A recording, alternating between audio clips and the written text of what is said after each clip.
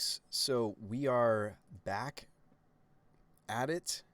I'm trying to have this time, purely Naya colored deck in Modern. So there have been some cards that have been printed. And we technically only have one recent printing. We were going to try the Double Striker creature, but I've opted for just giving us a couple different combos. These combos are pieced together utilizing our tutors. We're running Eldritch Evolution and Quarter Calling. You'll recognize some of the way this deck looks, because I've actually... Well, I was using a lot of how you guys helped me build the deck last night, but also I'm mirroring some of what we see in the mana base and spell count, creature count of black-green Yawgmoth. So we obviously have some more difficult things to do, though, as far as our mana base, because we are a triple green, triple red now, if we're going to add the Kiki combo. Double white deck. So triple green, triple red sometimes. And oftentimes you're going to be courting for the Kiki. But so, and Winota's actually our value generating engine. In fact, she can win games on her own. We've played Winota decks that are just all in on this, right? You've got the Angraths, Marauders, and such. So when you have a Quarter Calling deck, you kind of need creatures that give you 2 mana into the Chord. Devoted Druid is in that category. It's a little bit more limited than what Wall of Roots can do. Wall of Roots can do double mana for Quarter Calling multiple times in a match. Devoted Druid's only really going to do it twice, right? Or excuse me, once, because of the -1/-1 counter. But we've squeezed in the Vizier combo, so we've got a couple incidental combos that Winota... so we're not really using Winota just as a value engine. She is, right? She'll find Seasoned Pyromancers, and then you blink those Seasoned Pyromancers with the Charming Princes, and you just keep going and going. You can do some fun nonsense. I've actually really liked the Village Bellringer. I haven't done all that many Kiki kills. I've actually just been killing my opponents by getting a bunch of like elemental tokens and such out, and then you chord using the fact that Village Bellringer just untapped all these creatures that you just tutored out of your deck with Winota and all the tokens you're making, and then all of a sudden now we have enough creatures to tap for the chord, and then we go get something. A couple times that I've done that, I just went and got like Mirror Entity, and that was lethal, or you finish assembling the Vizier combo. So I haven't actually had a board state yet where I wanted to grab Kiki, but we'll see if that comes to fruition. So there's lots of little things I like about this list. I think the mana base is still in the works. It's getting closer. Why don't we warm up, and then maybe I'll show you guys a league with this build of the deck. So we've got both. It's just kind of incidental that I shoved the Vizier combo back into the deck. A lot of that has to do with the fact that if we're going to play Chord, I tried trimming on chords, and I really want to make the chords actually work, because if we can consistently either get the missing combo piece, or awesome, we have a chord and a Devoted Druid. If we can just consistently get the missing combo piece, that would be good. Because the problem with all the other Winota kills that I've been trying, none of them are definitive, right? In other words, the best that I liked the most that we played with was Winota, Angraths, Marauders, and just burn. And you just try to kind of punk them, because it doubles and then doubles on doubles if you hit multiple of them. So this is the 4/4 pirate that if a source you control would deal damage to a permanent or player, it deals double that damage. And if you have 2 of them in play, it doubles the double, so it's quadruple damage. So that's a very spicy lightning bolt keep. Gosh, why can't I get hands like this when we're in league mode, right? 2 lands, 2 mana dudes, a way to get Winota both times. And we do want to start with Winota because... oh, we're playing against Dredge. I'm not main decking the Scavenging Ooze. So let's see if we can race them. This hand could be a hand that could very well race them.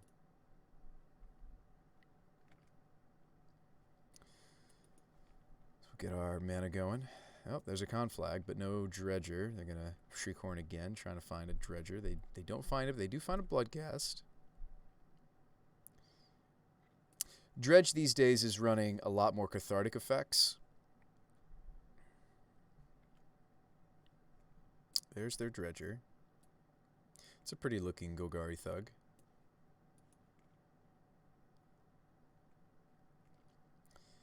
So they're going to start dredging as early as next turn. Even if I moon them, it's not really going to turn off what their deck is doing. Something to think about. It might very well be correct for me to go ahead and Magus of the Moon them right here. It won't turn off Cathartic. It will turn off their other enabler. It won't turn off Conflag. It'll turn off Loam, which is important to making the Conflag spicy. They might even have to burn a Conflag just to get rid of the Magus of the Moon. Might be correct for me to slam this. If I'm not doing this, what am I doing instead? I guess I'm playing Devoted Druid and just hoping. I could go Devoted Druid, grab... oh no, I need the extra colors. I think I actually might just moon them and just hope that that slows them down.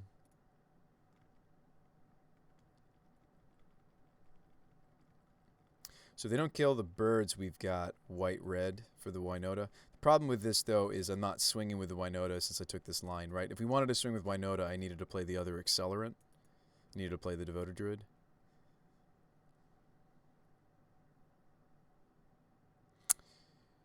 So we're probably going to see them Ox or... Okay, we're going to Cathartic. So really the only thing I was turning them off of was Life from the Loam and... I mean, against Dredge, Magus of the Moon does come out. We bring in, like, the Scavenging Ooze. I'll bring in the Clothies. Maybe even the Gaddock Teeg. Conflag is just horrible for us. We have to stop it somehow, so I might even run the Gaddock Teeg. Teeg is a little bit tough for us because he does... In this build of the deck, he does turn off my chords. So yes, we're turning off, you know, the Thrilling Discovery. Yes, we're turning off the Life from the Loam, but... they're still going to be able to get a sizable... This is pretty good. They started slow, but they've certainly been doing things. So I could get the Winota into play, but it's not going to do anything yet. I think I'm better off spending a turn going Devoted Druid, Strangleroot Geist, or even Charming Prince. But I don't even know what I would blink. Would I just gain life? I think I want as many non-humans in play as possible to maximize the... I might even just block with Magus of the Moon. It's not doing enough. Another Creeping Chill and a Narco. Oh boy.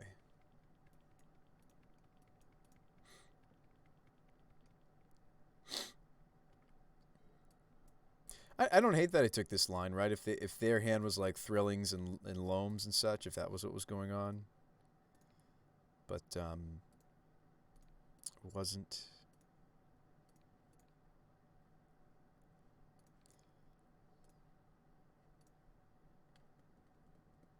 So the reason I might block with Magus of the Moon is it doesn't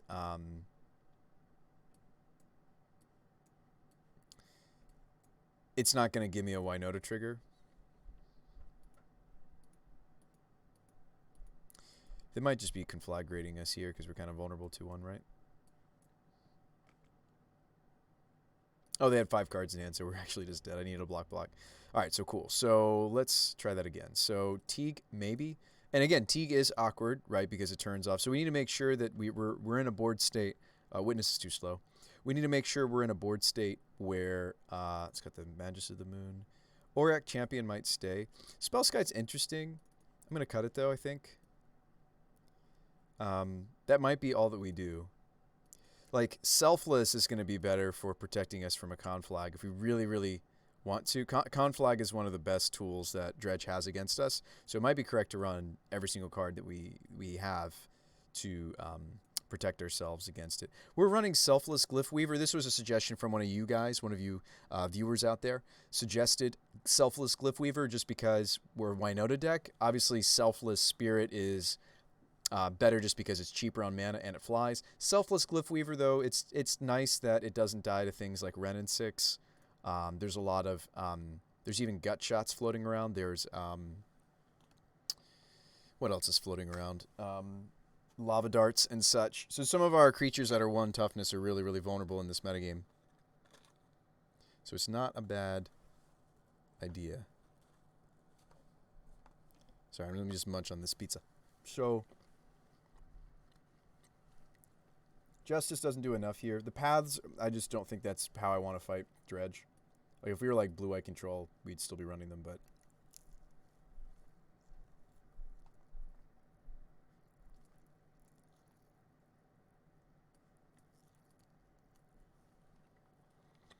maybe cut a Charming.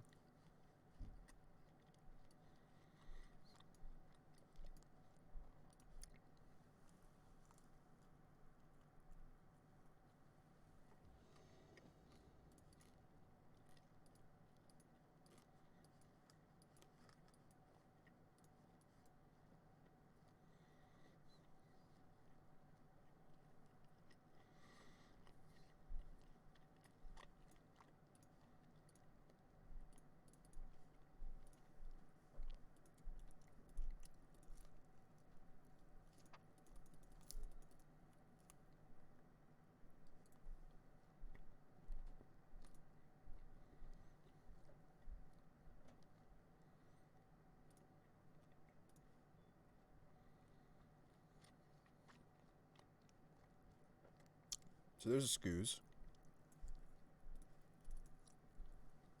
Scoos is huge. That was a great draw.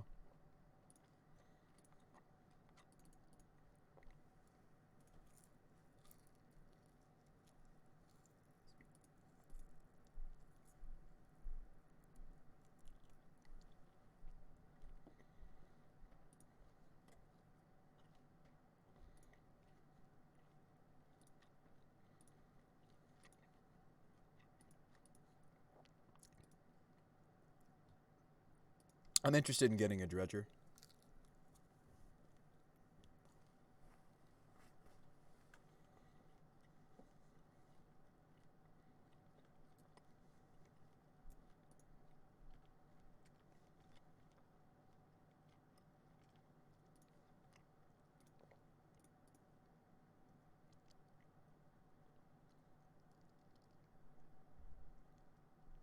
We have removal for my Scoos. We do. We still get the Amalgam. I know that they're going to be ready to fight Scavenging Ooze post-board. We knew that that was a likely outcome. All right, so we probably Devoted Druid and say go. Didn't draw land. It's a little unfortunate. We're really hoping to draw land this next turn, though, right? That would be really good for us. Probably Shriekhorn here. They did not find a Dredger. Did you find a Cathartic Effect? Looks like they did, and they have a Stinky. Oh boy, lots of things are about to happen. I'm going to churn over half their deck.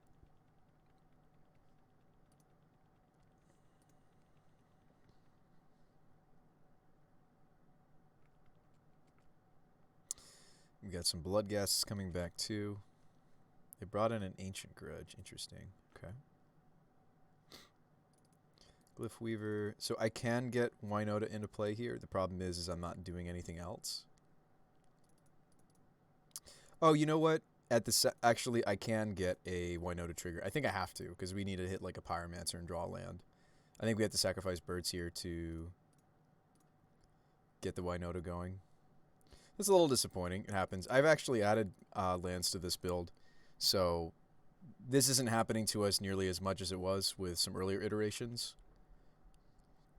Hopefully they don't have like Dark Blast for my birds. Okay, they don't because they're letting me get a trigger. Winota, Winota. That's a bit of a disappointing human to hit. And again, we're going to hit fewer humans. Not that like we've cut what 3 humans here. Witness came out, Magus came out, Charmy came out. Now, granted, we put a human in, right? But the ratio here is not great.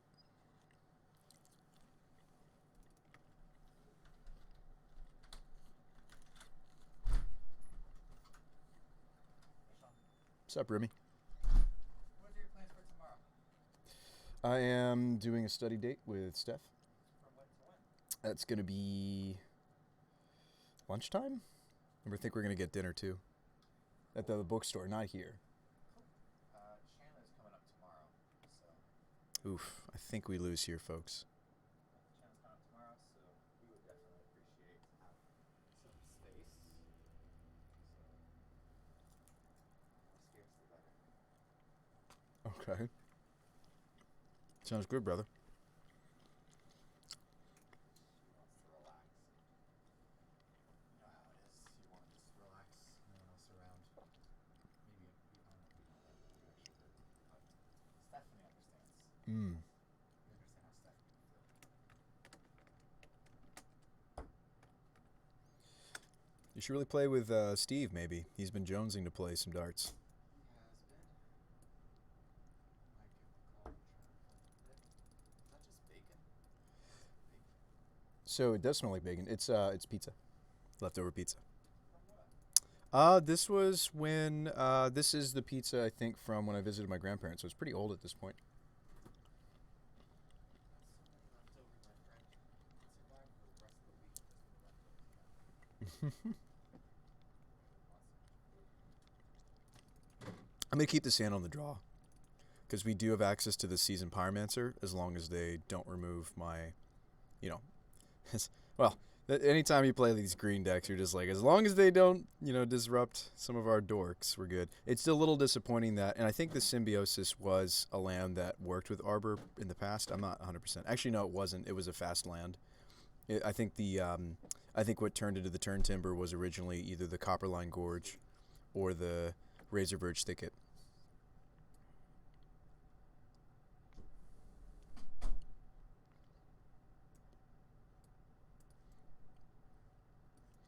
So this is like the bare bones of our mana base. These are the lands that we definitely want to see in the later game because this one is when we have our infinite mana going.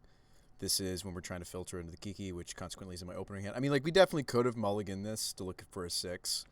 But on the draw, I feel like this could work out. No, that's not a good sign for this birds. Maybe we'll see a different land. Okay, second birds. I'm in. Let's do it. Paying the 3 life. I like only running 1 or 2 of this card. We're down to just the singleton, and I think that might be right, actually. Oh, they don't do anything? Wow. That's huge for us. So the Arbor Elf being the worst piece here. Since we drew the Voter Druid, we're just going to mana out. We are a Chord deck after all. So we are, even though we don't necessarily have our 3rd land guaranteed just yet, we definitely want to do this. And we definitely just want to slam Winota if they don't interact with anything I've got going on. Oh, Dredge again? Fascinating. They did mulligan to Oblivion. I did just notice that they mulligan to Oblivion. Didn't notice it at first.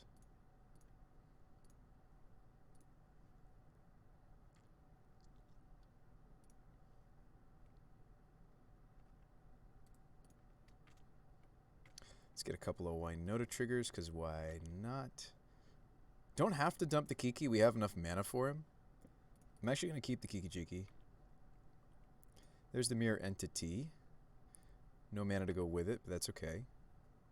We kill them next turn, thanks to this, right? I think we can just... Like, we're wide enough that I think this just kills. There are a lot of people there are a lot of players testing Dredge thanks to Thrilling Discovery. It's more copies of Cathartic. So let's see if we can beat Dredge. I don't think this is the same Dredge opponent we just played against earlier. So definitely want our Ooze and our Clothies. Clothies is a little slow, but I think we still run it. It's not really here for Dredge. It's here for like slower graveyard synergies than Dredge. Like, if we really wanted to be able to beat Dredge more consistently, we would play, Loaming Shaman. That would also help us against Mill, consequently. Witness is too slow, in my opinion, for matchups like this. I'm going to cut it. And instead, I want the Glyph Weaver, because that is a way to beat... Oh, yeah, we play Teague. Teague, I know, feels awkward. We got to be able to beat... we have to be able to beat... Cataclysm? No. I was literally just thinking about... Oh, let's submit. I was literally just thinking about this card, and I can't remember it now. I mean, we just played against Dredge. Not Cathartic. It's their X spell, so Teague turns it off. It's one of those things where if we can turn off that card, we're probably going to win anyway. So it's okay if we turn off our other chords. And oftentimes you'll use a chord to find to find Teague. Because often what we're using, most of the time what we're going to use Eldritch Evolution on is Winota. Chord is more for completing the combo, but they both serve their purpose. I'm going to go Stomping Ground Bird.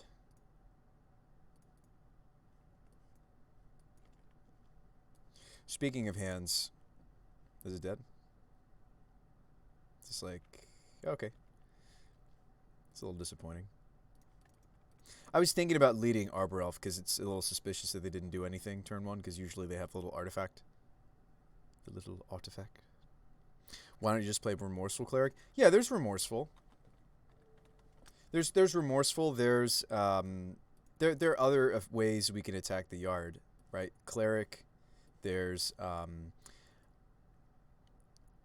there's a lot of reasons why I like Remorseful more. If we wanted a card that helped us against both things like Dredge and also,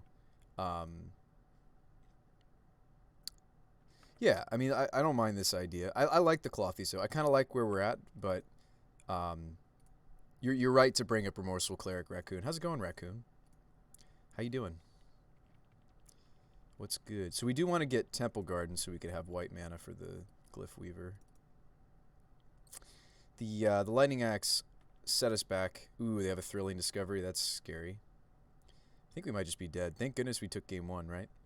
We did, didn't we? No, we didn't. No, we did. Right?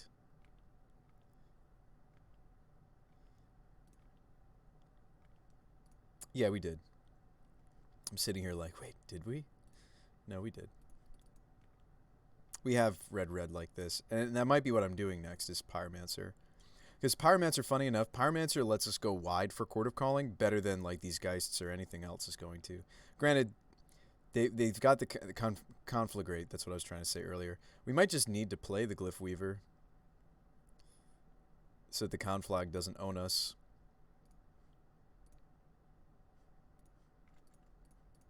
I think that's a consideration. Just play this out. Unfortunately, it doesn't block the Amalgams very well. It's a 2/3. You played Strixhaven pre-release? I have a buddy of mine, Patrick, who is loving Strixhaven Limited.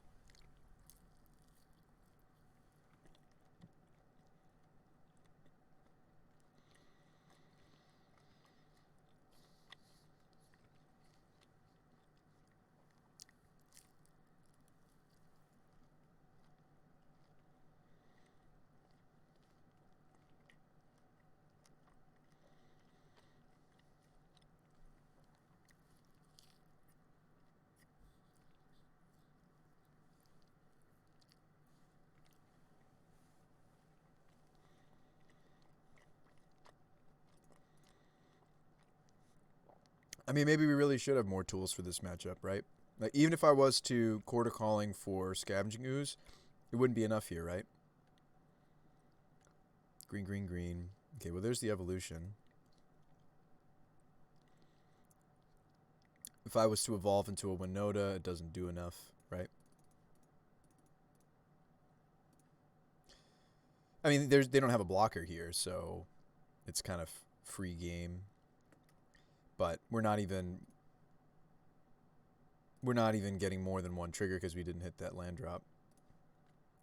So we just kind of hope to spin the wheel into exactly Seasoned Pyromancer. We found one. So we can play on, maybe. The reason I say maybe is because they've got these Conflags that are going to hit us next turn. A flyer I can't block. I can block some of what's on the board. So I can block.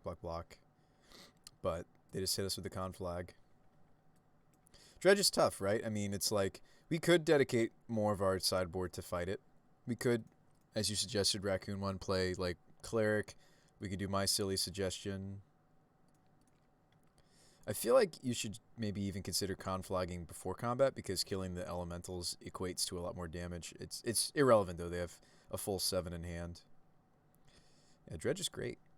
Dredge is more than just great again with cards like Thrilling Discovery, giving them virtual extra copies of one of the most important cards in their deck. I mean, obviously without access to Faithless Looting, right? Mind you.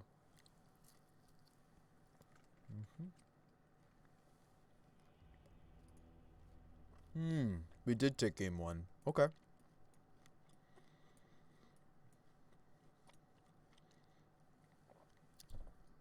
Let's run it back.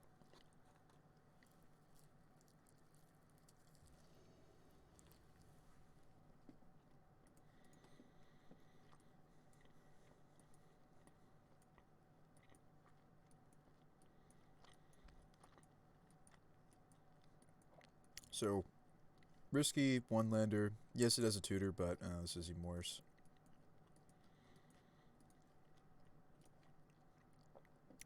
This is even worse, right? Not actually. So this hand we would keep these 5. It's just funny how bad some of these mulligans are. I'm glad we're not in the league right now, seeing some of these hands we are.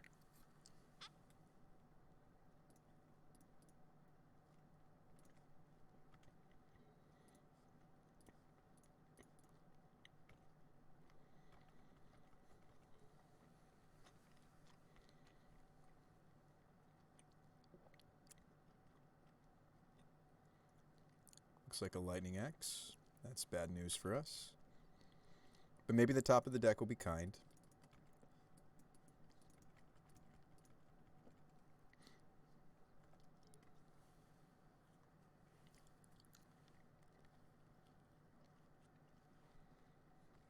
They're not doing a whole lot over there.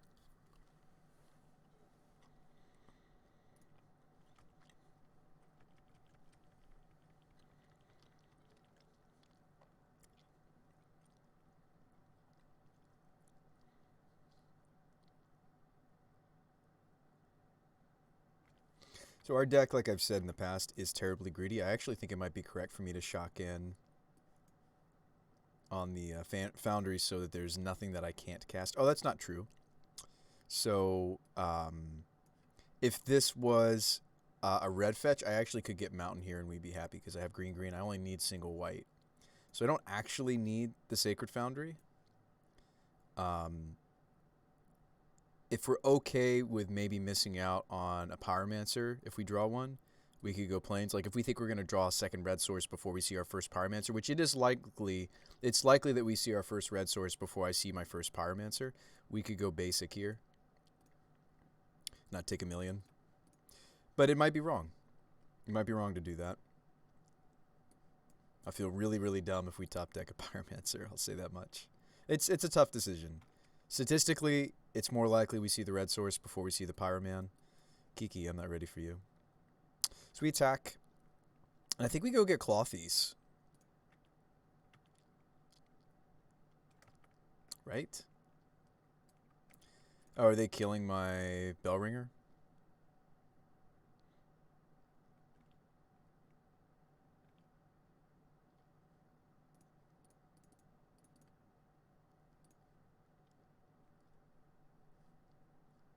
We have some choices to make here. So grabbing a Winota doesn't feel great. I might actually just want to grab a Pyromancer, right? My hand is not going to result in a win.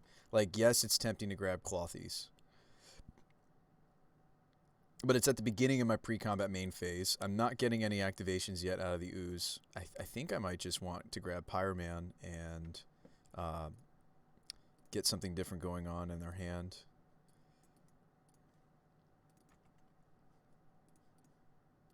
So that resulted in, we have a board. Okay, Dark Blast. We have a board. No Dredger yet for our opponent.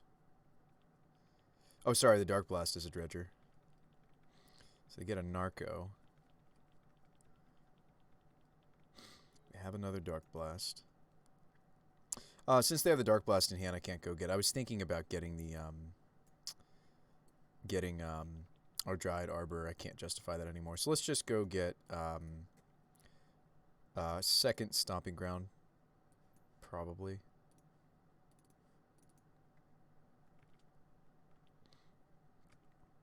Let's not forget about that Dark Blast in their hand.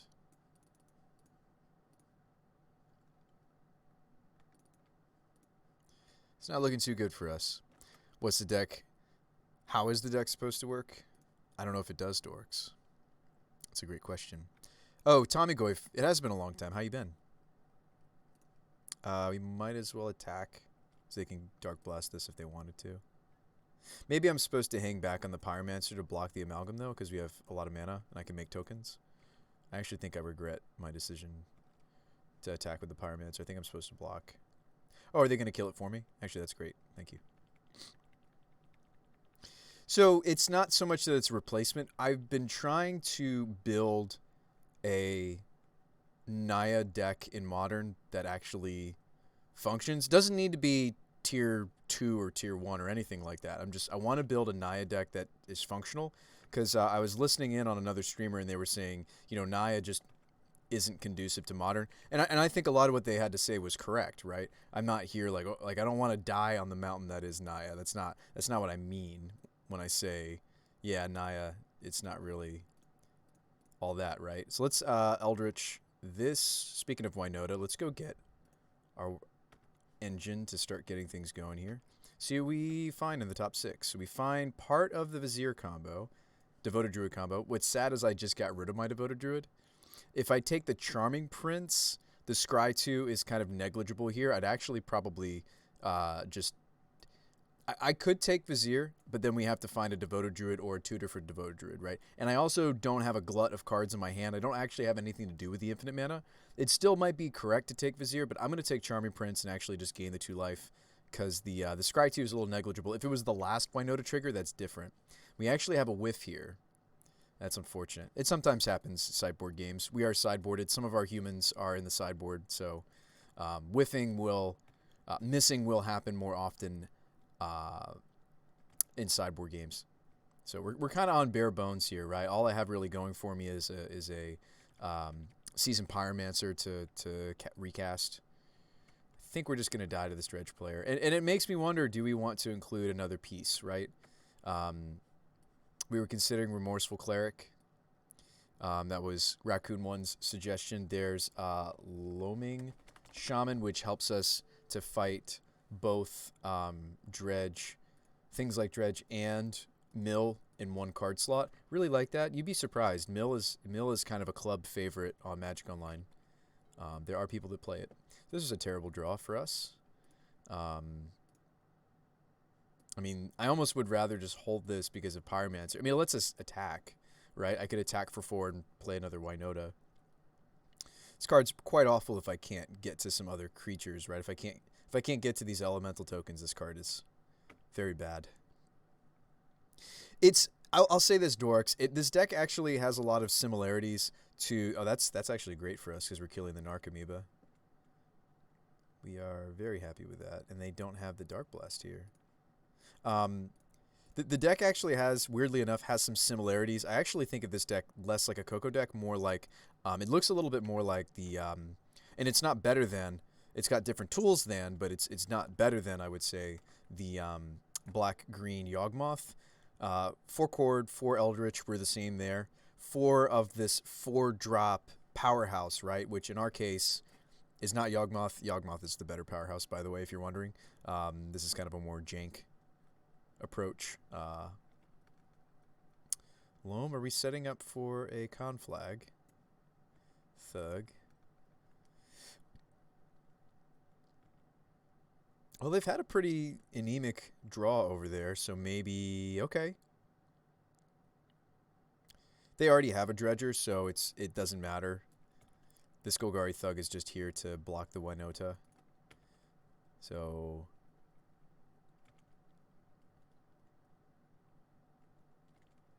Assuming this is a block here. Deal 2. Let's not forget to...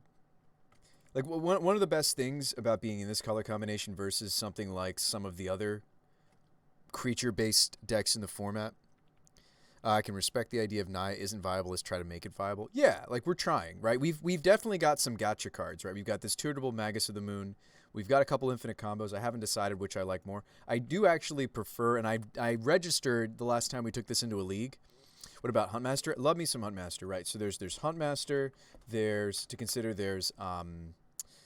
of the fails, there's so we'll just put all these in the think pile. I'll make a think pile over off to the side. I'll move this up. So there's Kiki combo that we were messing around with. We had more restos in the original build of the Kiki version. I've cut them because we just need to up our human count.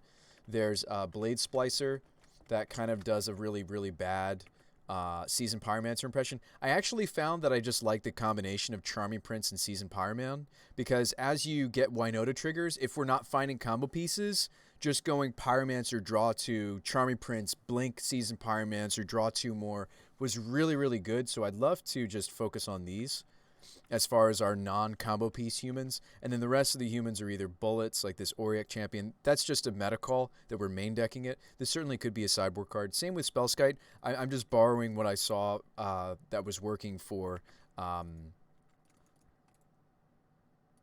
what was working for the Yawgmoth lists. Almost every single Yawgmoth list I've seen has a main decked Spellskite as a... It's a quarter calling target, really. So Ox, that's terrifying. Like, we have to hit really, really, really good on this Winota trigger, right? And the problem is none of the combos that I'm trying, even in this build, like between Vizier and even like Village Bell Ringer, Kiki Infinite Tokens, right? All that stuff, none of it I can assemble through the Winota. In fact, we haven't found an infinite loop. There's synergies, right? There's synergies. Yeah. Both Huntmaster and Blade Splicer could be great for the archetype. I think Blade Splicer is definitely used in the non-green versions. There are some just plain white, red, and they look like a taxes list. I do like those lists because they're leveraging, Leonin Arbiter, which is a non-human, which is good for Winota, and you're also like that's the one Winota deck. There's 2 Winota archetypes I haven't tried. We've tried the Angrath's Marauders, just burst you builds. We've tried these different like value town chord assemble combos. That's what this one is. We've tried also. All right, so let's grab these tokens, shall we? It's a lot of amalgam triggers. And bullets. I think no matter what build of Winota you're going to do, it's probably going to have bullets. But maybe not. Like the Taxes build wouldn't. There's also a humans build. It just looks like it's really, really neat. It just looks like old school humans. I could show you guys that list. We were looking at it on Goldfish. I need like a not that. That's not what I needed. Not what I needed. So I mean we're very dead here, but I'm curious to see what was coming off the top. More Pyro. Mance. Pyromancer's better than Charming Prince. That's why I would run more Pyromancers than I run anything else. Clothies. Another Pyromancer. We're discarding the Clothies. Make a token. There's the Mirror Entity. Well, hold up. We have a lot of mana. It's too bad this didn't come into play off of the trigger. This is a human, right? It's a changeling, so it counts for Winota. It's too bad it didn't come into play here. But we have it now. So... well, they're about to conflag us, though. So it's like... I think I need to put both of these threats into play. And we need to do some aggressive blocking. We actually... well, they're going to get to life from the loam. I don't know if we can win anymore. We need our second white source. Oh, yeah, we put the basic planes back in. Sweet. So, Glyph Weaver. We're playing this over, like, Selfless Spirit because this is hit on the Winota. It was originally a Selfless Spirit, just to clarify. Mirror Entity. That's how we plan to kill them next turn. Go. You're a sucker for pod. Yeah, Vanna for pod. Yeah. I think it's a little slow. So let me open a new copy and you guys can see kind of what I'm thinking. So one of the coolest things about this archetype is it's actually very bursty. I like some of what it does. It's got a really good value plan versus some of these other decks. So like no offense to the Yawgmoth or any of these other style of decks. This deck actually has a very good value plan. I don't really need to put incidental combos into it, right? We discovered that with the Angrath's Marauders. I actually wonder if the better deck that's hidden inside of this archetype opponent has given me the good game. Yeah, I think I'm dead here.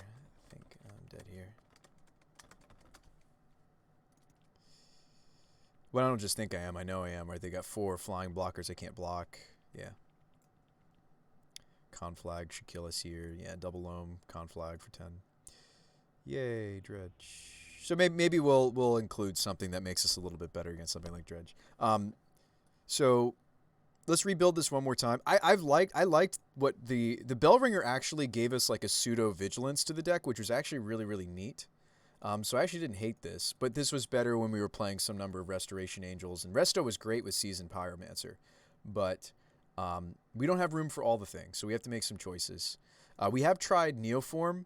In the past, we've splashed into blue to try to just have more of the Eldritch Evolution effect. There are many problems with that, right? So I'm down for maybe moving away from a Chord build and trying to just center in on just have one plan, right? And that is value. There are many issues with that, though. It's a much slower kill, however, than... there's the Blade Splicer in Champion.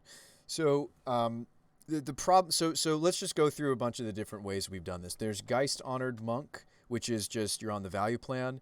The benefit of the Geist Honored Monk build of Winota is that this is something that is hard castable. It's only 5 mana for a Vigilant. It's going to be as big as the number of creatures we have, and it's got half of a Lingering Souls attached to it. You get the flying spirit creatures, and then those spirit creatures let you do more Winota triggers. I've also played, and I kind of like it more than Geist Honored Monk, I've played also the 6-drop in white that gives you Vigilance to all soldiers, +1/+1 to all soldiers. That was an interesting build we tried. It was like a soldiers theme, and it had timely reinforcements in the sideboard for synergy. Bugler's a soldier, by the way. We've also tried a Bugler build, or we thought about doing a Bugler build. Bugler sees most everything in this deck. So if we were to do a purely... it sees everything in the deck except for Winota herself.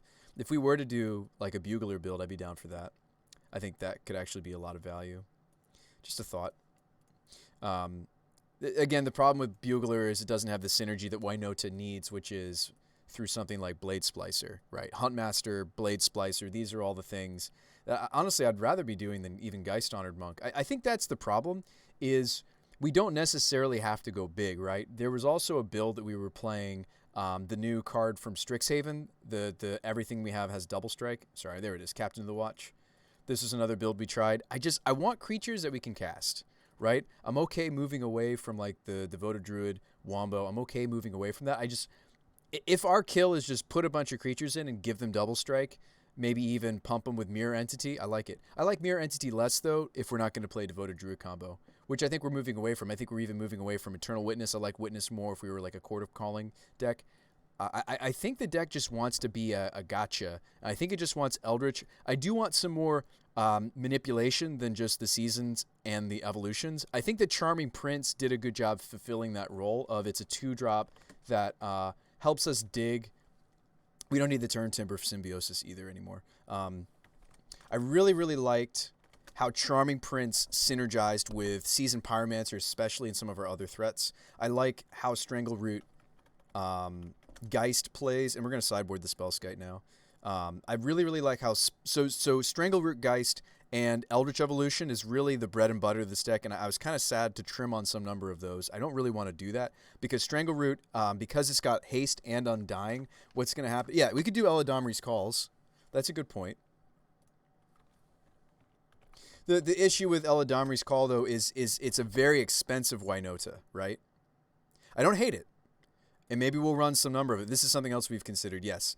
Like this almost wants to be in like an Aether Vial build, which we could do. I didn't play it very long. I was developing some sort of an Aether Vial, but and by the way, like if we're an all-in deck anyway, like maybe Aether Vial isn't crazy. There's some issues with Aether Vial, one being it's not a creature for Winota. But if we're gonna play Vials, instead of Huntmaster, we would play like Pia and Kieran Alar maybe. And we need to maybe revisit our mana. I mean, maybe not. 21 lands, 6 turn 1 dorks, 4 vials. Maybe this is fine. Funny enough, you can actually put Dryad Arbor in off of Aether Vial. It's actually kind of cool. Sometimes will come up maybe. Pia and Kieran Alar. So P and K would definitely be something I would consider if we're going to play Aether Vials. This is a human that's going to give us 2 creatures, so it's kind of like our 5th Pyromancer effect.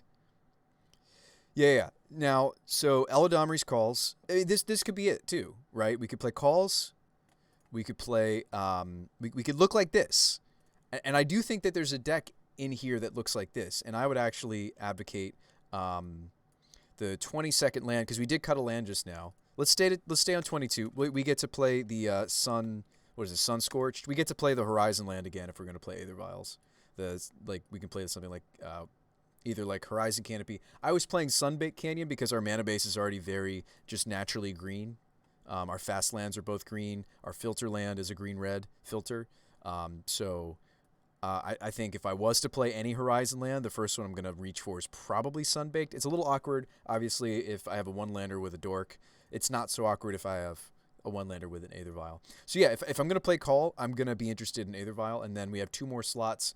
Those slots need to be something that I can tutor that ends the game very quickly, right? So there's the attacking creatures have double strike, and I want them to be something that we can vial in. I want them to be something. Let's see. We were playing Blade, and like I like the curve here, I do. And then we have room for like the first something spicy. Like we could go back to main decking the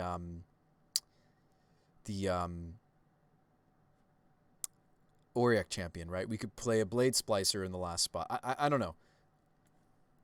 Something like this. What's our human count? What's our non-human count? So that's the question. It suffers a little bit.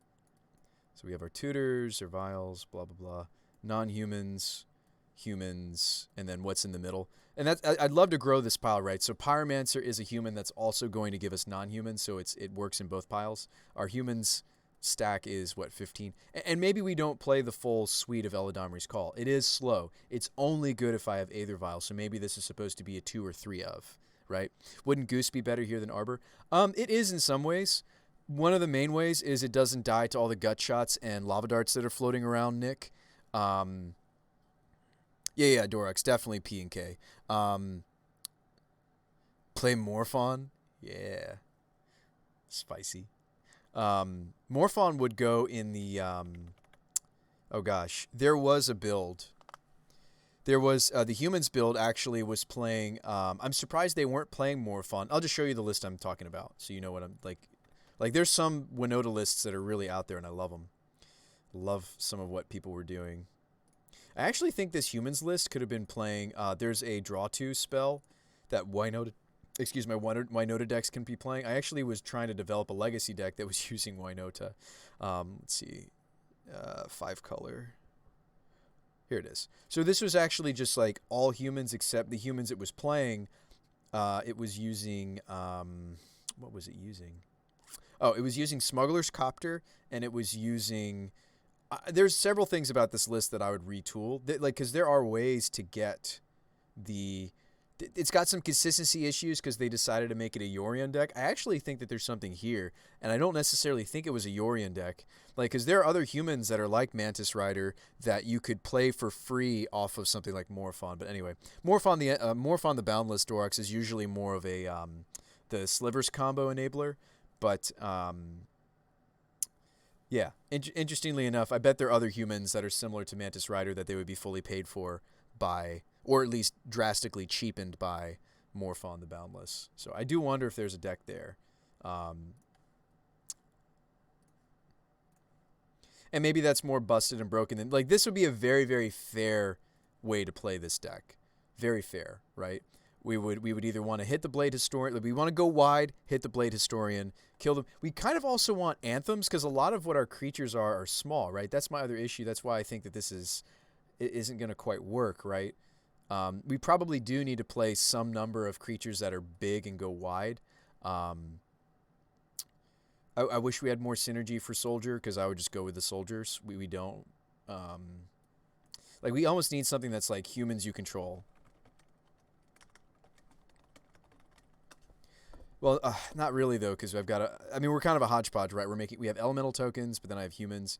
I need something like creatures you control.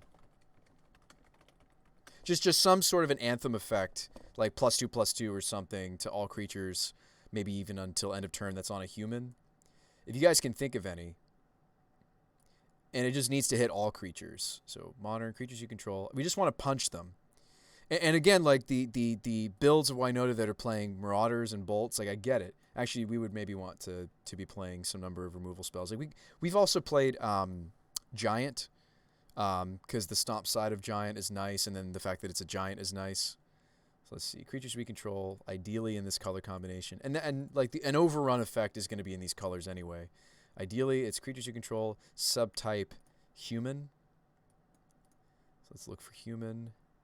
So we're looking for something very, very specific, right? I want a human that's going to pump out our team, because the deck goes wide, especially if we're doing the whole Charming Prince Pyromancer thing. The deck was going wide very easily. Quantity 0. What about, I was thinking to attack safely past ground creatures. What about Splicer Prince? Yeah, Splicer. I think the Blade Historian was a really, really cool pickup that we found last stream. So I kind of do want to roll with this for a little bit and see if we can just find some more punch. Maybe we just play multiple of this just so we always guarantee having the double strike more consistently. Like this is kind of the effect we're looking for. I just don't want it to be on a metal craft. I just want something like creatures you control get ++, whatever. Oh, Gold Knight Commander. There you go. Maybe that's it. I'm not even joking. So it's low to the ground. It's only 4 mana, and if we hit this and then hit things behind it, oh, it says Kaldheim Commander. Did this have other printings? Doesn't say it's not illegal in this format. Champion to Lamholt, no. Are there other creatures that are like this? Oh, there's a deck with Jor-El. There was a legacy deck I saw people were playing. Really, really cool. It was playing Of One Mind, which is the draw 2 if you have a human and a non-human. So this might be what we want. Like, if I'm just putting lots of tokens into play, if we have like 5 Winota triggers, if I get this early into the triggers, it's going to be +1, +2, +3, +4. Each season Pyromancer would be +3. What about Heron's Grace? Yeah, but Heron's Grace gives lifelink. I actually think Heron's Grace might be correct. Thank you. That's a great suggestion. Heron's Grace might actually be what we want. Creatures with first strike have double strike. Benelesh Marshal even might be better than Gold Knight Commander. The white's going to be tough for us. But let's see. Double strike, vigilant. Other creatures have haste. No. Oh, Thalia is interesting to think about. Odric is cool. The problem is it's at the start of combat. We were playing Resolute Blademaster, but Blade Historian does what Resolute Blademaster does for this deck a little bit better. Obviously, the colors are tough, but I think we'll keep the filter land in. Will help us. It helps us with our green, red requirements anyway, and this will help cast Blade Historian. There's Firemantle Mage. That'll give us Menace. That's something I've considered in the past for this archetype. I've tried a brew on this before. It's not the first time we've tried this. Creatures gain vigilance, no, but Lantern Scout gives you lifelink. If we're looking for lifelink for all creatures, that's what this gives. Which is not irrelevant. There's some games we lose just because, well, we couldn't gain enough life. Conclave Phalanx does a similar thing. This is the Convoke 2/4. We gain 1 life for each creature. I'd rather, if we're going to be gaining life, I'd rather do it through something like Lantern Scout or the Auric Champion. Really like the Commander with Incidental Bodies. Yeah, I think the Gold Knight Commander is exactly what we want. Because, like, Benelesh Marshal is only ever +1/+1. Commander, like, we do go wide and we do, like, produce tokens. And one of the strongest synergies we found that Winota enables is this whole Pyromancer, Blink Pyromancer with Charming Prince thing.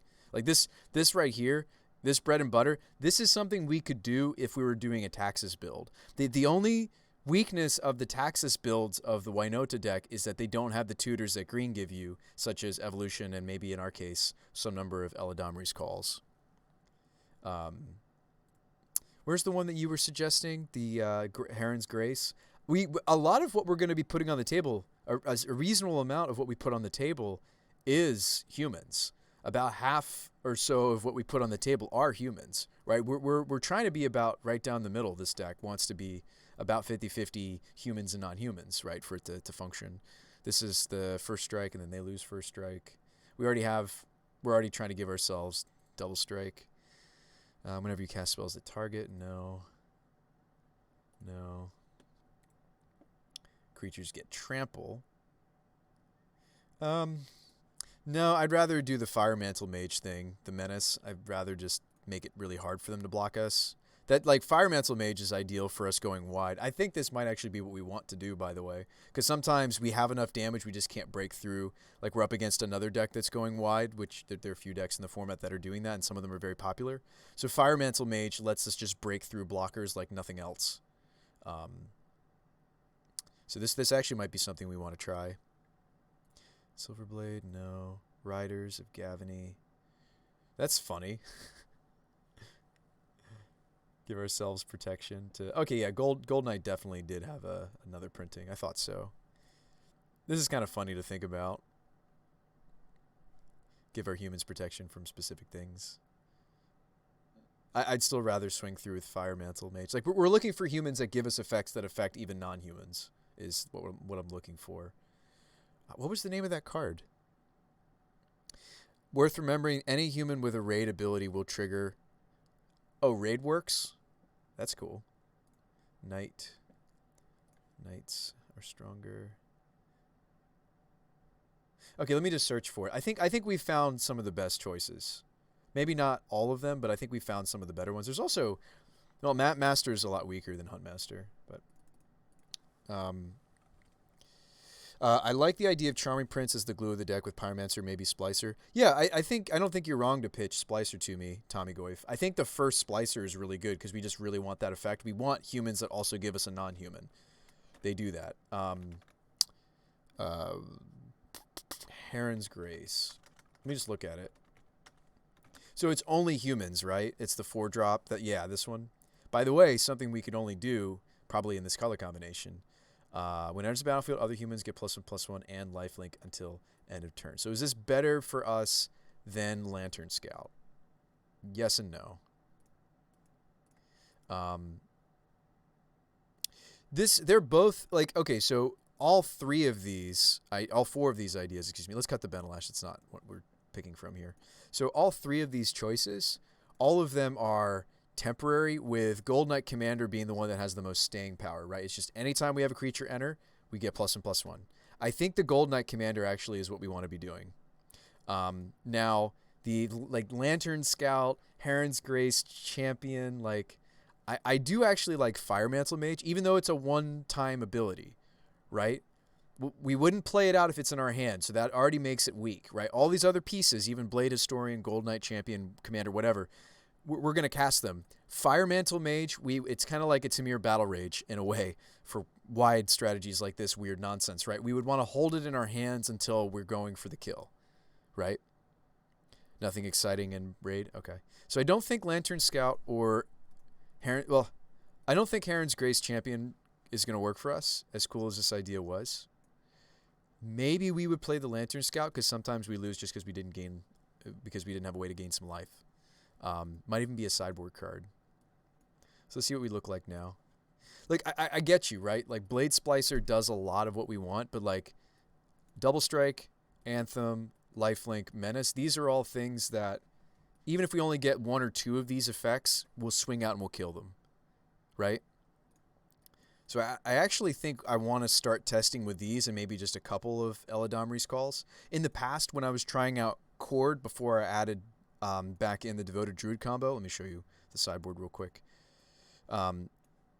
Before I tried this, the reason I was playing the Devoted Druid combo again was because Druid taps for 2 green when it comes to Chord Calling. So it was just really important to be able to get to the mana needed for this, but like it was too ineffectual for the Winota, right? I think Eladamri's Call Aethervial is going to be a little bit better at doing this, perhaps. I think Aethervial might even add some consistency to this deck. A lot of our sideboard pieces are just more creatures that would like to be vialed in. Maybe we should just start off, though, with the ones that we know are going to be the most powerful. Maybe we just start with Gold Knight.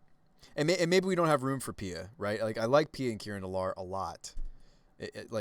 But it's not going to immediately win the game. Like, as we're looping through the Winota, doing Prince seasoned. Um, Hey, Sean, I think seeing some number. sorry. What's up, brother? Can I have one of your limes? Go for it, man. Thank Making some drinks. you. Yeah, I'm gonna make a drink. I don't have any ginger beer, but I got ginger ale, so we'll see. If you're making something, you mind making some extra? Sure, I can make you one. Don't have an ice tray. That's really something. We don't. I've been meaning to get one because I like to make the shakes. All right, let's actually cut Pia and Kieran to Lar.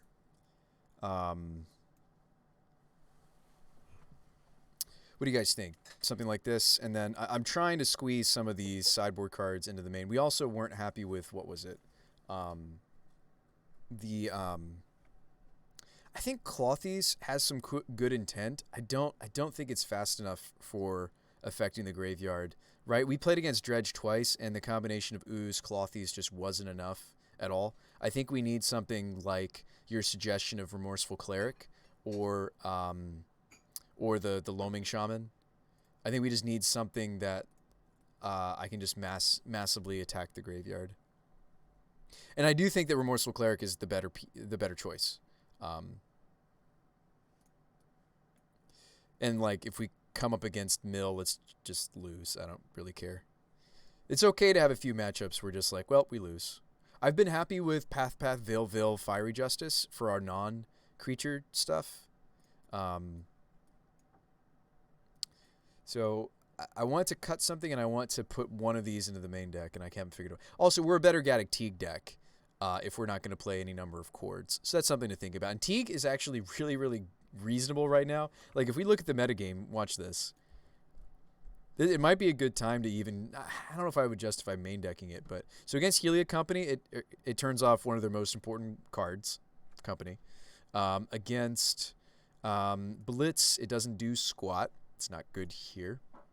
Eldrazi-tron, it's going to turn off the All Is Dusts. It's going to turn off the Karns and the Ugins. So it turns off a non-zero amount of cards. It also stops Chalice of the Void. Not that that's all that great. I think it stops Chalice of the Void. Let me see. Yeah. You like Magus Vial? Oh yeah, Magus Vial is huge. I'm wondering if we were on a non-chord build, could we there's a lot of decks that if you can't cheese them with Magus of the Moon, you can cheese them with Gaddock Teague. I'd love to this deck definitely wants to cheese opponents. Also, it's a non-human, so it's gonna trigger. So something to think about. We also maybe we don't cut anything, right? Maybe I slim on either Prince or Geist. I don't love slimming on Geist because Geist is arguably, in this archetype, it's the best thing to Eldritch Evolution because you're going to have a hasty non-human the same time you've got the Winota fresh on the table. So this synergy between Geist and Evolution, I think is really, really important to the deck. I would rather run Geists before I start even running things like Voice of Resurgence. So I might even, as crazy as it sounds, we've played around with 3 Princes plenty. I would maybe run a 3rd Prince. By the way, the Princes do let us reuse Lantern Scout or Fire Mantle Mage. And I think the Lantern Scout's kind of a cop-out, by the way. It is useful specifically against what? Like Burn, right? Or Blitz, right? But we can also win that matchup with what? Main decking the Auric Champion. So I'm not convinced. Yeah, I'm not convinced. I mean, again, you can make the argument, okay, Bruce Spy, well, Fire Mantle Mage is only really useful if we have to swing through blockers. That's a lot of Modern right now. It's more common that I need to swing through than I need to gain a bunch of random lifelink. I mean, they're both good effects. We might still want both. But it's just something to think about. So we're down to a 15, maybe, in the sideboards. That looks good. Simply by main decking, maybe the Teagster, maybe Champion, maybe Magus. I want to do a little bit more looking at lists.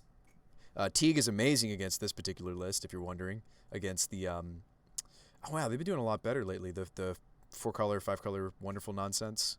Yorion, Omnath, Grab Valky, yeah, this deck's sweet.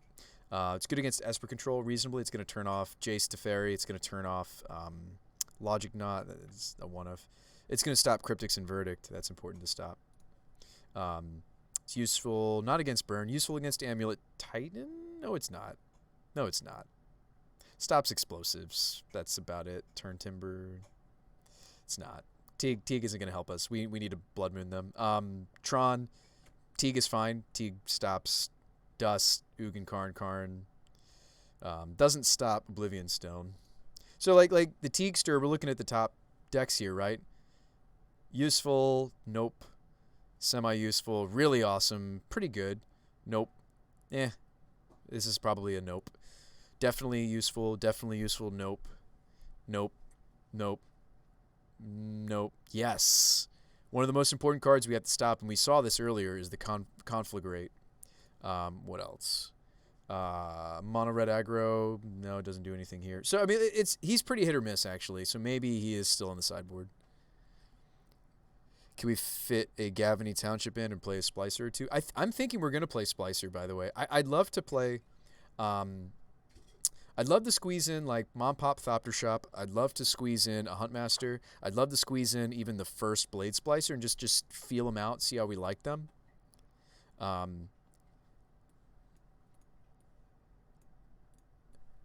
mean, I wouldn't be opposed to cutting. I think we want at least 3 Charming Prince. So I think we need to pick which of these effects we want. I think we need to decide between. Oh, we already did. We already picked between. I mean, maybe we don't bother with Fire Mantle Mage, right? Because like Lantern Scout's only useful if the boost of life gain is relevant. Fire Mantle Mage is only useful if I need to swing through, right? So these are pretty specific when they're going to be good. And another card that could be main decked is Skyclave Apparition. We have no way to beat that I can see in this build anyway. The Quarter Calling build that I was just playing did have ways to beat Ensnaring Bridge. This current build doesn't. If we want to be able to main deck, have outs to Ensnaring Bridge, you got to maybe main deck the Skyclave Apparition. And Apparition is great with Prince. You want 3 of the finishers. I think I like Mom Pop Thopter Shop more than Huntmaster a little bit. I know that's. I'm sorry to say that. But like P and Kieran Alar gives me 2 triggers, whereas Huntmaster's only. I mean, like we're in the colors for it. I love me some Huntmaster. I think I'm gonna pick P and Kieran over it, especially since we've got Vials. Now we're maybe messing around with Blade Splicer, and Blade Splicer being more mana efficient than Huntmaster, and it gives us the same number of non-humans. I think is all maybe why I would go with that choice. So I think this is what we might be trying. You guys want us to give this a whirl? So this is we're on value plan, fair. We're tutoring for things to beat our opponent with, and let's try 2 Eladamri calls at first because they're very very weak if we don't have an Aether Vial that's active. So still, I think we'll favor the Eldritch Evolution, right? We're happy to evolve the Charming Princes and the Geists and even the Pyromancers to go grab Winota. Even the Blade Splicer, not so much some of these other pieces. We do have a few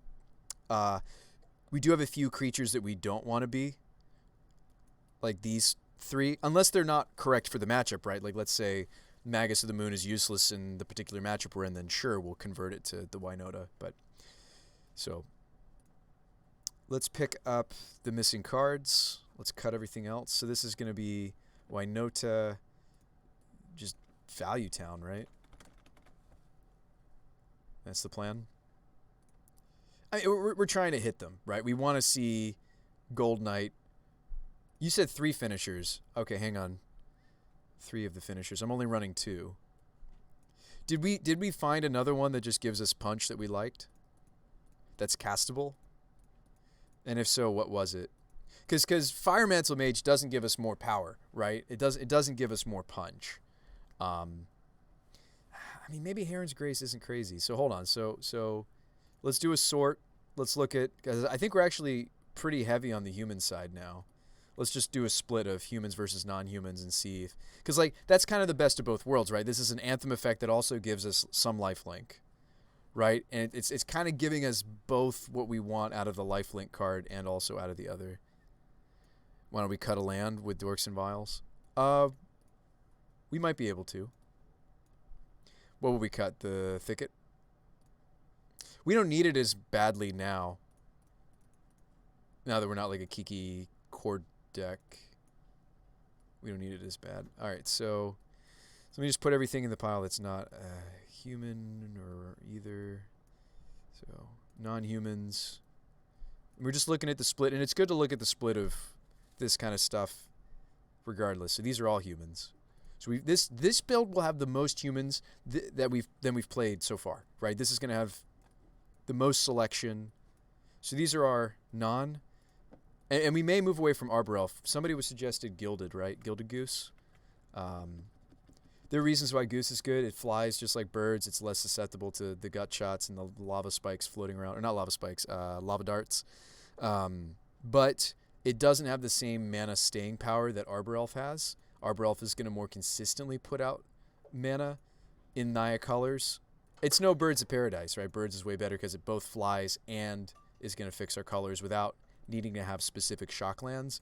Arbor Elves are going to need specific shock lands. Maybe just play an additional Historian or Commander. Yeah, we could play double Commander.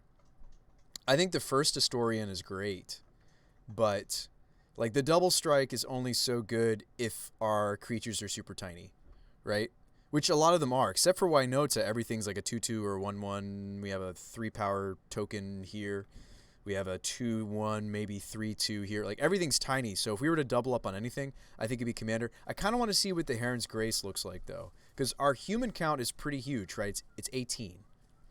Now we do have a few creatures that are both, right? That's going to be Blade Splicer and Pyroman. These are making non-humans, but like this is the most humans I've ever seen in this list. I'd actually like to try the split of Champion and Gold Knight Commander. I do think that Commander's the better card to double up on though in this archetype.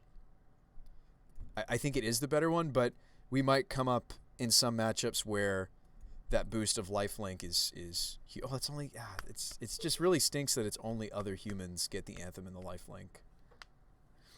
What about Augusta? Didn't we look at Augusta? Isn't that the orc discard things? So we would be utilizing. So we had this same issue come up, Blue Magic Eye, yesterday. People were asking me about this card. It's not a human for a Winota trigger, but it is an Anthem.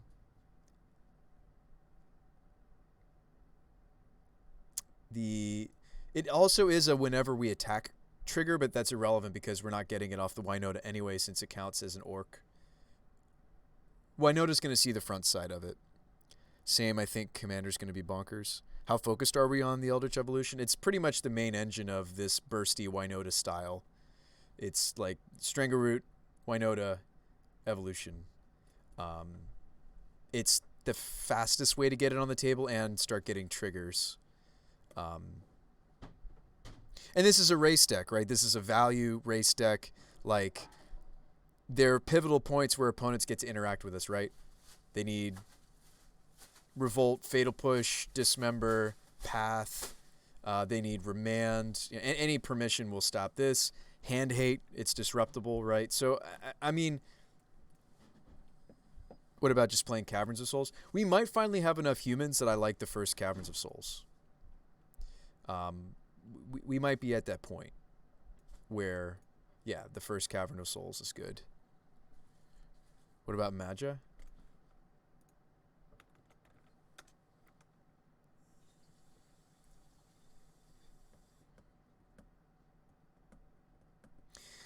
Yeah, so that gives us an Anthem. It's all other creatures. I still feel like instead of Magia, we would want Gold Knights. Because, like, Gold Knight kills them whilst we're comboing off. Because, like, it's not impossible for us to get as many as 3 even or more Winota triggers a turn as we go wide with, like, the Pyromancer tokens. We really do need to go wide. I just wish we had more things like Pyromancer. That's why I think that Pia and Kieran Nalar is even better than the first Blade Splicer, by the way. I'm not saying we're not going to run this at all. I'm taking it out for a second just to think about it. Because I do think that the Blade Splicer is still a little bit weaker in doing what the first P and Kieran Nalar does. Like, we want to go wide. We don't really care about the first strike, you know. Like, granted, this is good with all these Charming Princes, but then again, maybe we should just play the 4th Charming Prince before I play the first Splicer, you know. I do think you'd play Goose over Arbor Elves. If we play So one of the cool things of switching into geese instead of arbor elves, like let's say we played 2 Gilded Goose over those 2 slots, our mana base gets to change. I no longer need to play. I no longer have to double up on Stomping and Temple Garden. I might not even play the Second Forest. I think Second Forest is fine, but all of a sudden now we can play more. What were some of the lands you guys were proposing? Somebody suggested like Gaffney Township. You could play another Horizon land. We could play like the first. What is it? Like, yeah, you can get a lot greedier with the mana if we dump the Arbor Elf. So, like, you get to play the first Township, which is an Anthem effect for humans and non-humans. You could play the first Cavern of Souls. It's going to name human, most likely, unless we're in a pinch. So, yeah, you can start to do things like that. Oh, what is that? It's A mule? okay. Yeah, it's kind of a mule, but it's kind of ginger ale. My roommate just made me a beverage. Thanks, man. Anytime.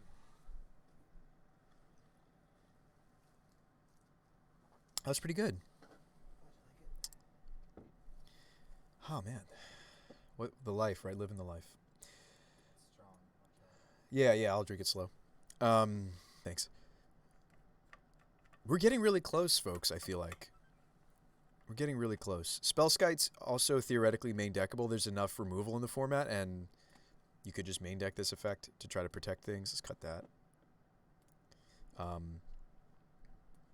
Yeah, I think we maybe just play 2 Gold Knight Commanders. We were going to play 21 land, right? Let's just play 2 Gold Knight Commanders, right? We want to test that card. So even though it might not in the end be multiple copies, like that seems like the right piece. I just think Splicer because it curves into Winota better. It does.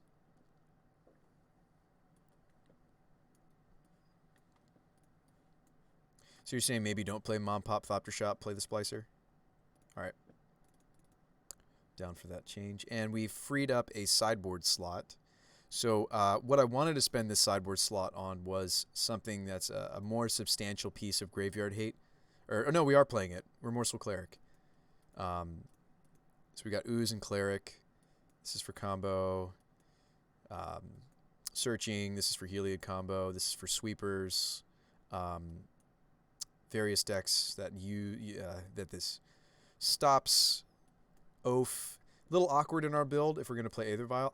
Maybe we don't want Collector Oath. I get that there are matchups where it's going to affect my opponent's deck way more than it affects us. I always hate the non-bows. But I do like the Crater Maker. I'm going to keep this. Crater Maker, there's a lot of variations of Tron floating around, and it kills other things. But Crater Maker, you're actually using it more so for the fact that it's a non-human that destroys colorless permanents, but can also shoot creatures. I actually really like this one of. So maybe we cut and I want to keep the 2 Veils, 2 Paths, 1 Justice. I like a lot of how the sideboard looks. Is there any card that you guys can think of? And maybe we'll cut the, like if we do cut Collector Oath, it's very easy for me to add what? We could play Night of Autumn. And Night of Autumn, by the way, feels pretty nice in this deck. Because we've got the Charming Princes, right? The 3 or more Charming Prince. So I do like. I might just want to play Knight instead of Collector Oath. Night of Autumn. Been thinking about making that change. It also gives me something else to bring in against Burn, whereas Collector Oath is just very specific about what it does, and it doesn't help us against something like an Ensnaring Bridge, which is going to be very good at us now that we don't have any of our combos. Canonist Oath seems like a lot of artifact interaction. Canonist? Canonist doesn't have anything to do with... We'll try the Splicer. I have room for one more something. It doesn't have to be a creature. I'd like it to be a creature. Could be... I don't know. We're so close. Let me make sure I have enough budget to get us these cards, by the way. I might not. I might have to give some cards back. Because Cavern of Souls is quite money. Still. As it should be. Card's ridiculous. Wow. Yeah, I might not have enough tickets left for this.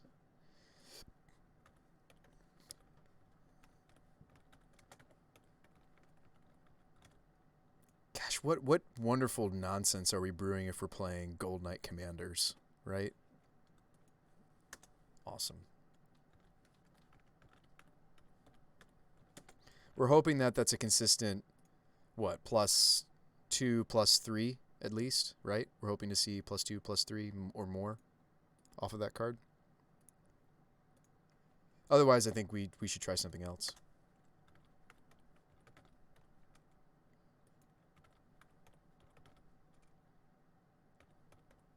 Wish there was a human that gave us... I mean, there is. It's in black. A human that gives us graveyard hate. There's not many. There is one. It's like a really weird, janky white creature. It's like apostle of something. If you're wondering, there are human options that are graveyard hating. There's just like only 1 or 2 of them. Yeah. Apostle of Purifying. It is a human. It's not nearly as good as Ooze. I kind of would rather have the ability to pick apart and gain life or just massively remove the graveyard, even though neither of these are humans, because the like Apostle is just a lot of mana. Teshar is interesting. I don't have all that many historic spells, though. What about Kataki? Oh, you thought it was a Kataki? No. I don't think I'm going to play Kataki. I don't think Kataki's where it's at right now. What about an Archon? Ooh, I do like me some Archon of Emeria. We were playing an Archon earlier, and we cut it for some reason. Archon of Emeria. It's a great card. Yep, gives us that. Well, but we cut the Archon of Emeria for the Aethersworn Canonist. That's what happened because we wanted more humans that do this effect. I mean, again, like if we're all in on we want to make sure we have a density of humans. Like you do play something janky like the Archon or Apostle, but Apostle's so slow. Yeah, and that's the issue with it, right? The fact that like if I don't think this card would have been busted if they gave it, if it was only 1 mana. Like even if it was like single white mana, right? Like make this effect only 1 mana, but white mana. I think people could play this card. The fact that it's 2 is just, yeah. So let's just stick with Ooze and Cleric. Is this where we put the creature that gives us... no.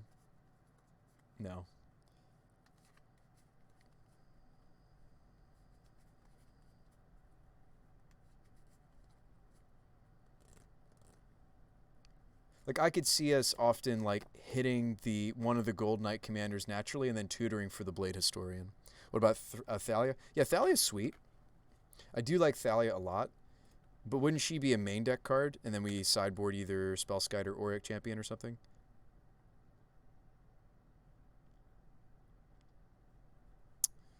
You're not talking about Guardian. Well, actually, we are a better than we were before Thalia Guardian of Thraben list, by the way.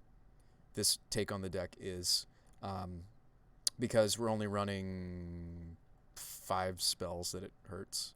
So if we were like we messed around with Thalia before in this list.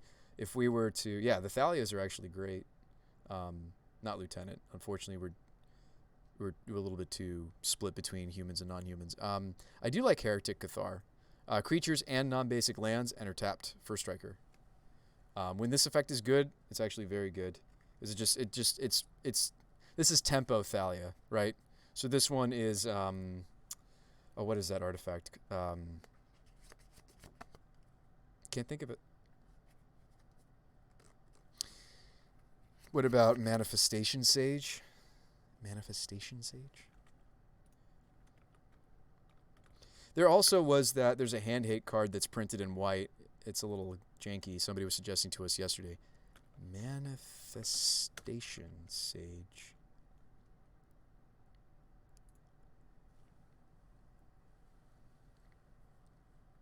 Oh, spicy. Human that makes a non-human. I wish this also drew us cards or something. Like if it did like one other thing, I'd be game, maybe.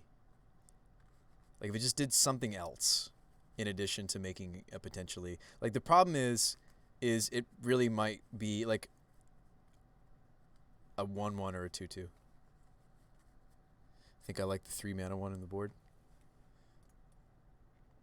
And maybe we try to squeeze in a cheeky main deck Thalia, sideboard the Auric Champion, cut something from the sideboard.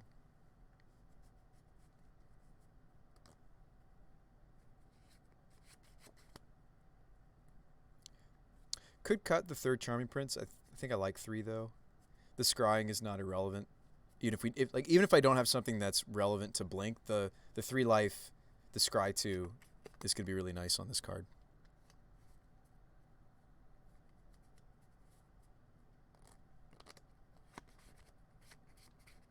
Could cut the Crater Maker. It's the most specific thing in our sideboard. I like Crater Maker. Not sure about the random Skite. Could cut it. Might not need it. Like, this build is less about bullets and more about redundancy. Like, yes, we do have a couple precious bullets out of the sideboard that we would love to be able to protect with something like a Spell Skite, but maybe it's unnecessary.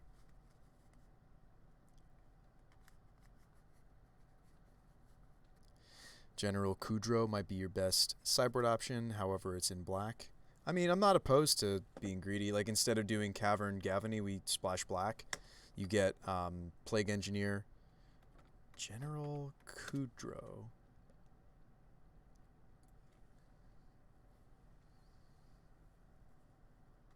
Yeah, that's sweet. Yeah, General Kudro is sweet. I might be down to try to splash for this. We are playing Vile, we're playing Goose, Birds. Maybe instead of playing Gavany, we play like an Overgrown Tomb. I do like this idea, maybe. What about Avalanche Riders? No. For Tron, we're trying to Magus of the Moon them. But I do like the creativity there. Blue Magic guy. I mean, Avalanche Riders can supplement Magus of the Moon sometimes to like take out basics. Yeah, I can hit basics. So I would use them in tandem, but I'm still going to run Magus of the Moon first before I run something else. Do we like General Kudro over the Remorseful Cleric? Because like Scavenging Ooze also has the upside of we can bring it in against. Yeah, maybe we do this. Tron's just too fast though for Riders. It's a fair point. I do kind of like the cheeky, like, just, like, run the Thalias.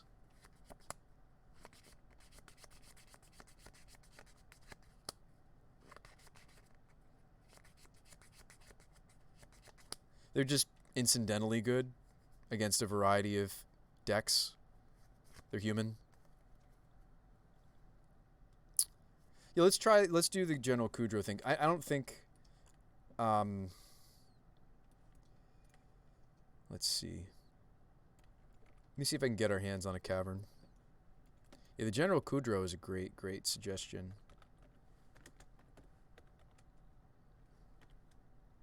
They are cheap. It's a great suggestion. Let me see how much budget I've got. Check out. Don't get me wrong, I don't mind the Remorseful Cleric. It's just it's very specific, whereas both General Kudro and Scavenging Ooze have multiple modes, right? Ooze grows, gains us life, also fights graveyards.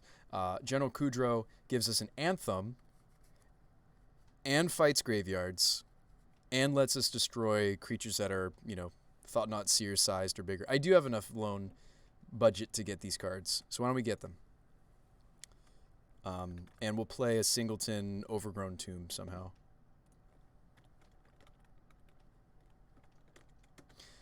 We cut the Singleton Arid Mesa.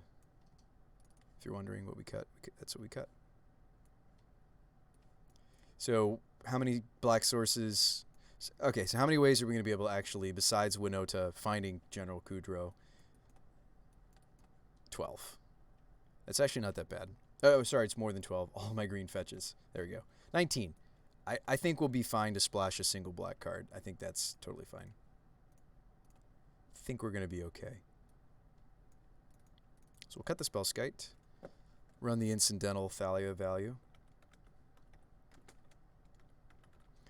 We're going to run the first Blade Splicer. And yeah, this is just we're just trying to hit them.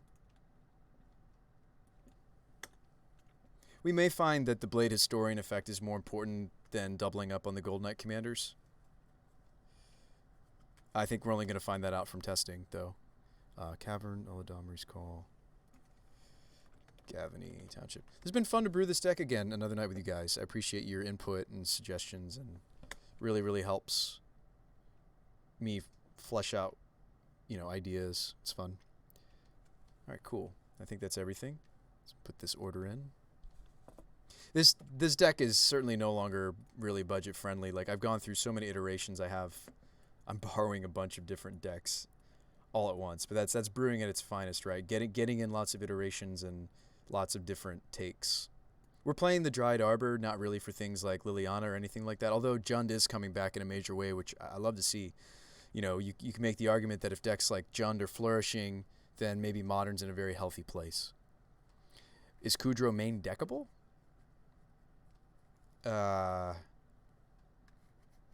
Maybe. Because it's an Anthem?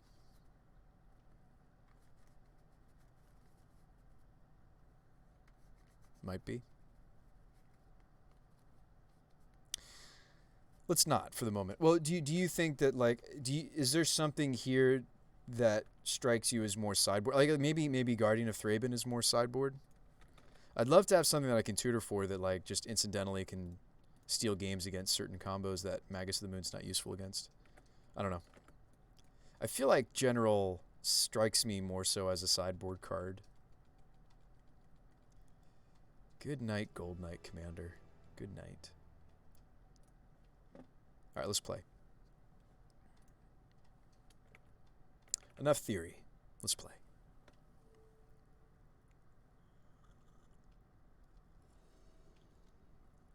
The Hostage Taker is sweet. I'm sorry I missed your comment, Blue Magic Guy. Yeah, Hostage Taker. Oh, weird. Are we doing it already? We're keeping hands that we would not keep otherwise on the back of Aether Vial. I don't think we do, though, right? Like, this hand doesn't... Like, this is not going to result in a Winota until turn 5. And if I draw another land.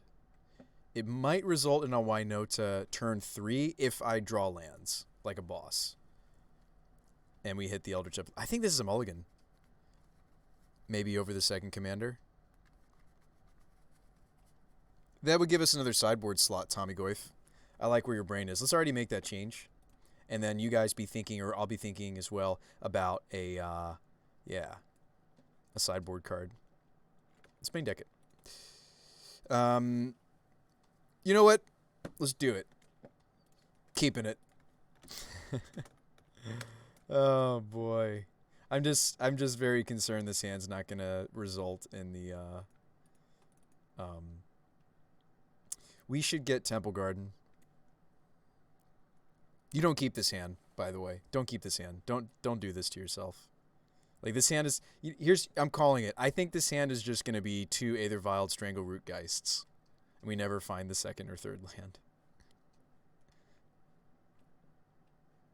Might eventually put a Blade Historian into play, and then I have double striking Strangleroot Geists. But you don't keep this. You don't keep this, but let's do it. Oh no, they're going to pull us apart. They're playing Foil Jund. Semi-Foil Jund. They're going to take my Eladamri's Call. That's what I would take.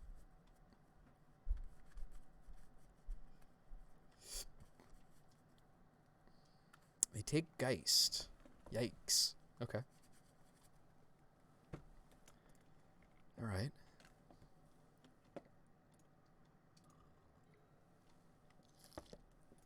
Ooh, great draw. I think we just play the Geist. Well, there's our second land. They might not be Jund, but they look kind of like they're Jund. Who else is rolling with foil? Blackcleave Cliffs. Ren and Sick. Alright. They're going to kill my Geist. No, you can't kill the Geist here. Oh, they do. We just get to punch this. They must have another Ren and 6 if they're doing that. Right? Just gonna let us punch your Ren and 6? Oh wow, we drew the we could evolution here. We could evolution, and I could Eladamri's Call into another Strangleroot. Yeah, that's actually really cool. All right. Well, if I do that, though, I'm making us really susceptible to what? You know what I think the better play is, folks? I think the better play is call now. Grab, like, another Strangleroot Geist. Attack, attack. Ren's dead. We, next turn, evolve one of the Geists, whichever's remaining. Yeah. And then I don't have to stop on my Aether Vial plan, right?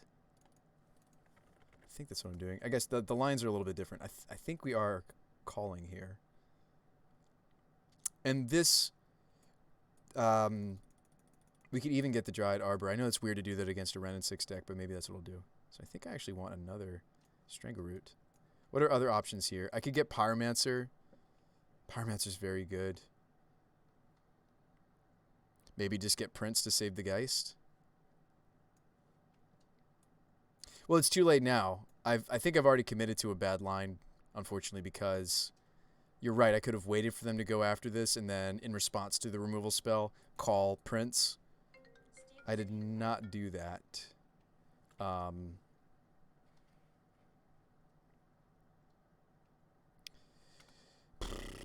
of disappointed in my line here. What's up, Jade? I mean, I'm committed to the line I decided on. And this line deals 3 more damage to the opponent. That was why. I mean, like, I feel like we're definitely on the beatdown plan. Like, we don't have infinite combos anymore. I can't sit back like I have with previous iterations that have infinite loops, right? We are on the. Okay, so they're gonna take my evolution here.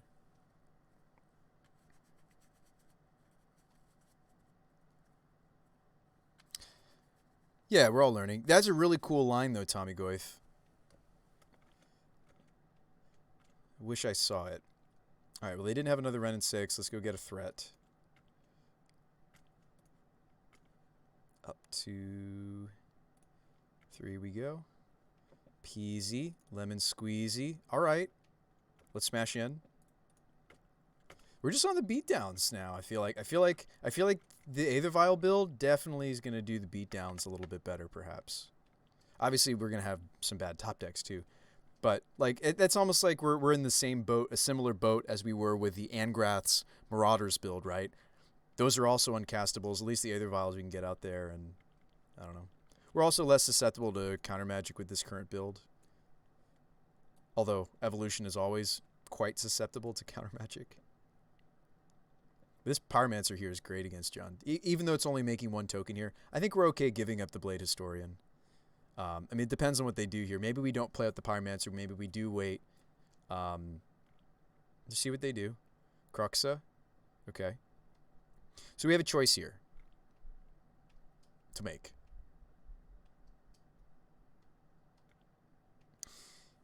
They're at 5. I might just want to do the Blade Historian, honestly. They're at 5. I think we kill them no matter how they block next turn, right?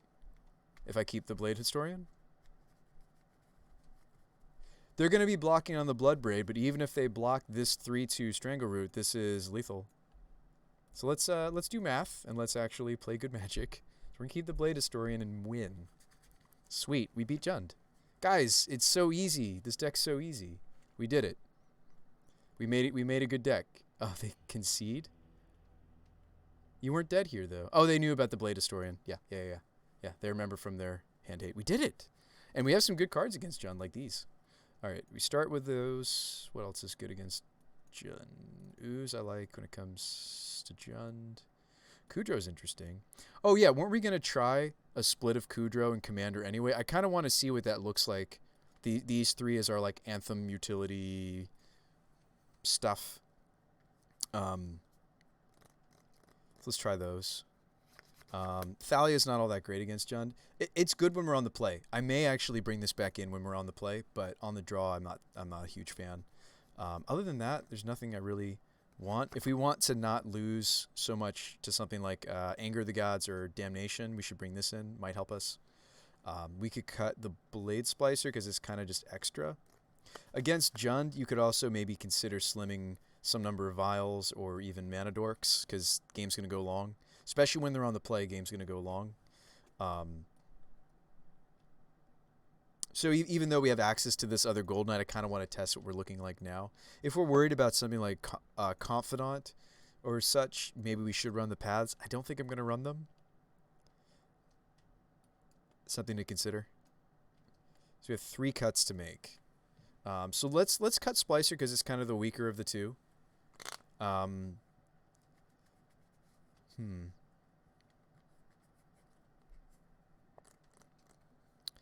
Champion's good though.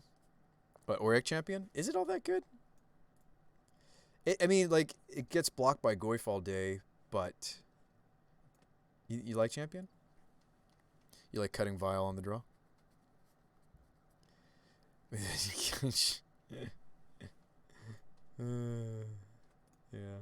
It's not why it's here. Alright, so we cut some number of vials. Do we want to cut? Do we like geese more than birds? Or no? If we're needing to make food and gain life, like we're way behind. I wonder if we cut the geese. Would you ever do that? I like cutting 1 or more vials. You like just cutting vial entirely on the draw? Like do something like this, go down to like just the fun of. I guess we do prefer the bodies and the triggers that Gilded Geese and Dried Arbor and such offer over. All right, well let's not keep our Jund opponent waiting. They can be a little temperamental in that way. Maybe cut a Winota. Yeah, maybe it is. I mean, I feel like that's our build around, and like especially since we're playing a version that has fewer. Oh wow, this is not a great Magus of the Moon hand. I really don't like mulliganing though against Jund, so I'm gonna keep it. This is like a hand where we really couldn't Magus.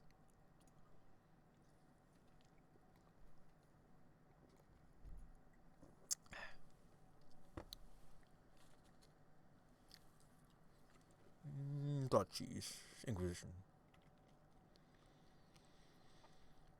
You might be right, Tommy Goyf, to cut 1. Might actually be correct, though. Just because it's one of the stronger pieces.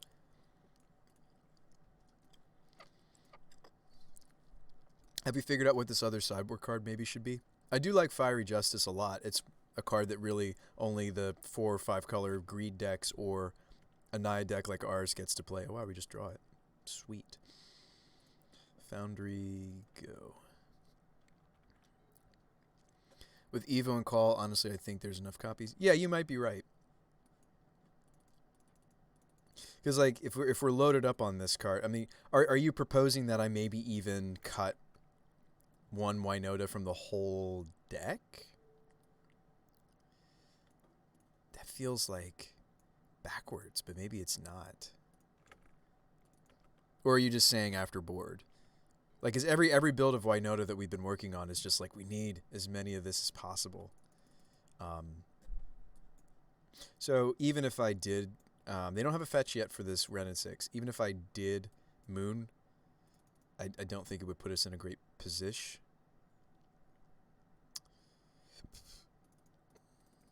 Just for sideboarding? Okay. Yeah, maybe sideboarding against things like Jund. It might be correct to trim a copy. Remind me of that next round. Maybe we'll swap the Thalia in for the 4th Winota.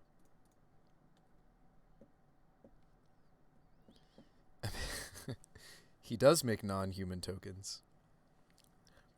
I feel like I wouldn't play Wildspeaker. I would play the one that's like a birthing pod effect. The one that I like. I would play that Garrick if I was to play a Garrick. By the way, we could play Gideon.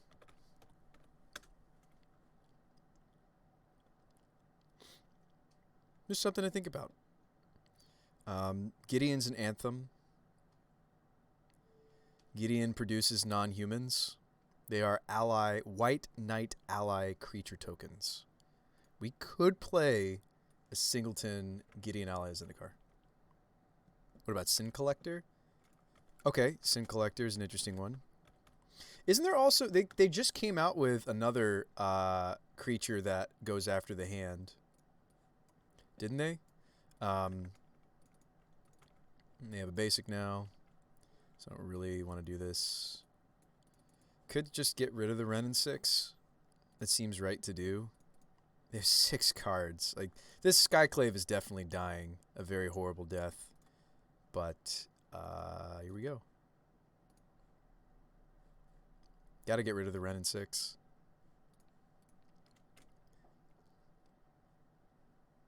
Kill this before the trigger goes off, please. No? Okay. Isn't there a new Sin Collector kind of ish effect that came out? And it's in mono white? You get a token. And you get a token. You get a 2/2 token. Spellbinder. Yeah, so there's Elite Spellbinder. I don't know if I'm in love with the Gideon of Allies and a card plan. Just something to think about. It is an anthem. It's an anthem. It makes non-humans. But it's slow. Actually, an Elite Spellbinder sounds great. Do we want that more than a... it's kind of like a really bad Vendilion click kind of an effect for us. Flies.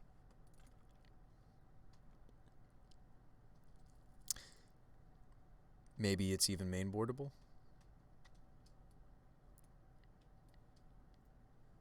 Maybe.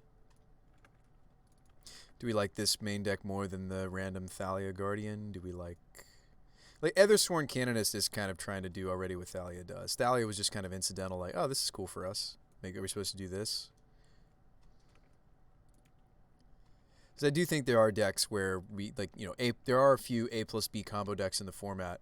Like, this could save us time. This guy just buys you time, right? Like, it makes like a Through the Breach deck go from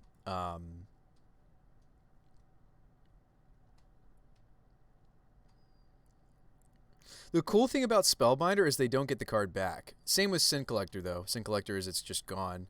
Spellbinder hits creatures too, so they do different things. Don't think we're winning this one.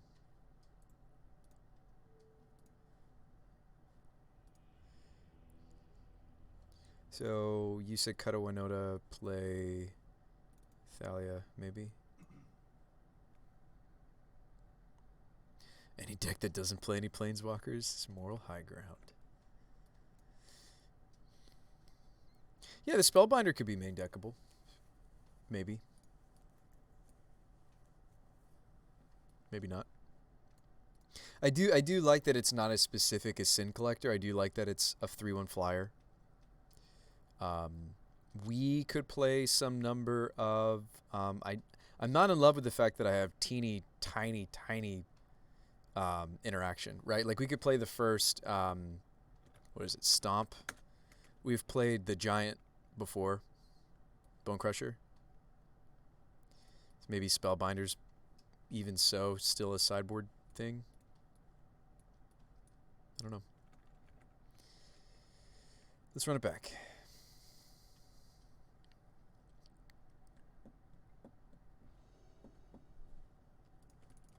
And Jun's tough for decks like ours. Speaking of which, like, if we kept this hand would be, please don't kill my Aether Vial, right? Gonna do it. Don't like mulliganing against Jund. They don't have 1 mana removal for Aether Vial. They have plenty of 2 and 3 mana removal for Aether Vial, but they don't have 1 mana removal. But all they got to do here is just Thoughtseize, take my birds, Abrade, Aether Vial. We're in trouble. Move 3 mana Thalia to the board. Okay. Main deck, something like Bone Crusher. Oh, they didn't hand hate me. Maybe they cut some. Awesome. Oh boy.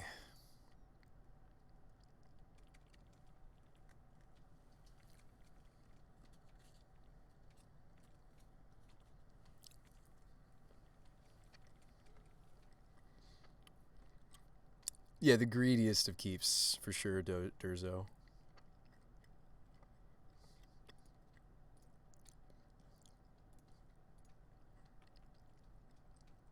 We might get away with it.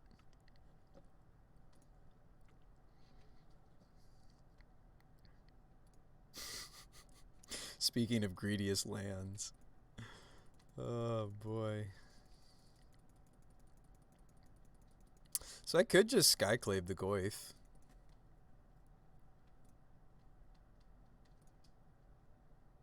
It's not really a problem yet, though. Could I suppress the Goyf with the Skoos? Yes, I could. Like, I could do something like Skoos, block, kill Goyf even, maybe.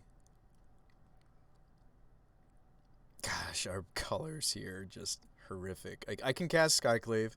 I can't cast Geist. I could put Geist in. Kind of like trying to cheese him with an end step Scavenging Ooze, though. We got some options.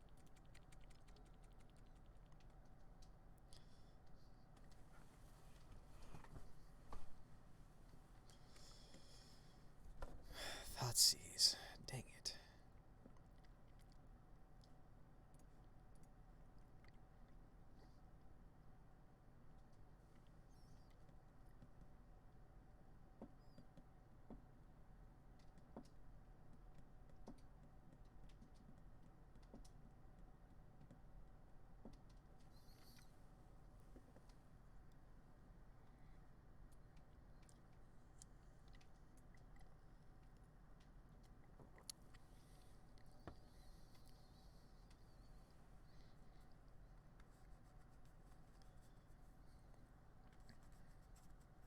Well, it's turn 3. They could have a land drop.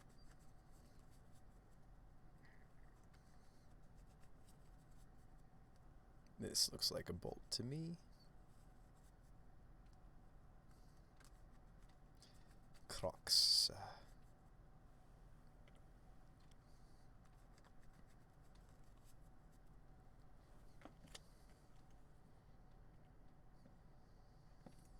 I think I'm ditching the commander.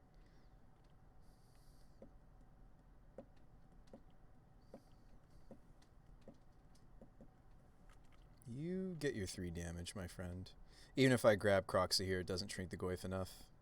But I will grab the Croxa. It's a really good sign that the Ooze didn't go away. I think I'm going to try to suppress the Goyf utilizing the Ooze instead of the Skyclave. I think I'm actually going to put in the Geist now. But we're gonna climb up on the Vial. So I think instead of playing Gilded Goose, I'm gonna hold open my measly. We're like a mono green deck, and I've drawn like our 2 lands that don't. There's three, maybe 4 lands. That's not true. There's 5 because we're playing the basic plains and basic Montagna.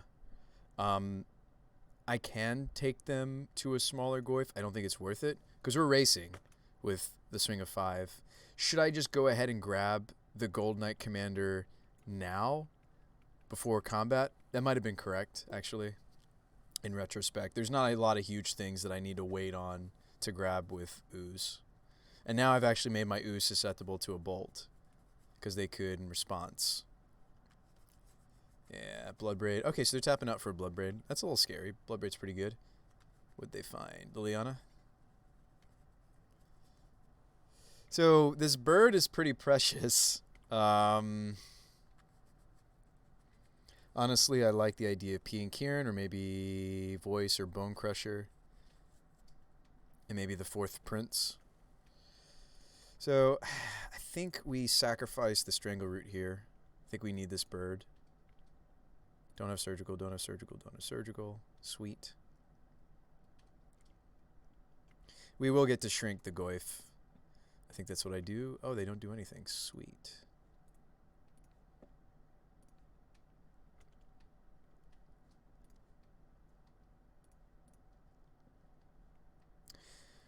Okay, so we're going to leave the Vial on 3.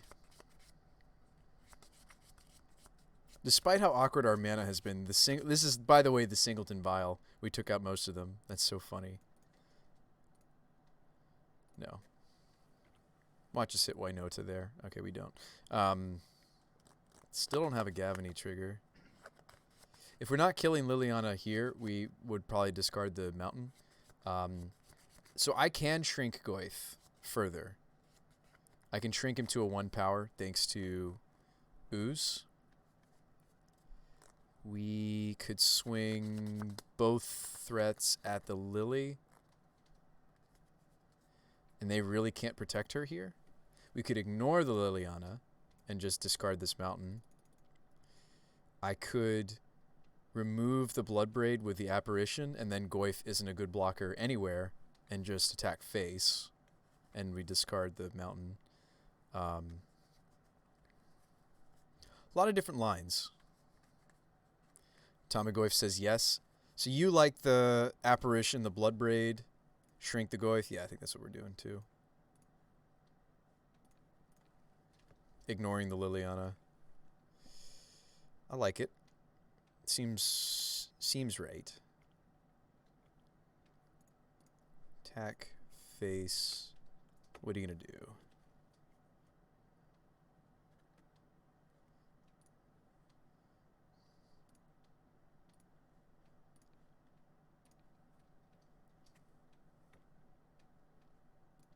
Put you to 4.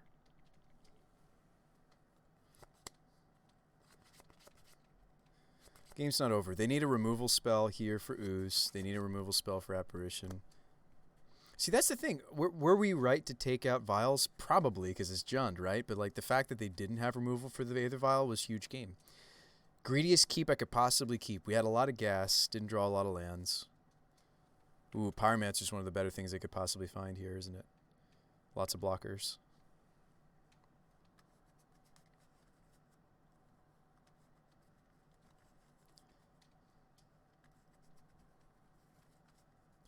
Is this basic mountain? Sorry, basic swamp time. Assassin's Trophy, Abrupt Decay, my Apparition. Gonna ditch the mountain. It's okay, mountain, discard Goose. Land makes Gavany live. Oh. Discard Goose because mountain is gonna make the Gavany live. Does it? Not yet. You might have a good point. I also can't really afford to tap my only green source. I kind of need to be using my birds every turn with the Scavenging Goose. Maybe you're right that I'm discarding Goose and keeping the mountain. Doesn't Goose grow screws, though? Well, but there's already a Croxa in my opponent's graveyard. But anyway. Do we pump this up? No, we have mostly 3s. I'm going to say no. We have more 3s than 4s. Oh, we drew a fail. Okay. Land. We go face. They have to block. But they kill my Apparition. Maybe I'm just attacking with these two. They're at 3 and they have Pete. I really think I just want to pressure them out here. Like, even though they get the token, I really don't want them to get this Bloodbraid Elf token that the Skyclave has underneath it, right? So what would the blocks be? It would be chump, block, but they get the token, but then they're dead anyway next turn. What does this one accomplish? Trade with Geist, chump. They get to keep a blocker, but we're not giving them a 4/4. Seems right to not give them the 4/4.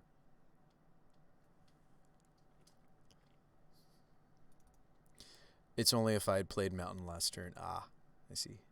So block. Double Nurturing Peatland is really hurting our opponent here at 3 life. Yeah, I feel like you got to block that way. I don't need to do this right now, but I just don't want to forget to grab the Croxa. That would be bad. I don't have mana for this Veil of Summer. That's okay. It's probably getting discarded to the Liliana anyhow. They're at 2. Maybe they're gonna, yep, cycle. These lands are basically dead to them anyway at this point with that low of a life total. It's Jund, though. They really could turn it around, like, right here. So there's the Fatal Push, and I don't have the Veil of Summer to protect the Ooze. Maybe since I had Veil of Summer... well, no, I had to get rid of the Croxa. That was in the graveyard. So I have to sacrifice birds here because I can't afford to give them the token. They're at 1. Well, we've got a game now, folks, for sure. So now I kind of really wish I had the goose. Yeah, I think I should have been playing out my cards, right, because we knew the lily was there. I feel like maybe there was a way that I could have gotten the... I think I'm going to put this up to 4 because if I draw... Nope. Wow, I think they stabilized at 1. But we did keep a super greed, right? Like, my hand was super mega greedy. Doesn't matter what I keep, really. I guess I probably should keep Veil there instead of birds, actually. Like, we did something super greedy, right? By keeping the opener that we did, and yet we still had such a game. Because I do think Jund is not the most favorable, right? Because it's relatively easy for them to... If they don't kill the Winota, they kill the things that we're trying to attack with that turn to get the triggers. Maybe that's what our last couple card selections should be. Stuff that make us... Like, if we want to be better against Jund, you play Zen, or what is it, the god that we were playing before? Clothies. Like, Clothies, or the indestructible squirrel, right? Whatever his name is. Actually, I think I have that version. So, like, those are things we could be playing. Squirrel. The new squirrel. Those are things we could do. Nope. Windswept Heath. Okay. I get to play my birds? No, we do something cheeky here. We pass it back, and there is a non-zero chance, but probably 0 chance, but there's a non-zero chance that I get them with the Arbor Elf. I mean, the Dryad Arbor. This probably shouldn't have been a game. Hey, what's up, Coast Stone? Yeah, probably not. Probably shouldn't have been a game at all, actually.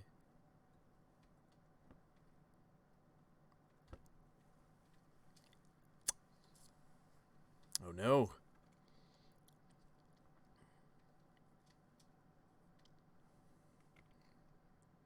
Why would you get back a fetch land? You're at 1. Sea of Birds. Oh, because that's what they want to discard. I get it. I get it now. It was irrelevant which land that they got. Attack with both. No, they kept the elemental back. They know. They know. I might have shown it game 1 or 2. I can't justify getting it because they have the blocker. Well, that's not true. I win if I draw a Strangleroot Geist. Don't I? Or I can't because I don't have the colors for it. Okay, what would allow me to swing through this elemental token if I drew it? Like, if I have Winota, this... Like, if I'm about to hit a Winota, this is exactly what we want, right? So let's just hit the Winota, guys. Let's just do it. I'm probably not supposed to do that here. I'm probably supposed to wait till I have something to vial. Holy cow. Season Pyro, draw some cards, hit a Winota. Ah! Dang it. The Liliana's going to make me discard the champion if I don't. If I don't hold this Temple Garden.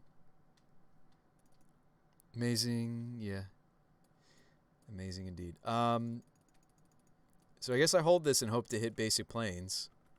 Right? We want to discard this.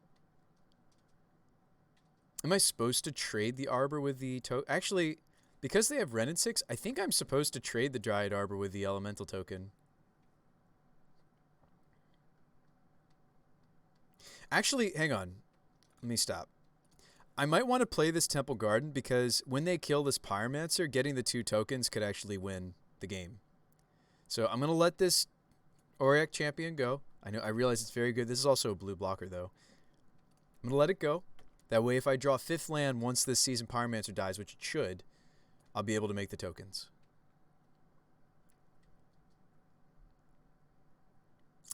Let's not forget that they also have their own Pyromancer, potentially, depending on what they get back with the Ren and 6.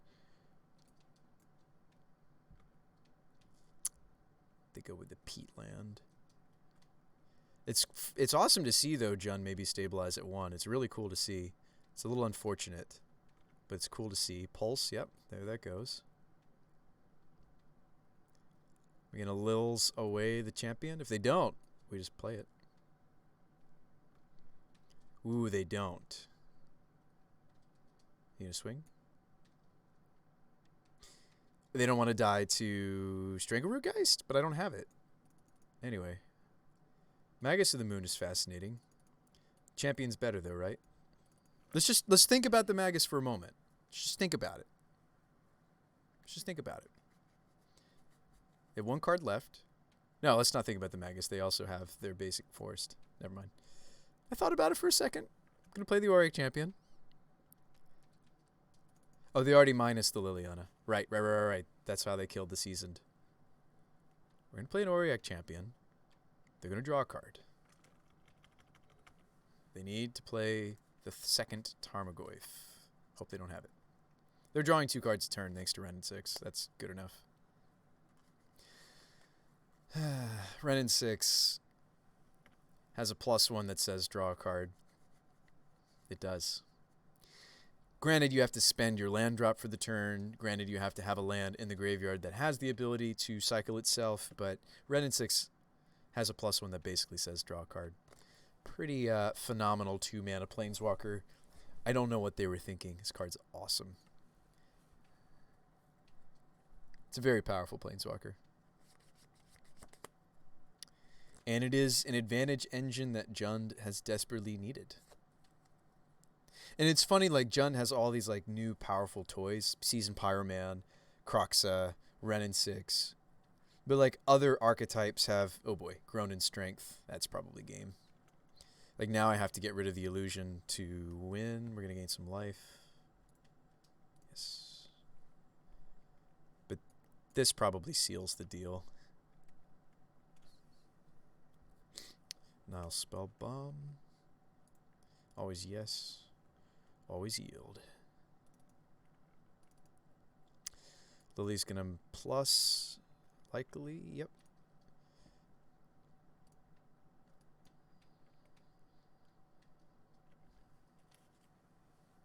This is where it'd be nice to have, like, Stomp or Bolts or something, right?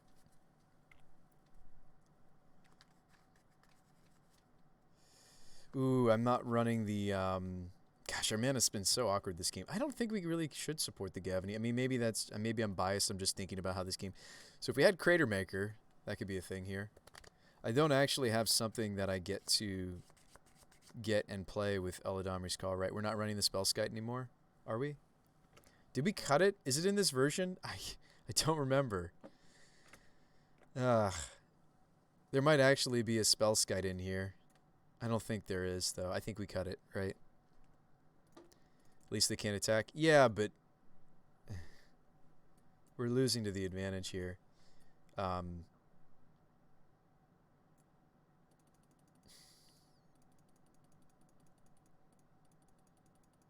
Don't want them to minus to kill the Auric Champion. Do I get something that's scary or would win the game so that they can't minus the Lily on the champion? They don't consider not doing it? Okay, if this version did have the Spellskite in it, it's correct for me to call. I think it might have been in this version, but I think we did cut it from the build. So we're going to see that here. Maybe. Yeah. There is nothing I can cast here. I can't cast Strangleroot. Pyromancer might be one of the best things in this situation.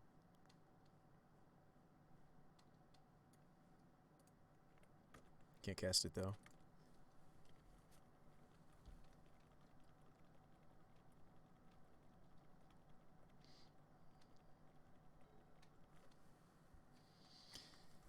That's the thing about Skyclave Apparition. The token that you give them is not necessarily relevant. I wonder if we rewind like way back earlier in the game. Remember when I had the decision to shrink Goyf attack and all that stuff? And like that's what put them very low, in fairness, some of the decisions we made. This would be a 2/2 illusion if I'd... Yep, there goes the champion. Um, this would be a 2/2 illusion if I had, is this a Bloodbraid? Shouldn't you Bloodbraid before you do the Lily? Oh, they didn't want me to gain a life. And now that's game. I don't have direct damage. Good games. I mean, sure, that was a super mega greedy keep, and sure, we saw pretty much all of the lands in our deck that were non-green sources, right? So, I don't know if I should chalk that up. I needed a land. Yeah, I agree. It probably shouldn't have been a game. It was fun to like keep a greedy keep and try it out. So yeah, I do like the Bone Crusher Giant. Bone Crusher Giant also gives me tutorable removal that's a little bit more mana efficient than the Skyclave Apparition without the drawback. Just a thought. I like Bone Crusher Giant. We played it before in this archetype. So maybe that's the last main deck slot.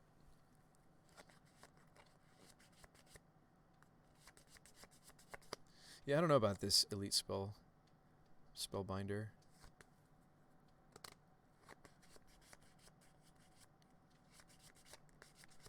Do we want something that's going to be useful against Jund, against control? It would be Toski or Clothies. There's a lot of reasons why I like Toski more than Clothies. We are a go-wide deck. I've had a hard time animating Clothies despite Strangleroot Geists and Seasoned Pyromancer. The deck hasn't done a great job turning this into a creature. So maybe we do try to squeeze a Toski in here. We could cut like the rando Thalia. I'm not convinced. What do you guys think about a Toski?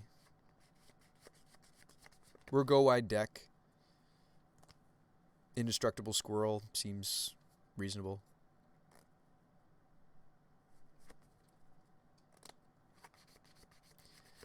Still, I could see Voice, P, and Kieran. So the original lists we saw examples of, they were playing Fourgeist 2 Voices. We could slim down on some of the nonsense. Like we could play, I don't know if we want the Spellbinder. I wonder how much this is, actually. Like, we could play the first Voice over the third Prince. We could play... it makes us a little bit better of an Eldritch Evolution deck is what that does. And the token's relevant. So the Voice of Resurgence tokens theoretically have a lot more staying power than the backside of the Strangleroot Geist. But Strangleroot Geist can be reset with Charming Prince. Strangleroot Geist also is what, when paired with Evolution, we get an immediate Winota trigger potentially. So I think it definitely makes the combo faster, the synergy faster. We do like 2 Elodomeries, right? We like this as a 2 of. Just a thought. You like the PA and Kieran Alar? Here's what I would do. I would maybe play Pia and Kieran over not main decking this card. And then cut something. Take out the 4th Geist over 3rd Prince. You do this.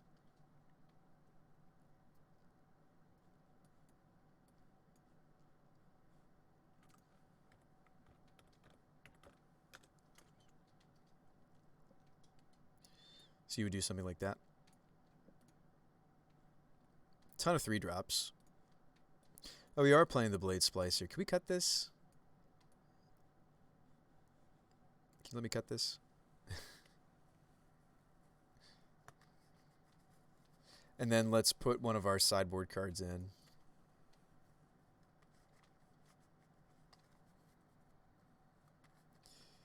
I know there's somebody who's going to be up in arms like, no, the Blade Splicer. I'm going to cut the Blade Splicer.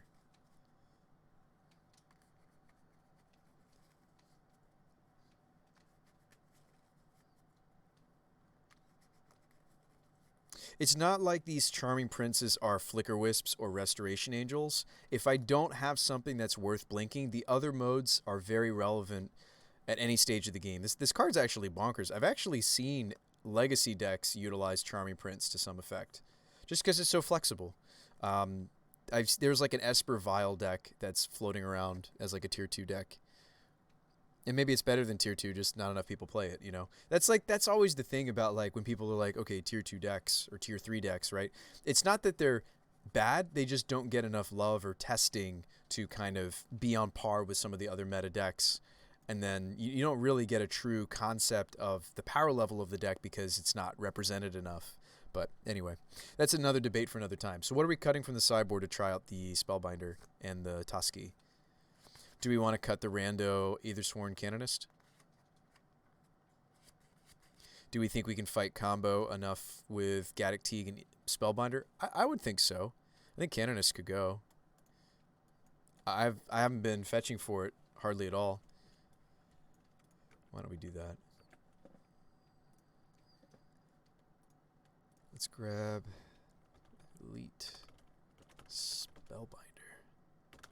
It's about 4 tickets. That's not too bad. And that's it, right?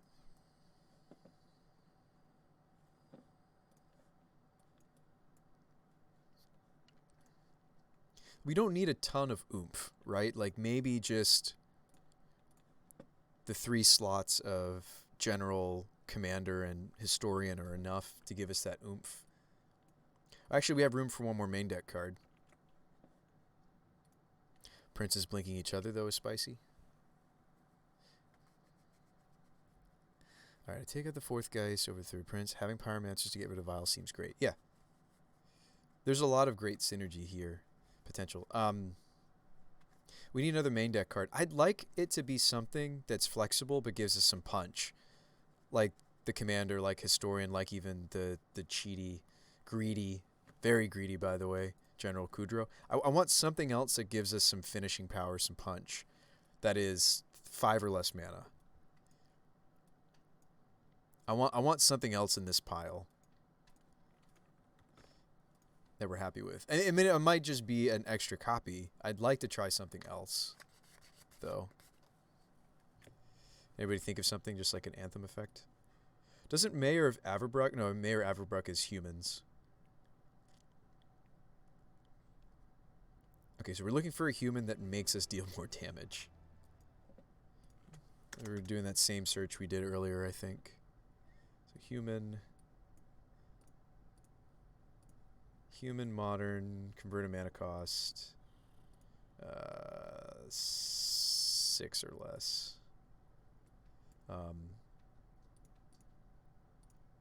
Type, creature.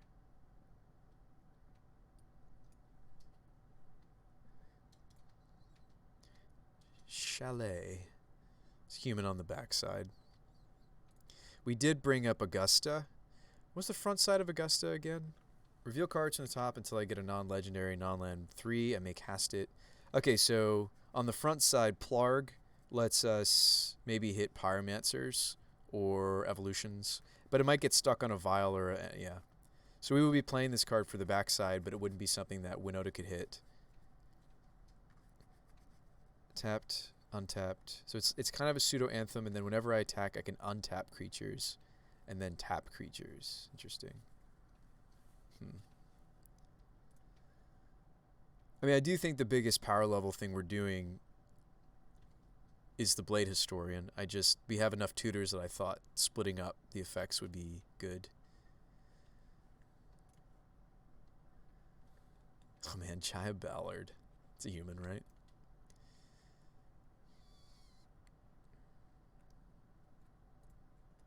Yeah, somebody earlier suggested Maja. I mean, maybe Maja is exactly what we need. The tokens. There is Geist Honored Monk. This is a lot of power potentially to hit the table. There's a lot of builds of Winota Value Town that play Geist Honored Monk. A lot of the Taxes builds play this because you just have to take the Vial up to 5.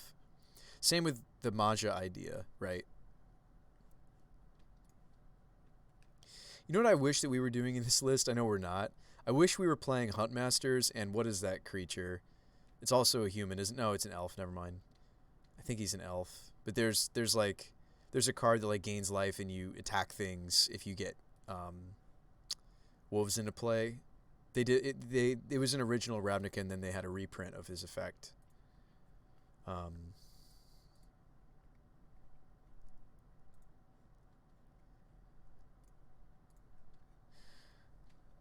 One Spellbinder main, play the 3-mana Thalia on the board, says Tommy Goith. You might be right. Oh yeah, there's Hakdos. This card. 6/1. It's trying to be like a really weird, bad true name nemesis. Enters a battlefield, choose 2, 3, or 4 at random. Hakdos will have protection from each mana value other than the chosen number. If it wasn't at random, this card would be just so bonkers. Right? If you could actually just pick, the card would maybe see play. I think people tried to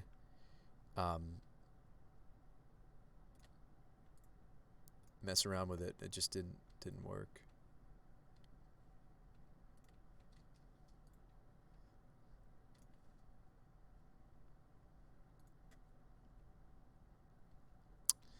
First strike 4/4. Whenever he attacks, other creatures attack. It doesn't work because of the way the Winota works. You've already white creatures attack, we gain life. Okay. It doesn't quite work because they're already attacking the things that she tutors out. Another creature you control. No. Whenever you cast night spells, make knights. It's fun. It's a fun build around. Yeah. Nope, none of this is right. No. Kenrith would give us trample. There already was another creature that maybe gave us trample.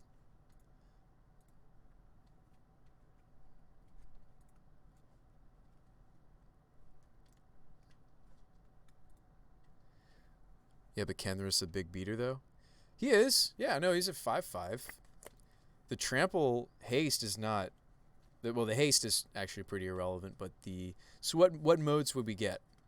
Kenrith would give us every mode except for target player draws a card, unless we had a bird.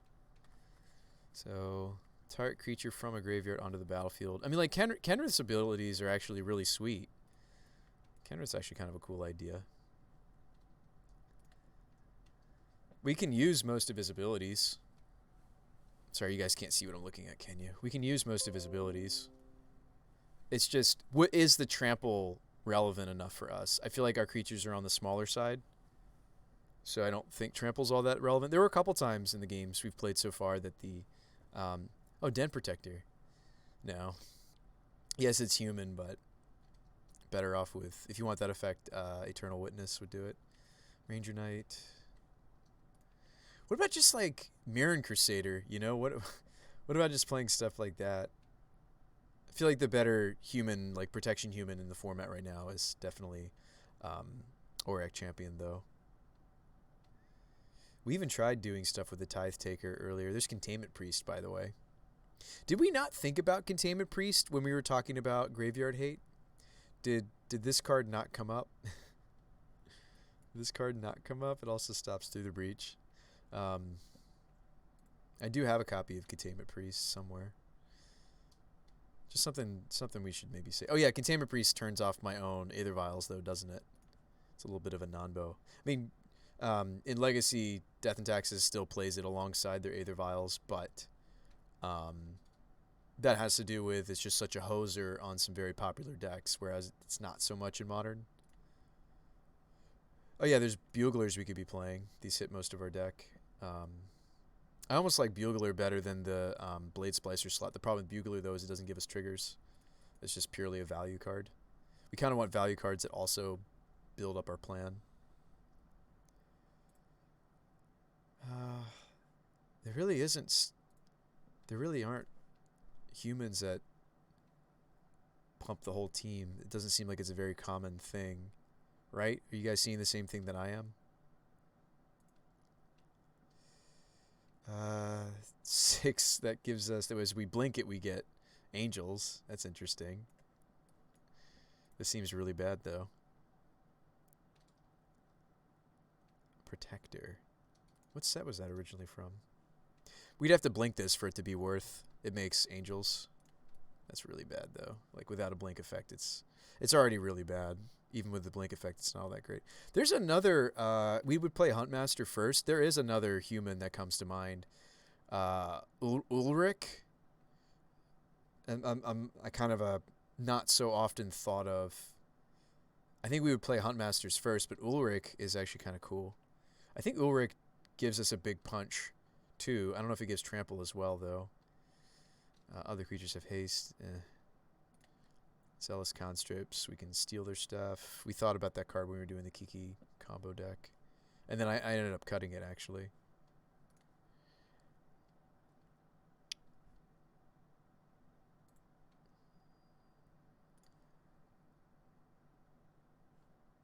Yeah, we thought about Heron's Grace.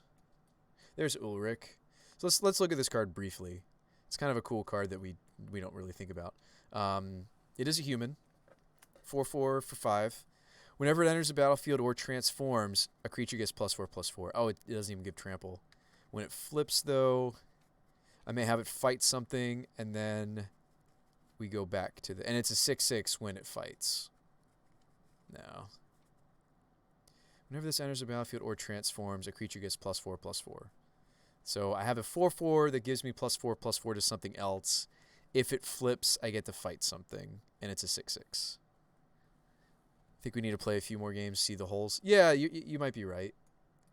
I'm sitting here trying to figure out what this last card is, but I can't figure it out. Yeah, Ulrich is kind of fun, but probably not what we want. The +4 could be relevant, but problem is they probably just chump whatever we pump.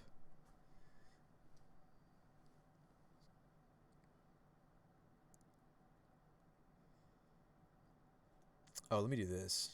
The separate versions was really slowing me down. And take away foils.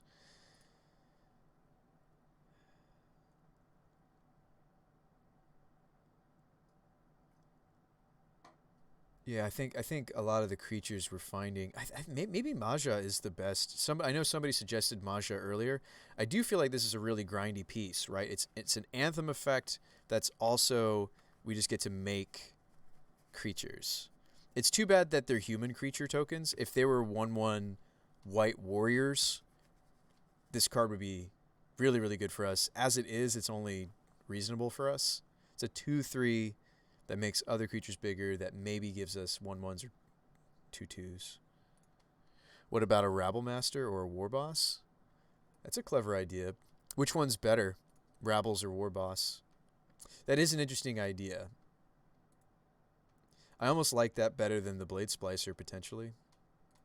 Even though it's not something I can hit with Winota. Cards like that can really... which is the one that like gives you a token immediately that turn? It's Rabble Master, right? It's a clever idea. Maybe that's what we want. Maybe that's like pretending to be the 5th season. Like both Blade Splicer and... Is it Rabble Master that's better?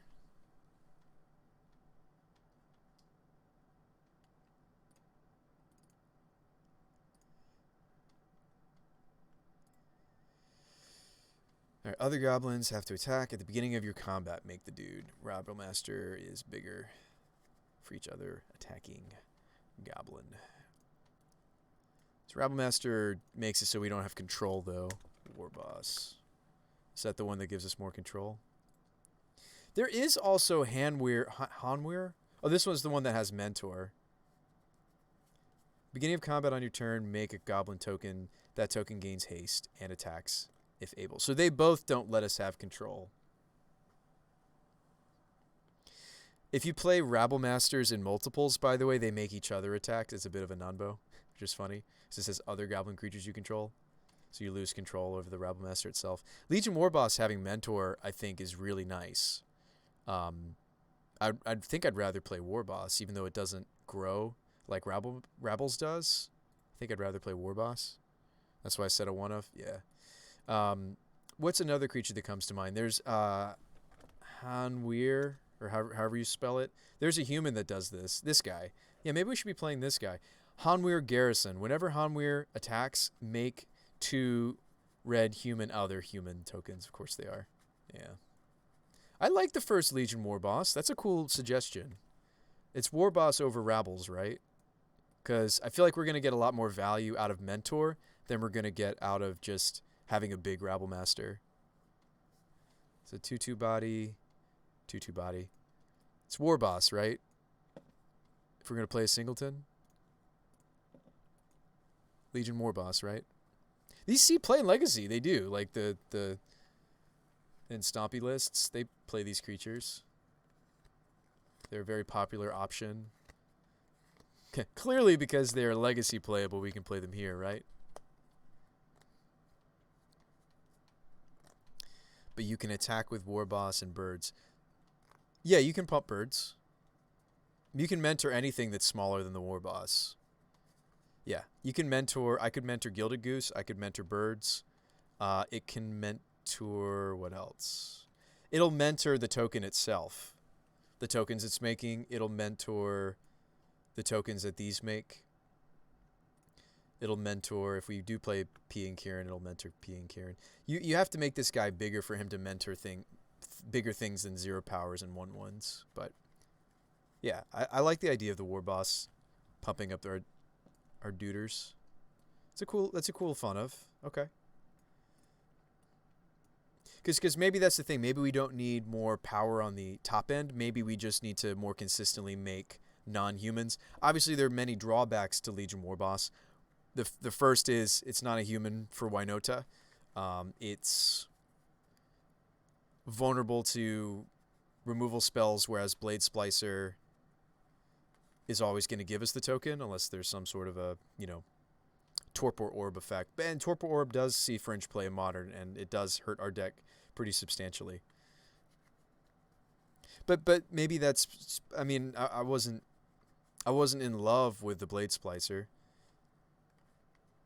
Legion War Boss is going to go... Legion War Boss can take over a battlefield potentially in ways that Blade Splicer can't. For Blade Splicer to really shine, we have to hit some Charming Princes. So yeah, let's try it. I think this is a cool idea.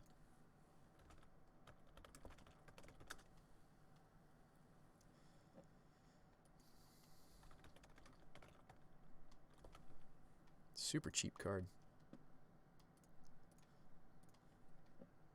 It's a fun of. Curious what our non-human to human ratio is again. Let me look at that while I'm waiting for this card to get delivered. And something that I don't do also is I don't really I haven't looked at our sideboard much to see what that ratio is, so it's mostly non-humans, right? Spellbinder, Glyph Weaver, everything else is a non-human, so it's like we have 7 non-humans, 3 more humans.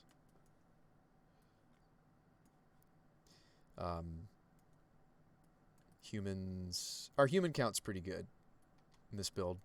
It's better than it has been in other iterations, significantly. Then tutors, and you could arguably put you could put Pyromancer in this pile too. You could put Pia in this pile too. Like the tutors and these can become either, like whatever we need, whether it's a human or a non-human, right? But these are always non-human.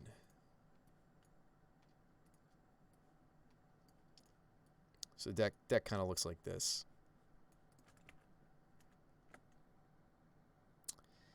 If you side out Vials, is Oath a sideboard option? We could go back to playing Oath. We cut Oath for Night of Autumn. Don't like the Mind Sensor. You'd be surprised. I've cheesed quite a few opponents with Mind Sensor. Mind Sensor's great against not only Tron. Hang on. Let's talk about it briefly. So where is Mind Sensor Suite? Has minor usage here, but it probably doesn't come in this matchup. It stops Ranger Captain. But you probably don't bring it in. So I'll say medium, good, and bad. Medium, bad, good, very good. Uh, medium, bad, good, good, medium. Actually, I would give this maybe more than medium. So they play Stoneforge and Steel Shapers. The problem is both of these are usually cast before I get the Mind Sensor off. So I'll give it a medium just because of the speed of Hammer Time. This is medium to bad. They do have a lot of fetches, but I wouldn't bring it in just for fetches alone. So we'll just say bad, bad, bad, bad, bad. So, yeah, I mean, not great, not great, not great. Useful, yes, no. Yes, very good, good, bad, bad, yeah, bad. It's cool to see spirits doing the things. So yeah, it might not be worth the slot, the Mind Sensor. If we cut Night of Autumn and Mind Sensor, we do get Collector. If we're bringing in Collector Oath, that's because it's very good, and we're okay giving up our Aether Vials. Like, when this is good, it's very good. You're comparing it to 3-mana Thalia. I don't know if we're going to play 3-mana Thalia anymore. I never got the War Boss. Hang on a sec. Yeah, thanks for brewing this with me, folks. I know brewing streams aren't for everybody.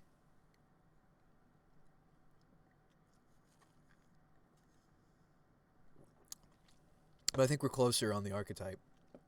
We'll have less dead cards in theory if we're just tutors and value and things that trigger Winota and beatdown. In theory. And I think this build is maybe more chock full of bullets than some of the other builds have been.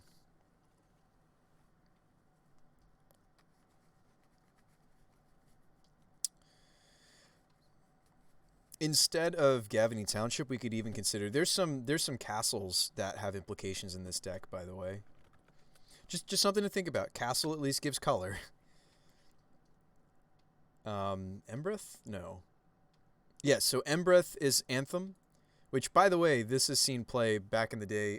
You would see Castle Embreth in Pyromancer builds. We go wide. That actually might be perfect for us, and we are a red deck. The hard part would be it might enter tapped unless I can get Sacred Foundry, the Stomping Ground, or the Mountain in play. Castle Ardenvale gives us tokens. The problem is it's a lot of mana, and it's also a white human token.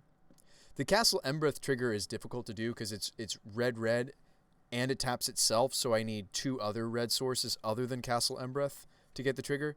But I do like the fact that it's actually colorful, and this being colorless was a little rough on us. I mean, I'm not saying, like, certainly Gavany Township has a lot more staying power. This is certainly a lot more powerful in the long run than either of those options. Just something to think about. If we wanted another utility land, something maybe like Ardenvale or Embreth. What does Garenberg do? Oh yeah, Garenberg is for Titan uses that. Doesn't Magus make them useless? Yes, he does. He makes all of our utility lands useless. He does. That is correct.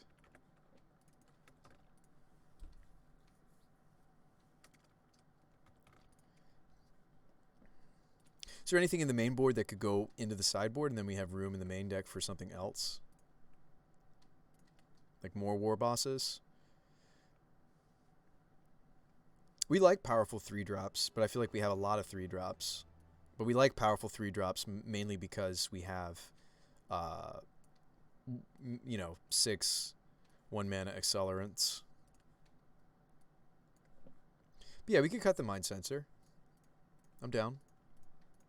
There's spots where it's really good, but I'm down for cutting it.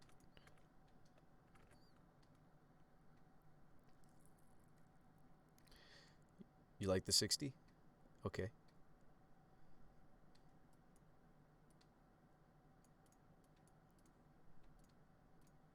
So we just got to figure out our sideboard. So we're thinking of cutting I do like Knight in this shell just because we do have some blinking potential. Like maybe we just cut the Mind Sensor and roll with this.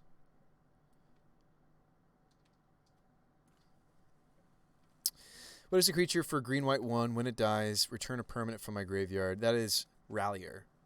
Rallier is something that's interesting to do with evolution. The problem is we're often getting Winota. Now Rallier, if we had a singleton Rallier, there is a couple lines it would give us. It would give us, it's Renegade Rallier.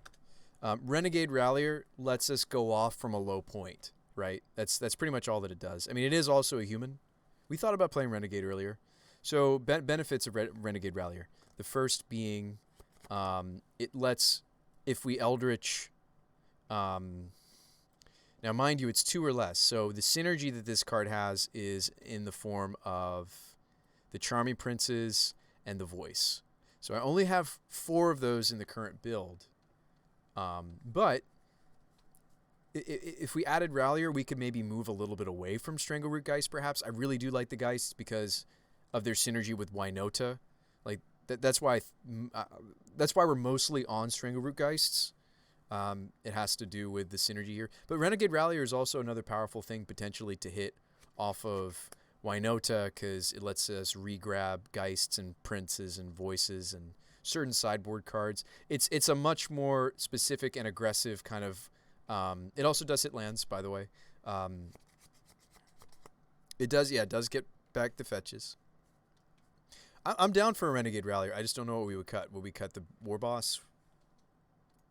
Would we cut the Bone Crusher Giant? Maybe we would cut the Bone Crusher. Skyclave's just the better removal thing to tutor for, always. And we're kind of just a value deck. We're not really interacting, removing creatures game 1 all that much. We're trying just to beat face. If we're removing creatures, it's probably after board with Paths and Fiery Justice. Crater Maker is the more... like, Giant is the better grind card, but it's very slow. Right, to get the full value out of the card, we have to spend 5 mana. Crater Maker also has some, implications.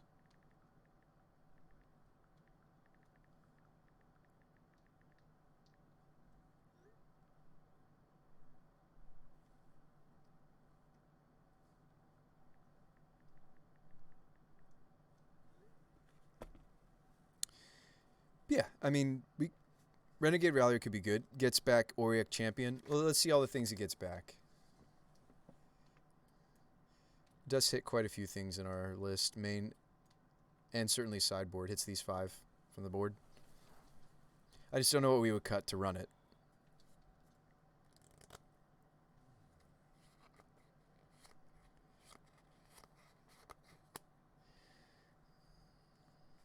I think Rallier is too value-y for what we're trying to do. It might be. I don't hate that it gets back. I am sad that when we search out some of these bullets, all of them. I'm not just counting the 5 that Rallier hits. Like I am a little sad that when we search out some of these bullets with our tutors, that if they get killed, we're not running something like a Spellskite to protect them, and so Rallier could be nice to get back at least some of those bullets. Oh, so it's end of the battlefield. It will trigger with Prince as well. Yeah, it would. It would. Yeah, it's a lot of value, but... and it certainly makes... The thing of it is, though, if I'm Eldritch Evolutioning... I'll say this. Renegade Rallier is something that's solid to Eldritch Evolution off of one of our 1-drops, right? To go from one of these 1-drops to this to pick up one of these, right? I don't hate it in theory, but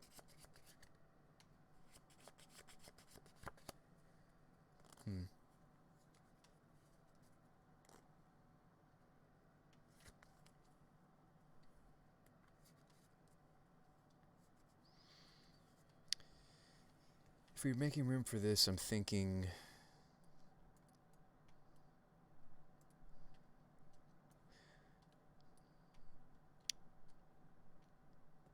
Could be the Bone Crusher that we don't play. Could be the War Boss.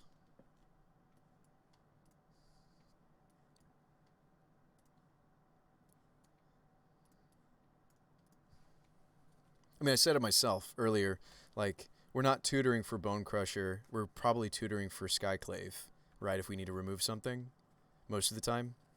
So maybe the Bone Crusher is not where we want to be, and we like the idea of testing War Boss. Another creature that makes non... The really, really nice thing about War Boss is it itself isn't human, and the things that it makes aren't human. That is one advantage over Splicer that we didn't talk about. The fact that it itself is going to trigger Winota, and the things that it makes are going to trigger Winota. And we could even, in a pinch, we could evolve it into the Winota, and then at that point it's probably made 1 or 2 Goblin tokens. You could also sack the token, too. What, evolve the token? Yeah, we can evolve the token to a 2-drop. Like the Voice or something, or the Charming Prince. Alright. Well, let's cut the Bone Crusher Giant. Sorry. Let's get a Renegade Rallier. I think I'm going to like the Renegade Rallier a lot more after board if some of those 2-drop bullets come in. These, I think it's certainly serviceable game 1. I think it's probably better than some of these other randos going into the main deck, except for maybe the exception being Auric Champion. We do have a lot of creatures enter the battlefield, so this actually, Auric Champion, what is it, the Yawgmoth lists, believe it or not, part of it is because of their combo. Let me show you something from the Yawgmoth lists. These black-green Yawgmoth. They main deck this effect. They main deck an Essence Warden.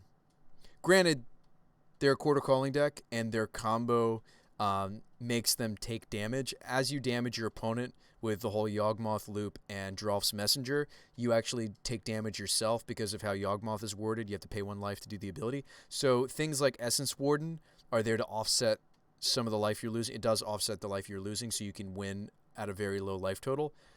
And then the Zulaport Cutthroat also accelerates the kill by, instead of they're taking 2 damage each time you do the loop, they take 3 damage each time you complete the loop. We don't have any combos like that. I'm just merely saying that's one of the added benefits of a main deck Essence Warden, because this deck does, believe it or not, sometimes beat down. It's rare. Usually, almost certainly, they kill with a combo. But when they do beat down, you know, the life that they've gained off the Essence Warden isn't inconsequential. So Auric Champion would be the thing that I would consider main decking. But it's specific. In the main deck, it's always going to give us that benefit of life gain. But it is certainly on the weaker side if my opponent isn't playing black or red. But anyway, let's keep it in the sideboard. And let's play some more games, shall we? Do you guys think that it's ready for a league? And I'll add this thought. I don't think that this deck will ever be higher than even like tier 3. Do we think that the way we have it now... What time is it? Yeah. If we're going to do a league at all tonight, it would need to start now. What do you guys think? Should we league it up? What time is it? It's late. Yeah.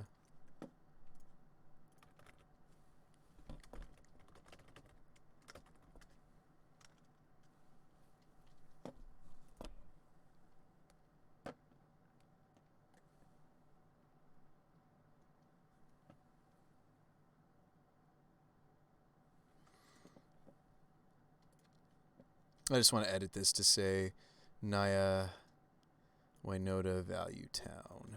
We have changed what we're doing. Let's also get this list up on Stream Decker. If we're going to do a league, I want it to be on Stream Decker. Decks. Actually, I need to export this as a text.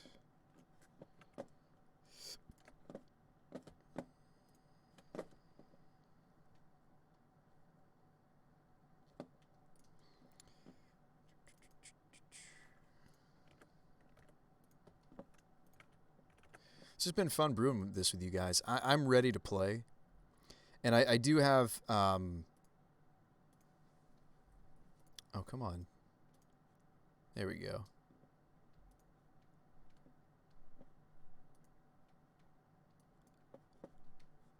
Either my internet's down or Stream Decker's down. I think Stream Decker's down. It says application error.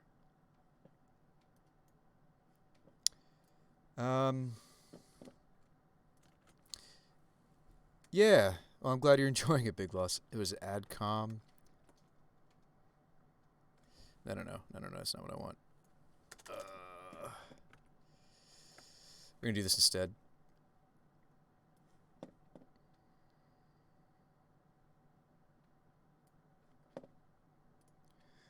Upload it to the cloud. And add command deck. Check out tonight's jewel deck list. Alright. Command's been updated. Let's roll. I don't think the deck's going to get much better than this. We already know this is probably going to be a train wreck. I took the Chord version to a reasonable... nearly 3-2. It was a 2-3. We beat Jund once, lost to Jund. Those are the memorable moments. We played against like Tron or some other things. I forget all the different matchups, but I think it's like this is as good as like it's a card or two off. I think the Cavern Gavany are mega greedy, as is the Overgrown Tomb, but let's just draw those Aether Vials in the openers. Let's do it. Do you like being able to tutor for a 2-mana removal spell with a Stomp though? Yeah. We decided to be more value-oriented. Oh, I'm sure it's going to come up where we wish we could stomp Tommy Goyf. It's definitely going to come up. We can tutor for Goblin Crater Maker and shock something, but it's 3 mana. Anyway.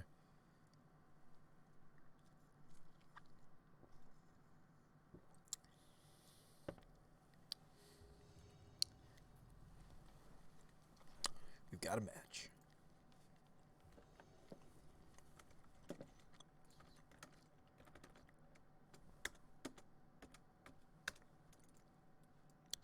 It's a mulligan, right? I don't have green for Geist. I don't even have the voice since we've drawn the mountain. There's no acceleration. We're happy to look for a 6 that has a dork or an Aether Vial. So there are many reasons why this is a mulligan. Like it doesn't cast anything in this hand except maybe the War Boss, right? It's too bad that these aren't both like warrior or both soldier. Anyway, we're gonna mulligan that. Much better. Do we want to tempt fate and mulligan away one of these vials? I kind of want to. Watch them Thoughtseize this. No.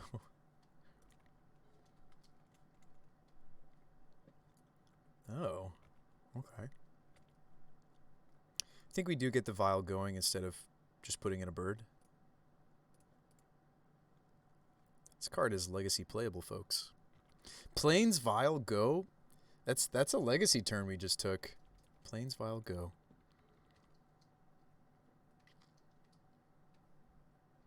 Uh-oh.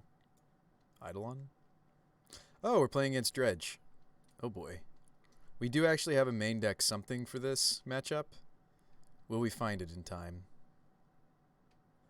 Thrilling Discovery is great for their deck. Oh wow, they don't have a Dredger. No. Life in the Loam. They did. In the chat on the side, discards life from the Loam. So that's why they got this many in the bin. So we're going to be vialing a bird, and we're going to be casting a bird. Do we want... Life total's so precious in this matchup.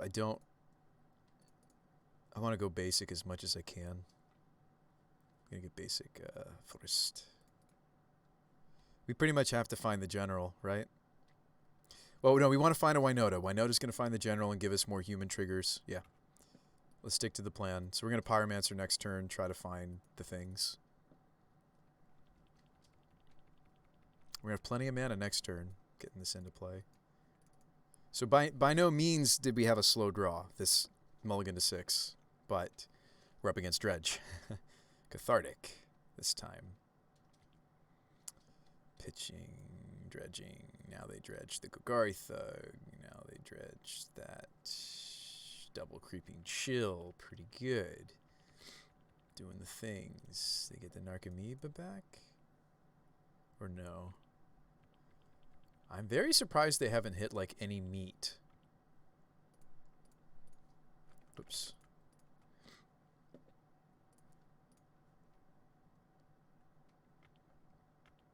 We do get the Violin, this Strangleroot Geist. Unless we want the token. I think I'd rather have the Strangleroot Geist. We could wait and see what we get off the Pyroman. Okay, we want to pitch this Aether Vial. Already we're seeing this synergy of Pyromancer turning Aether Vials into elemental tokens. I think what I'm going to pitch is these two and keep the Geist. That's what I'm thinking I want to do. Let's tap for the right colors. That would be good. Season Pyroman. Keeping the Geist, but let's ditch the Vial and let extra land. Hello, Winota. Ooh, Charming Prince instead. Charming Prince instead. Do we do this in the end step or do we do this now? It doesn't return until the beginning of the next end step. We could wait on the Charming Prince. Blanking the Season Pyroman. Oh, that's going to be juicy. Well, actually, if we do that, we lose the Winota. Hold on. Let's not be so hasty. It might still be correct for me to Charming Prince instead of Strangleroot. Actually, you know what? Maybe I'm just going to hit with the Strangleroot. So, I'm at 13. It might even be correct just for me to put this in and gain the life that it's going to give me. And then also put in the Geist. Hang on. I feel like I've made my mind up. I'm going to hit them for 2 with the Geist. And before the Vial ticks up to 3, I'm going to put in the Charming Prince. And as crazy as it sounds, I think I actually want the life. I mean, maybe we are supposed to make the extra tokens, but we don't want to discard the Winota. Another thrilling discovery. Oh boy. This is going to be a game, isn't it? Oh, they actually hit something. They hit many things now. You think that's right? I have no idea, Tommy Goif. I feel like we're just toast. There's an Ox of Agonis that they're escaping. This is the end. We didn't get to the General Kudrik in time. That doesn't surprise me. Like, if we're not tutoring for it, if we're hoping to hit it off the Winota, it's probably too slow.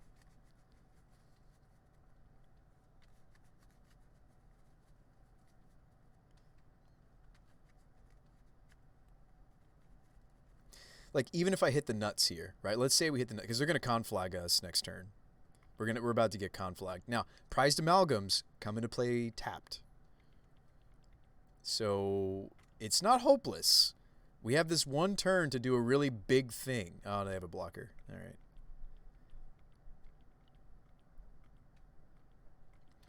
And they're double creeping chilling me. So it's even harder for us to kill them. And now we kind of wish we had the gain a bunch of life from an attack, right? Thing in our list. Gonna go down to 7.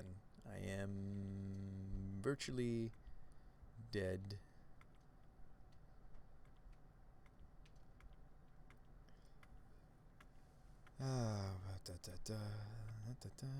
Thank goodness they're tapped. How are we going to deal 32 damage? It has to be like the perfect Winota triggers. Am I supposed to scry? I feel like we don't even bother with the life gain. I think I'm supposed to scry and try to...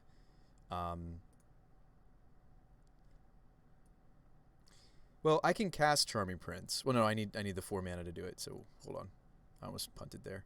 We might want to scry. I don't think the life is relevant anymore. Like, there's not much difference against their board between 10 and 7. I'm going to scry 2, and I'm going to just try to find our double strike creature. Like, if I don't see it, even if there's a human. We're going to bottom these. So that'll make our first Winota a little juicier. And we're not even getting that many triggers, though. Look, right? Because both of our birds, we really needed to land there, so we could have attacked with one of our birds. Yeah, this just isn't going to cut it. This isn't it.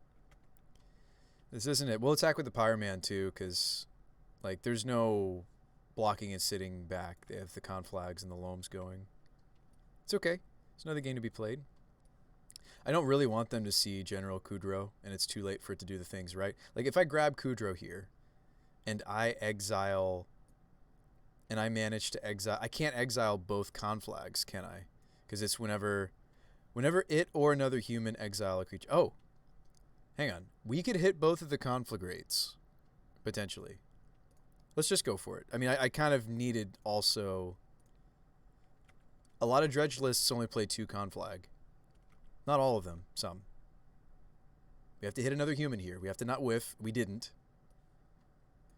There's the Gold Knight commander. Or do we want to just make an elemental token? Does this even give us an anthem this turn? It's whenever another creature enters. I feel like we have to take this, though, right? We're losing the elemental token, right? That's what they block, because clearly they see the synergy. Card's real good. So are we taking Gold Knight, or do I take the Pyro? I take Gold Knight, right? It's not a full value Pyromancer. I take the commander, right, with the hope that we could actually win. Now I'm kicking myself that I didn't gain the life. Grab the other conflag.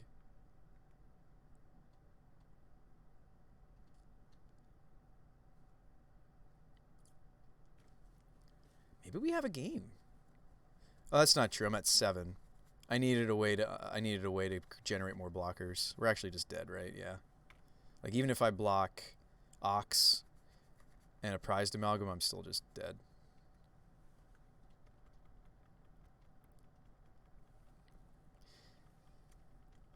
If we could have just gotten this going like one turn sooner. If we'd seen like an evolution, I feel like maybe we could have done the things.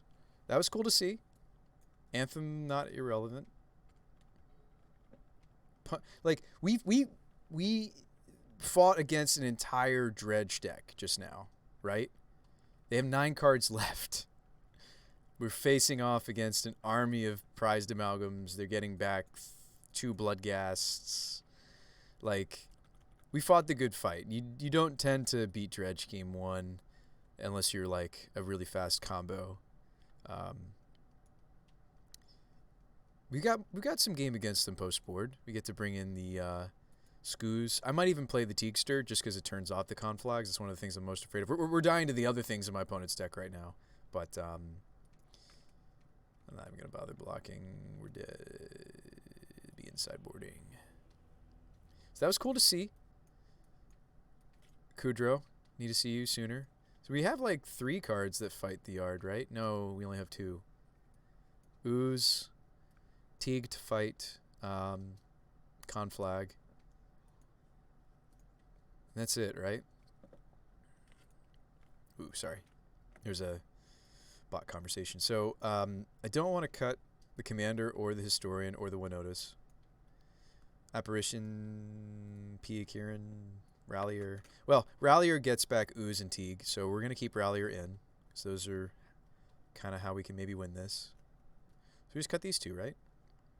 Magus doesn't really stop dredge unless it's very fast, and even if it is fast, their deck can still operate on only red mana. We might want to run this because it might give us the cheese win potential.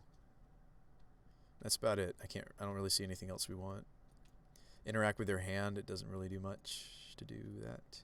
Oh, Glyph Weaver can protect us from a conflag too. Does this look right, folks? Like, you can sometimes get him with a moon if it's fast enough. Like, if this is a turn 2 Magus, which we can do, right? Turn 1 Bird or Goose. Turn 2 Evolution or Magus. We can do it. It's just not all that likely. All right. That seems like a pretty clean sideboarding for this matchup. It was cool to see us do something relevant in the matchup, exiling the 2 conflags.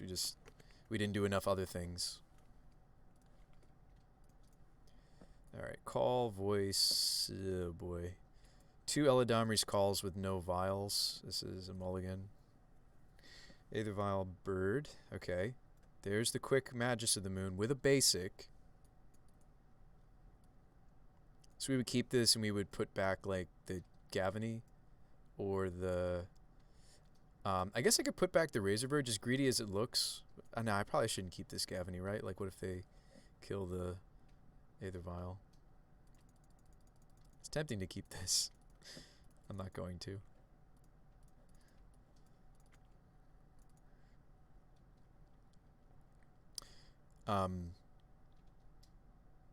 I should lead on a fetch because we're hoping to hit another fetch, right? I'm leading on birds, and we're going to try to go for Magus. Like, Aether Vial, all the more reason to... The Aether Vials does make us a much better Magus of the Moon deck.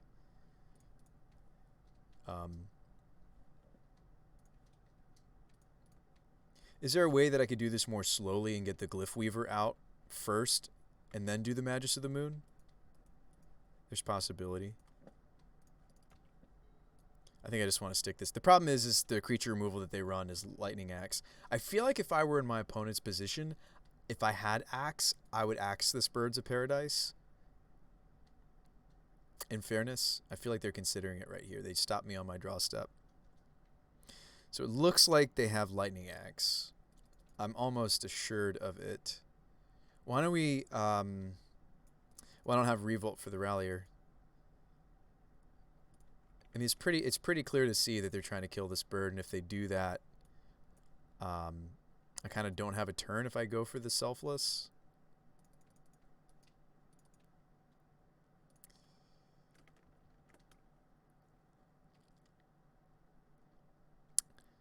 Like, they have a Lightning Axe. It's pretty obvious that they have Lightning Axe. So, knowing that they likely have Lightning Axe,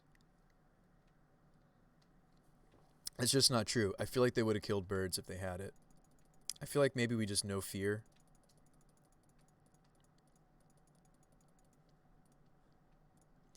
I've changed my mind. I think they do have the axe, but I think we just have to hope that... Yeah.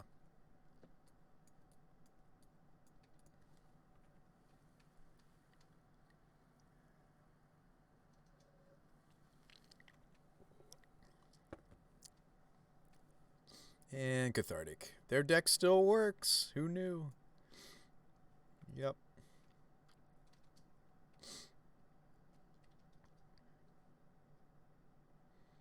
Narcomoeba to get back this prized amalgam. Yeah. Oh, look, this Ox of Agonis works too. We tried. We can get the Glyph Weaver down now and try to protect the Magus. Get to get the Vial down too.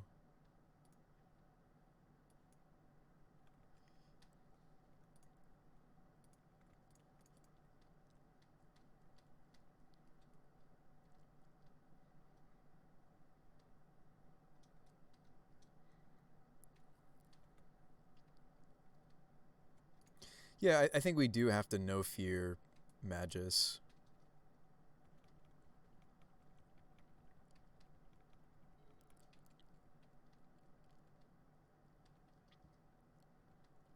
Do we just put Renegade into play just to block something? Like just to buy us some time? It's not likely I get the Revolt once this comes down.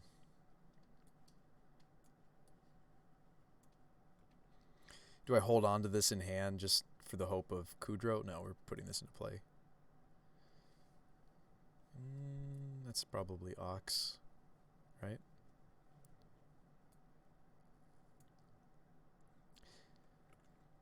I feel like I would want to Shriekhorn before this goes off. That way there might be bigger dredgers for me to hit if I was in my point. Oh, they had a Stinkweed. Never mind. Doesn't matter. Stinky. Oh, they brought in Ancient Grudge. They brought in 2 Ancient Grudges.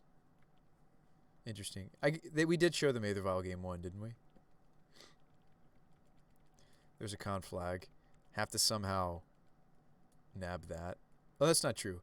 Like, okay, so yes, the Glyph Weaver is going to protect me from them conflagging our board, but Glyph Weaver won't protect our face. I think we're just losing to Dredge, and it's pretty normal if you don't hit your pieces.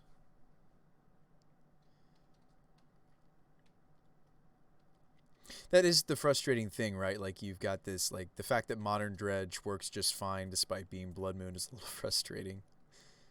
Makes it a pretty resilient deck. Let's draw the things. Give me the goods. That's not the goods. Yeah.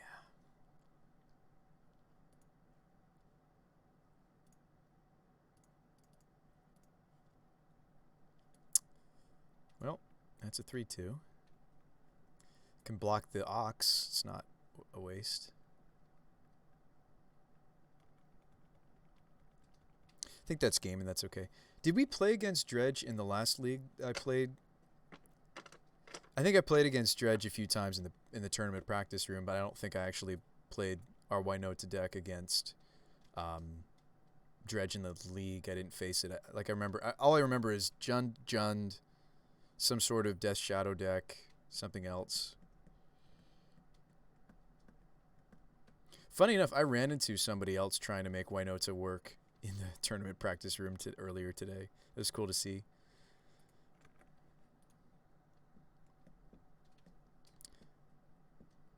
Is this another Ox? I mean, when they have it, they have it. It's fine. Like this is like the slow kill. This is just as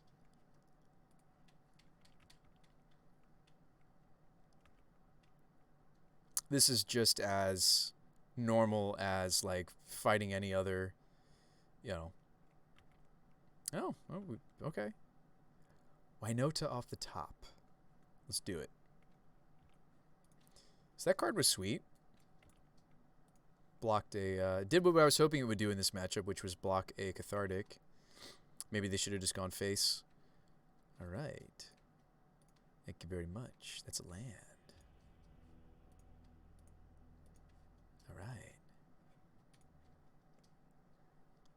That was cool to see, like, the main deck General Kudro almost do enough in the matchup, though. I will say that much. Like, yes, we got smashed by Dredge. Does that surprise me? No. Playing, you know, a really weird B-list tier 5 nonsense deck. But it was really cool to see the General Kudro almost do something. Wasn't it? I wonder if we'll get to see some of the other modes, right? The Anthem's always relevant. The exiling certainly was relevant in that matchup. It did come into play game 1, just wasn't enough. And then the sacrificing some humans to destroy stuff, I'm sure that could come up too. I could see us sacrificing princes and seasoned pyromancers and stuff to kill stuff. That's the mode we'll probably use the least. Oh, this opener looks great. See, we're sitting here complaining, and yet look at this. Look at this kind of gorgeous opener. Well, it's a little sketch. I wish this was a forest, but we keep this hand, I think. And we're on the beatdown plan, right? Like we really do want to see Winota, but we're not as all in as I have been on previous versions of this deck, which is if I don't see a tutor or Winota, we just lose. At least we've got some stuff going on. This could be a few different decks. I chose white. Some sort of weird devotion deck. Enchantress. I don't even know. I'll play the second vial. You can make an argument that we should just hold this because of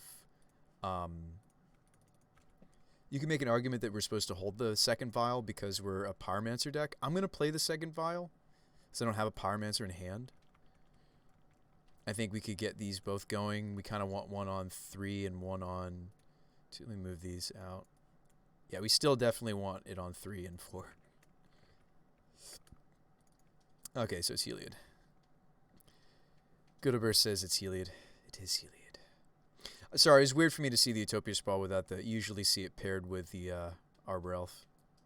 We do have some tech for this. I actually even thought about playing a Deicide in my sideboard just because Heliod's pretty prevalent. It's funny that they're playing the Valentine's one, the Secret Lair Heliod. Right now, we're just playing a Linvala for this matchup, but I have thought about playing literal Deicide. Also, Phyrexian Revoker is not 0 value against in this matchup. The different things you can name. Probably naming human here. I don't know if there's anything else we would or could possibly name. And we're just playing the things.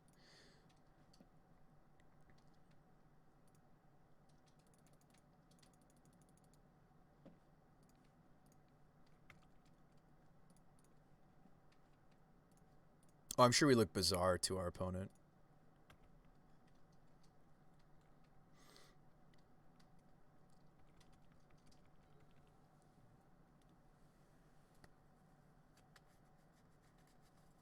Looks like a company to me. 10 out of 10. This is probably a company. It makes me wish I had like a Teague instead of Kudrow right here.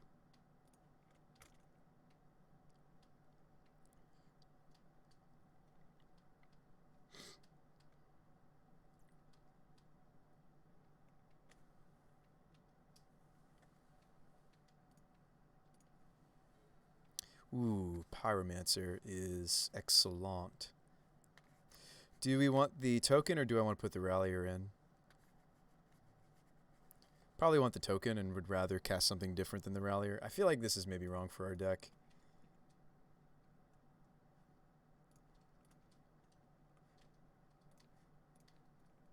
Just saying. Don't think I want to attack into this company. Now that changes. I just drew an evolution.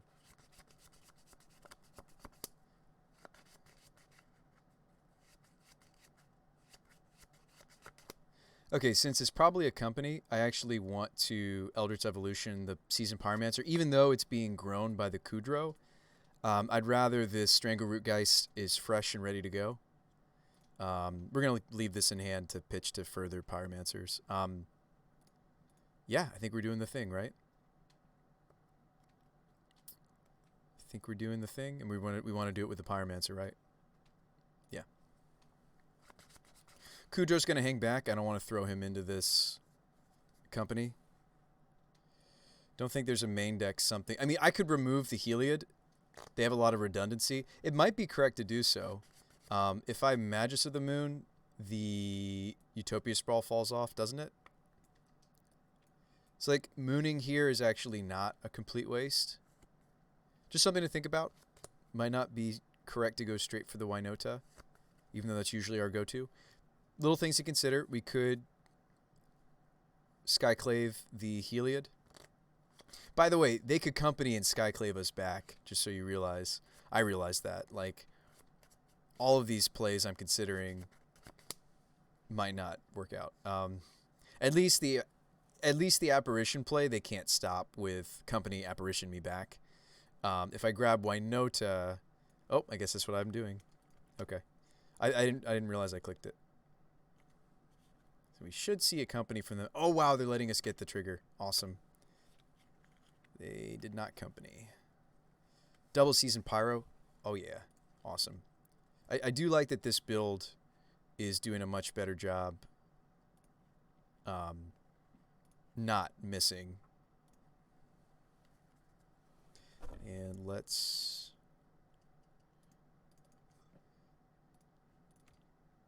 I've had something weird going on with my Moto where it doesn't necessarily let me play a land in my second main. I don't want that to happen here. Awesome, it didn't. So I kind of do want to get the Gavany down, don't I?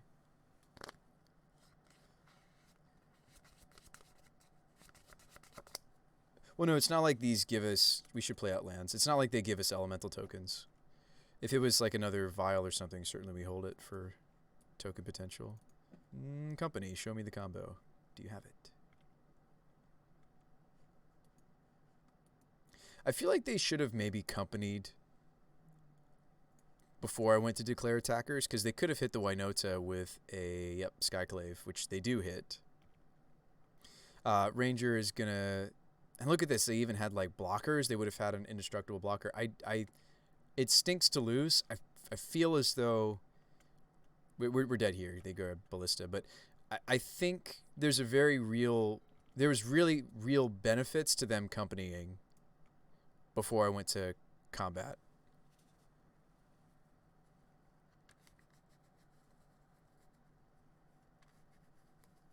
And like Linvala isn't like the bee's knees either, right?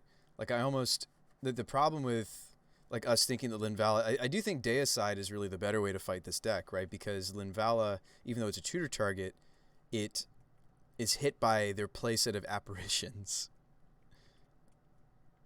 You dig? So they don't play the ballista yet. They're at 8. Yeah, we're not dead yet, but probably. Oh, wow, we drew another Winota. And we have Township. Whoo, okay. We are doing some powerful things, folks. We can force some blocks. If we can force some relevant blocks, we actually maybe win. I have to hit the double striker creature, right? We just smash everything in. And we wait to Gavany until we've gotten all of our Winota triggers. Here we go. 4 triggers. Can we beat Heliod? There's our double striker. That's piece number 1 of the combo. Okay, I'll take a Winota. That means she gets haste, basically. We want to keep the one that's attacking. All right. Give me a couple more relevant triggers. Give me the guy that if we... okay, Charming Prince. All right, hang on. Charming Prince. I don't want to take a single attacker off except for maybe Birds. No, Birds is dealing damage right now. We are doing it. I do take a Charming Prince, but what do I do with it?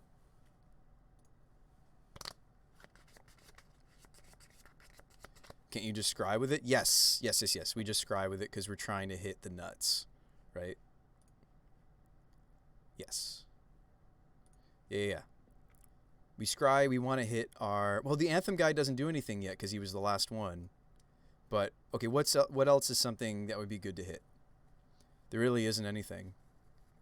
I might just want to leave this Charming Prince on top. Like what else is there? Another Charming Prince would be a power 3 indestructible attacker, guaranteed.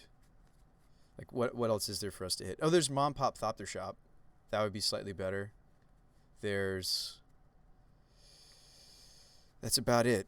We really needed to hit the Gold Knight Commander earlier in this combo, right? This really feels like a combo to me.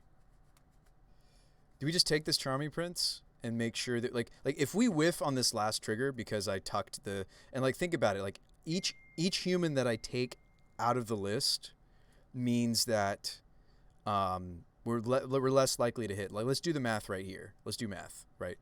So this is... Each of these creatures is going to have +1 because we're going to Gavany, right? We have enough to... Yeah. So 4, 6... 10. Oh, they're done. They're done. Wow. We just beat Heliod. And they had like the nuts draw that their deck... I mean, not the nuts, but like a really good draw from their deck. We just beat like quote unquote the top deck in the format. Awesome. It stinks to start off with that loss against Dredge, but like this felt really good. And we have a couple aces, such as this Linvala. What else do we need? That was sweet. I did not expect that. Do we play Paths? Maybe not. I don't think it does enough. Toski. Oh boy, this board state.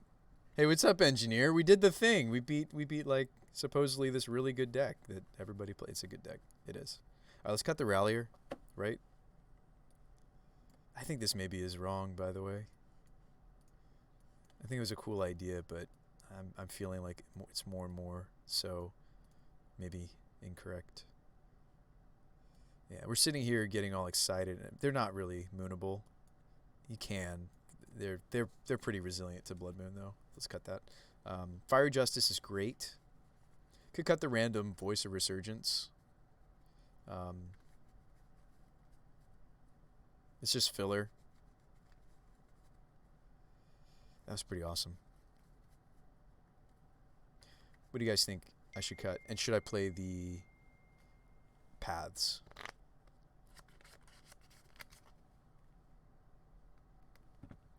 What do you guys think? Hopefully you guys realize I'm joking as I say, ooh, we beat this really good deck. Heliod's very good.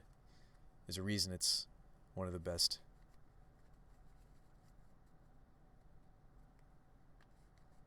All right, life's a roller coaster. MTG has been through it all. Down the street from where I first started watching your stream. You like playing paths, says Tommy Goif? Okay. We'll play the paths. So what do we cut? P and Kieran Alar? I like P and K. I also don't know about the Legion War Boss either. Don't they have good blocks? I feel like they have good blocks. Are they going to bring in Auric champions against us? That's funny to think about. We do have some red stuff. I wonder if they just have no idea how to board. It's always the little advantage of us playing a weird thing. You like cut a vial? P and K is still technically some form of removal. We'll keep it in. Like Crater Maker is removal too. Cut a Winota? Really? I feel like we just want to slog and just make sure we always have it. Ooh. Moto may not let me have this. We'll see. Are we sideboarded? We are. Oh. Whew. Oh no, we can't keep this hand. Ever. We can keep this one. Hey, there's the Linvala. We, so, red. I think we ditched the Geist. Keep the Pyroman, right?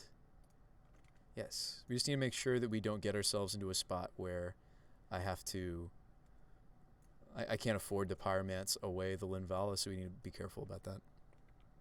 What about cut your non-Winota hits? Speaking of Winota.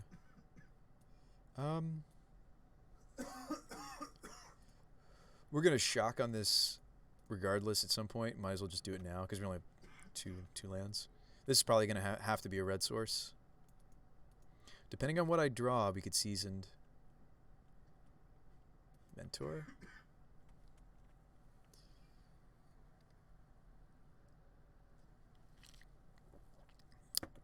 Gold Knight Commander's taking me back.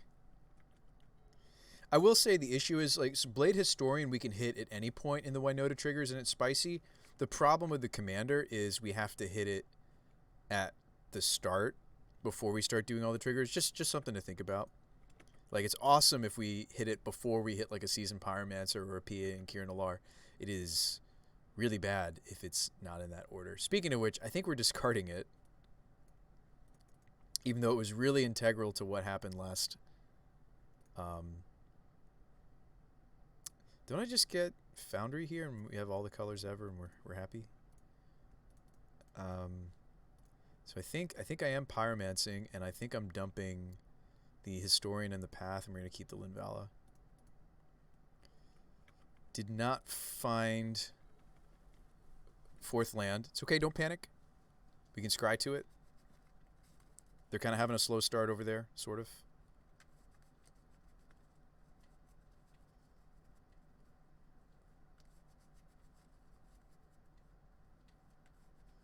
If we draw land, if we draw land, why not do Angrass Marauders? We've done the Angrass Marauders build before. Engineer, we've done Chord, Neoform, Angrass Marauders, Geist. That's the Geist Honored Monk. I haven't done the weird 5-color humans thing yet with the Yorians.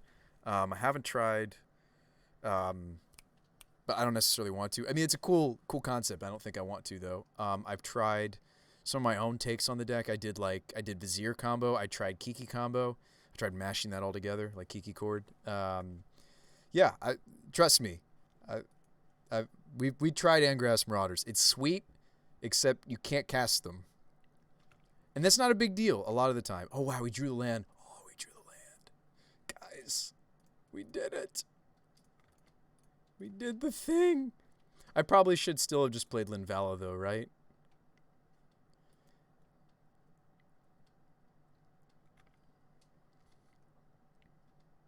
No, they have the path. Okay. No. This is good that we played Winota first. It's good that we played Winota first. I'm actually going to get planes because of our hand. It's good. It's okay.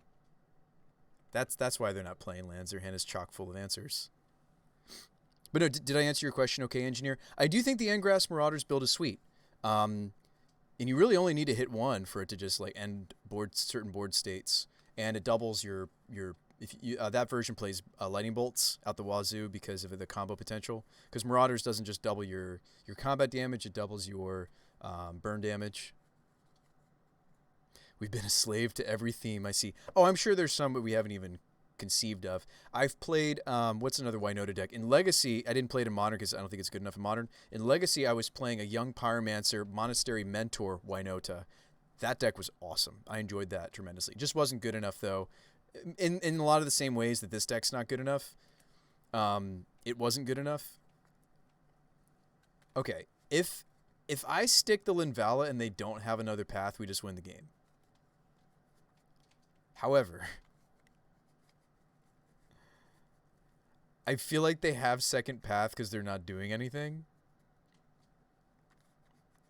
And I feel like they don't kill us next turn, even if they had like the Nutso. Right? Even if they had company into both pieces of the combo somehow, they don't kill us. Let's do another Winota. No, I want to hold this because if I Young Pyro, I want to be able to pitch these and keep the Linvala. Alright. Let's do it again. It was good last time. Let's do it again. It's stronger this time because we have the planes that they gave us. Thank you, opponent. 3 triggers this time. Let's go. No path. Alright. Let's do the things. Okay, P and Kieran Nalar, right? In this matchup. This, right? We want to shoot things. If they can't remove Linvala, though, they die. Well, yeah, I'm doing this because we have a glut of resources. They're stuck on mana. Happens. Like, the fact that this isn't giving them mana here. Linvala would be lights out, though. It is, but I'm just trying to play around another path, guys. I'm going to grab the Mom Pop Thopter Shop. Seasoned. Let's keep the Linvala. Another Winota. You don't mind seeing the first one because then she has haste, basically. They're at 8. Do your worst. We won the match. We may have lost to Dredge. We may have lost to Dredge. Engineer says you're playing correctly. Oh, well, thanks, Engineer. I try. Don't always, but I try. We may have lost to Dredge. But we just beat Heliod. Granted, they had a one-lander that they kept.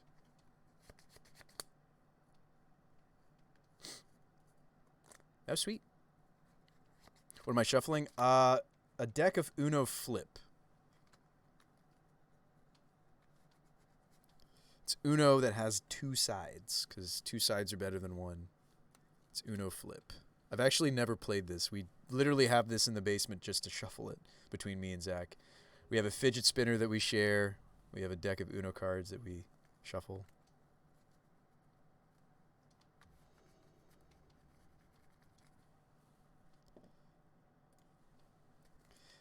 All right, we keep this, right? Seasoned Pyromancer can't go wrong. So the issue with this hand is the obvious. We do have the fun synergy of Aethervial put in Dryad Arbor. I feel like I can't pass it up. I want you guys to see this little cute synergy. Let's do it.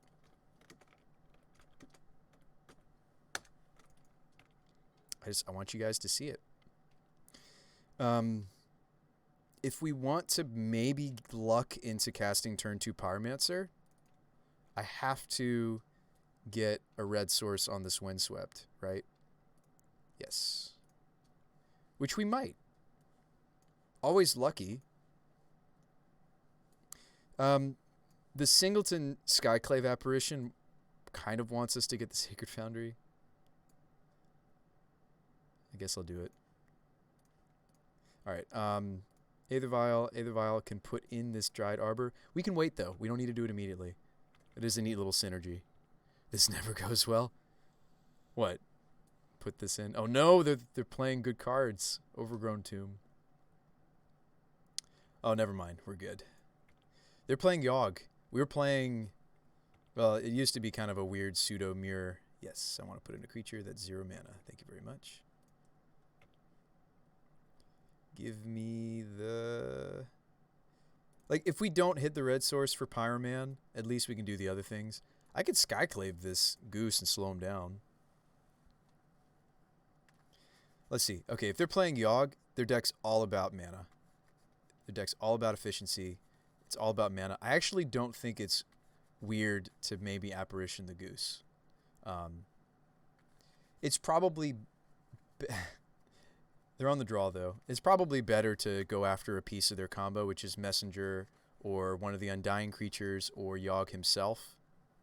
I'm totally putting them on the Yawgmoth deck. Overgrown Tomb, Gildagoose, it's most likely that deck. That being said, I think I should Pyromancer and ditch everything but the Apparition. So that's what I'm going to do. Or, no, I can't. Never mind. Okay, sorry. My choices are Geist or Apparition. That's okay. That's why I was really thinking about doing the Apparition.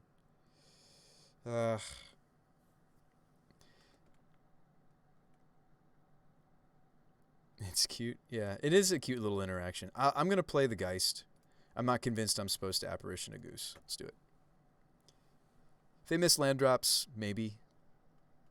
Don't think I'm going to do it. They need a lot of mana. Like, I'd love to hit, like, Wall of Roots. That's really what... Like, if there's a mana dork in their deck that you want to hit, it's probably Wall of Roots. Gildagoose is just such a... Can be such a clunky... I mean, and I say this, and we're running 2 copies myself. Yep. So we did call their archetype. I'd love to hit their Strangleroot Geist, because it is a piece of their wombo. They do need to hit 2 Undying creatures and also the Yawgmoth. So... If we don't draw a red source for Pyromancer, I probably Apparition their Geist. Maybe. Reasonable chance. Charming Prince. So we get to Skyclave 2 things. You would... So I could Skyclave 2 things. Oh, that's like a nice tempo play, isn't it? Don't we do that? That's so sweet. But Wall is Soul Ring 3.0. So, I could hit their Goose. They didn't use the mana that's on it. I could Skyclave both their things, guys. I could hit both because of Prince. Plague Wind also powerful. Yeah, like, it's very tempting to just do that. Like, I'm slowing their mana. They're a Quarter Calling deck. I feel like that setback would just be really tough for them. You lead on the Gilded Goose. If we're going to do this line, I'm just doing it. Let's just do it. It's so tempting. Let's just do it. Actually, could I have done it in response to the trigger? Would they not have gotten the token? Did I mess up? We attack first. Did I mess up? I guess I haven't played a lot of Apparition, Prince, and Vial, and... Just attack with Geist first. They're going to get a 1/1 out of all of this, right? No matter how I spin it. Unless, in response to the Skyclave trigger... I guess it's like a ruling thing. Does Skyclave remember what it exiled? Or do we have to wait until it's, like, underneath the Skyclave? Just something to think about. I may have made a misplay there. Yes, you messed up. But they'll punt back. Okay, I did mess up. Okay, I hesitated for a second there, and I was like, no, I think that's how this works. So I could have done it so they don't even get the 1/1. Oh, that sucks. Okay. All right, I'll do it right in the future. I'll try to remember. Thanks, guys. They might not have had the 1/1. It's a separate trigger, kind of like Tide Hollow. Maybe I can discern this also from Apparition. I mean, I trust you guys. If you're saying it works, it works. So maybe it's... Yeah, the Skyclave no longer exists... And the trigger finishes... Yeah. Okay, so we could have... Darn it. We could have. Now they have blockers. Would they block both of these on the Apparition? Maybe. Darn it, guys. We could have had the nuts, and I messed it up. Messed it up. It's okay. It's really okay, because we're about to do all the things. I think I want the extra token. I don't need this birds. We have a vial that's doing the things.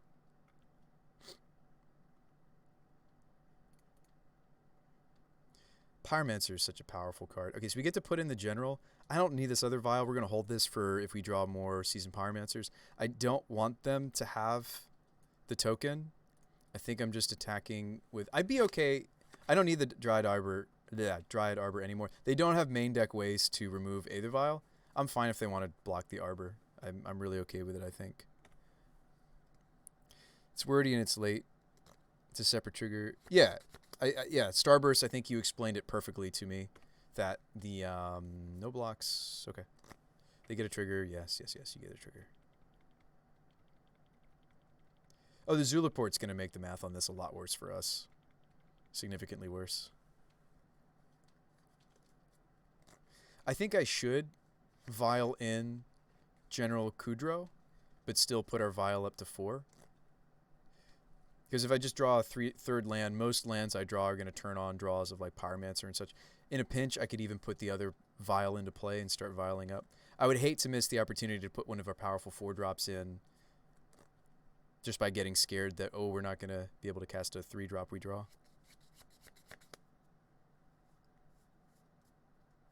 It's weird that they use the old templating with it.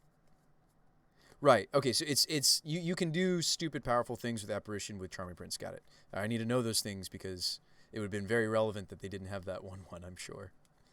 They got a drain out of it. They got to block and kill my Arbor. Ooh, and there's the Essence Warden. Yep, so they have both of their life total manipulators. But they don't have any of their combo pieces.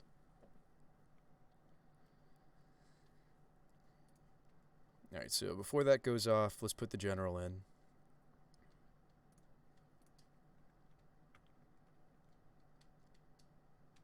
Yep. We're going up on the vial. Like if I draw a 3-drop here, I might be coaxed into playing out the vial that's in my hand. But if we just draw a land, then it doesn't matter. Ooh, we just draw a Charming Prince. Cool. So I can Charming Prince our Pyromancer after combat. If I Charming Prince the Apparition, what do I hit? The Cutthroat. Problem is I'd give them a 2/2. Don't want them to have a 2/2. I like that everything that they have is 1/1s. Would they double block the Apparition? And even if they did, would I care? I don't think I would, actually.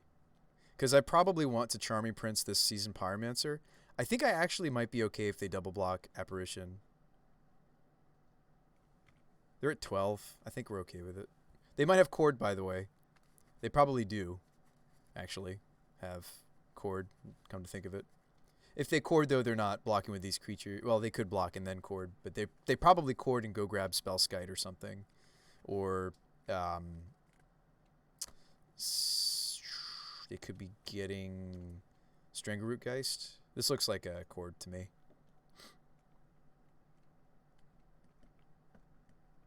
Chord for 2. I'm not surprised.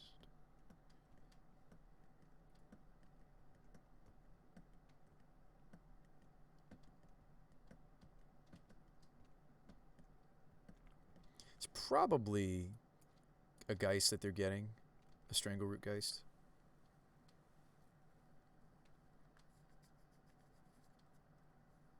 Now, I've played the Yawgmoth Chord deck myself. Yeah, we predicted it. So it's relatively easy for me to think of maybe what they're grabbing. I wish I could vial in this Charming Prince to get the General Kudrow trigger off on their Strangleroot so they don't get the Undying. That would be sweet. Not today, though. So we're going to get this trigger, this trigger. They go to 1, by the way. I don't know, they could piece it together, right? That's one Undying creature. Well, no, they need Yogg and another Undying. It had to be like Young Wolf. It needs to be like land, Young Wolf, Yawgmoth. Or, yeah, it would be really close. I think they maybe could do it, by the way. But anyway, let's Charming the Seasoned Pyromancer, because that's pretty bonkers. Get to convert this Aether Vial into...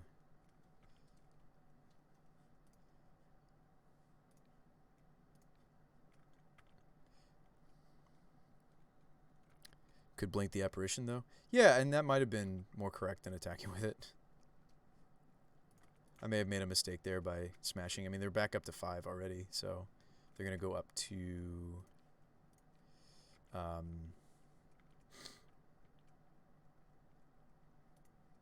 going to go up to 7. There's the Blade Historian. Blade Historian probably ends the game next turn. Another Aether Vial. Love that we can convert those into elemental tokens. Love the synergy that Seasoned Pyromancer gives this deck. The various synergies. I mean, the Seasoned Pyromancer is the glue that makes this deck work, right? Human that makes non-humans. Gives us value in the late game of returning it, or returning the elementals from the graveyard. Something worth blinking. Let's just get rid of dead cards or sideboarded or cards that aren't relevant to the matchup. Am I losing right here? This looks like a chord for Yogg. You have the lethal. Do we have the lethal? Yeah, I mean, so the other line that I could have done with the Charming Prince was instead of attacking with the Apparition, I could have exiled the Strangleroot, or not the Strangleroot Geist. They hadn't gotten it yet. And Chord is instant, so they wouldn't get it. I could have gotten rid of the Zulaport Cutthroat, though. Like, we're in a dangerous position now that they have the Yawgmoth. And the pro-humans is not irrelevant against us, by the by. They get to block something for freebies. We might just be dead. Like, they just need to find another Strangleroot or Young Wolf, and they win. And they're dealing as damage as they do it. So, I mean, like, just because it looks like we were killing them next turn, I think we kind of slowed down what we were doing. We were kind of doing some, like, cute stuff with Charming Prince and stuff. It's very charming of us to do, but didn't kill them. They went all the way down to 1, but 1 is not done. Is this the deck we were inspired by? Earlier iterations of the deck were inspired by. We're putting -1/-1 counters on my General Kudro. So he wants to kill General Kudro.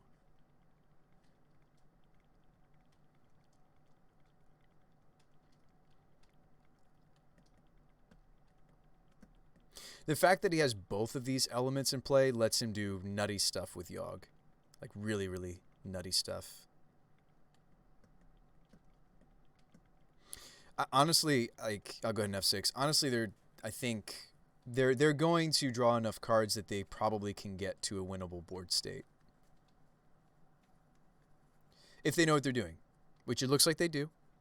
If they're an experienced Yogg player, they can probably turn this into a win. At least they're killing General Kudro. That doesn't concern me too much.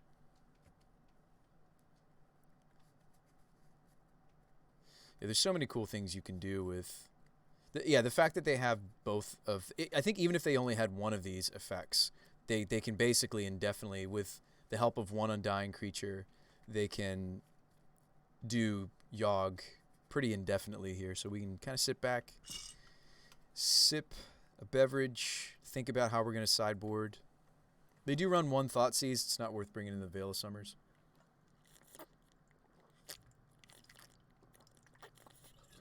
Teague is great here. We get to turn off their chords. 1 card for turning off 4 cards. Pretty good. We can play... I might even try out the Spellbinder. We just need to keep them off their combo. So down goes General. We're a little weaker for it. We lose an Anthem effect on 3 of our creatures. Like, we're playing General Kudro for the incidental Anthem, right? The incidental graveyard hate.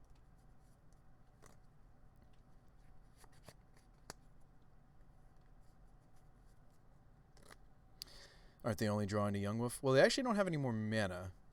Didn't they already play their land? I don't know. I think they played their... They may not have played their land this turn. Well, here's the thing, though. I'm at 6, right? Like, the Zulaport is actually going to put us pretty low. Like, the only thing that's better than me putting the Blade Historian this next turn is hitting Winota off the top.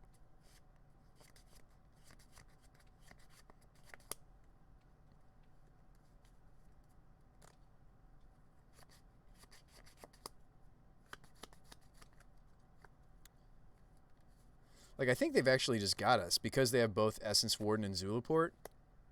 Oh, no. Down goes the Essence Warden. Really? Did they have to do that?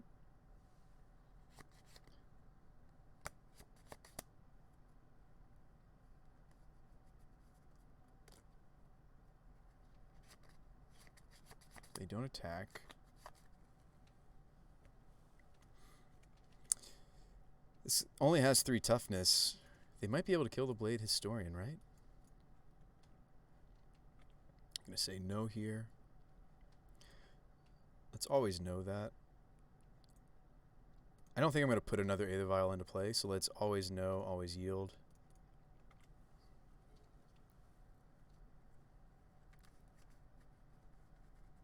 Probably should play this land. So it's not when your creatures attack they gain double strike. It's attacking creatures you control have double strike. I don't have to vial the Blade Historian in until I've seen how my opponent positions their blockers. I do need to be cautious as to the fact that, let's do some math here. So they do have some drains and some gains.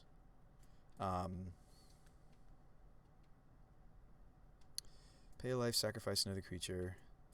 They sack the Zulaport to take the counter off the Geist, sack the Geist, kill something. I think they can kill the Blade Historian. We need to be careful that we don't swing in such a way that I die on the backswing from the opponent, so I just need to think about this math. The humans attacking isn't great because of Yogg. I might just want to attack with everything that's a non-human because this guy just gets to eat up one of these for freebies. These might want to be the blockers. The problem is, of course, that Yogg gets to swing through next turn, and I'm at 4. Yeah, I think we've lost this. I don't really see a way that we can win unless they block in a really awkward way and then the Blade Historian lets me win. Like, I need them to block. I think they'd have to block Yawgmoth onto my Strangleroot Geist. And I don't think they're going to do it, but maybe they will. Is that really the only out here? Is they block this onto this and then I give this double strike? You think we attack all? 1, 2, 3, 4, 5, 6, 7, 8, 9, 10, 11, 12, 13, 14, 15, 16, 17, 18. Am I mathing that right? 4, 5, 6, 7, 8, 9, 10, 11, 12, 13, 14, 15, 16, 17, 18 damage.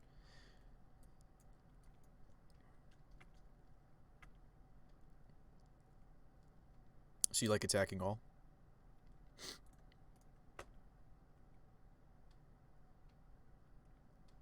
Now, they're going to still count as attacking even as we move into the blocker step. So the sneaky Blade Historian may prove to do something yet. We took the time. We mathed it. We thought about it. I think I've lost this match. My opponent has a full grip of 7. Yeah, so they block a human like I thought they might. So I don't think what I'm pushing through is enough to kill. Yeah. And like we're showing some of our tech, but whatever. That's too bad. They can also start doing stuff before we even put the Historian into play. Yeah, and they can even do stuff right here before the double strike goes through.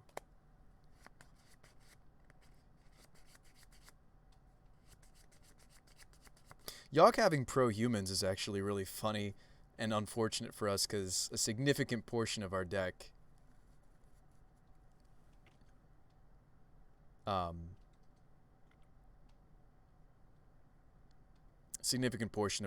is humies.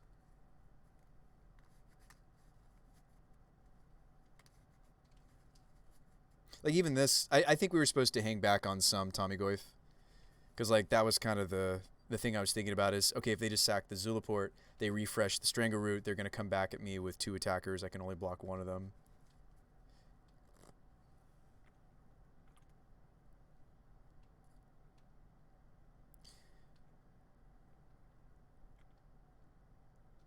Well, but they lost the Zulaport.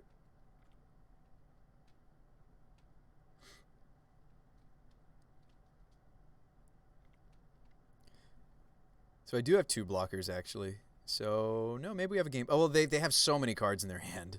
I mean, it's nigh impossible that they haven't assembled their combo. But we can dream. We can dream that they haven't assembled it. All they need is Messenger right here, right? Messenger wins, because I'm only at 3. What else wins? Lots of things win.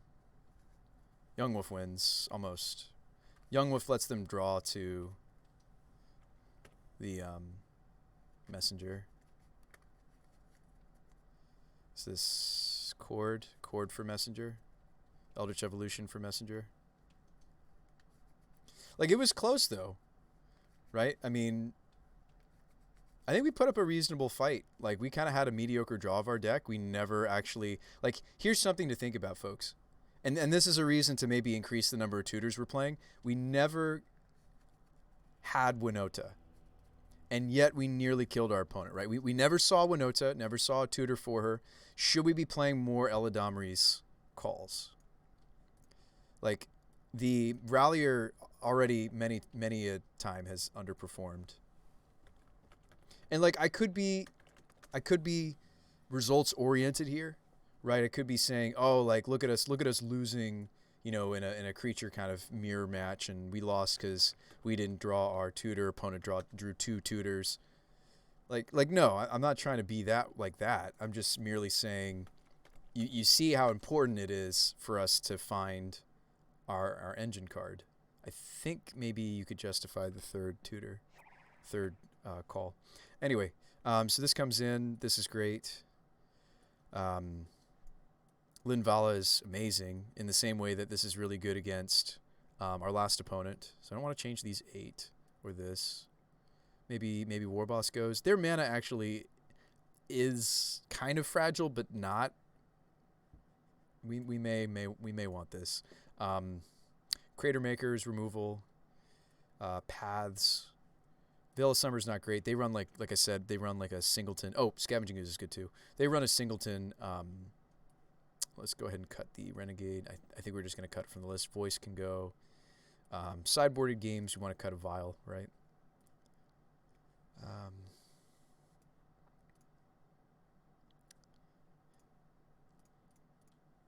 Maybe we even cut the Commander. Paths are great.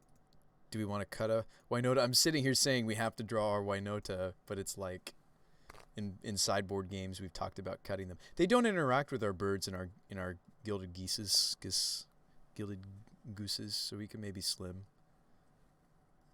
Yeah, I really do wish we had another Eladamri's Call, I think. But could we even play like Collected Company? The problem with Company is it doesn't find our... I feel like we want tutors that result in this card. Play the Warboss. Oh, cut the Warboss?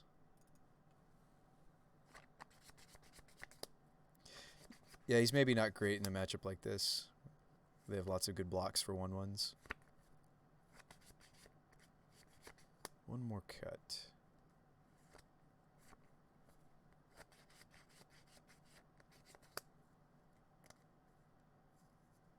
Maybe I really will cut one Winota. Cut Pia? Really? Okay. It's a little slow. That's fair. It's not really a true grind. It's a good suggestion, Tommy Goith. Sand looks great, potentially. It's missing white mana, but... Actually, no, it's a little slow. It's like tempting because it's like we have the Pyromancer, we have ways to get to the Winota, but we don't have second green, we don't have the first white.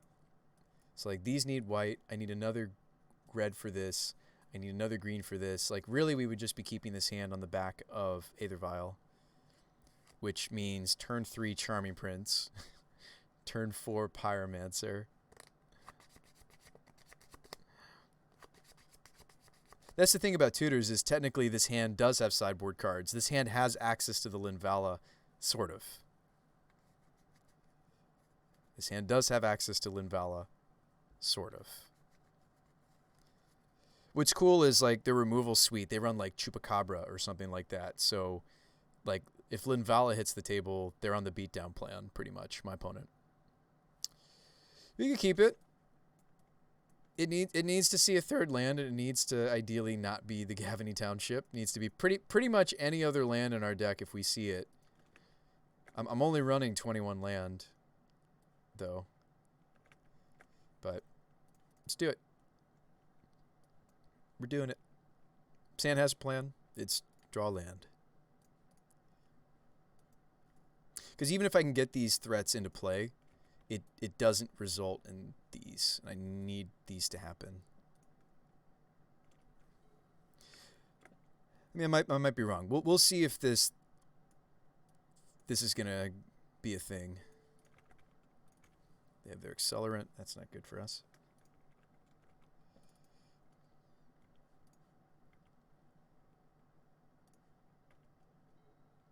Ooh, okay. I'll take that. We'll vial it in.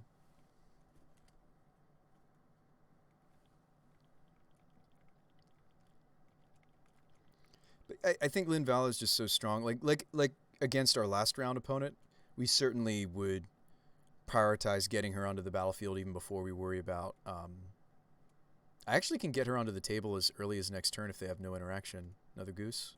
Goose is loose. Right? Put in birds, charge vial up to 2, play Charming Prince, scry 2. Well, no, we don't want to scry before evolution. We want to scry after. Oh, that stinks. Well, no, the scry 2.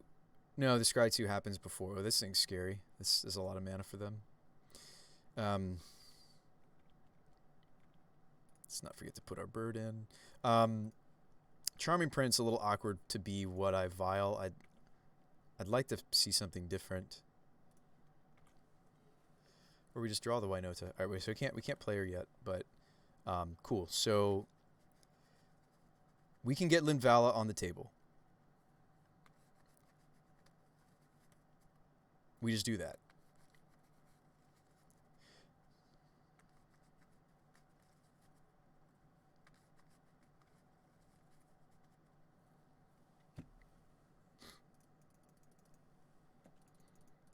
Right? I mean, we just do that. I mean, we're not getting the full value out of Charming Prince. Okay? We're just not. So the scry 2 irrelevant here because we're about to shuffle. Blinking doesn't do anything. Well, actually, wait. Would Blinking Birds do something? Technically, Blinking Birds does something, right? If I had like a path or something. No, it doesn't. It'd be summoning sick. I can gain 3 life. I don't see how any of these modes other than gain 3 life work here. All right. Thankfully, this card always has a mode. Hey, it always has a mode. No, because then birds is, yeah, summoning sick. Let's go get our ace in the hole. For Heliod, too, but it works here, too. Doesn't die to lightning bolt. Ah, what a card. This is a great suggestion from one of you guys.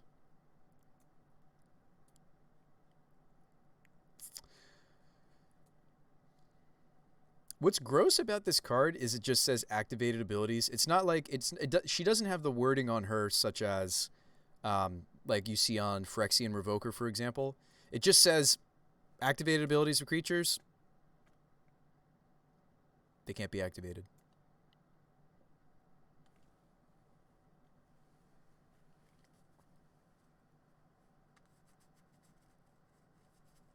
You have a wall. No. Revoker does stop mana abilities. Am I thinking of Pithing Needle? No. I'm wrong. I think you're right.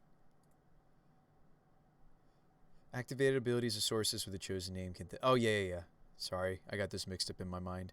Yeah, so in Legacy, they'll use... You can use Revoker to fight over mana, or even in Vintage. Was I thinking of the wording on Pithing Needle? Unless they're mana abilities. Thank you, Venox Storm. You're right. What's sad is all of their things are 0 power. They have no power.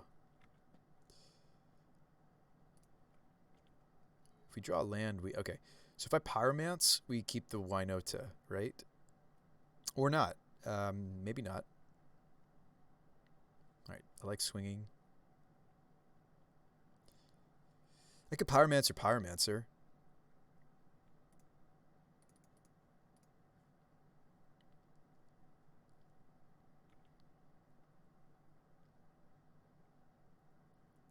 I feel like that's wrong. we're so close to getting all sorts of triggers. Like, why would I throw this away? Is there much advantage to me tutoring it out and then using it? No, like we should just keep the Winota, right? Right. Like inviling her instead is good too because I get the extra triggers. Hit you for 3. Oops. Can't get lands compared to Pithy Needle, allows mana abilities, but can name lands. Oh, that's right. Revoker, you can't name lands. It's non-land. So they have their place, right? They affect different things. And Linvala, in fairness, only affects creatures our opponents control. Right? It's not like she stops other things. She's very specific to... Uh-oh, is this like a dismember? Cutthroat. Cutthroat's relevant. Cutthroat's relevant. Cutthroat's one of the more relevant things that they could hit. I still think we're going to punch through, though. Or we just get to path this. Oh, boy.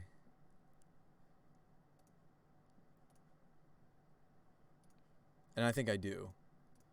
No soup for you. We had it all. We had it all. Now, again, when you play bullet decks like this, where we do have lots of tutors, right? We're running 6. Maybe we'll add a 7th tutor to the deck. Like, we'll be able to get these pieces pretty consistently. No reason, really, to attack with the... Oh, no, we should, because we could hit, like, an Anthem, a double strike effect. What if we finally hit Captain on the first hit? Did we? Oh, no, we didn't. I think I do take General. Right? Or do I just want another Pyro? Let's take the General. Because if I now hit the double striker... Okay. Charming Prince...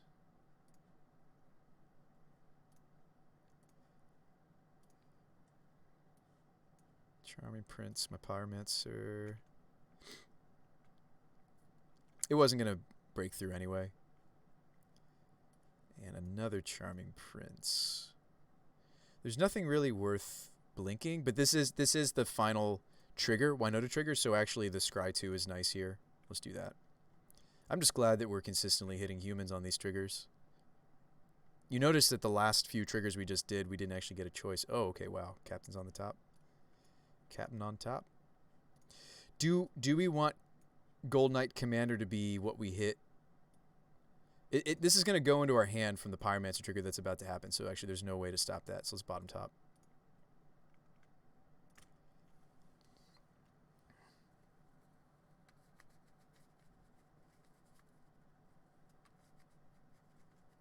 Kudrow gave the charming... We're not really playing this card for the Anthem so much. We're playing this card for the Graveyard Hate, Incidental Removal. We're playing this card for the full package of 3, right?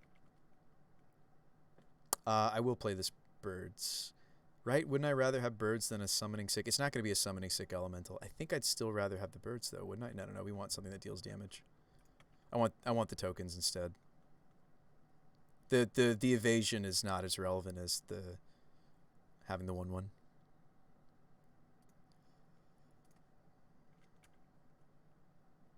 of makes me wish they had some graveyard stuff going on. We've had a lot of general triggers. All right, so we draw to the Gold Knight Commander. Good night.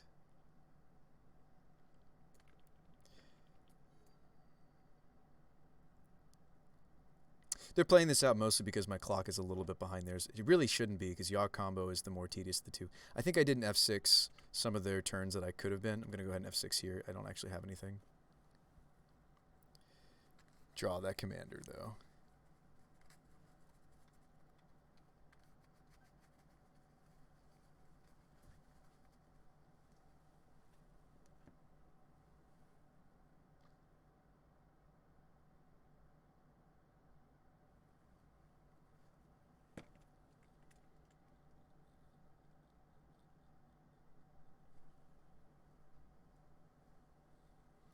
All right, so always no, always yield. Put the commander in.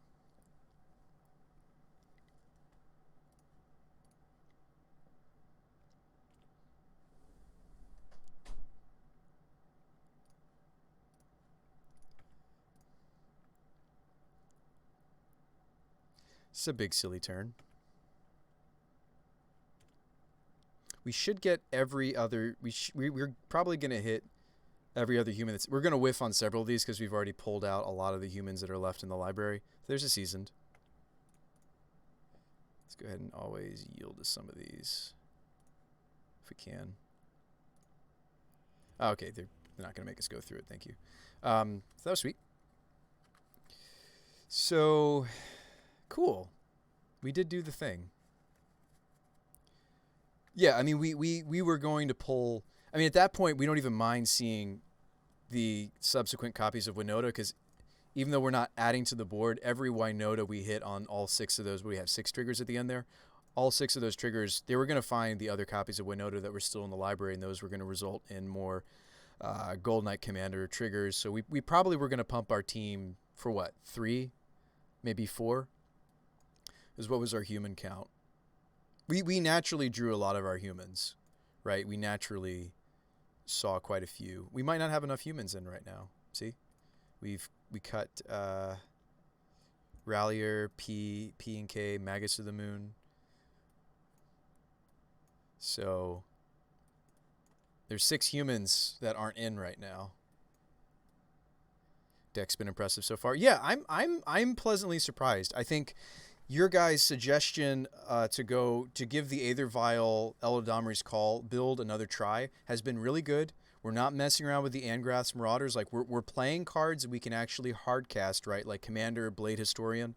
I didn't come up with these cards, right? You guys helped me with a lot of these card choices. So this is definitely becoming our deck. It's not. I don't count it as mine. Yeah, I really don't think you can Blood Moon their deck very easily. I think this is actually, we want to run it back like we did. The 2 of Vial was pretty clutch. I wonder when we're on the draw if I should just play the 3rd one. I don't know. I think Crater Maker is really slow and sloppy for what it does in this matchup. Maybe that comes out and that's 3rd Vial. Like it's really here to remove artifacts or Eldrazi. It's not really great for killing creatures. I'm better off with Justice in the Paths, right? Justice is fantastic in this matchup. 5 damage divided as I choose among any number of targets. Very good in a matchup like this. Love it. Wish we could run more copies. I'm only running the fun of. Anyway. All right. Yeah, it's been doing a lot better than maybe we all thought it would, myself included. Interesting opener. This hand does result in a Linvala, so we keep it.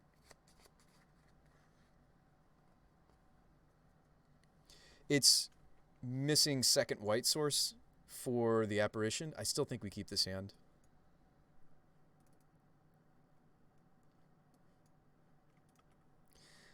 We don't play the 2nd Vial, right? It's really, really relevant for us to be able to generate, unless we think they have removal for this, which they do play. Okay, there's a Teegster. Still think I want to get a Vial going. The Teegster. I don't think we do the 2nd Vial. I don't know. It's not like this is really. It's not really a value match, right? This matchup is about who tutors the bullets first, who assembles their thing first. Do we assemble Winota plus non-humans? Do they get Yogg plus the pieces? Ooh, Thoughtseize. They take evolution here, easily. 100%. That Thoughtseize is usually just a 1 or 2 of, mind you. I didn't bring in the Veils because they only play a few of these. Because much like us, like their sideboard bullets are at a premium. I'm only running, what, 5 cards or so that aren't bullets. So 2/3 of our sideboard are... yeah, 2/3 of our sideboard are Strangle-Root, okay. So they did take the evolution. That doesn't surprise me. This is where I wish I had more tutors. We only have 5 more of those tutors in this build. I think 3rd call is where we want to be. Look how nice this curve looks. Oh wait, no, that's not true. This is here. Never mind.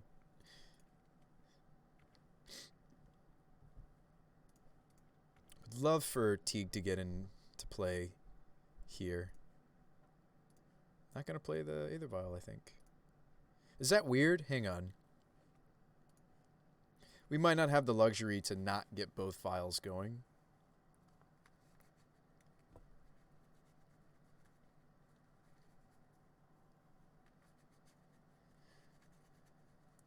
Like, why am I keeping it? I'm keeping it because it could become an elemental token. If I play it out, I get to get my vials on 3 and 4. I think I should play it. I think I'm being really greedy. I mean, it's tempting, right? It's tempting to keep the second vial because a lot of what we're going to hit once this Winota does hopefully hit the table are going to be Pyromancers. We want the extra tokens. I feel like maybe I'm supposed to get the other one going. I'd be really kicking myself, though, if that extra elemental token came up. Let's just let it go. Let it go.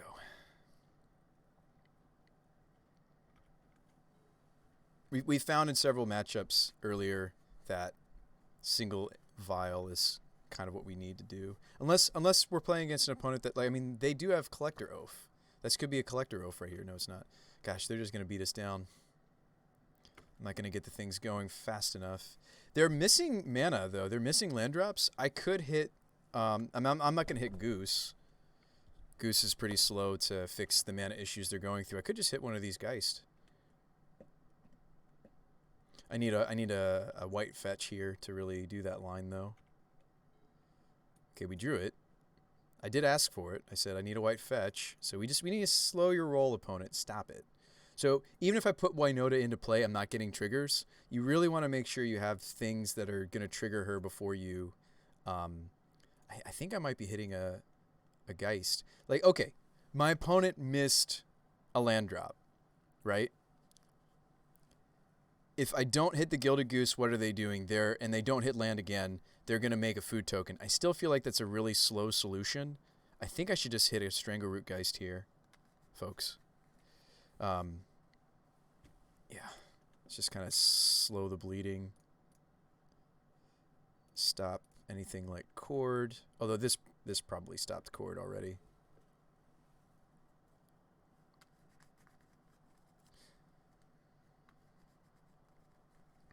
We kind of hope that they attack with the Strangleroot Geist, because then I can swing through freely.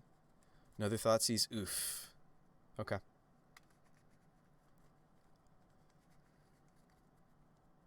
Winota down.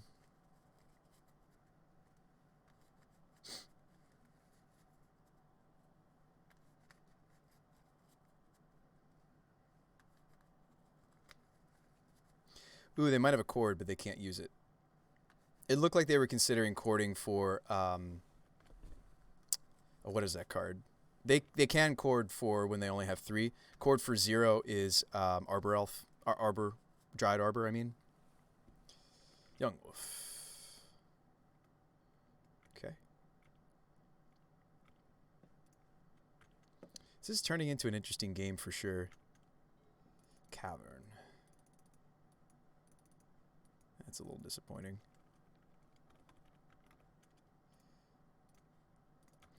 Like, we have reasonable attacks here. Like, they'll win this board state if I don't draw something. Because they have Goose, they can just make food and gain life and stuff.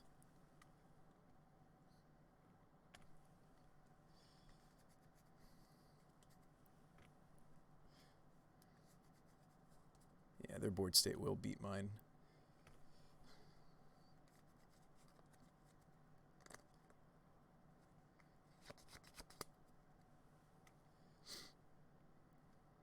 Wall of Roots is a solid draw when they're having mana trouble. Now they've got a good blocker. Come on, deck, give us something. Please.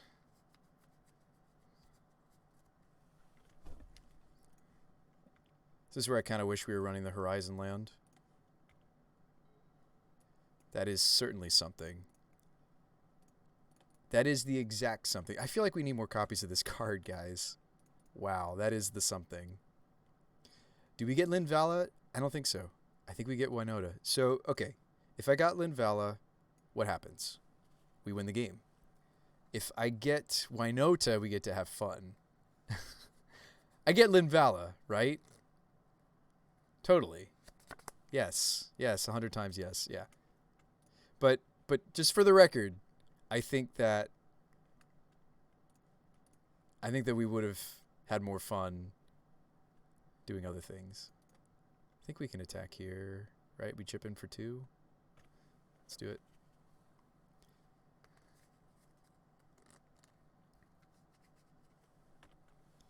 Just saying. Winota would have been more fun. Would have been 3 triggers there. I think you get Linvala though. But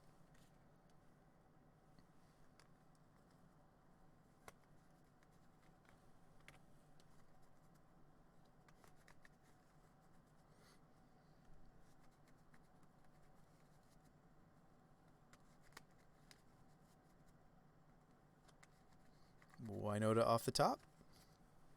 Why nota? Always no, always yield. That's a forest. Now here's the real question. They're at 10. I'm at 8. If I attack for 3, they crack back. I could maybe block. It's not worth it yet.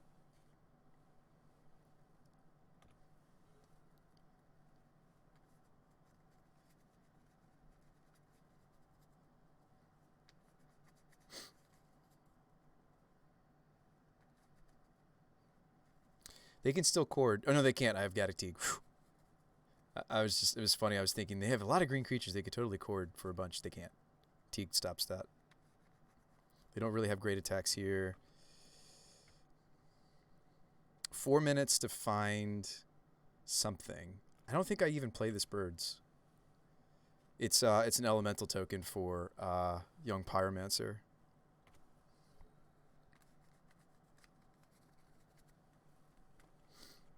Nurturing Peatland.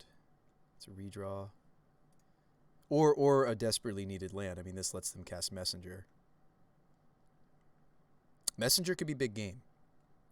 Messenger...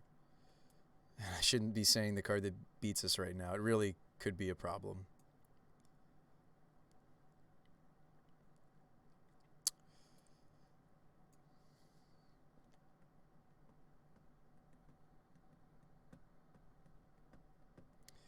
It would stink to come this far to not win. I think that's the thing with Linvala. Like, yes, she stops a lot of what they're doing, but we're not doing anything proactive here. She's better off in this situation with us being at 8 than at 10 blocking, right? Or am I being mistaken? Am I supposed to be swinging? Really wish I was running that Horizon land with how the board state. Hello. Put in the commander. Use the birds.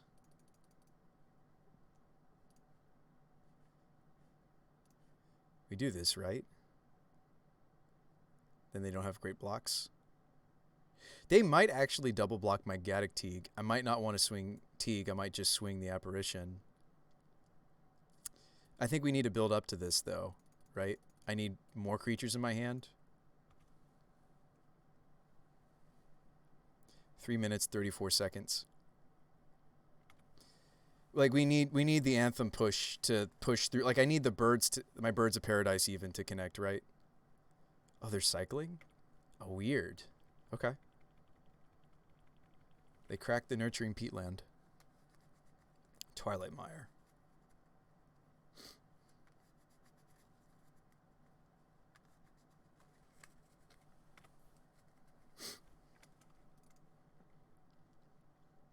Right, I'm not mistaken here, right? I think we need multiple Anthem to happen. Maybe not. Maybe I'm being stupid and I should just... We are still running the Sunbaked. Whoa, Jim Davis with a raid of 51. Jim, thank you so much. We are gritting our teeth here. We are playing a juicy Naya Winota Joiner of Forces wombo. Whenever non-human creatures attack, we get to look at the top 6. We grab humans. We are up against Yogg combo. We do have this Linvala in play. We've got a Gaddock Teague also shutting off any chords. Their Eldritch Evolution still work. Clocks are comparable. We're both at about 3 minutes. I'm trying to figure out when I'm going to put in this commander. I think I put it in this end step. I think it's time.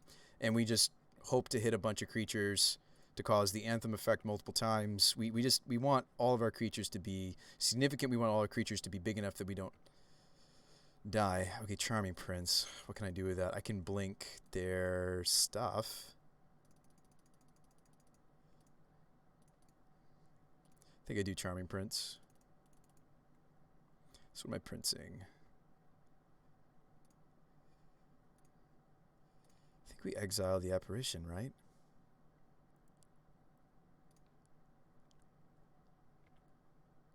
Maybe this is wrong because, well, I don't really want to attack with the apparition. And I can hit the Strangle-Root Geist that hasn't been, it's always yield, hasn't been undyinged yet. You know what I just realized? I do have Dryad Arbor still in my deck. So we actually have a really big Anthem turn here if we want to do it. It's an unexpected Anthem too. See, I feel like I'm worried if we swing Teague that they block even. Maybe I'm being too cowardly. We've got 2 blockers, 1 more blocker, 3 blockers coming down. Let's swing with these. These are good attackers. Maybe we can't swing with the commander, right? Because if they block, I feel like we're going to win from that point, though. I feel like the commander's already done what we needed it to do. It's close. Like, we kind of want to see, we want to punk them out. We want them to go for the double block and not think about the Dryad Arbor. I don't think we've shown them Dryad Arbor yet, right? Thank you so much, Jim, for the raid. Interesting board state for sure. Okay, so they're chumping Linvala. I think that's right. She's 5/6 right now. It's a cool technology we're trying. They do triple block. We want to reorder these. I want to kill the wolf and the illusion. We actually get to get all of these creatures. Actually, so it doesn't really matter if I reorder. Just have to get my Dryad Arbor, trigger the commander. Because we want to make sure that we get all the creatures here, not just 2. I'm pretty sure. I don't know, maybe we need the Anthem for later. Oh, it's too late. I've already fetched. So we were already making that decision. So we're killing half of the Strangle-Root Geist here to do that. Maybe that was a mistake. I mean, a lot of what's pressuring me here is clock. So we are going to get back the... I mean, I guess I could just exile the Geist here. Maybe I should have waited one more turn, because, yeah, I should have waited one more turn. I think that was fine, the combination of Dryad Arbor, playing the birds, putting Captain in the end step. I think all that was fine. It should have happened one turn later because of the Charming Prince exiling and reusing the Skyclave. Oh, what is this? Eldritch. Is this Eldritch for Yogg? Just because it's pro... We didn't actually deal them any damage there. They blocked everything I attacked with. But we got them next time. Got them next combat. Wonder what they're searching for. Ooh, Plague Engineer. Name Bird. Yeah, Plague Engineer named Bird. That's awkward. We got a minute. 131. What's Teague here for? Teague is here for Chord. My opponent is playing Yogg. You could even call their deck Yogg Chord. Some people do. Gilded Goose. Not great. Doesn't die to the Plague Engineer. Our decks aren't great. Pretty much just want to attack with Linvala.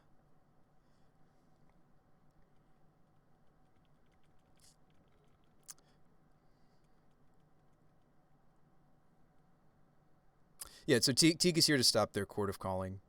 They play a playset. It's another something scary. Another evolution. Is this like Elder Gargoth? I hope not. Oh yeah, Cavalier. So you're going to Cavalier my Linvala. They have to, right?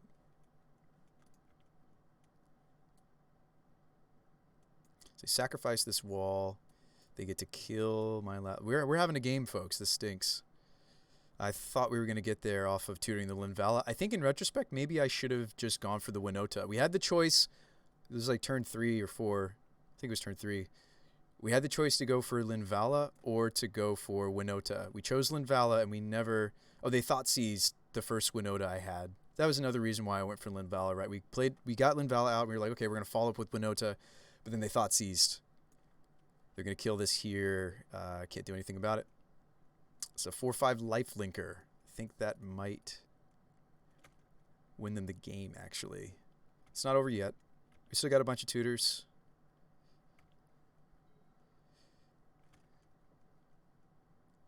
I don't have any good blocks. I mean, attacks. We'll make food. Yeah, we might lose on time. We might win on time even. They're at 36 seconds.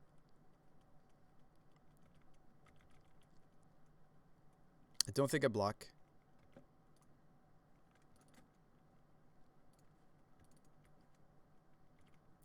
A little bit of fast tap action there.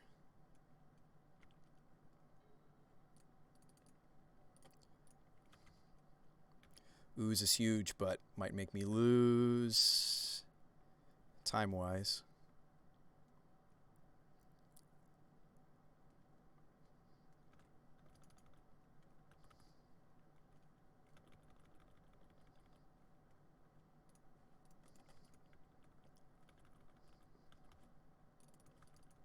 I removed my...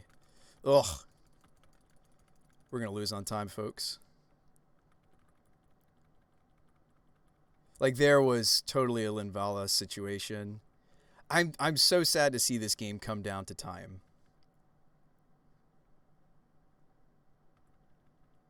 8 seconds left on their clock, 18 on ours. I mean, we're both playing kind of grindy, thinky decks, right? It's sad to see that. Like if I had time, we would put the Winota into play. We'd get a bunch of triggers. Oh, come on. Really, Moto? Yep, we just lost.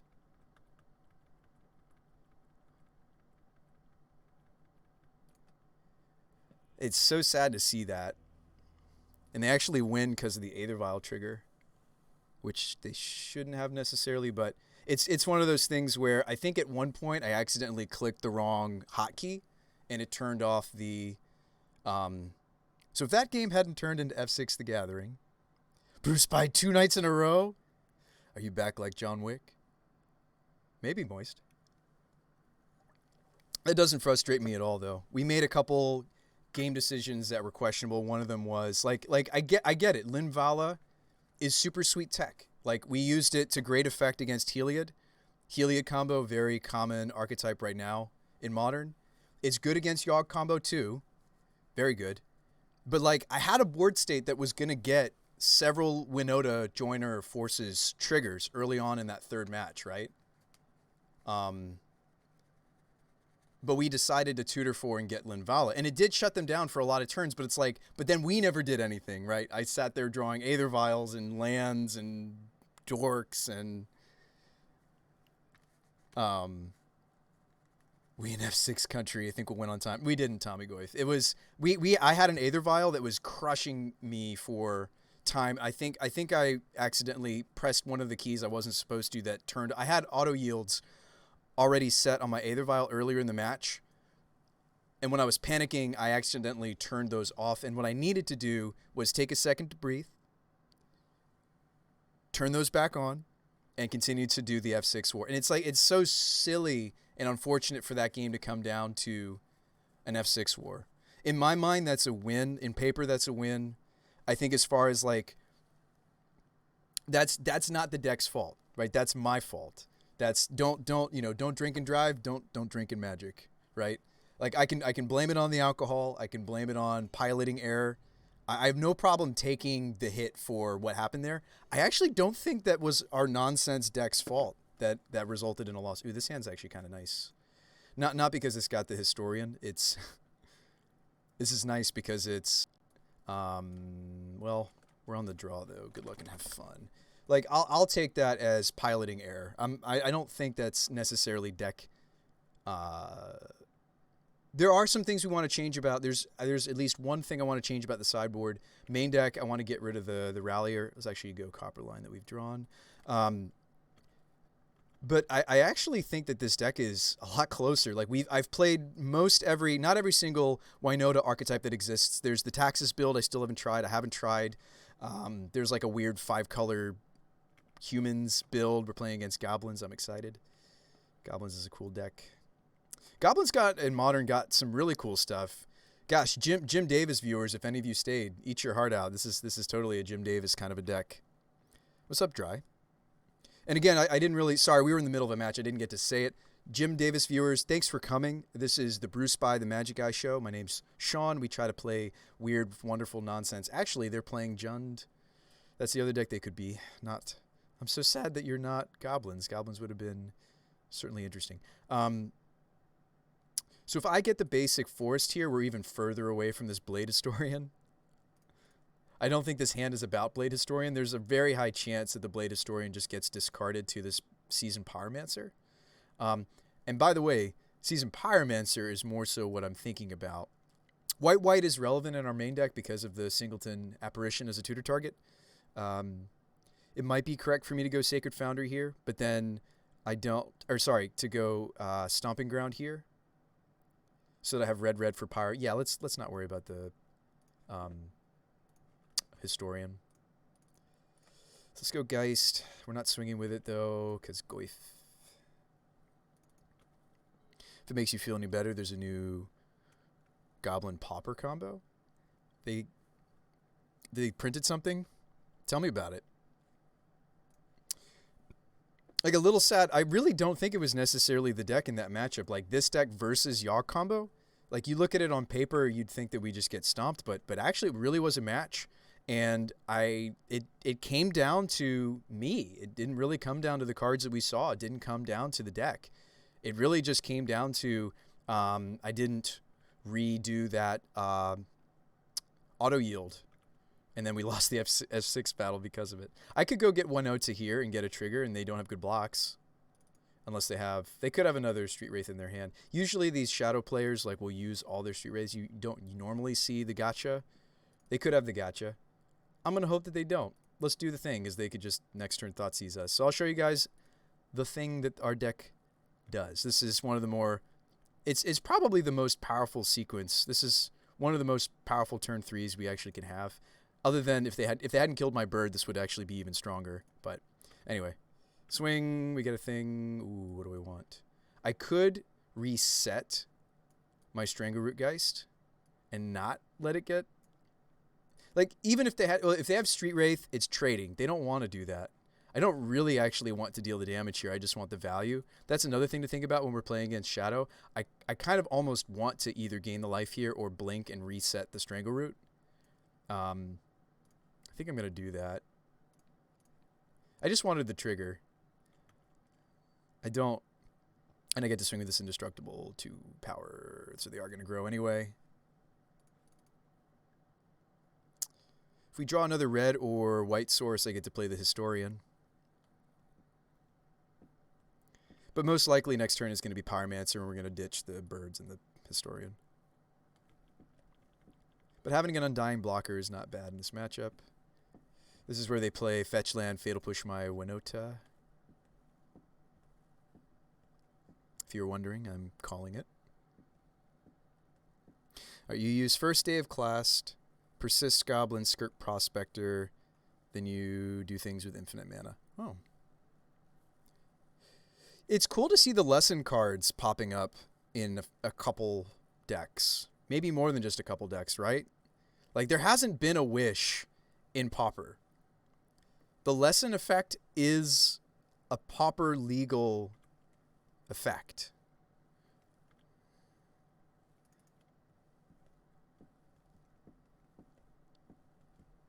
Whoa. So I have to block and then we die, right? Let's move on with our lives. Part of why I'm just scooping them up here is we have some nice sideboard for this matchup. Some decent sideboard. Pretty much all the different spells I have access to. The non-creatures in our sideboard come in. Ooze is decent. I'm fine with just scoop it up there because it's there's not much I can do with a draw like that from the opponent. Champion's great. So we do heavily sideboard here. That makes me concerned that this is not a great matchup for us if we're doing this much sideboarding. Right? If I'm doing this much sideboarding, that suggests, we don't really have the right tools for this, right? That's where my mind goes. Cut a vial or two, perhaps. Just a thought. Just a thought. Yeah, I mean, they are a Thoughtseize style deck, but they also have pressure. I don't know if I like going below 2 vials. Maybe we cut like a goose. Anyway. I like a lot of what this deck is doing. Oh, I should have cut the Rallier because in the future we're cutting the Rallier anyway. So I kind of want to use this as an opportunity to test that now. I replaced it with the 3rd Eladamri's Call. I think I want to do that. It's either 2 or 3 of this card, I think. I don't think it's a 4 of. This hand might be fine. It's good if this is just about the grind. It's what this matchup kind of devolves to. So a couple removals, good cards. Yeah, seems fine. Lessons are weird in Pauper.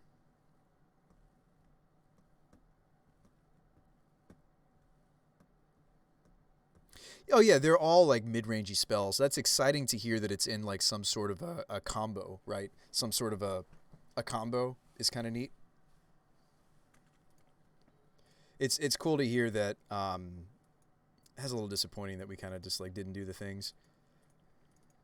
If it wasn't so late my time, I think I might play that first game out a little bit longer, but I don't really see how it was gonna.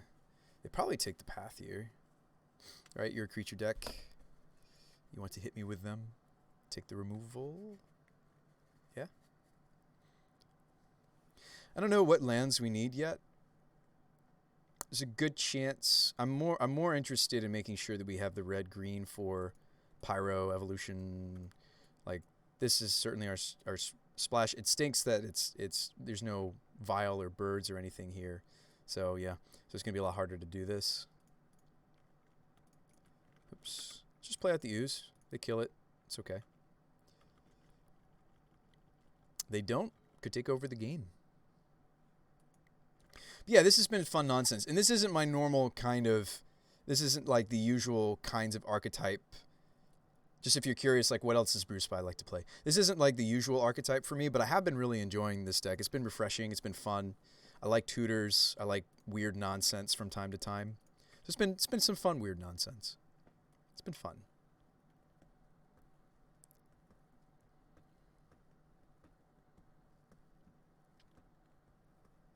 Tarfire again. They really like this card. I saw 2 copies. They had 2 of them last game, remember?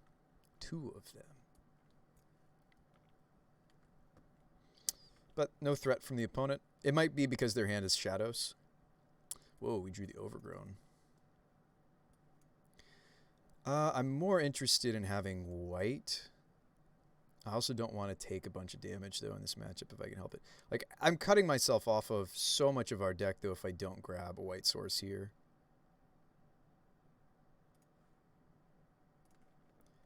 Let's play one of the best cards in Modern. In this matchup, I might, even though we don't have the other white source yet for Apparition. Apparition's quite good in this matchup. However, Eldritch Evolution is going to get us to the Winota.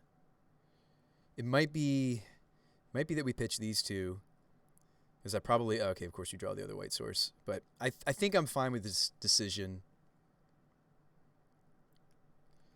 Because, like, we have to do the thing to win this. I mean, sure, she gets dismembered. She gets fatal pushed. I get it.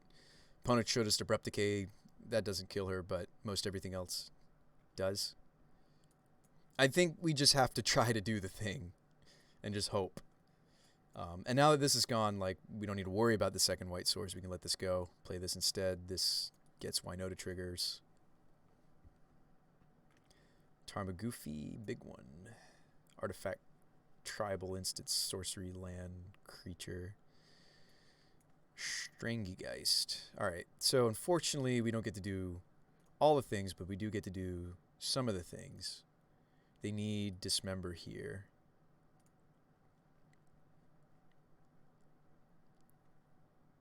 I think that's what I'm getting. There's the Auric champion to consider. The problem is Goyf is green. They could even just spend a removal spell on this elemental. Let's get our trigger though. Prince.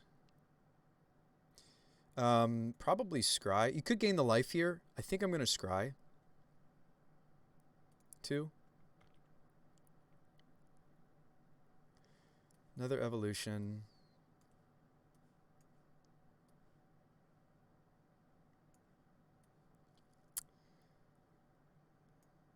Do I want it?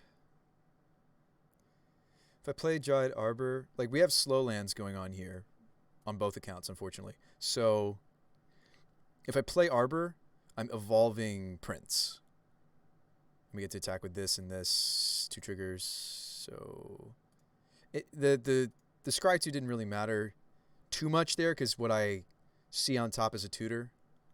Kind of maybe should have just gained the life. Block and kill this seems correct. They take 2. I mean, honestly, next turn, if they don't remove Winota here, it might be correct to just play Strangleroot Geist and attack instead of tutoring for something. It might be better to just try to get another trigger and smash. If they have Battle Rage, am I dead? No. I'm dead if their last 2 cards are Battle Rage, Lightning Bolt.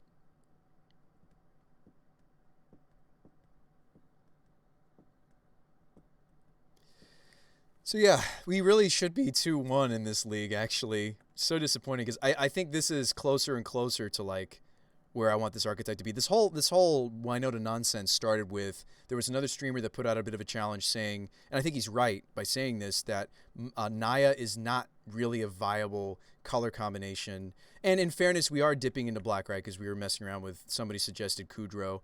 So we were trying to figure out some Anthem effects that, oh, okay. No blocks. Deploy a threat. Yep, so they're going to traverse for something. What do you got? Naya, just in general. If you can name one, I'd be interested. I don't think one exists. I don't think there is one. So we unfortunately don't have enough mana to do all the things. I think I should get the Dryad Arbor going. I think I'm going to Strangleroot.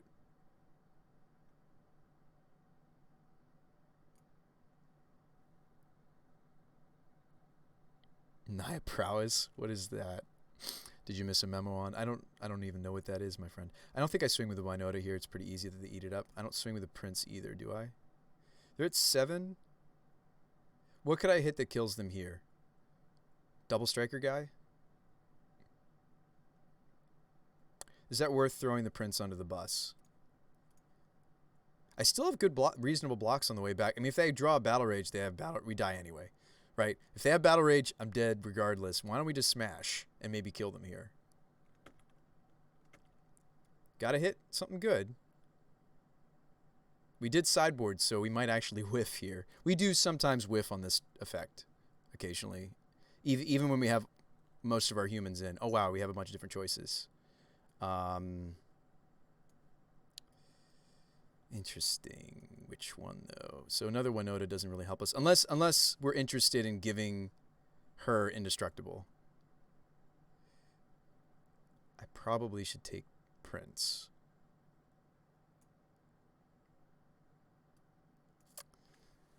So they're at 7. They're gonna block Winota, but then they take 6. They can't fetch.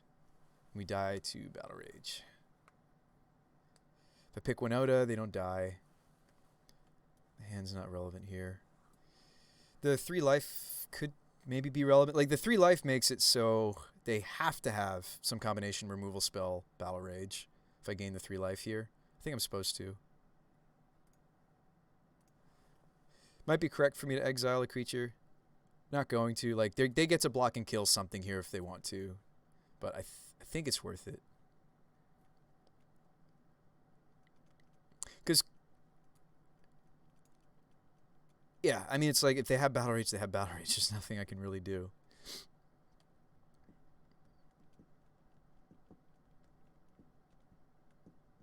We needed to hit something spicier than Prince.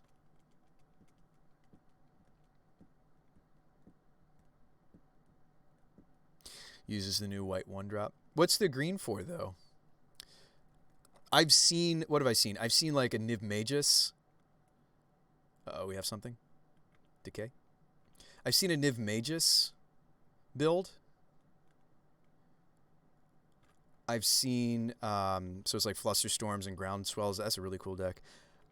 I've seen red-white. I've seen even people trying to do, like, red-white-blue. I don't think I've seen Naya. I'd love to see it, Drybor. Send me a list. And then we can stop this nonsense stipulation trying to make this nonsense work. I do like this nonsense, though. It's fun. Gnarlwood Dryad. Am I going to lose? Am I about to lose to this card? Wow, they don't swing? I think we just won, maybe. Because I have another evolution I can use on the Geist. And they're at 2. Seasoned Pyro. Okay.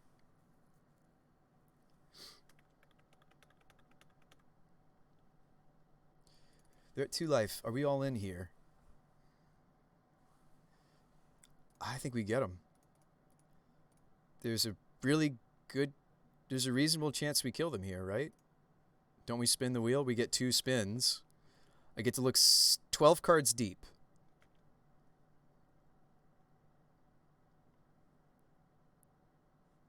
Just making sure that these other things aren't a kill in this situation. Nope. Winota it is. Winota it is. Right? 2 triggers. Well, they can let the Dryad Arbor through and they still live. I think we're all in, though. Like, there's a lot of things that they could top deck that just win the game for them. So we're hoping that none of these whiff. So what are we doing with this Charming Prince? What are we doing with it? Am I scrying and hoping to get us closer to a win? Yes. We should scry. Awesome. Bottom, bottom. So we get to see 6 cards deeper to something that's a whammy. Or a champion. I don't think that does it. Block, block, block. Oh, no, no, no. This does it. Even if they block, block, block, we win. Wow. We got there. Scry or die. You know what's crazy? Like, what if that was, like, exactly the last card in that 6? Like, I guess you wouldn't know that unless you were playing this in paper. It's kind of hard to tell on Magic Online. It kind of just gives you all the cards at once. I'm sure there's a way to determine if... Yeah, we got there. Barely got there. Cool. Yeah, despite some of my... wow, that was awesome. This was game 2, though. We lost game 1. What was the... There was a couple cards I was thinking that were wrong. See if I can remember. What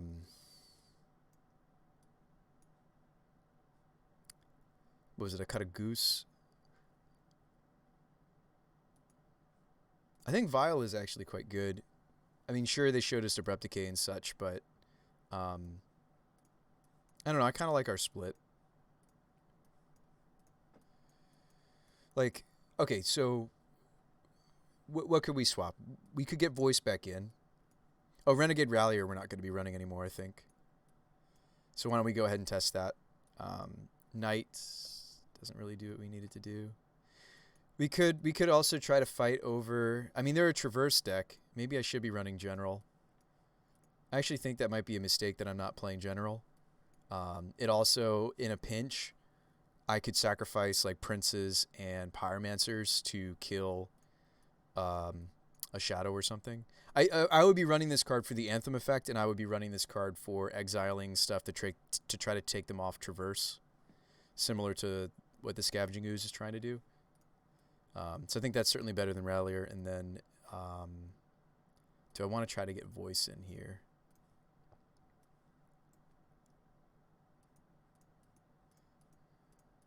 I think cutting too many dorks is wrong.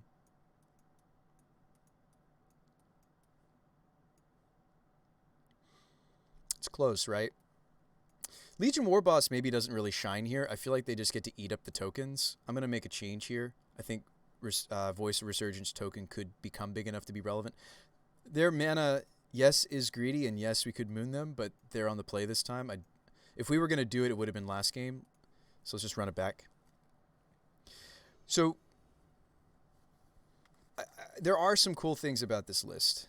This hand is not one of them. 3 double green cards and drew the Gavany Township. We'll look at a 6, most likely. I mean, sure, we're on the draw. It's so hard against these Inquisition Thoughtseize decks, right? Like, is this a functional hand? Sort of. It's just like, okay, take Veil of Summer, go. All right, play land, go. Don't draw land. Okay, take Scavenging Ooze, go. Don't draw land, go. I mean, this might not get there, but let's try it. We're on the draw. And I don't need to crack the Windswept Heath immediately. We can wait. They target themselves. They must have a fetch land. Okay. But that was sweet to see. That was sweet.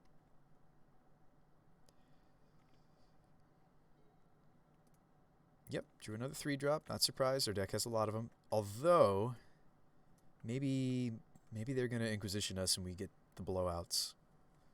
This Windswept probably has to be Stomping Ground. There's a lot of little greedy things about our mana base. You're seeing one of them. What was it? We wanted to try out, what was it, Township, Splash, General, Cavern, Sunbake, Dryad Arbor. Yeah, there's so many little greedy things about the mana base we really shouldn't be doing. I think that was when we moved away from playing Arbor Elves.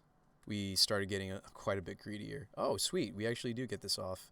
All right, maybe this is going to be a game. Stomping Ground. Because with respect to Pyromancer, Veil of Summer. Oh boy, there's the 3rd Strangleroot. Oh no. I have a play this turn. It's play... You know what? This is less important than this bird living. I'm going to play Ooze. They're going to kill it. We're okay with that. I need this to live. They don't know that. They're going to Tarfire it. They love that card. They love that card. They're playing 2 copies at least. Maybe it gets bolted. No, Tarfire. Okay. That was going to be on my birds, guys. I need my birds.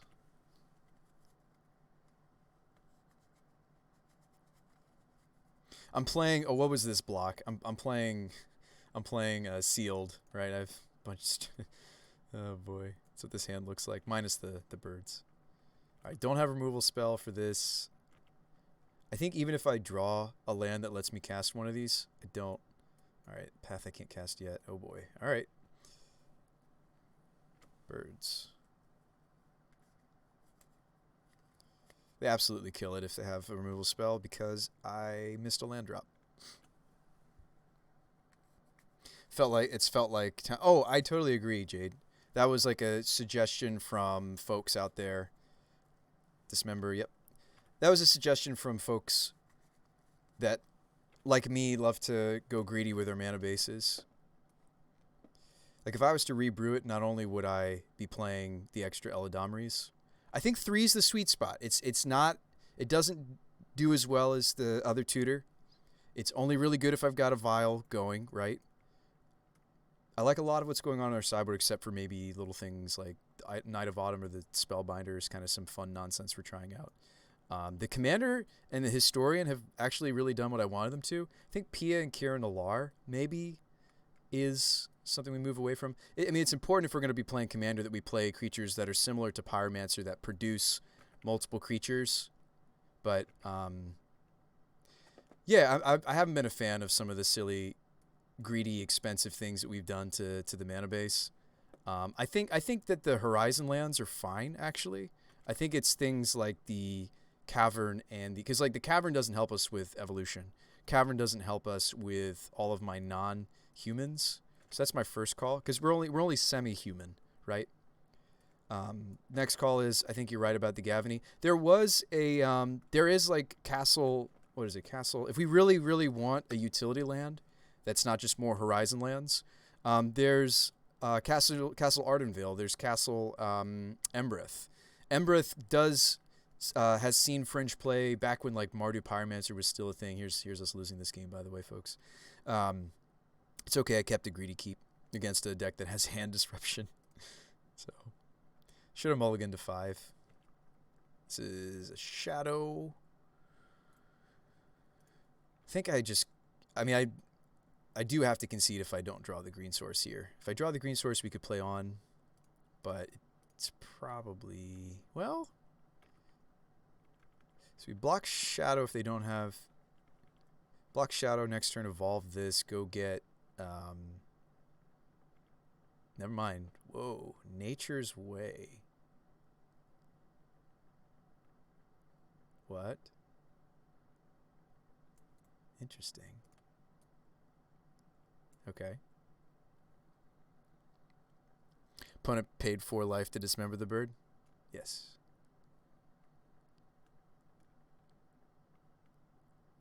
Earlier they did. Nature's Way.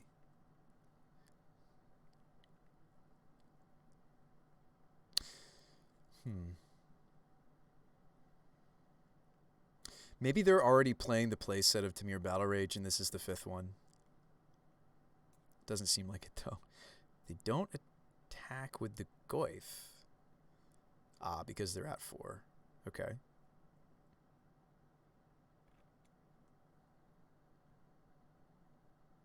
Yes, they're playing Shadow. If they had a Street Wraith there, I was just dead. I feel like we have to not block there. I feel as though I have to be able to tutor this to get the... Well, we scoop them up. So I was going to tutor for the Skyclave Apparition. We just lose. This is where, like, not even like a weird thing like an Elder Gargaroth or like Toski or anything. I needed this to stay in the deck. It buys us another turn, potentially. Skyclave, you exile the Shadow, you block the Goyf. I play Geist. That's so funny that we drew the literal one card I did not want to draw. Oh yeah, Pyromancer still buys us time. That's so funny. I'm really disappointed. I can't keep the Apparition. We're not going to get to the right colors for that. I think I should keep the Eldritch Evolution. Let's not despair. Let us not despair. We maybe could win this. This is going to not be very good when I'm at 2.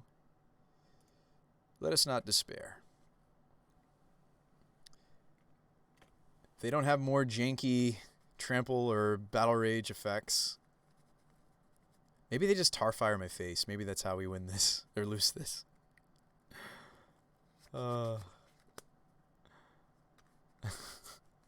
Literally drew the Skyclave. I'm glad I didn't just scoop there, though. I'm glad that I took a breather and thought about it. Okay, we have Pyromancer.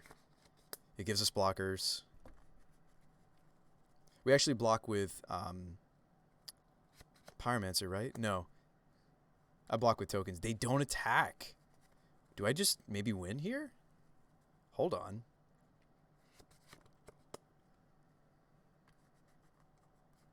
So unfortunately, I don't have the colors to Eldritch and also Geist.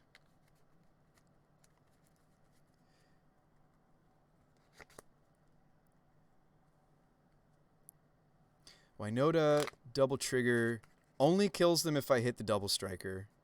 There's so many things that I die to that they could top deck. Like, yes, we could sit here in La La Land and play the chump block game. I think I just try to win. I don't have to show them that I have a land drop. Or that my land drop is a blocker. Just make sure there's nothing else that works here. I think it's Winota. Hope to hit the goods.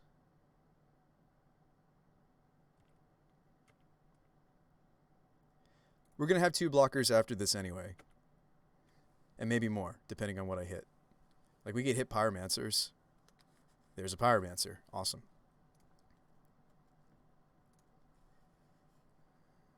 Be sad if this didn't result in a win, wouldn't it? It might not. 2 tokens. Oh. So I could hit them with a Winota. Or I could just get another Pyroman. How do they block if I... I don't think the Winota changes anything, does it? Usually you don't want to do that, but there's some corner cases where it's right. So I'm swinging for 4. No, I mean, they just block the Winota and the Pyroman and they don't die. So I think it's Seasoned Pyromancer. Also, I could draw a Path, and then that just trumps. Yeah, we could draw Path here. There's one more Path in the list.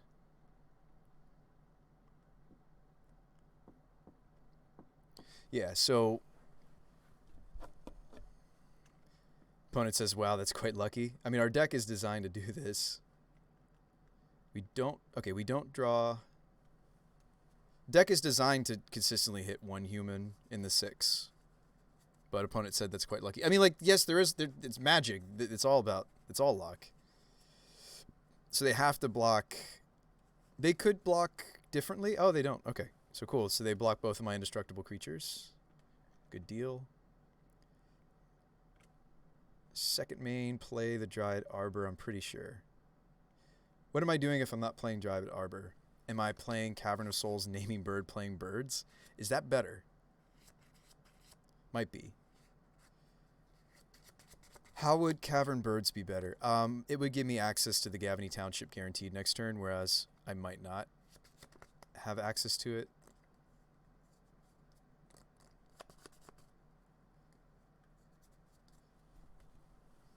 This is where this cavern is really awkward, right? I feel like I'm doing this.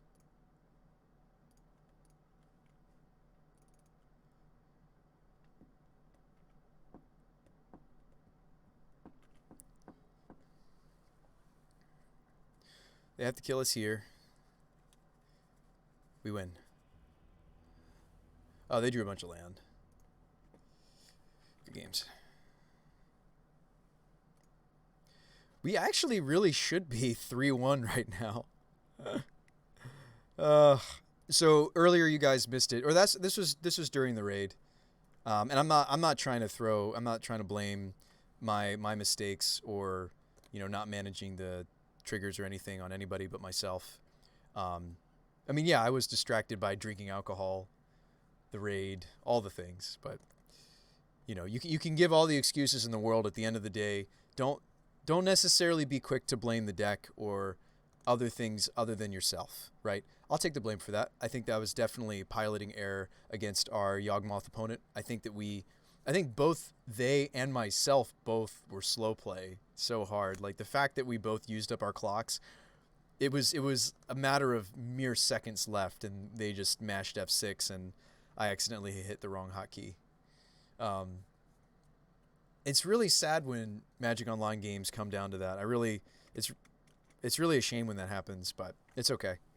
So no, I actually think this deck is a lot closer. And again, some of you joining us, you might be wondering, well, Bruce, why aren't you doing Angraths? Why aren't you doing this? No, so Marauders is sweet, and I've tried this variant of Winota to great effect. I think I had a 3-2. It's either a 2-3 or a 3-2 league with the Marauder build. It's good. It's a cool little combo. You don't hardcast them though, and so they just sit in your hand. Sure, they get discarded to Seasoned Pyromancer, and you get to turn them into elementals and such, but its only function in the deck is to be hit on Winota triggers. You really don't hardcast this card. So I actually really like this Eladamri's Vial build that we're working on now, because all of the different ways that we're trying to finish, we're kind of trying to finish a little bit more fairly, right? We're trying to finish with things like Historian, and we might just want to play more of this card. I think the Commander was a cool idea. I think in practice, though, the problem has been is it has to be something that we hit earlier into our Winota digs, our Winota look at 6. Because if you don't hit it early enough, it doesn't get enough triggers. Ooh, this hand looks pretty beautiful. It's a little greedy, but I think because I have the Skyclave Apparition in my hand, I'm going to lead on, even though our deck is certainly more so red, green, I'm going to lead on Temple Garden here. And we are going to lead on the Aether Vial. We can't afford to get this countered, or I hope they don't have like I hope they're not a Force of Negation build. There's a couple Force and Negation decks in the format. There's the Temple Garden. File go.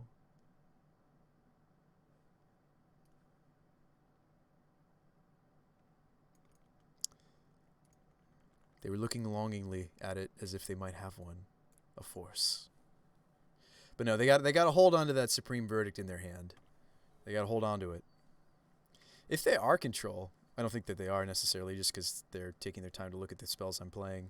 Ooh, they could be Esper control though. Like what are other Watery Grave decks in this format that you guys can think of?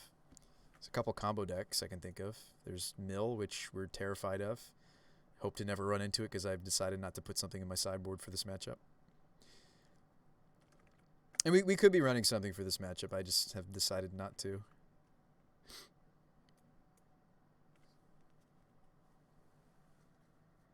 It's just kind of... It's not as fringe as we are, but it's still on the fringe. Okay, so we drew Arbor. Go. Fatal Push.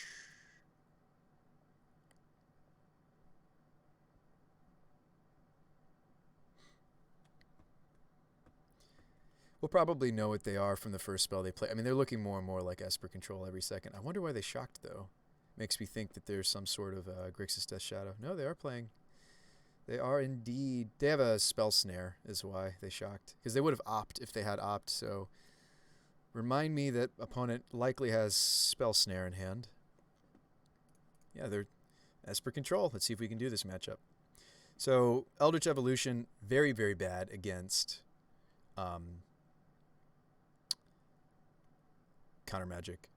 It's really awful. Oh, wow, they're going to fight over these? That's awesome for us, potentially.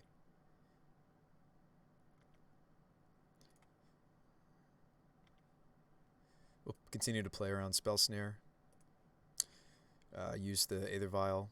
We may even want to get another Aether Vial going because they've shown us Spell Snare.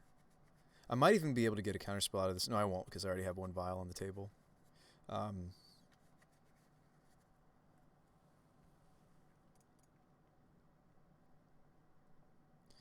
just trying to figure out if I want this second vial.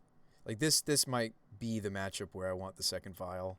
Most matchups we won't play the second one. I think this is a matchup where I like the utility. I like making my things uncounterable. Dylan MTG with the raid of 61.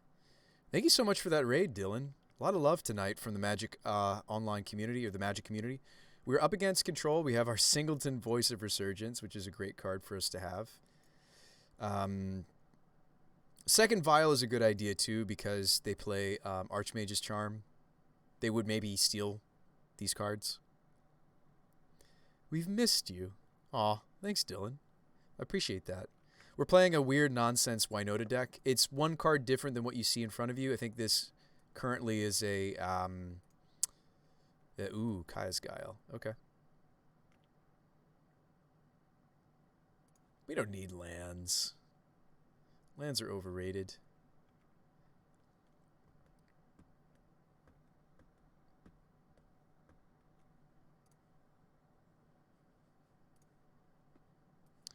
A lot of raids between today and yesterday. I don't know where all this, but I appreciate it.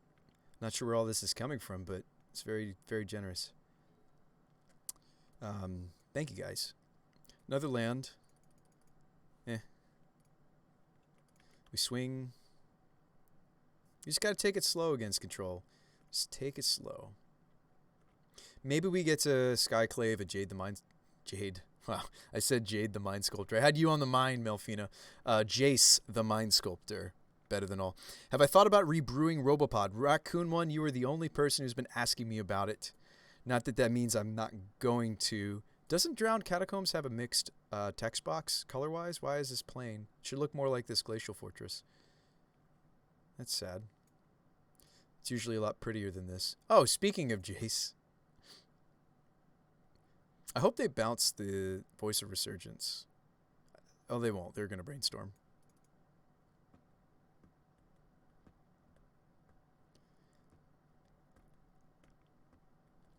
I don't know if I like Jace.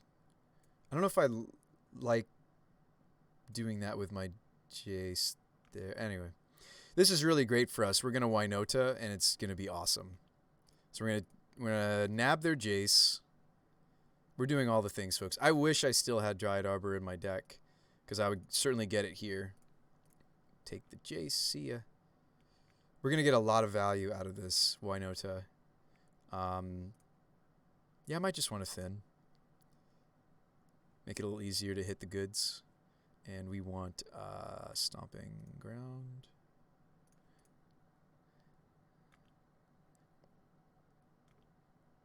He did put a card on top. But maybe I should have still drawn it. I don't think so. So we want this on 2. We're going to bump this up to 4 so we can put in our busted deck engine. I don't really want to play too much into sweepers, though. Like, okay, so you're sitting there like, oh, Bruce by. Yes, yes, overextend. Yes, yes. It's like, no, I get it. Like, that's how they win this is they draw. They have one main deck verdict these days. It's so funny because, I mean, like, yes, there's little variations. Like, yes, hopefully they are doing those little things. But, like, if you look across the board on a lot of these Esper control lists, it's 1 verdict, 3 cryptic. 1 verdict, 3 cryptic. 1 damnation, but that's Dimir control. Oh, look. 3 cryptic, 1 verdict. I wonder what this deck is doing. Oh, I like this. 4 cryptic, no verdict. It's in the sideboard. Interesting. But they're like, and I'm not trying to necessarily poke fun at like streamlined decks or streamlined. It's fine. But it lets someone like me just pull up and be like, all right, how many verdicts am I playing around? Okay, cool. Also, they don't have the second white source yet, so I don't feel like I'm super overextending. I am worried about the fact that there's a Jace under this apparition, sure. Of course I am. There's not much I can do about that, though. Let's get our triggers on. So I could just moon them here and we just win. Oh, that seems easy game. Probably win. It's not a guaranteed win, but it's a probable win. So guys, just easy game, easy life. Ooh, we could give ourselves double strike. Is that good here? Maybe not yet. Maybe I'd rather Seasoned Pyromancer. Maybe I should grab the Historian, though. This is going to be a lot of damage. Let's just get them dead fast. Perfect time to overextend. Yeah, they're going to have a hard time verdicting. Yeah, they scoop. Okay. Sweet. I do think the Blade Historian might be good enough that we just play a 2-of. Like, the Gold Knight Commander has really disappointed me. There's got to be like a random like 4 or 5 mana human that does things similar to Blade Historian.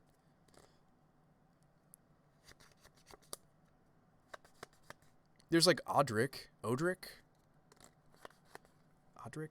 Anyway, their control. Oh, nice. We get to try out the Tusky. Gaddock Teague is great. Glyph Weaver, Spellbinder. Their Snapcaster Mage deck fails. Cool. So that's all the things we want. Fiery Justice hits Planeswalkers. I'd rather try to attack them dead. Do they run Graph Diggers? They probably don't.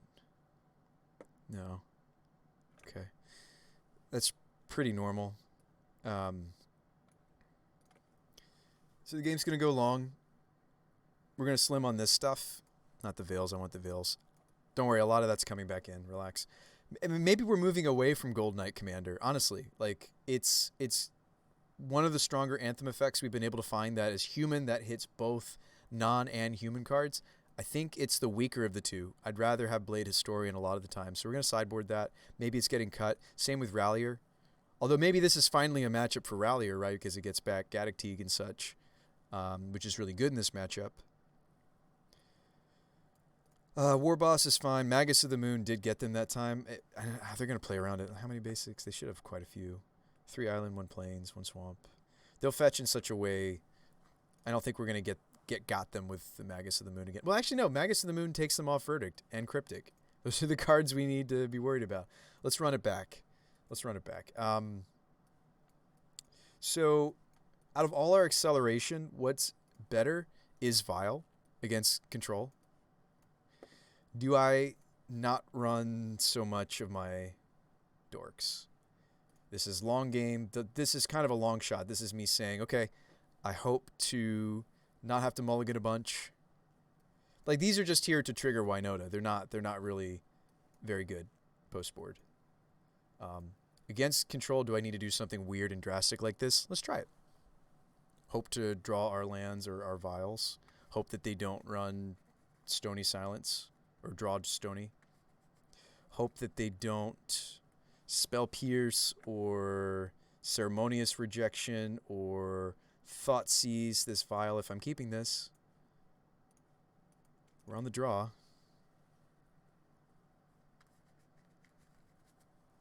They run 2 Ceremonious. But it's like the only thing it hits out of us is Vial, but Vial might be so good that they do that. So, Temple Garden. If they have it, they have it. I mean, we could wait a turn, I suppose, and try to see if we draw a second land for... Okay, nice, we stuck it. Doesn't mean it's going to stay, but it resolved.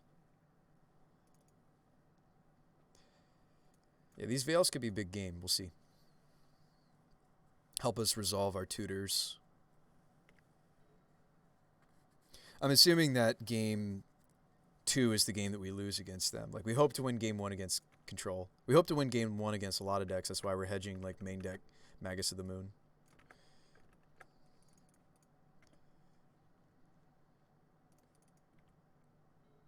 Forest.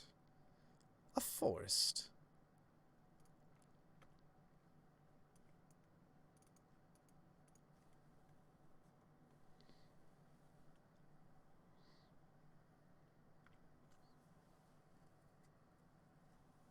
I'm in no rush to call.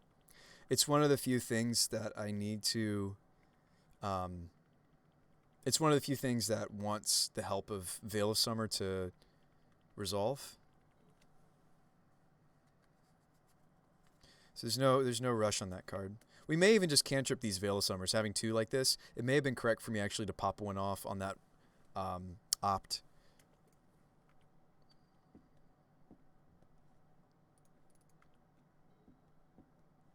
So when do I want to put this in?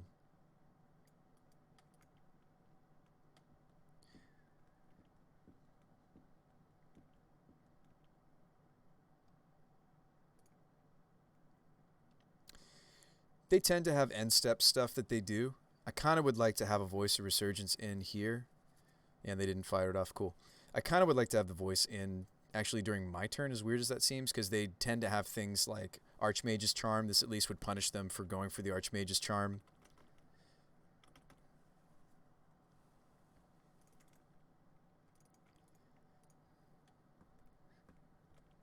How many tickets?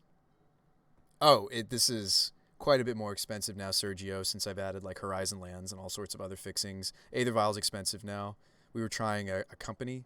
I mean, we were trying a... Ooh, this might be Jace. That would be bad for us. Well, if it is Jace, I Eladamri's call for Strangleroot Geist. So it is a Jace. Yeah, I can Eladamri's call for a hasty threat. I want to do this before they resolve the Brainstorm, though, so that the likelihood of force of negation is lessened.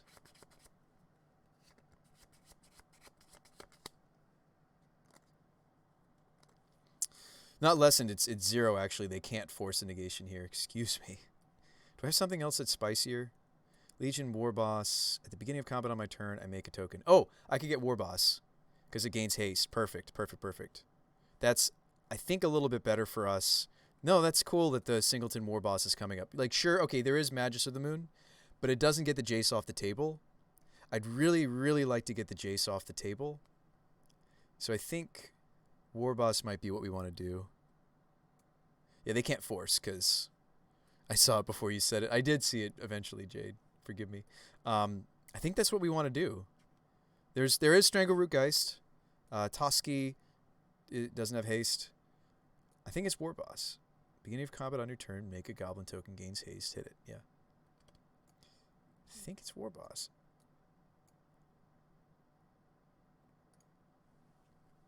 Let's try it out. We're running it as a it's not really a tutor target. It's kind of like a fifth. It's like an extra sort of pseudo pyromancer effect we're trying out. This is where we want to be against control. We got a fistful of veils, things like this. They do run fatal pushes. Maybe we get to even protect one of these threats. That would be cool. In a way, we almost want the voice to die, but not really. We like that this is making it so they're not going to be casting spells on our turn. It's amazing that we drew this singleton voice both times, by the way. It's very good. It's quite good against control. We're only running a 1-of. All right, so we do tick this up to 3.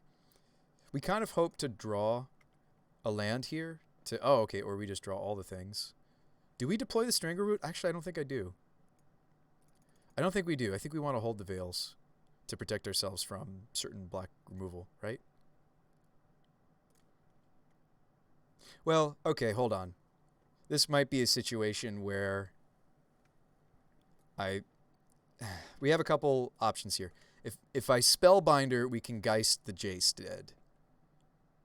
We might want a Spellbinder. I think I'm supposed to War Boss.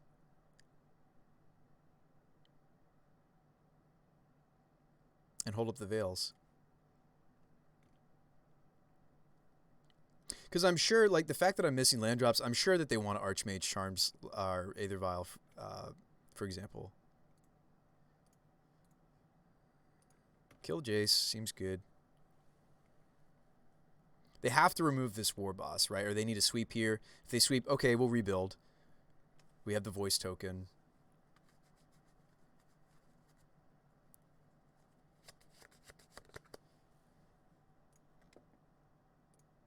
Veil.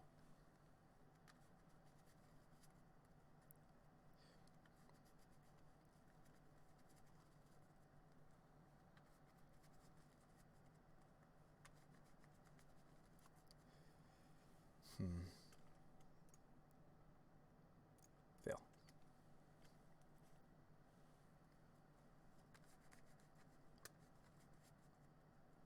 There's a Magus. There's third land.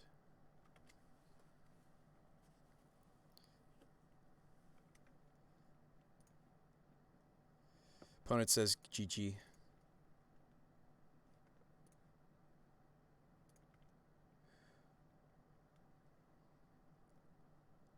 I think it's about to be GG. I'm going to say no.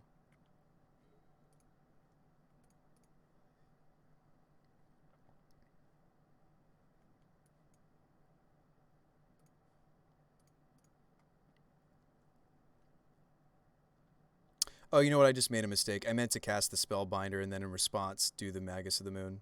I just made a mistake.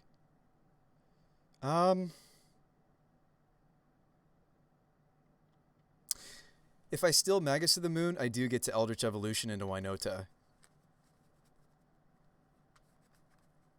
Honestly, Spellbinder might be the safer thing to do, though.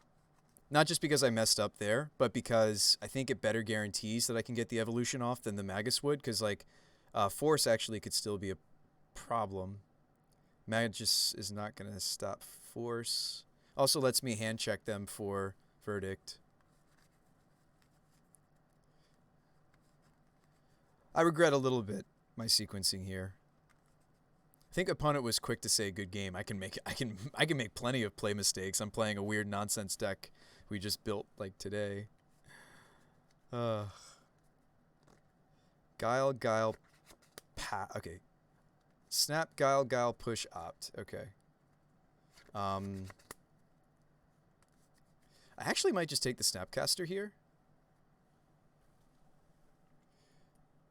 I'm not getting to moon them, but the Snapcaster block on my Legion War Boss, I don't want to let that happen. And then I think we Eldritch Evolve my voice to Winota. They don't have a sweeper. They just have some spot removal. Yeah.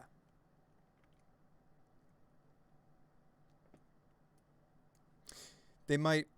Yeah, then because we took a blue card, they can't even, like, opt into Force. They could like opt into Spell Pierce. They're gonna opt in to try to do something.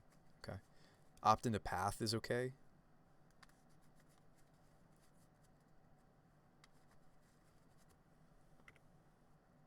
Four mana Snapcaster, a lot worse than 2 mana Snapcaster, right? Spellbinder's actually maybe the real dealio. Winota. Make an extra goblin. Do the things.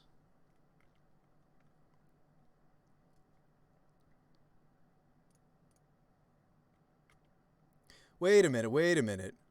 Wait a minute, folks. Does the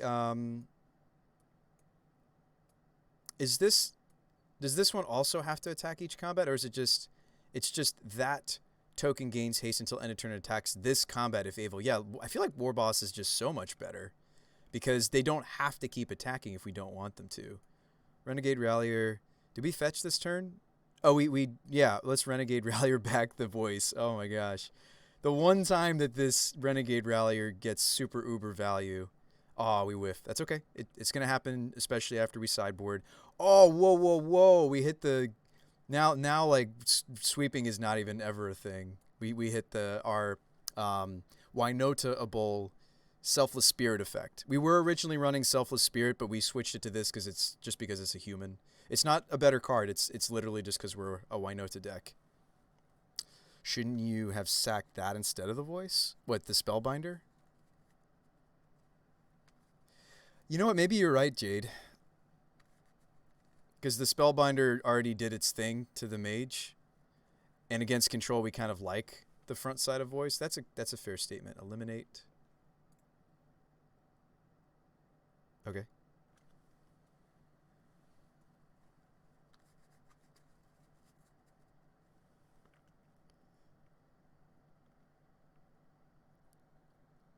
Then the voice could have attacked for another one out of trigger. Yeah, you're totally right. I would have gotten one more trigger. They might be dead right now. Good call, Jade. I mean, we couldn't have hit Blade Historian, but it actually might be correct for me to just Magus of the Moon them instead of Blade Historianing. And I'm probably supposed to evolve first before I put this in. They haven't seen our hand yet.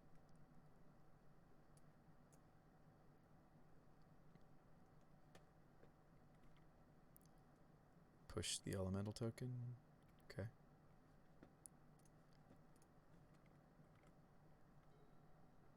Like, I think I am supposed to evolve here, but they're just dead. Let's just attack.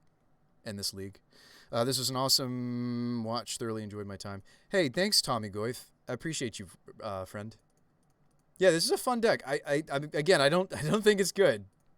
That's not what I'm trying to preach, but it's certainly spicy. I like the Singleton Legion War Boss. I might even like more of that card.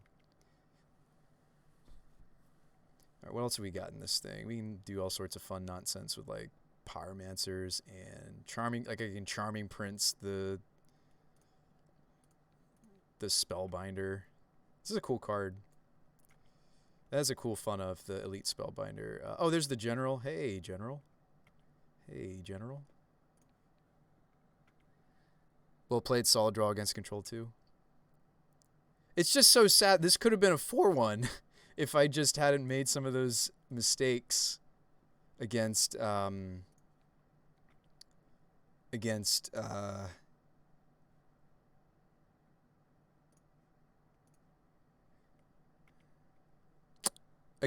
Yawgmoth opponent. It was a kind of 4-1. It was a, let's say the deck did. I didn't. I was the weak link here.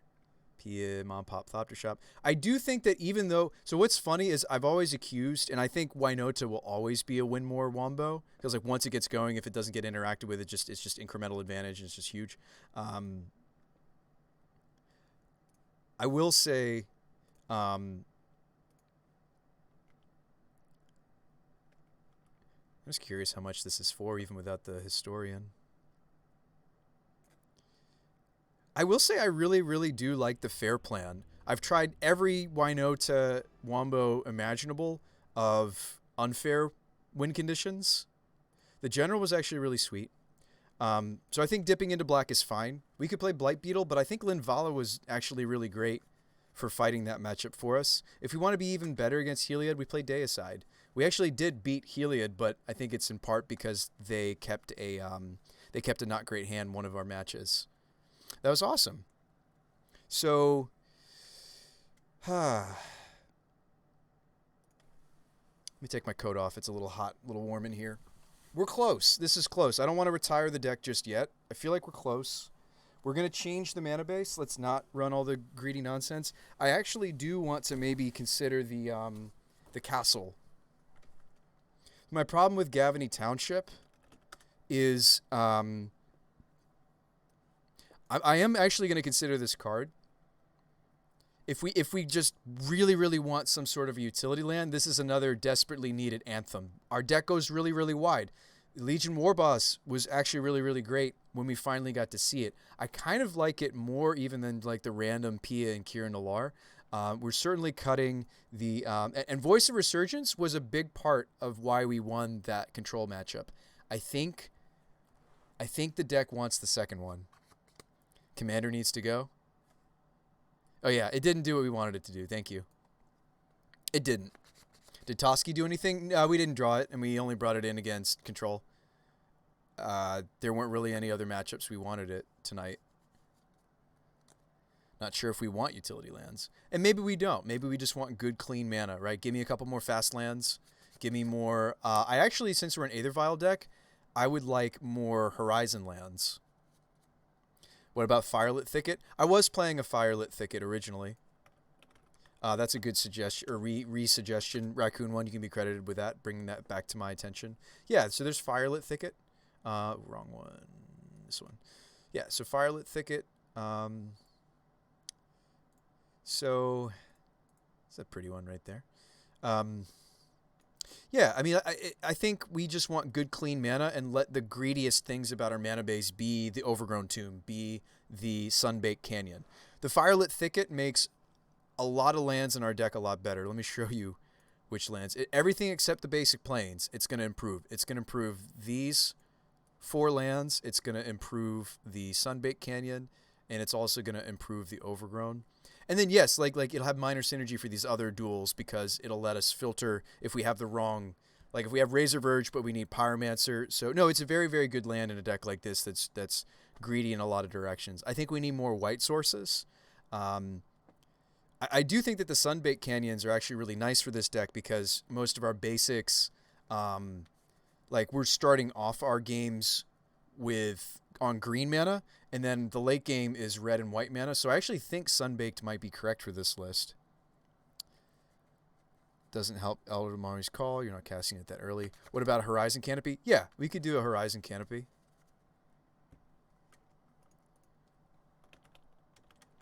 Because we don't need our white to stick around is something else that's true that we've found. I don't know how much a canopy is going to cost us, though. I don't have much budget left from my borrowing, but let's find out. So maybe a canopy. I like the idea of a Castle Embereth. The problem is we just don't have enough mountains. It's actually not that expensive. It's $9.58. 9 tickets and 58 and change. So we'll move maybe these pieces out. I kind of want to streamline us a little bit. I kind of do want a little bit more early game interaction. I think we will run the Stomp maybe. There were a couple matchups tonight where I was like, man, like I really wish we had some Stomps. Maybe even 2, right? Like this is interaction, but then it's a non-human creature later that we can't Vial them if we Stomp though. Something to think about. They don't have the best synergy with Aethervial, these adventure cards. So maybe since we're Vial deck, maybe not. Maybe we just play Bolts. Maybe, something like that. We could main deck the Crater Maker, right? There's things we can do. Crater Maker main deck lets us win against Ensnaring Bridge, by the way, which is not 0 value. I've main decked this effect before. Well, no, sorry. Apparition's is already on that duty. But Bone Crusher Giant, interesting thought. The War Boss was really good. Legion War Boss was quite good. I really like it a lot more now that I understand it. So the other choice was Rabblemaster.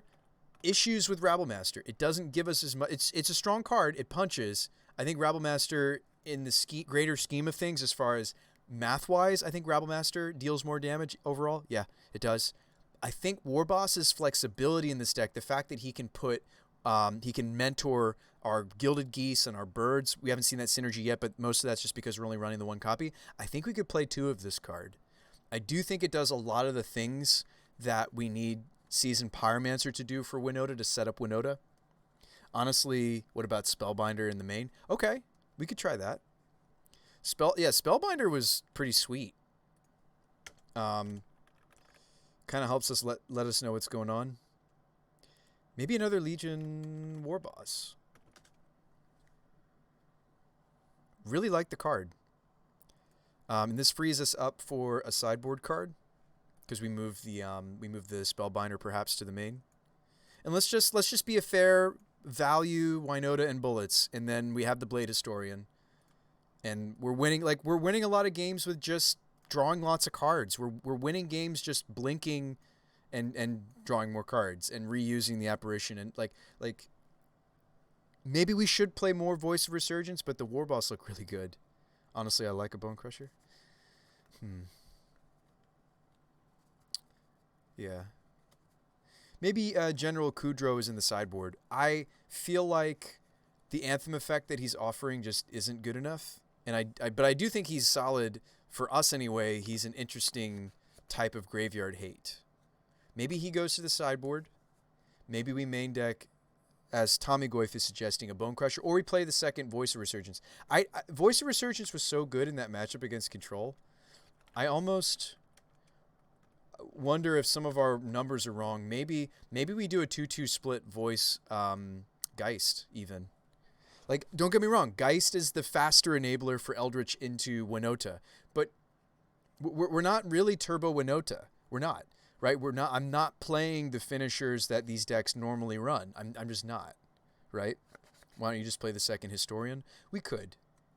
They don't stack, unfortunately, like the Angrass Marauders, but hold up. I might be okay running the first Marauders, by the way. Let's just think about it for a second. I just wish we had a way to shuffle it back into the deck is like the thing.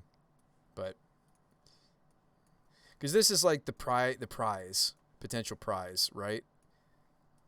It's arguably one of the strongest humans that we've found so far to Winota into play. Let's just look at it for a second. There are a couple of spells that let us put this back into our deck that are in our colors. They printed one not too long ago. There's like fire prophecy. Like there's weird. Why don't you just play Goifs? They're enablers. Could play Goifs. What was it? Fire prophecy. Let's just think about it for a second. I mean, again, I don't necessarily like the Marauder idea because I like the fact that everything we have we can actually. But there are ways to deal 3 to target creature. You may put a card from your hand on the bottom if you do draw a card. So we can put the Marauders back into the deck and then try to Winota it out. I think Maja might be the card though.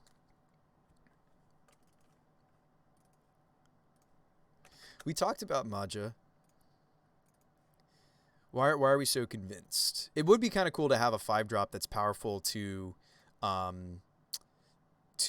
evolve our Seasoned Pyromancers other than just Winota. So one of the big issues with Maja is that he makes humans. It'd be great if they were just plain warriors, right? Like Monastery Mentor actually is something I've done in Legacy with Winota when I was just kind of screwing around. Monastery Mentor, of course, wouldn't work in this deck because we're all creatures, but Mentor makes not humans. These are 1/1 white monk creature tokens. Like my concern with Maja is it's just, yes, it's an anthem. It's a better anthem for our deck than General Kudrow.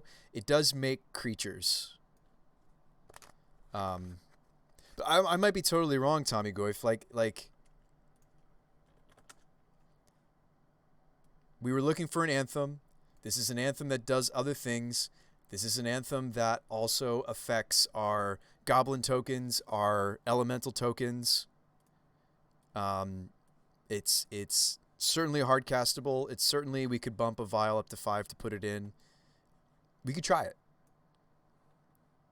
we if you guys are just joining us, folks, if you're just joining us, we earlier spent a lot of time trying to figure out if there was a better.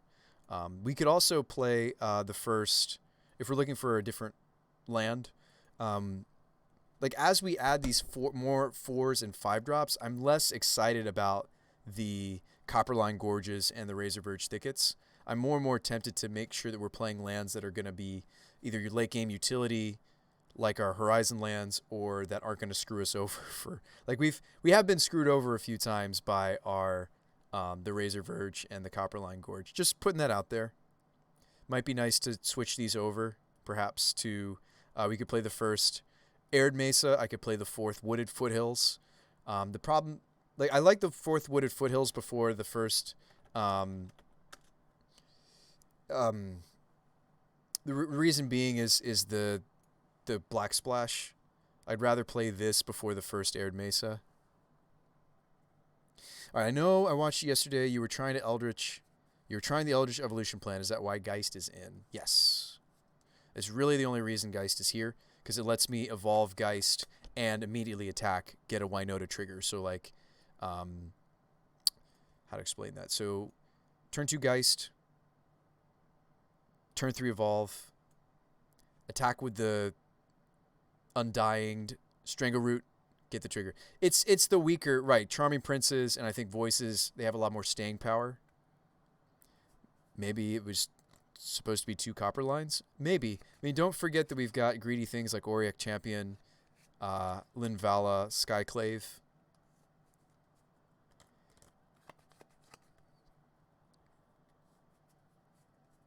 We're also a Magus of the Moon deck, so every fetch that I add improves our ability to get our basics. It might even be that I just cut both of the fast lands and just run the 9th fetch and just make us a much better a better Magus of the Moon deck, or even the first instead of Arid Mesa, it could be the first Prismatic Vista. We do have 4 basics. If we're playing 4 basics, we could support maybe a Prismatic Vista. Just a thought. It might whiff sometimes. Just a thought. Now, a lot of these Winota builds, they do run a lot more interaction. We're not running hardly any. I'm running 3 pieces of interaction. You like the Vista? Do we like the Vista more than the 4th Wooded Foothills? And then maybe we could play some sort of a utility land. I really do. I'm still fancying this nonsense. We just don't have enough mountains to make sure that you're not going to come in tapped. Right, I have 1, 2, 3. Yeah, this is just not a thing.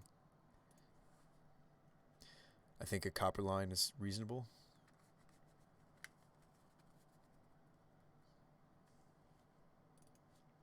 Yeah, Prismatic might be fun.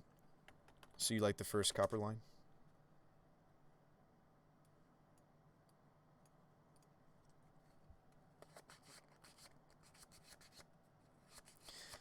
Yeah, Strangleroot really is here just for its synergy with evolution. We've been slimming on. We've gone from 4 down to 3. Now it looks like we're maybe even considering 2. What's our human count?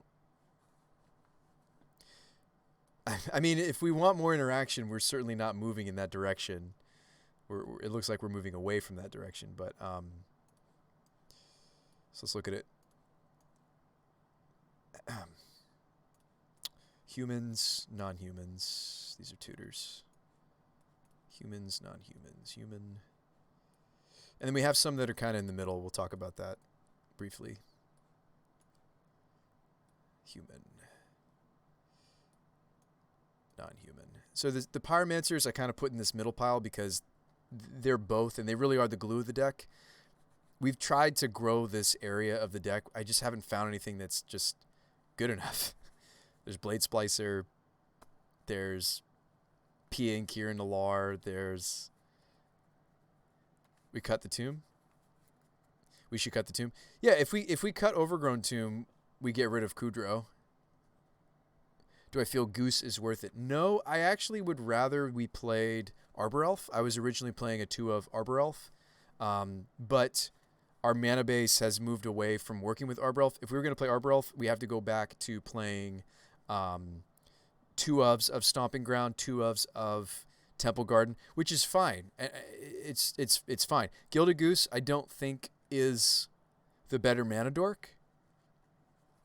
I think also the choice to go with Gilded Goose had to do with we were considering splashing a fourth color, like with the General. I do really like the General. It's Graveyard Hate that we hit off of our Humans build. What about Bloodstained Mire Overwooded? I don't think so here.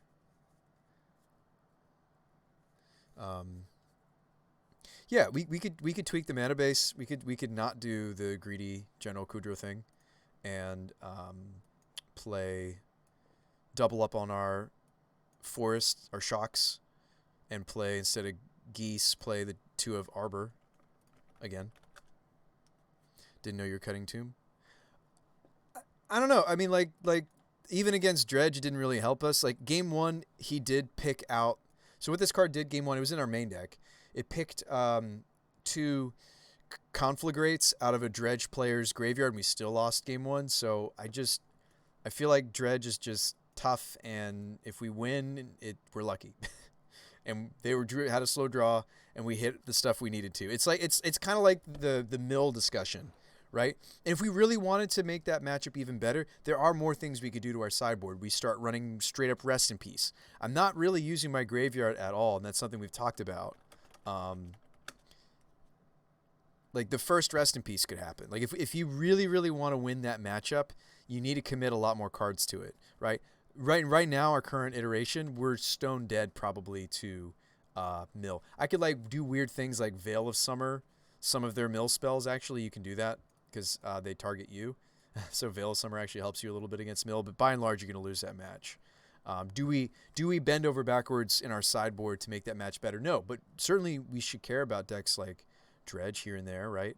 I mean, that's one of the nice things about not being a Tarmogoyf build is that we get to play cards like this. I don't think there's anything other than the Pyromancers that this hurts. I don't think. I think it messes with. Actually, no. There's 1, 2, 3. There's 8 cards it messes with. Actually, hang on. I don't think Rest in Peace is what I want to do now that I look at it. It messes with this many cards actually. Fourth Foothills will be better than the Vista. Well, if we're going to play Arbor Elf, yes. Right? Because I need to double up again on our shocks.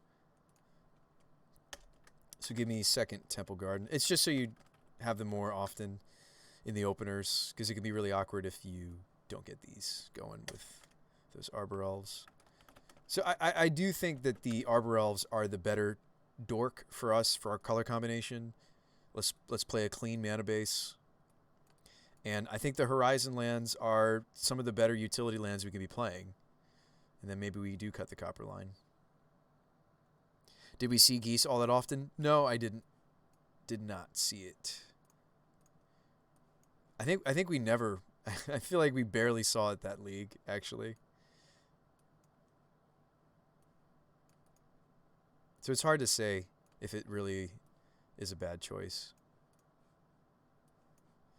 So this would be 8 fetches, 4 basics, the Dryad Arbor. That's another reason to run the green fetches is because of the Arbor. And it does have utility in this deck, being a fetchable Winota trigger.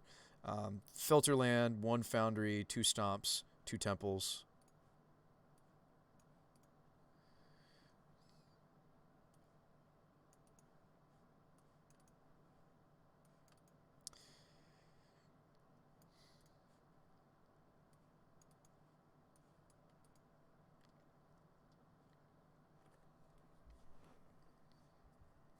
I'm not convinced about the Maja though. Sprawl's not good enough. Gotta run Bird. Sprawl's not great because Arbor Elf and Birds, they give us triggers on our build around card. Like we're not doing any other combos. We're just playing bullets and Winota value in this build. We're not doing a lot of the weird stuff you normally see out of this deck. It's a weird deck regardless. A lot of these lists, by the way, they run 4. They run 4 of each dork of choice. They run like 4 Arbor, 4 Birds, 4. They're not normally Vial builds. We're trying that out. Aether Vial was great. It was quite good for us because we really are a pile of 2s and 3 drops. Why not play? Oh, why am I playing Fiery Justice? There's a lot of shadow decks. This is good against Heliod too. You can bring this in against a few other decks too. It's a great question. It's also a pet card of mine that I might be biased. So maybe you're asking the wrong guy. If we look at the meta, where do I even get to use it? I get to use it definitely here, maybe, but probably not. No, no, yes, yes, no. Depends on what build they are. No, no, no, no. Yes, really good here. Quite good here. Yes, amazing here. It's a Death Shadow matchup. I thought there was a Shadow deck that was doing way better than this. I guess people just aren't playing it. Is this also a Shadow list? No, this is Into the Story, Grixis Control. Okay. So no, no, no, maybe. So like, it's yes, yes, no, maybe. It also hits Planeswalkers, so let's not forget about that. No, yes. It's pretty hit or miss. Yes, yes, yes, no, yes, yes, yes, no. I mean, like, it gets better as we get into some of the more nonsensical, like decks like ours. Not sure about this. The Blade Historian has really proved itself. It's giving us a similar effect to what the Marauders do without being 7 mana. Why don't you just play Gaia's Blessing? We could. Like, if we don't want to get trounced by Mill, yeah, you can play Gaia's Blessing. We thought about it. Gaia's Blessing also does come in against Dredge because if they have a slower hand, you can. Gaia's Blessing is when it's put in your graveyard from your library, shuffle your graveyard into your library. It also has the ability for it to be cast for 2 mana, sorcery. Target player shuffles up to 3 target cards. We target the player and we target the 3 cards from their graveyard into their library, draw a card. So you can bring this in, and you do bring this in against Dredge. And you hope to shuffle something relevant back into their library. But it's by and large, use is for Mill. But where did we see Mill on this list? No. Like, it's kind of been pushed out. Like, where is it? You know? Here it is. So, I mean, and again, we're going off of Goldfish, right? People are going to play what they want to play. Mill's fun. 7, 14, 21, It's a relatively budget-ish kind of a deck. Actually, it's more expensive than Death of Taxes. But yeah, it's a budget-ish deck. It's fun.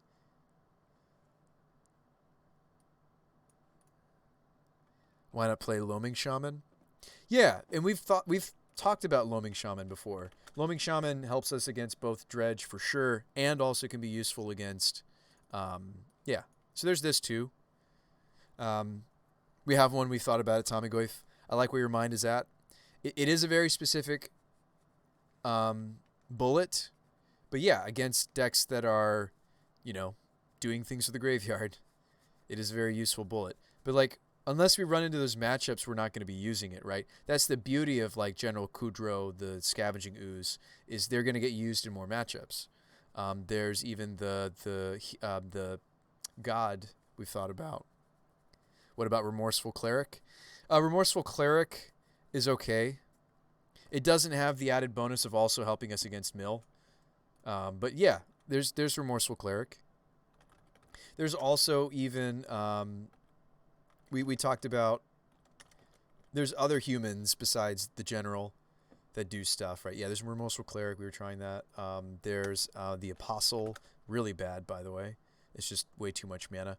It's a similar speed to Scavenging Ooze, but Scavenging Ooze has the added bonus that we get to bring this in against Tarmogoyf decks, life gain decks. Deck matchups where we need the life gain, etc.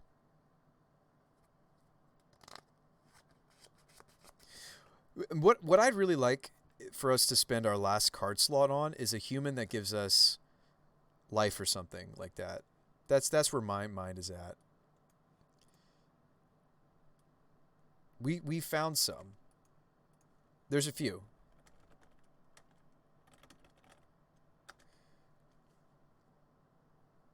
There's a few. There's a handful. We talked about them earlier. Um, if only we could play Brea in Modern, right? Card's pretty good. I play this in Legacy. I'm sure if Raccoon One is you just talked, friend, so I'm sure you're like Robopod. That's something we'd like to tutor out with Robopod. So something that gives everything lifelink. Is there an argument for Leyline of the Void because Pyromancer? Yeah, like Graveyard Hate that doesn't affect us. Yeah, we want Graveyard Hate that doesn't affect us, for sure. Yes. So Odric is at the beginning of combat. There is an Odric that I really, really like, by the way. There's a very powerful Odric that just doesn't see a lot of play, but it's actually really neat. Whenever white creatures attack, gain life. If we're looking for life gain, it might just be the Auric champion, by the way.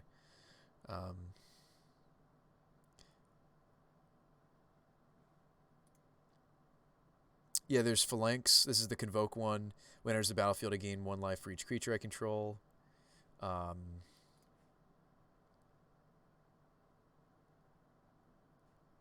Fiend Slayer Paladin. Heron's Grace. We tried Heron's Grace earlier, didn't we?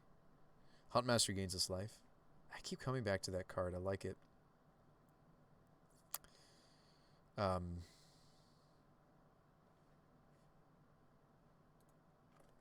Oh, let's format Modern. I'm getting a few cards that aren't in this format.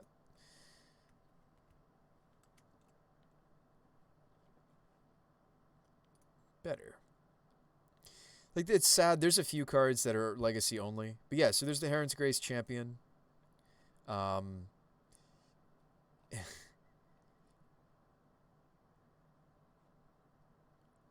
There's that 1-drop. There's a 3-drop, excuse me, that gives everything lifelink for a turn. Ojutai's Exemplars. Oh, non-creature spells. This is a cool little card, though. I do like that card, but not for this deck. Yeah, okay, so let's grab it, though. So Heron's Grace is an idea. It's also Campbell, but that's, again, if we're doing the Black Splash.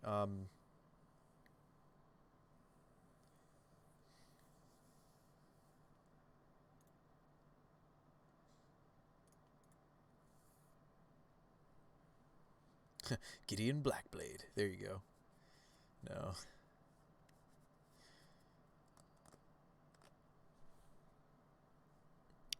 I mean, like, we can even do weird stuff like Nissa. Like, Nissa makes non-humans and also Anthem's us.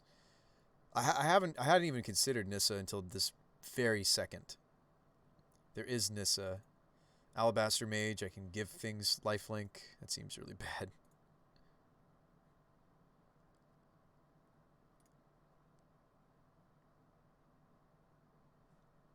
Yeah, none of these are really what I want, are they?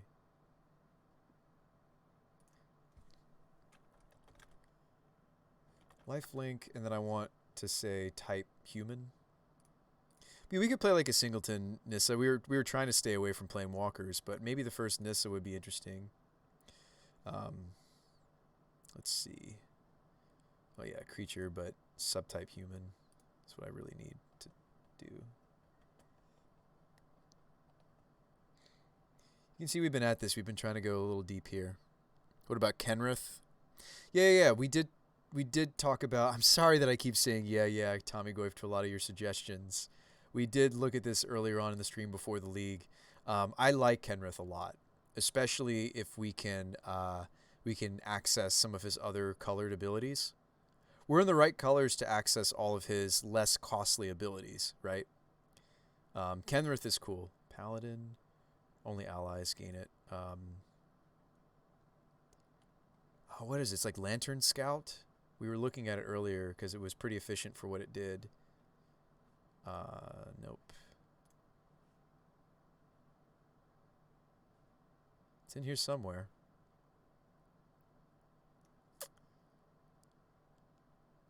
Lantern Scout, yeah. Whenever Lantern Scout creatures you control gain lifelink. There's also ways for us to give everything vigilance or untap our attackers too, which is something that we sometimes have issues with, where we swing out but we don't have quite lethal. So like there's Lantern Scout. What is this, Megara? Whenever an opponent attacks with creatures, 2 or more attack me, draw a card. Whenever they cast their second spell, draw a card. That's a fun card. It's an interesting card. I don't think that's for us though. Yeah, so Lantern Scout, but it's a one-shot. But at least Lantern Scout hits everything, whereas Heron's Grace, sure, Heron's Grace, also a one-shot. Heron's Grace is only a one-shot, right? It does have Flash already attached to it, but Heron's Grace, Heron's Battlefield, other humans get the 1/1 and gain lifelink, whereas Lantern Scout gives us to everything.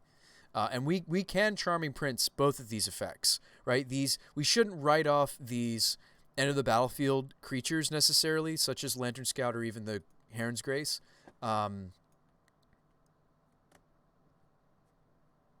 We could even play. We were playing the Changeling that grows the whole team. I mean, there's lots of things we can do. Is Combat Celebrant a human? Yeah, you get a second attack.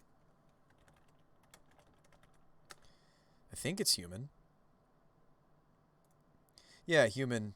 So you have to exert it as it attacks. I don't think it works with Winota because Winota gets them and declares them as already attacking. So like much like there's a bunch of different creatures. We'll put it here just to think about it. I'm pretty sure the way that the rule, I might be wrong about how exert works with Winota. I don't think that exert works with Winota to my understanding, because we've looked into. Yeah, I don't think so. Yeah. But that's close. Yeah, we want some bullets that can disrupt. We want to be doing value. But we also want to kill them. And that's the thing, is we haven't found anything better than Blade Historian. The problem with doubling up on Blade Historian is the second one doesn't do anything, but we really want to see the first one. Maybe we should be playing something else that also gives us like First Strike or a big Anthem effect. Like that's why we were playing the Gold Knight Commander. It just didn't pan out. We didn't see it do its thing really. Like the match that I had against the green-black Yawgmoth, it could have done its thing. I kind of messed up in my sequencing. I should have waited one more turn and then played it and played a bunch of creatures and got a big Anthem and killed them. It actually might be the Gold Knight Commander, even though when I played it, I messed it up. This might actually be the right card, because it's whenever another creature enters the battlefield, we gain +1/+1 until end of turn. So Pyromancer is as much as +3. War Boss is +2. Yeah, so it could be the commander. I'm not convinced though.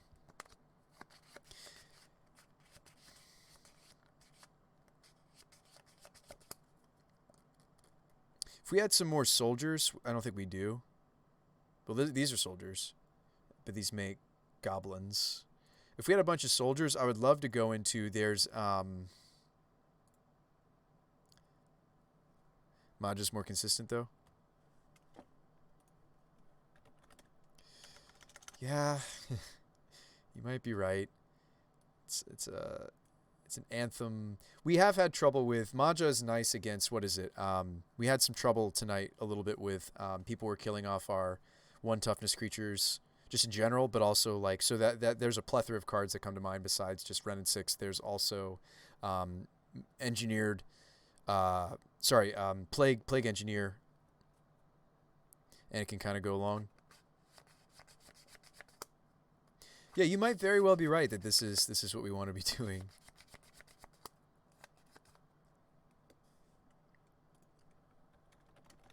Just trying to think of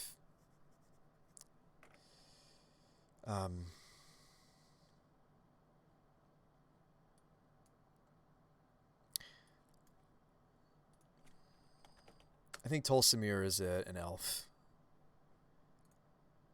Yeah. That's too bad. It's pretty great with our fetches. Yeah, we do have quite a few fetches. Got 8 fetch. Maybe if we play Maja, we try to squeeze in another fetch even, perhaps.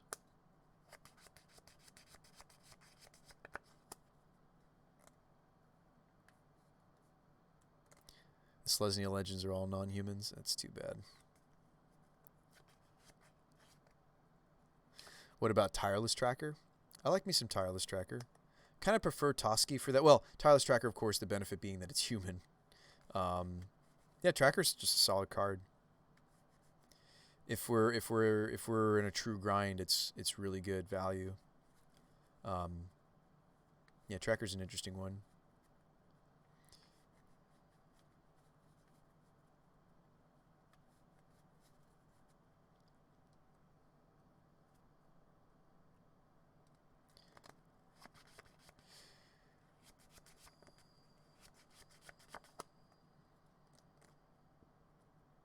Trying to think of what we could play in our last sideboard slot. We're pretty weak to things like Grafdigger's Cage still, even though we're only playing 2 evolutions. We're still weak on the evolutions. I guess Grafdiggers doesn't necessarily make us weak. It's annoying. I was trying to think of like some really flexible sideboard cards. There's that one like Nature's. It's Graveyard, Artifact, Enchantment. But Tireless Tracker's a hit off Winota. It is, and I am concerned that we're maybe not running enough. Ooh, I wonder if there are any commands in our colors we could consider. I don't think there is. Return to Nature is an interesting, just solid sideboard card. You're not really disappointed with this. Artifact, Enchantment, or exile a card from a yard. It's just really flexible sideboard card. In green. What about a Dramoka's command? It's fun to think about commands and such. I still think that's maybe not what we're doing.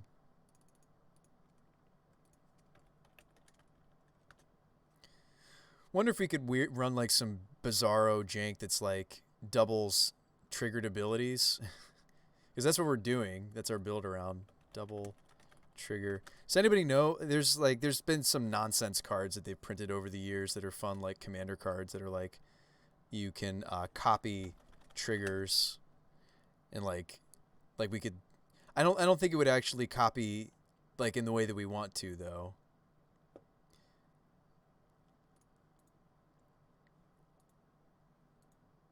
Is this what I'm thinking of? Are these all modern legal? That's my next question. Panharmonicon, yeah. I don't know why that didn't come up here though. Did I do something wrong? This is horrific. Choose a triggered ability. Yeah. It's funny that I'm poking fun at some of these ideas, but actually that's what our whole deck is doing is we have triggers and we want them to be doubled. Probably already asked why War Boss over Rabblemaster. Rabblemaster gives me less control. That's the big reason.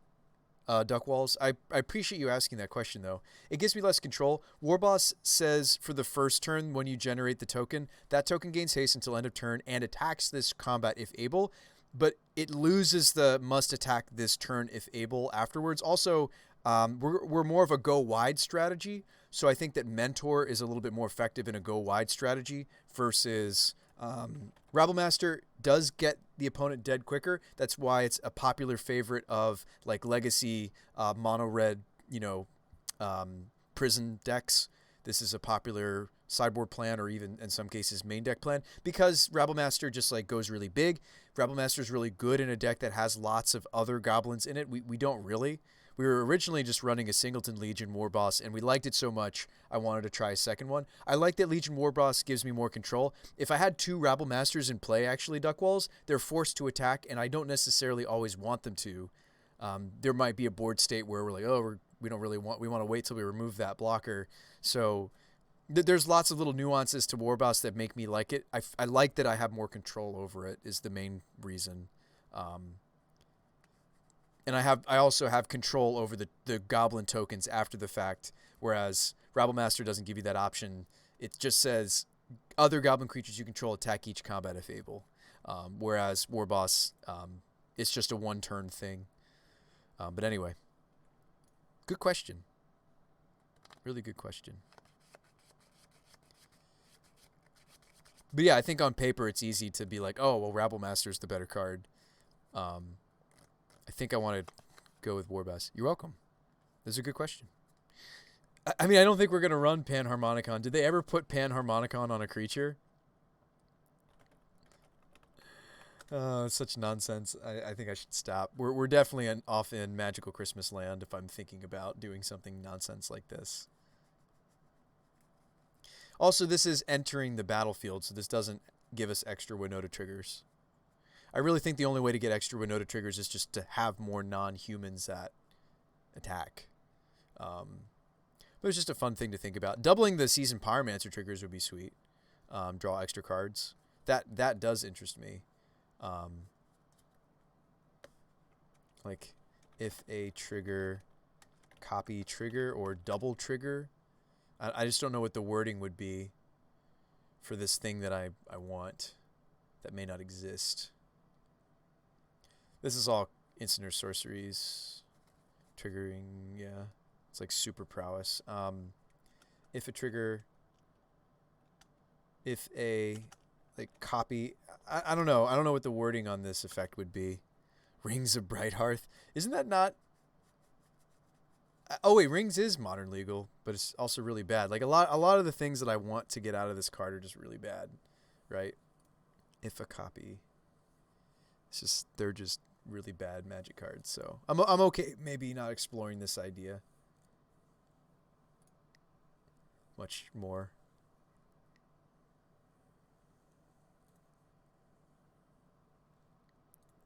We're gonna get so many cards off of the wording I just used, right? Rings is an activated ability, though. Whenever you activate an ability, yeah. I think the Strionic Resonator or whatever nonsense. Oh, Mimic Vat's fun, too. It's just really slow. I have a buddy of mine who really, really likes Mimic Vat. There's cool things you can do with it, but it's just really slow. If I would copy a spell, no.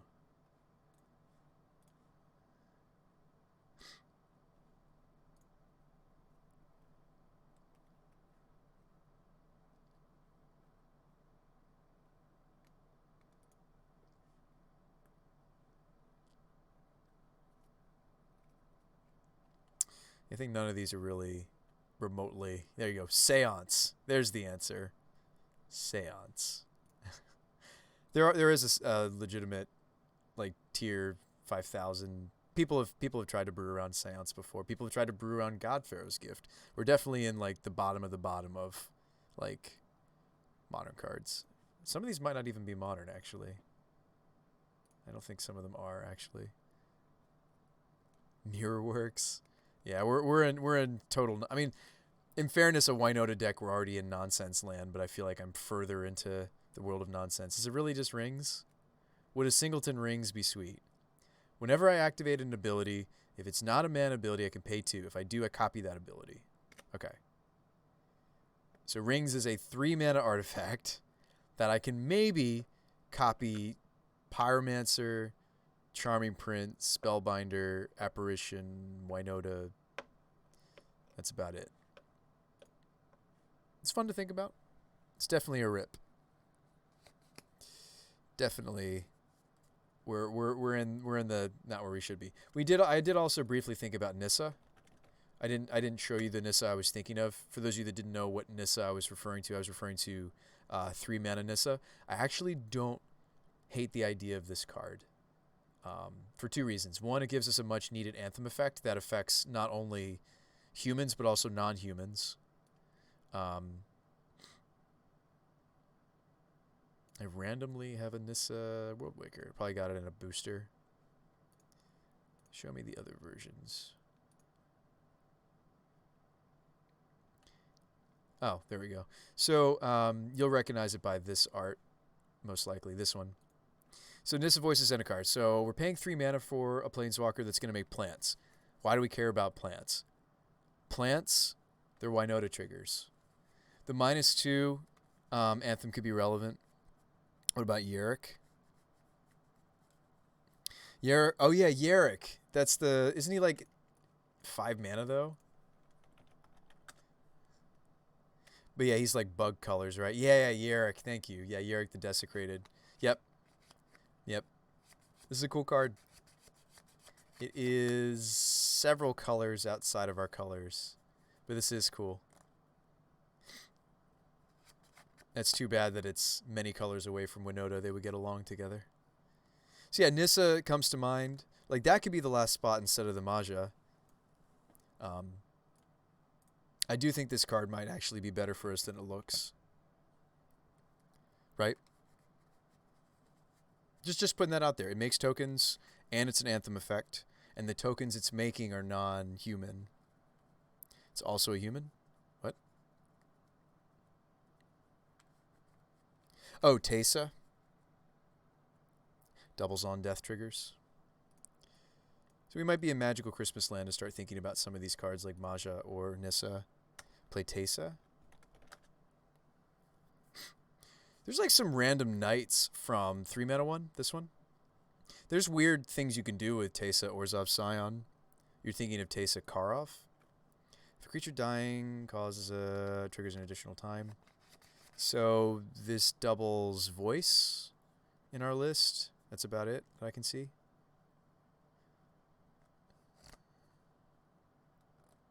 I do like one. So thank you for bringing this to my attention, Duck Wallace. This does do one big thing for us, by the way. It's not the first ability on this card. Read on, chat.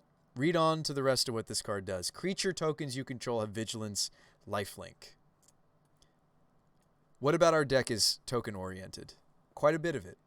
So the voice tokens, the tokens that the pyromancers make, if we're going to play them, the tokens that the Legion War bosses make, if we're going to play it Nissa, if we're going to play it Maja. So we actually have quite a few things in the deck that make tokens. About 10 if we play these extra pieces we're thinking about. Teysa would give all of those tokens vigilance and lifelink, and would also let me double up on maybe voice would become more so what we're doing. Maybe we don't care so much about the Winota speed off of the Strangleroot Geist. If we played something weird like this, maybe we just move into voices. Teysa would be a different Winota deck. It's something to think about for a future brew. Yeah, it would be, instead of green, it would be Mardu. Winota Mardu. Goryo's Vengeance. There you go. You think I'm joking? I'm not. Like, I actually quite enjoy myself some Goryo's Vengeance builds. But anyway, I'm trying to think of like what tutors you could play. You'd play like that really bad tutor, the search. There is like there's a snow search library legendary. They did print that, so you'd play Snowlands and you play. There's like you play Search for Glory or something weird. You could do like a really. I think it'd be worse than the Naya build, but you could do like a Mardu. Focus more on the tokens. Yeah, it says or legendary card. Maybe you'd play a Singleton Saga. It's spicy. Anyway, I do like that this tutor gains you life, which is kind of neat. It's kind of neat that the tutor is also, like, most tutors in Modern don't do other things while you tutor. It's rare to see this. Yeah, it's interesting.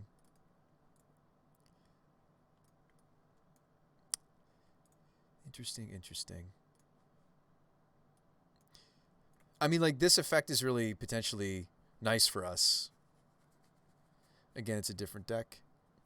I keep finding reasons to, like, try to splash into black that I really shouldn't be doing, right? Like, Campbell, Teysa, General Kudrow, these all come to mind.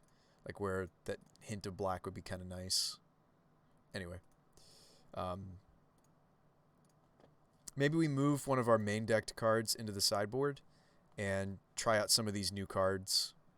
So maybe we sideboard the Spellbinder, or the Apparition, or the Magus of the Moon. I feel like the Magus of the Moon, though, is just such a... There's a lot of matchups we can... There's a reasonable number of matchups we get to steal off of the Magus. No Geist Honored. I'm not actually on a Geist Honored build. I do like Geist Honored Monk.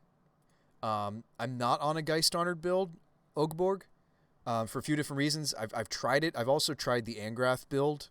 Um, I don't think they're bad cards. And maybe Geist Honored should be where this Maja is, right? Maja is just. I feel like my strategy is a little bit more go wide than your usual build of this deck, so I think these Anthem effects, the Double Strike, like stuff like this is really nice, but not typical. I think I want to put the Spellbinder in the board, honestly. I know, like, some of you guys were singing praises of this card. I think it's neat. I think I'm interested in limited tutor targets. I think focusing on just the ones that work most of the time, and then, like, in other words, like, our tutor targets by and large are these 4 cards. Game 1, right? If we're not getting Winota, which we're usually getting Winota, we're probably getting Blade Historian because we've got a board state that can win if it has Double Strike. If we're not getting either of those pieces, I'm probably getting the Apparition, or I'm probably getting the Magus of the Moon, right? Sometimes I guess you could see us getting the Pyroman or even a War Boss, but it's probably these 4 cards, right, or the tutor targets. Game 1. I think the Spellbinder might be a sideboard card. Because, like, against, like, really low to the ground decks, they don't care about the extra, like, the tempo of the Spellbinder. Is the 7 mana? It is. So you're talking about the card I just listed, actually. I have played an Angrath build. It was a lot of fun. I like it. There's a lot of things I like about the Angrath's Marauders build. One of the biggest things I don't like about this build, though, is the fact that if you draw it, it has no use other than discarding it to Pyromancer. You're really not going to get to 7 mana in a game of Modern in this deck, oftentimes. So it would just sit there. I really didn't like that as I was playing the deck. I think it's the more bursty and colorful finish, right? Because you double, if you hit double Marauders, and if you're going to play Marauders, I recommend you just play the playset, or at least a 3 of. Go ahead, if you're going to do this, play the playset and play Lightning Bolts, because they also double the damage of the bolts. It's a really flashy finish. It was really cool. It was fun. It was bursty. It was also oftentimes overkill, or I was stuck with a card that did nothing. So I actually think I like playing more tutors than this deck normally plays. This deck normally just plays the evolutions. We're going to play Vials and Elodomri's Calls in the current build. I actually want to go up. I want one more of that card. And I found myself, Historian actually gives us a similar damage output, minus the burn, right? It doesn't give us the benefit of burn and such, but Blade Historian is something that we could Vial out. We could even hardcast, and it gives us a similar finish. It does, Ogborg. Yeah, I don't know if you're listening to me, but I did say that, yes, in the same way that Pyromancer in my build of the deck clears Maguses we don't need, Apparitions we don't need, Pyromancer clears, but that's like saying Faithless Looting fixes everything, right? Like, just because Pyromancer fixes, oh no, I drew Aether Vial in the late game, okay, I'll turn it into an Elemental. I don't think that necessarily is a good argument for saying, oh, well, then Marauders is fine because we just ditch it to Pyromancer. You have to draw the Pyromancer. Winota Pyre of Heroes with Kiki. I was doing Village Bell Ringers earlier. Bowlander 42 with the rate of 19. Thank you. We did try. I do like Pyre, by the way. So yeah, you do like humans. A Pyre with humans. So Pyre of Heroes is a spicy fun of. I do like that idea a lot. It's a bit mana intensive. We did try Kiki-Chord earlier. I did. What types is Kiki? He's a shaman, right? Kiki-Jiki's a shaman. I wonder if there's like a weird human that's out there that would let us like pod all the way up the chain. So he's a goblin shaman. If we can find a 4-drop. See, now we're off in nonsense land again, but hang on, it's kind of fun for a second. Is there a 4-drop human shaman that we want to play? Huntmaster, right? No, it's human werewolf. Nah, not shaman. We'd have to look into shamans. Is this a brewer's stream? I just brewed a deck on my stream. Turn 2 kills. Tell me about it, Connor, man. I'd be interested. So shaman, and it's a human. I don't know if there's a 4-drop shaman that's playable. There's Bloodbraid Elf. Right, that's an elf shaman. Shaman in Modern, 4 mana specifically. If it exists, we could maybe think about Kiki Pyre nonsense. Pyre could be the other way that we could tutor up the. Now that would be a not. That would probably not be an Aether Vial build. Aether Eladamri's Call. That would be you'd be using Pyre of Heroes to do it. I do like this card a lot. Don't tempt me, folks. Don't tempt me. Type. Or no, subtype. Human. So I want a human shaman. I've looked through them. You'd have to play a bad changeling. Okay. So we play a bad changeling. So what? We get to play the protection from black one, right? When I was playing the infinite mana version of this deck with the Vizier combo, are you sure there's no other shaman?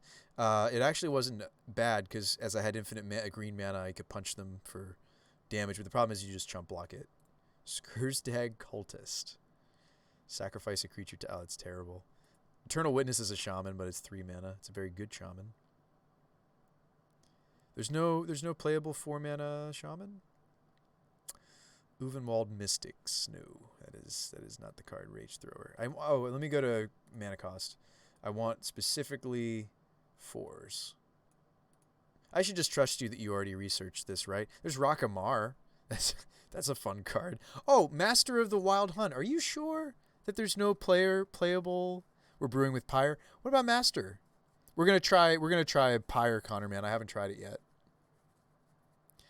Sorry about making the brew go off the rails. No, you didn't, Duckwells. I love me some Pyre of Heroes. We already played a league tonight with the Aether Vial build. We did really well with it. We went 3-2. Technically a virtual 4-1. I messed up. I made a player mistake. What does this one do? They cast spells. We deal 2 damage. Okay. This is just straight up, if they cast spells, I deal damage to them. But if it flips, then it's no longer able to go get Kiki. And it's a 3-2 for 4 mana if it doesn't flip. That's pretty bad. What does this one do? That's pretty bad. Yeah, these are pretty bad. These are pretty bad. Frost Wielder. If a creature... That's a really bad 4 mana pinger. So it's Rakamar or Master of the Wild Hunt.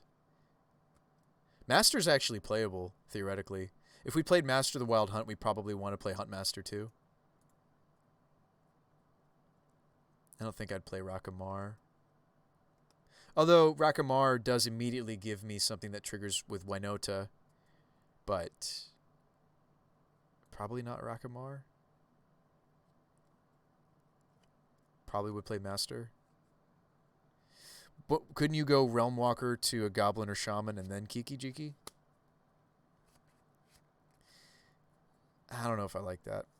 Anyway, that's a fun idea. We could try to do the Kiki Wombo again. You would play Village Bellringer. Village Bellringer is actually not the worst thing to have happen in the midst of your Winota-ing. And the reason being, folks, although Aether Vial was really good tonight, we played against Esper Control. It was Aether Vial was like MVP for that matchup. These are the cards we're thinking about. Don't feel bad. We're an innovating stream. I like to innovate, so I like to build decks with you guys. Don't feel bad. You did not derail me. I'm used to this. So a Kiki build would look different, to say the least.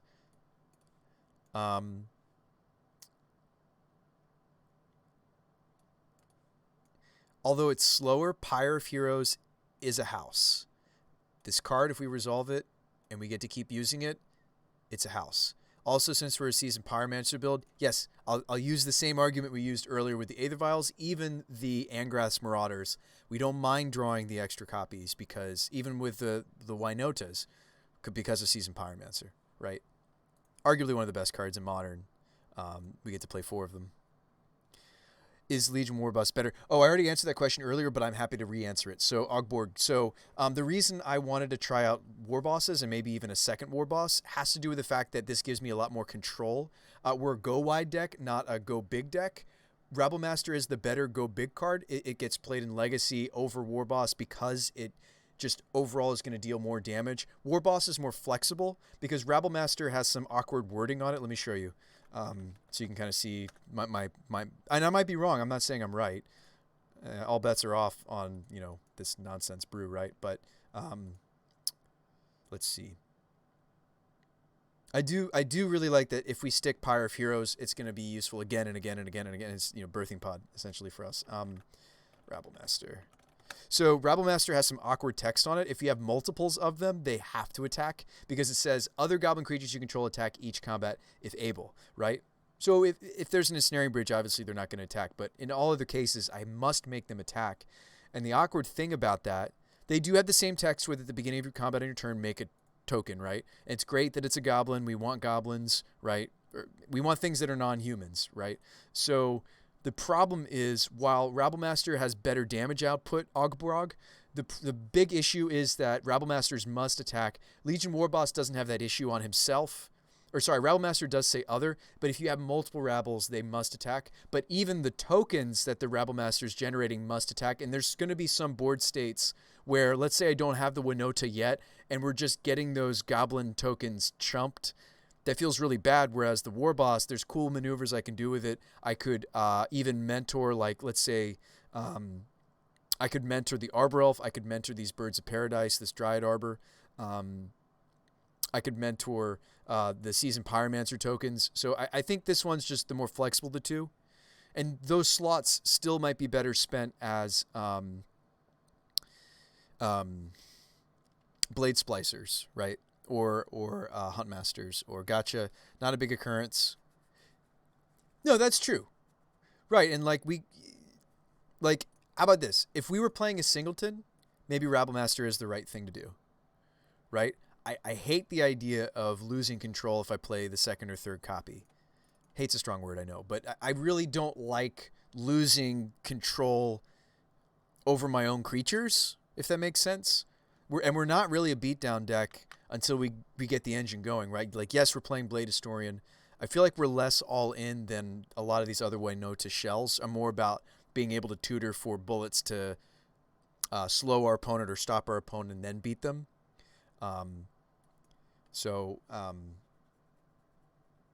Anyway, I don't know if I explained that well. I feel like I over-explained that as per usual.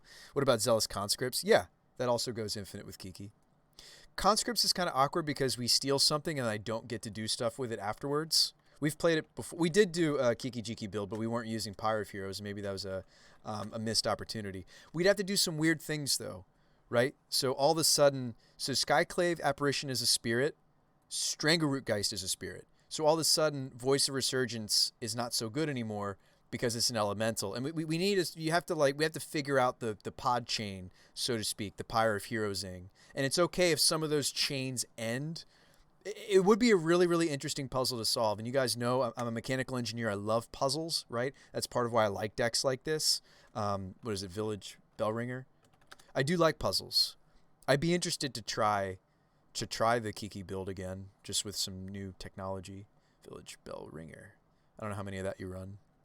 What about Masked Vandal and Realm Walker? Masked Vandal, Realm Walker. Masked Vandal's the 2-drop, right?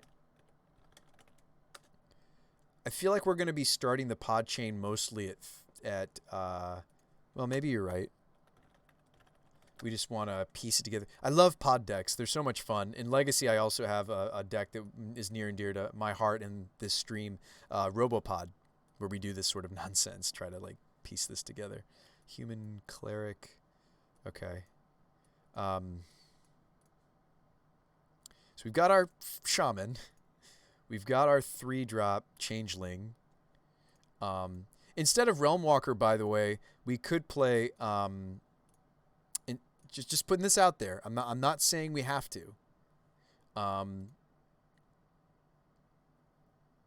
Instead of Realm Walker, we could play the Anthem creature again in that slot. Just saying. Or we play both. Mirror Entity. Just saying. It's pretty good in our deck because we need anthems and we go wide. I miss the days of Robopod, but this modern deck looks awesome. We're getting to do Robopod things in modern, maybe. Oh, this is some nonsense. All right, I wish I'd opened a new copy. I think before I go any further, I need to open a new copy. I've already like ruined our last list, which is sad because it was actually pretty good. I meant to open a new copy I should have. Hang on. Let me just see if this is saved somewhere. Okay, good. So this is the previous build. Let's just keep going.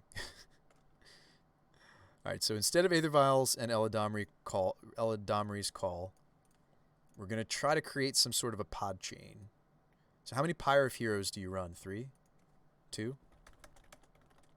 Is it so important that we play the playset and then we just hope to discard extra copies to the Seasoned Pyromancer? That was the dealio with the Aether Vials. Something to think about. So Dryad Arbor can't turn into these other things. Unfortunately, this doesn't pod chain the Dryad Arbor, but that's okay if it doesn't. It's not necessarily why it's in the deck. So birds and Arbor Elves can become Vandal. All right, Vandal. Can they become anything else? Elf, Druid, Bird, Druid. Anybody? Druid? No. Okay, so these all become Vandal. Vandal becomes whatever we want it to become, right? Anything, and then it becomes a Winota. Okay, Bird or Arbor Elf, Masked Vandal. Well, let's start from if we're already starting at 2, right? So Voice of Resurgence doesn't go anywhere unless I run a Changeling in the 3s. So if we still run Voices, which I do think Voice is really good, though, because we played against Control tonight, and it was really good there. Voice pyres to, I almost want to say pod. Voice pyres to Mirror Entity or Realm Walker, and then it pyres to whatever we want. What about Avacyn's Pilgrim? We're not playing any human manas. We want non-human manas so that we can get Winota triggers, but I like the creativity. Bruise, trading very fine line between a glass cannon, being watered down. Yeah. Yeah, and that's what was, I think what you just said, Ogbrog, is what we found when I was doing the Kiki-Chord thing, or even the Vizier combo. What you just described is what I found happening, right? Like this build, if we just have a singleton Kiki, it kind of would also want, we wouldn't play the Maja. Like the top of the curve would be Kiki. We'd probably play a Conscripts. We'd probably play a Village Bellringer. And yeah, I mean, you lose, maybe we don't have room for the Nissa. Like you lose out on, actually, that doesn't look too bad. That's a 60. That doesn't look too bad. But yeah, we lose out on what? We lose out on getting to run some of these just good cards. Aether Vial is just a good card. The War Bosses, the Calls, all this stuff we lose out on. And I don't think that we've figured out how Pyre hits everything yet. But I do think the Masked Vandal was a great idea. Also gives me another main deck exile artifacts or enchantments that they control stuff, which is really cool. Incidentally. Maybe play Restos? Yeah, if we had room, we would start to play Restos. I don't think we do. Well, we might have room for the first Resto, so maybe we should pick between Realm Walker or Entity. So do we want something that's going to let us just kill them, or do we want to play the more grindy card? I'm not sure which is correct, but let's stick with Entity for the moment, and then, because it's something I can pot up that just lets us kill them, potentially. We also haven't readjusted our mana for not playing Aether Vials. Like, the deck, we want to go back to playing maybe the 3rd or even 4th Arbor Elf if we're not going to... We don't have the Aether Vials anymore. And the Aether Vials are doing a good job of... And maybe we don't play the playset of Pyro. Maybe we still just play 3, right? Because it kind of is... It is certainly like a legendary kind of an effect. So maybe 4th Arbor Elf, 3 Pyres, and we still don't have room for the first Restoration Angel. The Charming Princes are giving us kind of the Resto effect. Also, I don't think our human count is good anymore. We can do the math on that. So non-humans, humans, and then things in the middle. Maybe we don't play the Zealous Conscripts. Maybe instead of the Zealous Conscripts, we want to play Eternal Witness. And if they kill Kiki, we get back Kiki with that. Or if they kill the Village, we get back Village. Or if we have to pod the Village Bellringer, it might be nice. It would stink if we have to pod this, and then we don't have a way to get it back. So maybe we should be playing an Eternal Witness. Just kill him? Well, no, so this one wouldn't be... Like, again, this version of the deck maybe doesn't want the Blade Historian, by the way. Just putting that out there, too, folks. I know we've really liked that card, but we might not want it, perhaps.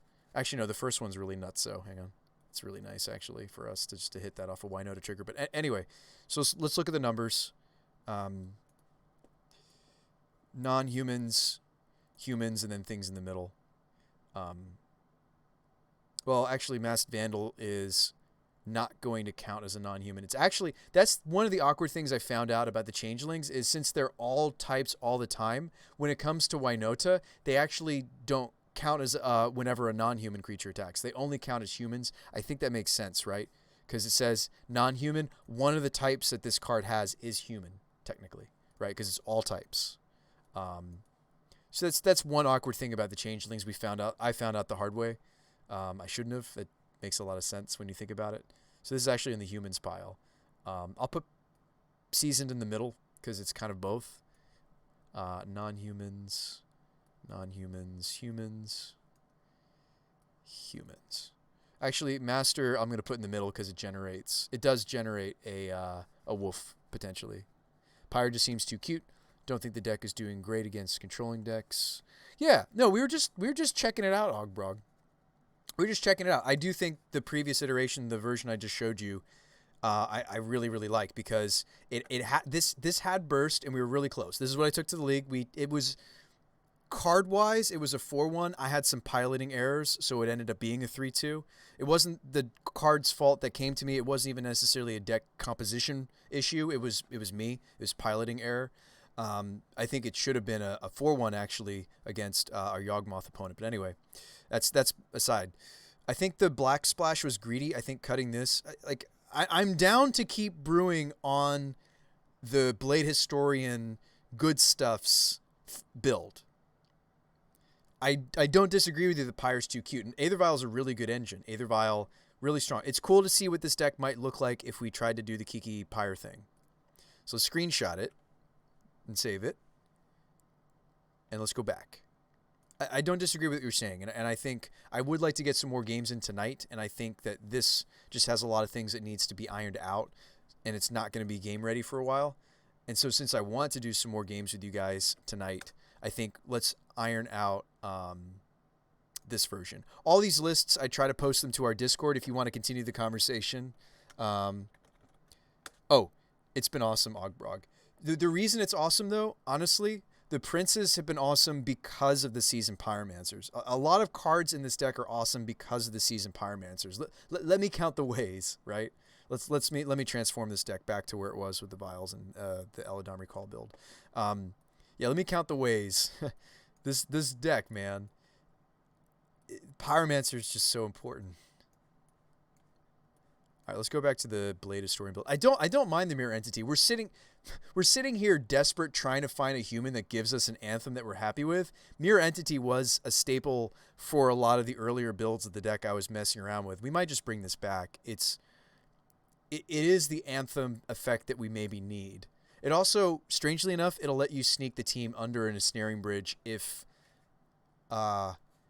we do have things that sneak under a bridge. They're the birds, but Mirror Entity lets us beat things like Ensnaring Bridge without needing to rely on the Skyclave Apparition. Just putting that out there. Just something to think about. But no, so the Charming Prince has been really good against our burn matchups. It's been really cool to scry to things. And I don't think we run more than 2 or 3, but it's really, really nice to blink the Pyromancers and get that extra elementals draw, to blink the Apparition, to blink and reset the Geists. What else have we blinked with this? The Night of Autumn, if we're going to run that, is nice to blink. Spellbinder is nice to blink. There's actually quite a bit of synergy for this card, but maybe it's only a 2 of. You might be right, Ogbrog. I'm not sold on it being a 3 of. So maybe Mirror Entity is that anthem effect we've been searching for so long, because we just didn't find a human anthem effect that worked on all creature types that we were happy with. Mirror Entity, for Winota's sake, triggers. It is a human. We'll find it off of a Winota trigger. So we do the count again on this Vial build. It's non-humans and humans. It's close. I did really like the Eladamri's. The Eladamri's Aethervial build of this deck is the one that has performed the best out of all the different types I've tried. I have tried the supposed Streamline Angrath's build of this archetype. It didn't do very well. So I think we're really close with the Blade Historian build. It just needs something else to give it some oomph. Entity might be that oomph. What do you guys think? Are we maybe onto something? This is interesting.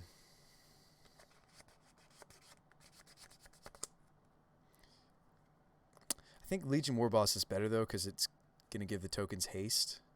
But Nissa is interesting to think about. Plussing a few times and then minusing and getting that permanent anthem is pretty powerful for us.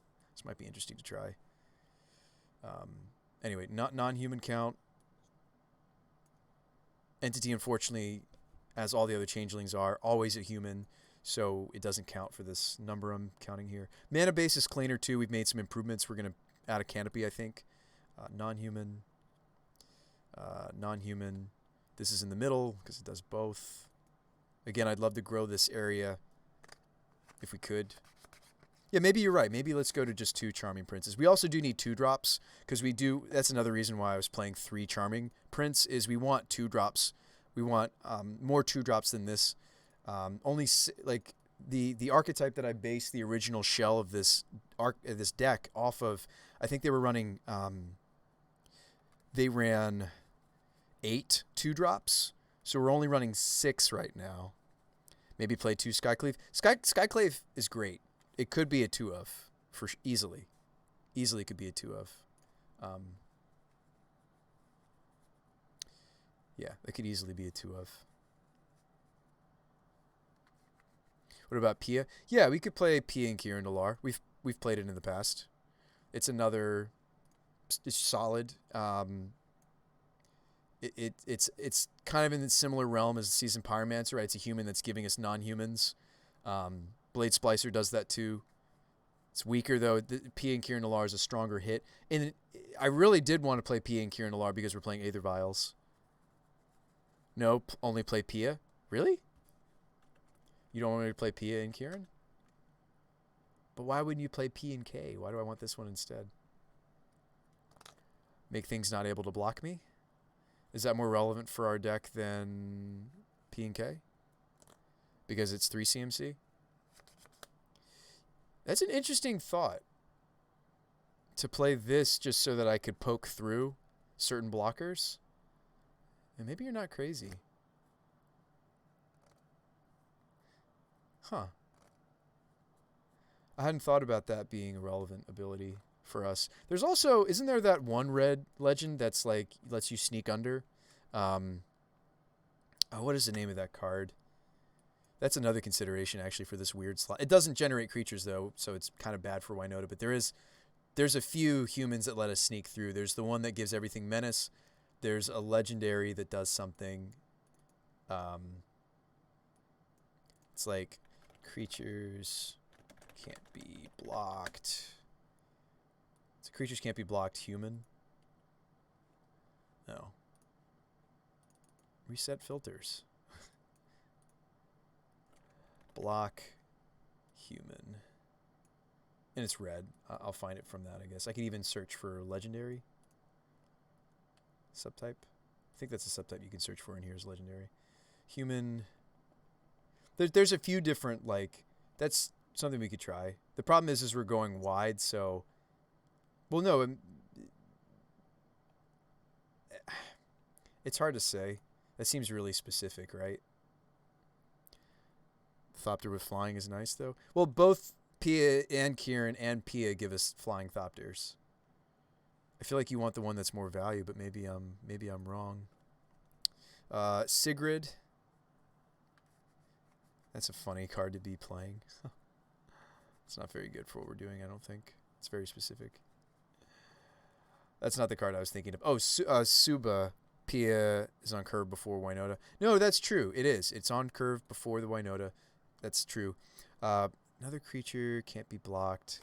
Discard my hand. Whenever a creature I control with power 2 or less deals damage. This is actually kind of cool.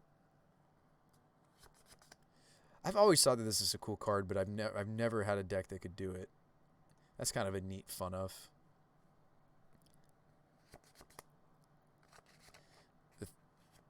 Pia being on curve before Winota is important. Thopter flying, Pia, they unblockable. They're all useful. Yeah, you know, I think you're selling me on it. I think you're selling me on it. Does this do anything that we want it to do? Haste 2/3, human. I can pay 1 to make a different power 2 creature not be able to be blocked this turn. And you can do this multiple times. I can do this effect multiple times. The problem with this one is I have to sacrifice an artifact to get the can't block this turn, whereas this kind of does a similar thing. But I think you're right. Pia would have to happen first because it does give us the much needed. Yeah, I mean, maybe we like some of these ideas over the war boss, by the way. I have been concerned that our human count is not where it needs to be. The pay to discard my hand, draw a bunch of cards is neat too. Kind of gives us that pseudo Toski effect. We haven't used the Toski yet, by the way. I do think this Aether Vial build that has, some Veil of Summers and stuff to sideboard into doesn't necessarily need Toski. Sack Vial could be a Historian Alpha Strike. Yeah, sacrifice the Vial to Pia. Well, we could also sacrifice the Thopter itself. We just need the attack trigger off of the Thopter she makes. It's interesting. That's fascinating. I hadn't thought about these cards. Thank you for bringing them to my attention.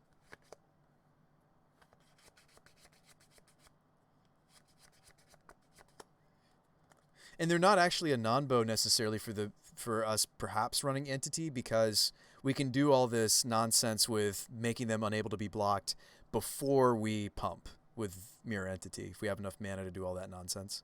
I don't know if we will. Anyway, so let's go back to slimming on the Arbor Elves if we're going to play the Aether Vials.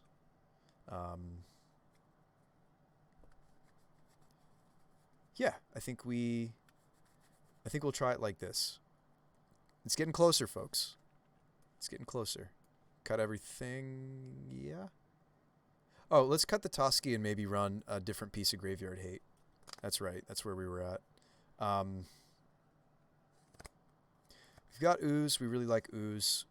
What was the other Graveyard Hate we were thinking about? Remorseful Cleric? Loaming Shaman? I'm not really too concerned about worrying about Return to Nature, maybe. I'd like it to be a creature, though.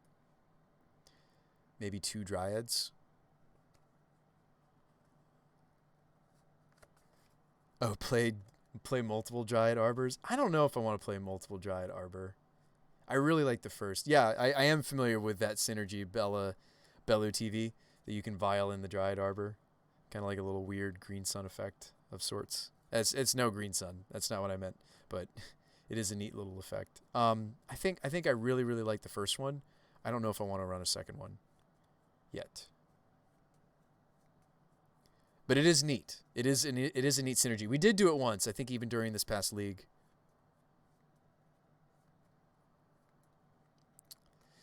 Yeah, we tried a Singleton Thalia. It was okay.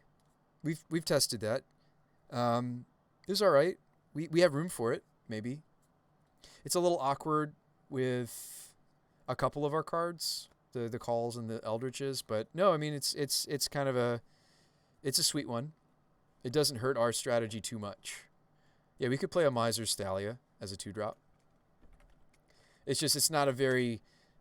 I do need more 2-drops. Sorry, that's where my mind is right now. I mean, it is a 2-drop. It's just awkward for the Eldritch Evolution. It doesn't really fulfill that role of being a 2-drop. We could main deck the Auric Champion, right? There's a 2-drop that's relevant in the meta as well. That doesn't hurt us. I'm a Legacy player. I'm trying to find some nice interactions that could fit the deck. What, for Legacy? If you're doing Winota and Legacy, just play Monastery Mentor and or Young Pyromancer. Done. I did build a Winota deck for Legacy at one point. It was playing Of One Mind, Monastery Mentor. There is already an Of One Mind deck that exists that I don't think it was playing Winota. It was just an Of One Mind deck, and it was playing Green Sun, and you played like the creature that makes, I think she makes cats or bears or something if you draw 2 cards in a turn. So I would be doing that if you were thinking in the realm of Winota.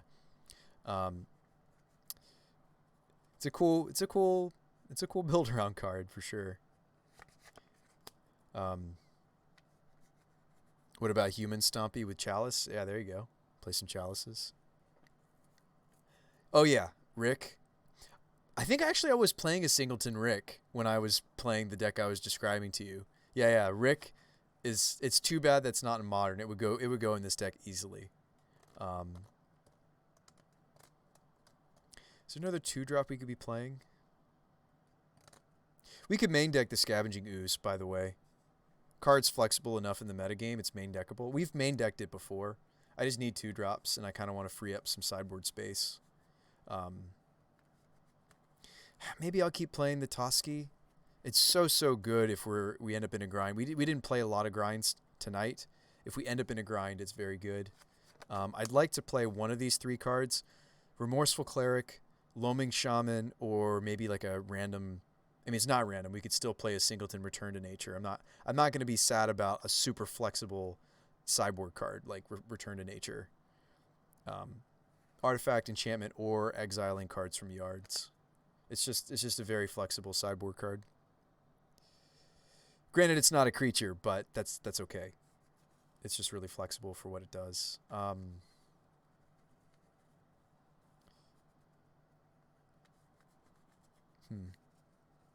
What about Dragon Fodder? Dragon Fodder is an interesting idea. I like the way you're thinking. It's not as flexible as Zeus. No, it's not, but I like the way you're thinking. Yeah, I hadn't thought about cards like... Isn't there another... There's like also Krenkos. Yeah, Dragon Fodder. There's also the Krenkos spell. We could like run one of each. Like, yeah, we could even be doing things like this. Isn't the... Hang on. Is the one that's instant speed and white out of the question? That's the same art as the old school one. It doesn't matter to me. Isn't there one that makes soldier tokens, but are they humans? Not timely reinforcement. Well, by the way, timely reinforcements does make soldiers, not humans. So we have played this in our sideboard before. It makes 3 white soldier tokens. This is potentially a sideboard card for us. We've played it before. Precinct Captain. Yeah, Precinct is fun. It's a human, and it makes... it does make non-humans. It does make specifically soldier creature tokens. Yeah, it's a fun one. It's got first strike too. It's a clever idea. Yeah, so there's Captain, there's Fodder to think about. I wonder if the instant speed make...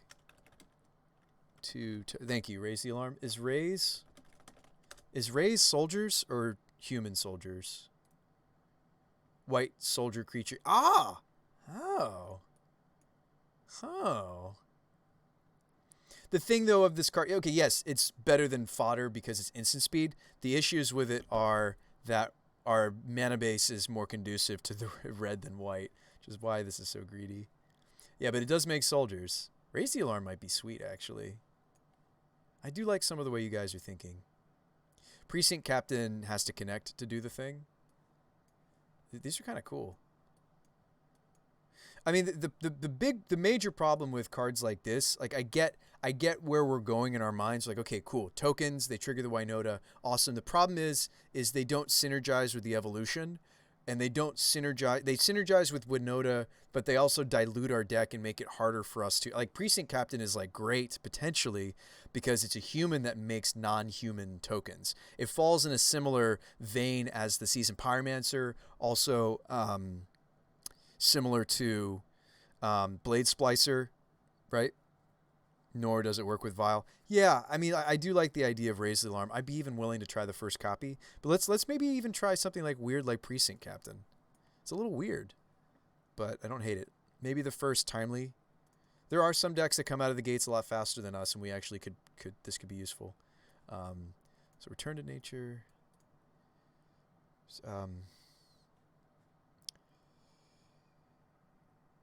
What are we playing? Cleric or Loaming Shaman? Probably Cleric. No offense to the Loaming Shaman. And maybe we don't run the Toski. There's also an Eldrazi. Imara. Doesn't Imara... Yeah, Imara when she untaps. Isn't Imara making humans, though? Isn't she awkward for us? Maybe she doesn't. 2-drop Imara. She makes soldier tokens. Hello. Ooh, the first Amara could be actually pretty good for us. She also makes lifelink soldiers. Hello. Yeah, I mean, like these early drops, the same thing for the Strangerroot Geist, and this is some maybe cool technology here. I wish we had a way to make her tapped that didn't make her attack necessarily. We don't have anything like that in the list right now. That you can. There's weird lands out there you can play. What about Nest Invader? Ooh, hang on. Now we're talking. I think I like that better actually. Why didn't we think about Nest Invader? That's a really good suggestion. So Nest Invader ramps us, but also yes. Why weren't we considering this card before? Why isn't this card normally considered in this archetype? Is there something I'm missing? I feel like this is maybe one of the best cards in this slot. It's either ramp or it's two bodies for Winota, both of which trigger her. Why weren't we playing this card? Why wasn't this a consideration? This is very good. This isn't just kind of good. This is like very good. Oh man. All right, hang on. Hold up. Hold up. I think our human count is still fine. I like this a lot. Because sometimes we do need mana. I would just play two of those. Straight up. 2/2 that makes something that can attack. Like the fact that the spawn can attack and get Winota triggers or give me mana. This is huge game for us potentially. And we have had some mana issues, so like getting a little bit more mana into the deck somehow I think is kind of a neat idea. Maybe would fix some of those issues we're having. Beautiful. There are other random cards that you would consider in a Naya color deck. One of them is, so we don't get to play a lot of counter spells. There are some. They're few and far between though. One of them is, sorry, I'm looking at Nest Invader and I think of Whale. I don't think Whale is good enough right now. I've seen like the Eldrazi and the Tron list will sometimes run Warping Whale, but Whale is interesting. This is only good in a format where there are relevant sorcery spells for us to counter. But it's kind of cool to be Naya colored and still have something like a sorcery, something like a counter spell to come in. The problem is if you look across the charts, right? If you look across like the meta, it's a fun card to maybe run. I feel like we also don't have enough colorless sources though for this, do we? Thicket, that's it. Yeah, we don't have enough colorless sources to make this card work, so never mind. But it'd be interesting to look at the modern metagame and see how many decks this effect works against. So let's shore up the sideboard and let's run it. Do like Skoos. Skoos is going to go back to the sideboard. We'll try these tech 3-drops out. We did end up cutting the Legion War Boss. We're going to go for the technology creatures instead, I think. Invader's just better than Voice in this deck. It very well might be. I liked Voice of Resurgence against. It gave us a little bit of game against. It gave us a bit of game against Control. Subra just seems bad. Yeah, she might just be bad. The fact that both of her abilities are a bit expensive.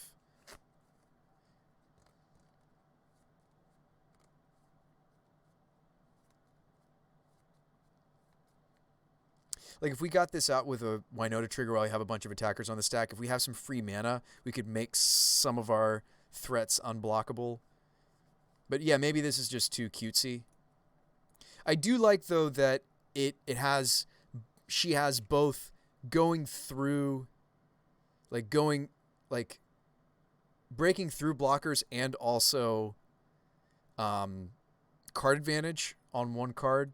I just really like this card. I guess we're not going to run it though. It's probably not good enough. I don't know. Let's try the mix. I'm not convinced, right? We were so sure that Strangerroot Geist was just a 4 of in this deck because of the synergy with Evolution Winota, but now we're only on a 2 of. Like let's keep the 2 ofs because we're not sure. Why not we play Cavern of Souls instead? The Cavern of Souls was tough sometimes. I don't know if I'm ready to do that again. We were playing, maybe we were just playing too many technology lands all at once. We had a Gavany Township and a Cavern and something else, and we just kept drawing them, and it was horrible.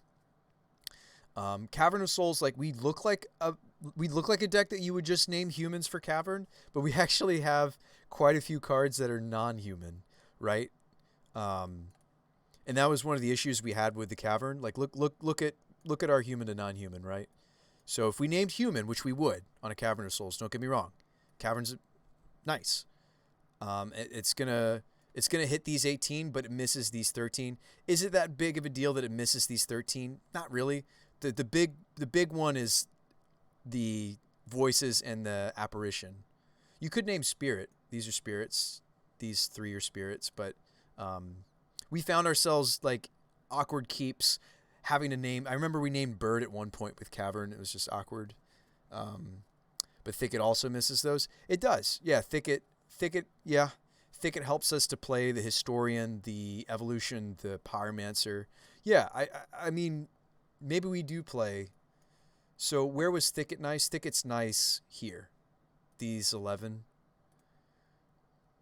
It doesn't help us with the Apparition or Linvala. Helps with Scavenging Ooze or Auric Champion. So I mean, the Firelit Thicket was something I was playing especially when we were doing like Chord, even when we dipped into trying out Kiki. So no, it might be time to retire this land, perhaps. Perhaps doesn't have synergy for the Arbor Elves. So every land that I run that doesn't function with them is something to think about too. Ogbrog says, but Cavern seems rough. Yeah, I mean, I've had some weird ideas. Even like I've even I keep mentioning it to you guys. I think this card's actually maybe, but anyway, I don't think we have enough red to make something like Embereth work.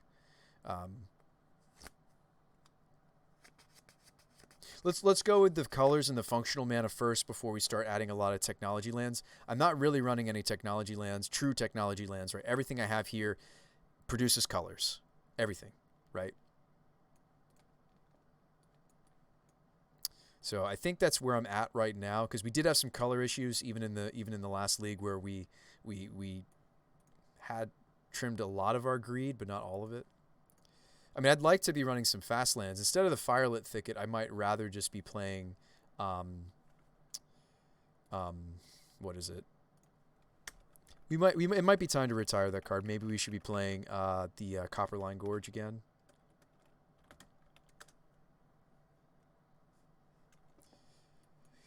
Gorges are probably what we should be doing. At least the first one. Maybe I don't need this many fetches. That would give me the second Copperline. I do think we want, if we're playing Arbor Elves, I do want Stompings and Temples. This makes us a slightly worse Magus of the Moon deck. Every green fetch I take out, but Copperline is gonna get us our colors. It's gonna make us not take a lot of damage off our We're taking less damage off the mana base. Certainly they don't help us at all with our greedy double white splash, but so is there a card that sticks out to you guys that's in the sideboard that we could stick into the main deck? Love the idea of these Nest Invaders. I'm sorry I didn't think of them earlier. I'm going to keep the 2 of Voice because they're good against control, and I am going to continue to run some number of guys because of its great synergy with Evolution. Having a haste threat is nice to get extra triggers. It can make it a really powerful top deck. Yeah, I'm gonna stick to my guns on until we know for sure which one we need to have more copies of. Let's just run the 2s. The Nest Invaders look so good though. They do. They look really good. They look quite good for what the deck's trying to do. Our human count is really suffering with some of the latest decisions we've made, but I mean Winota just feels like a super tutor in some matchups. It whiffs. We're only on 14 humans right now. It's terrible when it whiffs, but as we add more non-humans to the deck, we're increasing the number of triggers we get, and that's kind of the Winota equation, right? Is how many triggers to potential to whiff ratio math, right? Anyway, could main deck the Skoos. I'd love to up the number of 2-drop creatures we're running. Right, these Elodomi's calls are kind of throwing me off. So we only have 6. If we main deck Ooze, for example, or the Auric Champion, that gets us up to 7 2-drops. We could Eldritch the Ooze in a pinch. And we demonstrated from the league that we were quite bad against Dredge. It might be nice to have a tutor target that we can go grab and try to maybe win the first game. Maybe we should be playing a 1-red haste creature in Geist's place. Well, so all right, let me show you guys something. I feel like I just want to goldfish the deck so you guys can visualize it. It's really, really neat. It's 1, 2, 3. So you have this, then you do this. And what's the end result? Versus any other 2-drop we could play. With the exception, by the way, being the Nest Invader. You guys are selling me more and more on this card. So hang on. I'm going to add the Nest Invader to this pile. Check this out. But I think Geist does it better. But I might be wrong on that. Like, Nest Invader might be where it's at. So you play a Geist or Nest Invader. But let's say we play a Geist. So you play a Geist. Next turn you evolve it. You get the Winota and you get the Geist back. And it has haste. So I'm going to attack with this 3/2 hasty Geist and get my Winota trigger. 1, 2, 3, right? Hopefully, maybe we have like a Birds or an Arbor Elf or something else that's also getting in on this trigger. We ideally we're getting 2. Nest Invader does do a similar thing, right? We have Nest Invader, we Eldritch Evolution that, we still have the spawn attacks, we get a Winota trigger. But it makes us not need the green. Yeah. That's fair.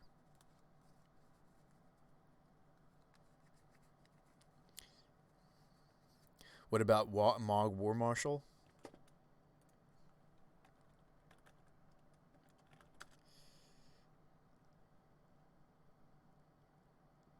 Well, so I'd have to pay for the Mog War Marshal on the Echo, right? So like if I 2-drop it, yeah, I think you're right that it's close, right? So I play I play the War Marshal, but then I have to pay for the Echo. You don't have to pay? What makes you say that? I'm saying if I go turn 1, let's say land, turn 2 War Marshal, but now it's turn 3, but no. I get what you're saying, Bella TV. I'm trying to communicate what I'm seeing is if it's literally play this card, then next turn I want to play this card, but I have to pay for the Echo cost on this so that I still have the 2 CMC2 creature and I like this effect. We would need to vial it in, right? And again, like Ogbrog is speaking my language. I wonder if Nest Invader is where it's at, just in general. But you keep both tokens if you don't pay. No, we keep the tokens. I don't have the body anymore. Eldritch Evolution is sorcery speed. Unless I Aether Vialed in the War Marshal. No, I see what you're saying. And it might actually be correct. The thing is that line involves turn 1 Aether Vial, don't play War Marshal turn 2, play a land. Turn 3 Vial in the War Marshal, then Eldritch Evolution that turn, but the tokens don't have haste. And so those tokens don't get the benefit of the Winota, right? I really like the idea of Nest Invader a lot. The more we talk about it, it's not the grindier card, but the fact that it's easier on our mana, I don't feel like we necessarily need to be in Copperline Gorge territory anymore, and we could start to do some maybe cutesier stuff with our mana. Nest is just going to straight up be better. Yeah, and it might. And then maybe we want to start adding princes and voices. And the voice was very good against our control opponent, but that doesn't mean that we should be playing them, right? Like, these were very good tonight. And I mean, there's a Geist can be really hit or miss. Like, there's situations where it's really awesome. There are situations where it's not very good. So no, I think Nest Invader's hitting in a lot in a lot of the right places. It is. No, Geist is good. I mean, it is. Yeah, we could play some split of the two. They really, really shine what when we have drawn an evolution, those cards. I think the main deck's getting pretty tight. What was your sideboard like before? It looked like this, except minus the return to nature. I think it was exactly this, minus the timely and the... Let's look at the picture. This is what the sideboard looked like for our last league. Toski, Linvala, Crater, Oaf, Ooze, Teague, Auric Champion, Selfless. This is doing a Selfless Spirit impression. We're running it instead because it's a human. That's the only reason. Selfless Spirit is the better piece, I think. For multitude of reasons. It flies, it's less mana. But the fact that this is a human that you can find off Winota was neat. Night, Fiery, Path, Veil. So this is the value town. This is the list that we took, and 3-2'd. It was a technical 4-1 just because, technically it was a 4-1. I just had piloting errors, and I played slowly. Both me and my opponent were going to time out, and we actually had more time on the clock. But yeah, I don't need to relive that. It was a little sad, but. All that to say that I think the deck is actually... Oh, sorry, you're having trouble seeing the... can I move you? Can I... There we go. I need to, like... It needs to be slightly... Here we go. There you go. Now you can see the whole list a little bit better. Sorry about that. I didn't realize my interface was cutting off a little bit of the deck. This is what it looks like. So I really like the Blade Historian. The Gold Knight and the Pia and Kieran... Like there are little things that need to be ironed out, as you can see. Yeah, the Amara is sweet because she does give me a lifelink token. I wonder if we should maybe try out the Amara. Well, we would need ways to. There is a weird janky land that exists that combos with her. By the way, I can't remember the name of it. It's a land that says tap a creature. With the Nest Invaders, there's also an enchantment that does this. What is it? There's that weird enchantment that people were doing stuff with in Standard that was like you can tap your creatures for mana. That would be a fascinating singleton that's probably not good enough. Unless we like cut a land for it or something cutesy. But there are ways to like tap her for mana and then she's not attacking and we're making tokens out of her and... There's weird, janky things to do that. Is it this? Path of Ancestry? It's like tap a creature you control on a land, and then there's also the enchantment that comes to mind. Like we are a deck that maybe could support the land that I'm thinking of, one or more copies. Oh, what is it called? It's like tap a creature, add land. It was like from Return to Zendikar or whatever that set was called. Not Forbidden Orchard. We're going really deep here. Survivor's Encampment. Is that the card I'm thinking of? I think there really is only like one land that does this.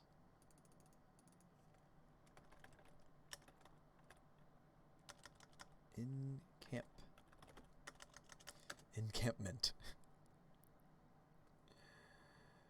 Survivor's Encampment. Yeah. Is there one that does only to cast ally spells? So it's just this one.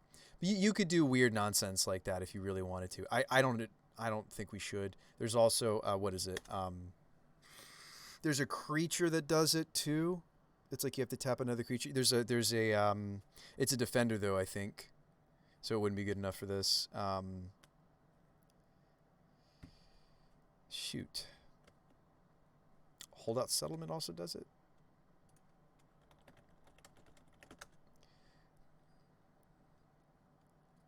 Oh, is this the better one?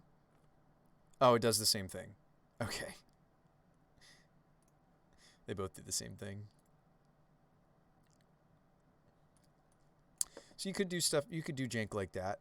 Like, I think the first one is totally fine. If you want to play Amara. I think the first, like instead of 2 Copperline Gorges, maybe we play Like I would play like a Miser's copy of this effect, and then I would play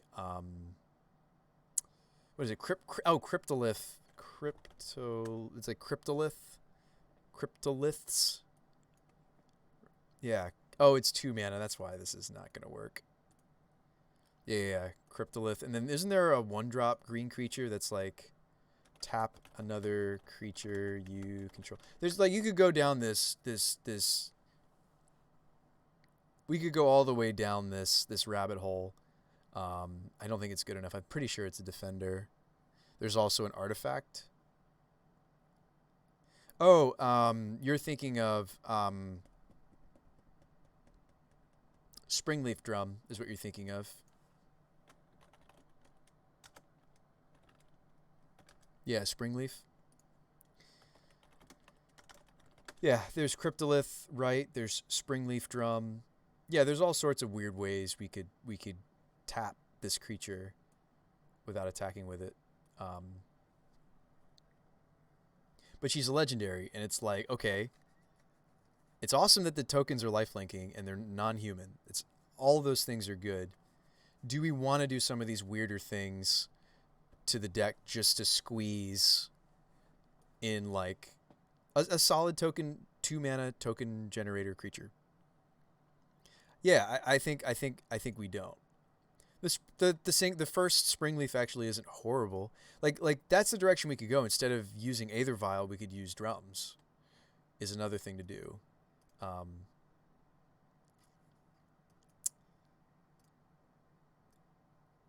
think Aether Vial's gonna work better for us. Hang on, could that actually work? Would that be faster? Would we be faster if we used drums? I don't think so. It's just interesting to think about. I'm just thinking about it. I wonder if a drum build. I feel like Aether Vial, the fact that it makes us uncounterable though, like even though it's, I guess it is slower than drum technically, but the fact that it helps us against counter magic is huge. Like we're an archetype that we already have 4 of a card that's very bad against counter magic. Eldritch Evolution, it's quite bad against counter magic.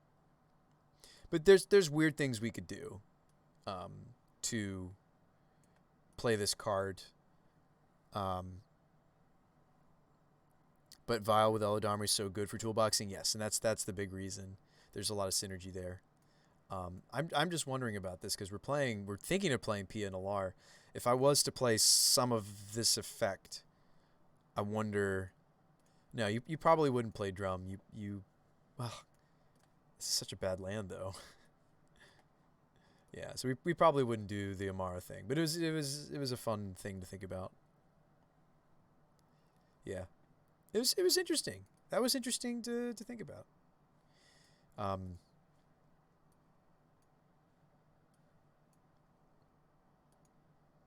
These feel so awkward when we have white cards, man. Ugh.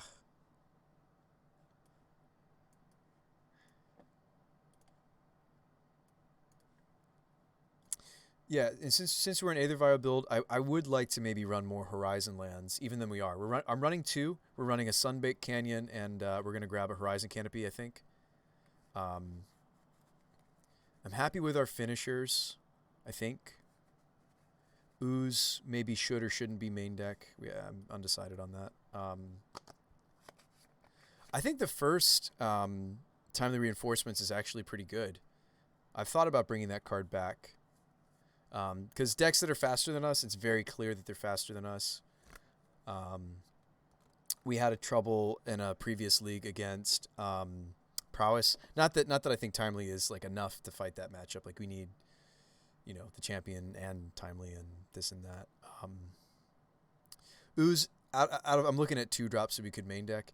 Ooze is probably the one that's most main deckable. And then that gives us quite a few 2-drops. That gives us a lot. That maybe gives us more 2-drops than we need, actually. And then all of a sudden, we're moving away from Voice of Resurgence, perhaps. Brewing a value deck, I see. All right. Spartan Homie says, I play mainboard field. What about Thalia? I like Thalia. Even though she has some anti-synergy for... I don't know if I count Aether Vial, but certainly she has a little bit of anti-synergy for the calls and the eldritches, but no, I mean like we have played her before as a miser. There's also 3-mana Thalia that is just a solid effect. Um, yeah, the first Thalia is decent. Usually I'm playing 1 to 2 fields. Yeah, I mean, do we want to play field? I do need to play 2 more lands. Do we want to play our first Field of Ruin? We do have basics of every color. Is that what we want to be doing? We want a Field of Ruin? Play our first field.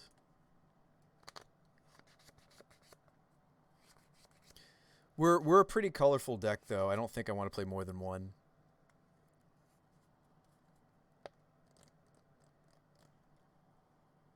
But I like the suggestion. We've played an Aven Mind Sensor. That got cut. We were playing Aven Mind Sensor for a while. Do like that card, but we moved away from it. We've made some changes, so let me see what our human to non-human count is again. Except for you. It's just it's good to do the count as we change some things. Non-humans. It's nice to have another card in this category of 3-drop humans that also produce a non-human or more. What about Phyrexian Revoker? We could play Spellskite. Yeah, you could play Spellskite. We've played Spellskite. I've even played Spellskite in the main because removal is what we're most afraid of game 1. We're afraid of fast combo and removal that hits Winota game 1. Dismember, Fatal Push, Path to Exile, just to name a few. Assassin's Trophy. So, yeah, I mean, we could main deck Spellskite and Spellskite. That's something that Kiki-Chord does, actually. Kiki-Chord plays a main deck Spellskite. Revoker's so good against Heliod. I feel like we already have a card, though, for Heliod. We're playing Linvala. This card's pretty brutal for them. Maybe we need more than just one card, though. We've been okay without Revoker. I like Revoker, though, Bello. I like Revoker, right? Something for Planeswalkers. There's a lot of different things that Revoker can fight out there. I don't know if I want to main deck a Revoker, though. Like, in the metagame, I'd be interested to maybe main deck Auric Champion or probably not Gaddock Teeg, although it's funny I say that because the Teegster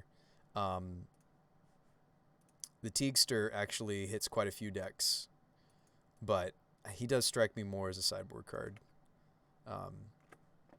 Right, you look at the metagame and it's like useful because he turns off company, bad, useful. Okay, so good, bad, medium, good, bad. We actually figured out that he's not good here either. He turns off like 3 cards in this matchup. Good, very good. Good again. Bad. Bad. Good. This is the Grixis control, right? Yeah. So this is actually decent. Or I would say he doesn't have 0 text game 1 against that opponent. Bad unless this is the Blue Moon list. Oh, is this the... yeah, some of these lists are... It's awesome to see Blue Moon coming back. Like, people are trying to make Prismari Command do its thing. And it does, by the way. It's a main deckable, like a Braid-like effect for this archetype. I love seeing people playing Blue Moon, that it's coming back in a major way. That's awesome to see. Behold and Prismari Command. Okay. Sinkholes, Ral.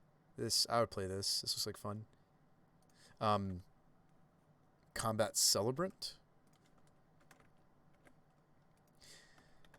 Oh yeah, that grows our creatures. That's a fun enough. Yeah, Combat Celebrant.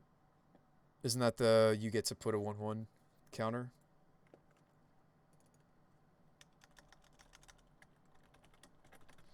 That's seen play in some like taxes lists. We'll play Combat Celebrant, right? Oh no. That's the this one doesn't work.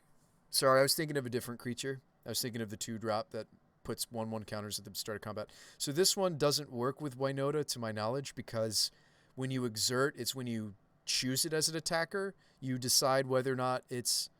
Because it says you may exert it as it attacks. I don't think we get to choose to exert when it comes to Winota, because Winota says you may put a human creature card from among them onto the battlefield tapped and attacking.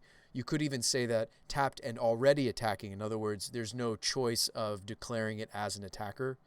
I don't think it gives us extra combat. We thought about this card earlier. Great suggestion.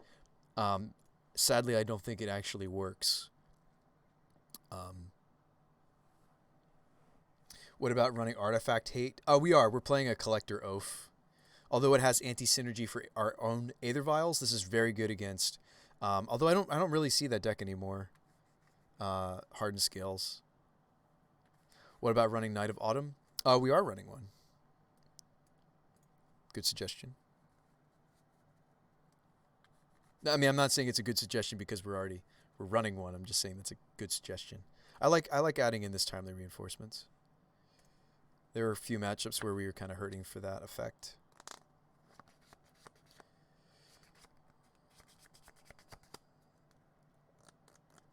We could play Stomp, or we could play a the Giant. There were a few times where we had Vial on 2, we had Eladomri's Call. If we had a Stomp in our 75, we could have grabbed it and stomped something. It's also a non-human for our Winota count. We could play the Bone Crusher Giant again. It's in this pile.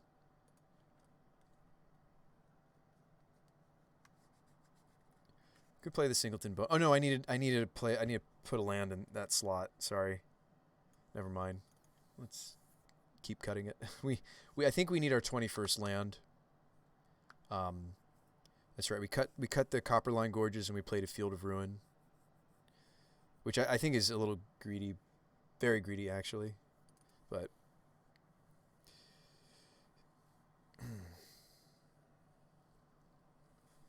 it's so tempting to run something like this. Like we're a go-wide deck. Like we want something like Gavany or Castle Embreth or something. Embreth, of course, is tough on our mana though, because I don't have a ton of mountains. Maybe you're playing too many non-creature spells, says Bellu. We played. That's a great question. So, or do you mean between the main and the sideboard? So the I swear by the 4 evolutions. We were playing only 2 Eladomri's Calls, and one of the first changes we made very early on into the league, I came back to the list and I said, I think I want the 3rd Eladomri's Call. The Aether Vials were really facilitating these quite well. It might look like we're low on our creature count. We're really not. We have 29 creatures. Our sideboard also, let me cut some of these think cards. Look at all the cards we've thought about. Sorry, Tusky. This is maybe the most non-creature spells I've run in our sideboard, but I think I want them, and they're not something that I can really get out of a creature necessarily easily. I mean, like instead of Path to Exile, we could play what? We could play something weird like that 1-drop human that you can adventure it to exile or kill a creature. They're like weird things I could do in the Path to Exile slots. I think I just want 2 paths though. These came in pretty clutch during our league. Gavany's so meh though. If you're a Vile deck, you're probably better off just running fewer lands. Yeah, and maybe I am running too many lands, right? Maybe we play more Arbor Elves and we try to just like, I mean the mulliganing that the new mulligan rule that we have is so good for decks like ours because we can really cheat pretty far down on the number of lands we're playing, right? So maybe the 3rd Arbor Elf instead of Path's good though. Yeah, maybe we do add one more land. Yeah,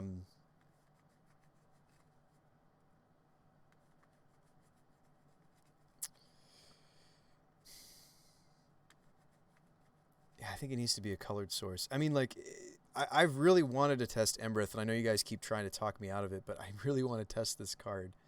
I think this, it's tough though because 3 red is pretty tough for us, right? If I don't have a bird or an Arbor Elf, triple red is hard. And I say triple red because Castle Embreth has to itself tap, and it's also just a red source. We also don't really need the basic mountain, by the way. But then the Embreth is even less likely to come in untapped. But yeah, Deck's looking good. It's getting there, Bellu. Tempted to test these nonsense lands, but I think actually we shouldn't. Maybe the field is fine. Tempted to do something greedy like this because, like, the deck would love a colored source that is a form of utility other than just the Horizon lands. Non-basic mountain. Play a non-basic mountain. We would just need to aggressively if we're playing this, we would need to fetch the stompings, and maybe I even play a third stomping ground, which would make the Arbor Elves better, by the way. Like, instead of playing the basic mountain, maybe I play a third stomping ground. Don't run castles in tricolors. They're so much better in mono or dual colors. You don't need the basic mountain.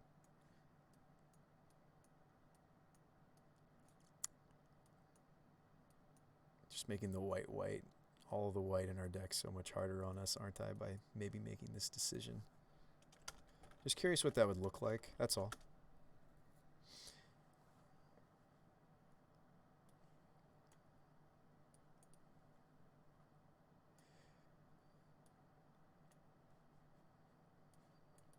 Wonder... I don't think I would take that into a league. I'd be interested to test it. No, you really don't. Not like Blood Moons will hurt you much. No, this was just to make us take a little bit less damage from our mana base. Let's try some of these ideas. I'm going to go ahead and say I think it's wrong. The Embreth. But our deck really is dying for some sort of extra Anthem effects. And we haven't been able to get them on our creatures, so why don't we try to get them on our lands. Stomping Ground. Number 3. So I'm fine accepting that it's probably wrong. Nest Invader. I feel like a long time ago, maybe when this deck first popped up and people were trying to make Winota work, I feel like people were doing Nest Invader, perhaps. Eladamri's Call.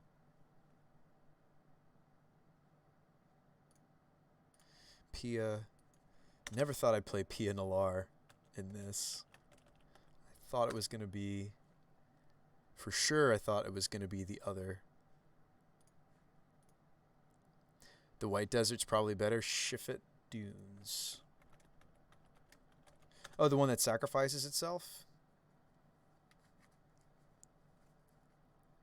So it gives me colorless, or I can pay life to...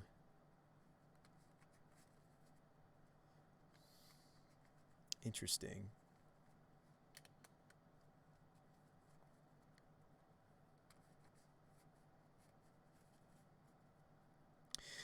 Yeah, so Dunes is going to more likely not be a tapped land for us.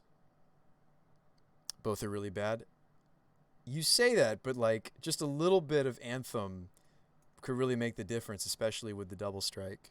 Why not just play Township? The Township has really let us down a few times. Like, our colors are actually not just a little greedy, we're very greedy. Well, we're less greedy now, but quite greedy. We are a green, red, white deck. Right? Now, granted, we have Birds of Paradise. And Arbor Elf can help too sometimes, right? Why are these look different? What have I done?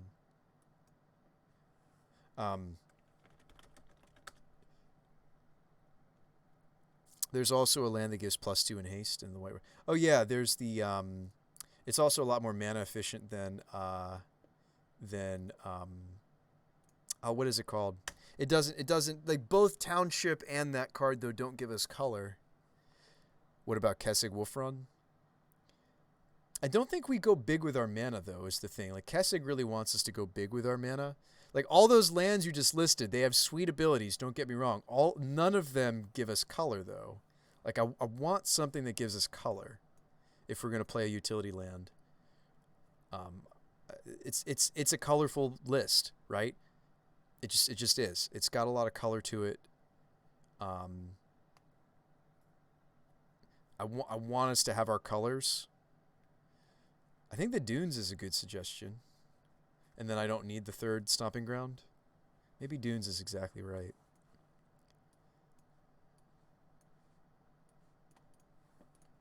This is a lot of white, though. So the one issue I already see with Chefette Dunes is I need white, white, white. And the reason I need white, white, white is because the dunes itself needs to be tapped and sacrificed, right? Unless we want to run another random desert. We could run that Graveyard Hate desert that's random. But and then we would get 2 activations out of this, maybe. But this is just, it's a similar mana cost to Gavany Township, right? I mean, maybe we just play the Miser's Township, right? It's you really let us down last league, but maybe it's because I was on both this and this is really what we want, isn't it? It's not worth it. We go wide. This is what we want, right? We go wide. Maybe we can make it work after all. So greedy. And then the first, although somebody earlier was saying Bruce By just play 19 land. I think that's really greedy.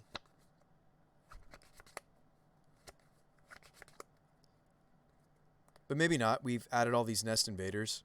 Maybe our mana's really good. Maybe I just add another Arbor Elf and we call it a deck. It's a bit. We're gonna have to mulligan a little more heavily if I only run 19 land. We are an Aether Vial deck. We are running Mana Dorks. Nest Invader will help the Gavany.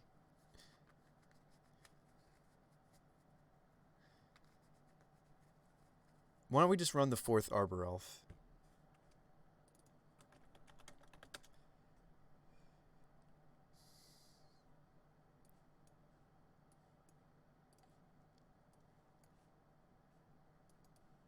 So I feel like we've really loaded up on the density of creatures leading up to Winota that we could in this version, right? Let's have our acceleration. We do have a lot of 3-drops. Let's just have our accelerants. Let's just have them. This list looks a bit like a block of cheese as far as the curve is concerned, but all right. Let's pick up these cards, shall we? All right, since we're on the discussion of brews, I've been trying to make Aristocrats viable in Modern. Maybe it's a Winota deck. I'm half joking. Aren't a reasonable number of the aren't there some aristocrat pieces that are humans? I'm sorry, I've got Winota on the brain. I'm sure you don't want to hear that. There is a card that she fetches for that makes, what is it? The new, on a serious note, if you are trying to make aristocrats work, isn't there one that makes double dying triggers happen? It's we were looking at it earlier jokingly. You probably already know the card I'm thinking of in my head. Yeah, Teysa. Thank you. The newest iteration of Teysa. All right, place order. I just want to play a few more games. It is really late my time. It is 4 in the morning. Thanks for being here, folks. It's been fun. So this is the Blade Historian build.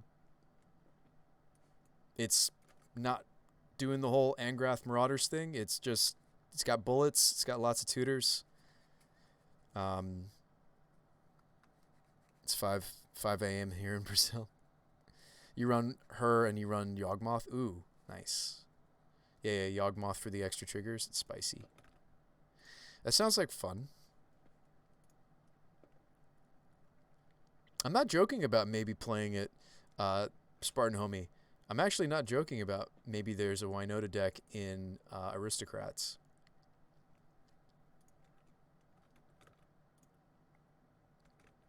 Oh, here we go. Oh, I did accidentally leave the cat. It's fine. It's a cheap card. Meant to take that out of the order. Let's get a few games in. We've definitely been in brewing mode for a really long time. And I am jonesing to see if some of these card choices are what the deck wants. Still no Planeswalkers, but maybe that's how it should be, right? We've talked about Nissa and Gideon, and I think this is. Let's do a tournament practice game, if we can get one. Um, I like the look of the deck.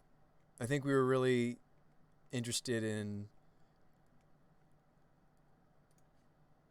So our here's our previous deck. Here we go, card for card. This was the previous league. Yeah, like some really greedy choices, like Cavern and Township. 10 accelerants, 21 land. There are things about this I like. The Gold Knight Commander never really did the things. Kudro was greedy to do the overgrown. Like, there are lots of little things about this. Warboss was cool, but we've cut it. Lots of little things. Really excited to see. Oh, I missed it. Shoot. Really excited to see how Nest Invader functions. Or doesn't function. Here's our opponent, maybe.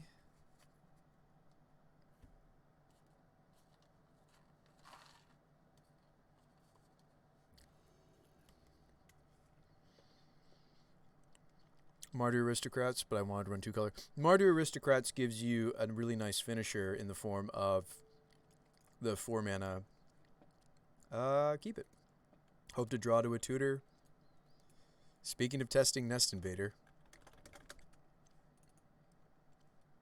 Inquisition my birds. Good thing we're on the draw. Hopefully we'll get that second land or an Aether Vial. They might have removal for the birds, though, so maybe they take voice. Okay, so they decide to take birds. Oh, we drew Gavany. Very happy to see that. We're going to get Temple Garden here. And probably play Invader.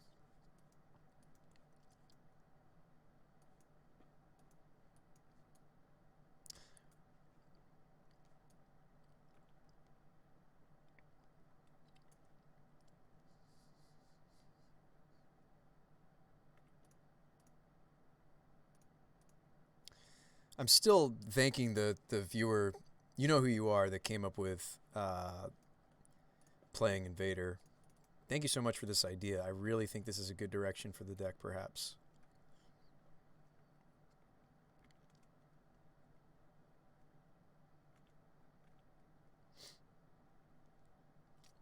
Foundry?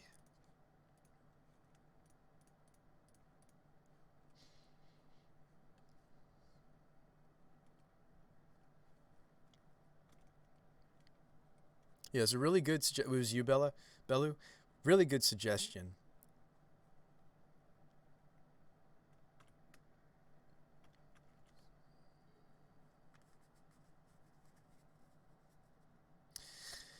Spartan Homie says you're definitely going up against Jund Death Shadow.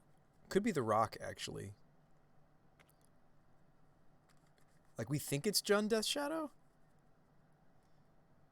They haven't shown us red yet, though.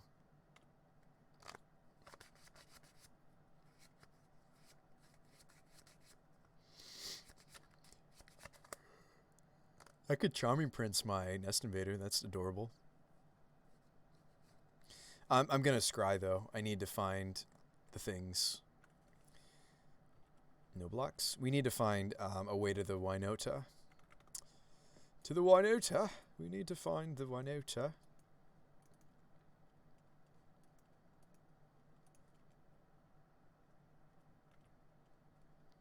It could be Jund, though. We'll see. They're more likely to be Jund Death Shadow than they are Rock here. There's an Eladamri's Call. So, do we want to go out wide a little bit further? Before, well, shocking and then calling for Winota isn't all that great, I think. I think we want to play another Invader. Right? And then the Sacred Foundry tapped. I think these are really good for just building up to a big bursty Winota turn. The Eladamri's Call, though, is much slower, right? It's certainly not, well, I guess we'll see if they're Jund here. We suspect that they are. I think you're right. Sacred untap and play Prince.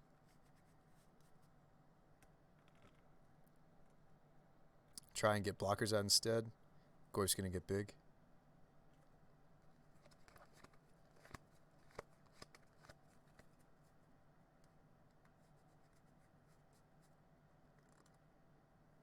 They're going to take the Illidomri's call. Battle Rage is lethal here. Not much I can do about that.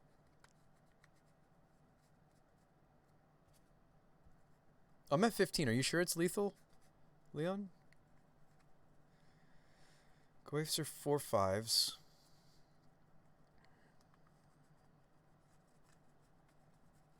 This is one of those awkward spots where is the spawn more precious than the a Croxa?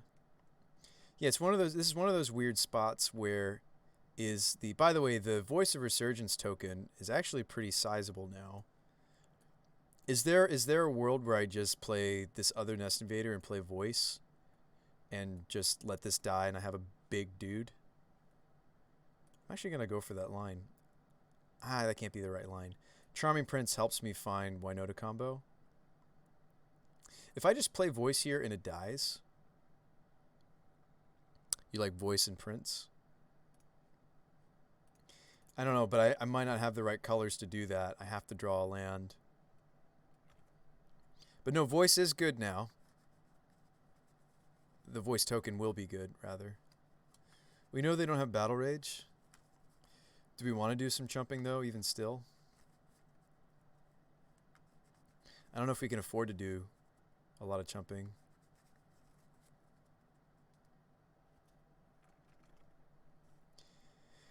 I think it's one of those situations where if they have the Battle Rage, they have the Battle Rage. I don't think we're beating it. They have one card left. Because we just didn't have the greatest draw. So there's an Illidomri's, but I can't get the Winota into play the same turn that I use it. I can't both Prince and Voice.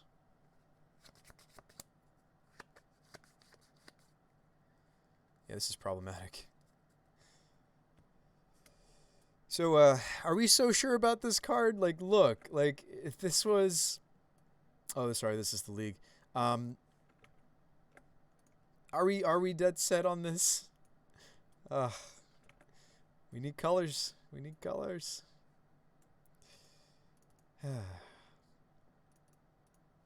I can't double spell here. And it hurts us so bad. I almost feel like I need to Prince and scry for like evolution.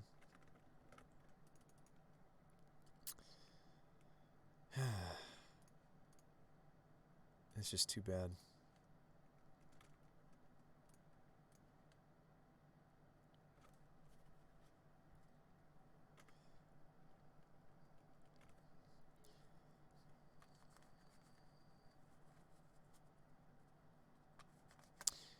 Aren't they just gonna maybe escape Croxa here? Like let's say they have literal nothing in their hand. They're probably just unearthing Croxa. Like, if we had had a slightly more colorful draw, like if it wasn't Gavany Township, right? This hand would have worked out. I don't know if we're a Gavany Township deck, guys. We're seeing it right here. I mean, I think we have to keep the Illidomri's call, right? But yeah, I mean, seeing these but not seeing the Aether Vial was also really harmful to us. Goyfs are tiny. I think if you wanna, I think you want to. It says pockets. Are we talking about the same thing, pockets? So we have played the Winota. If you're talking about min-max, right? The supposed, what if you look on like MTG Goldfish or wherever your database of choice, the supposed Winota deck of choice is the Angrass Marauders deck, right? Pockets. There's some reasons there are many. I've played that archetype. I there's a lot of things about it I don't like. I don't disagree with what you just said. I want you to understand I've played the Angrath's Marauders build with the bolts, everything. It's strong, especially if you double up on them. It's awesome. But they're dead cards in your hand. There are plenty of modern decks that do that, by the way. You can play, there's Madcap combo, there's Through the Breach decks where the Emrakul just sits in your hand until you're ready to do the combo. I get it.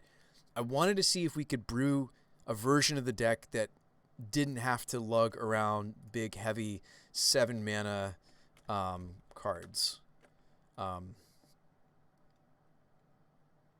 just don't see how we're winning this. Like, this was the turn to get to do the Winota. Like, we would be able to get the Winota on the table if this wasn't a township, right? Because I could spend the spawns, go get Winota, spend the spawns, play Winota. Ah, boy. And the fact that I wasn't supposed to play the Windswept, actually, because the Crux is going to make me discard the Eladamris. I need to actually just go get something and play it this turn. And I just punted that.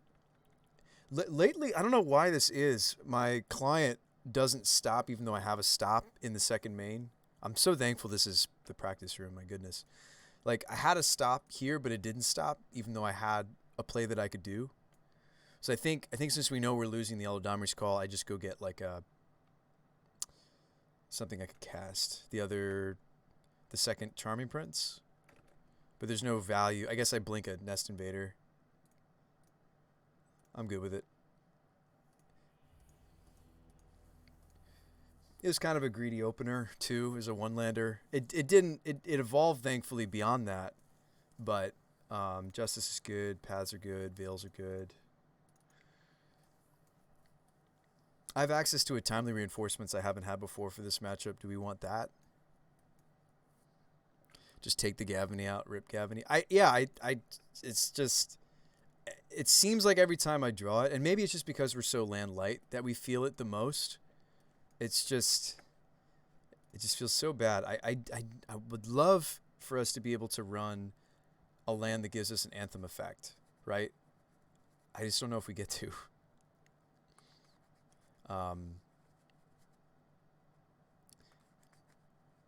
Embreth is just so likely to be a tapped land, so it's awkward in that way.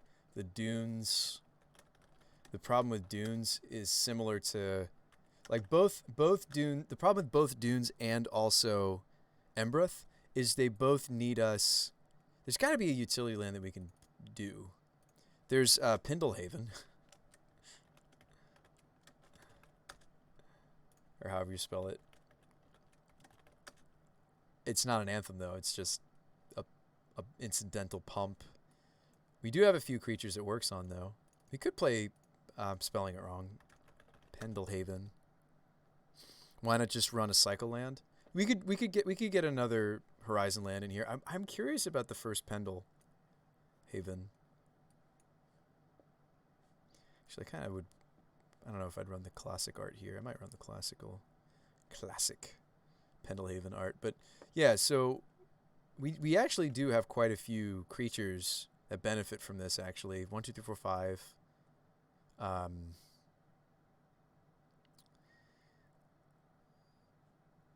6, 7, 8, 9, 10. Pendlehaven's not good. It needs 1/1s.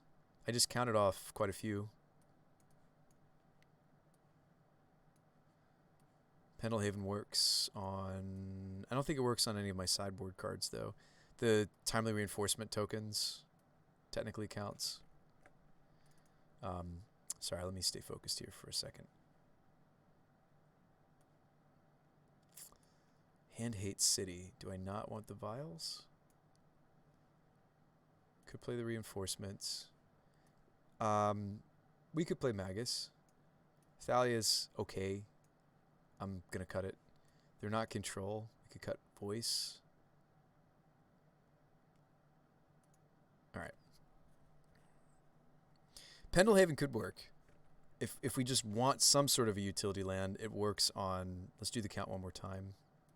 And I'm adding in everything possible that could possibly, except for voice. I don't think voice counts. Technically, the token could, but it's the token that she makes, the tokens that these make, and these are all 1/1s.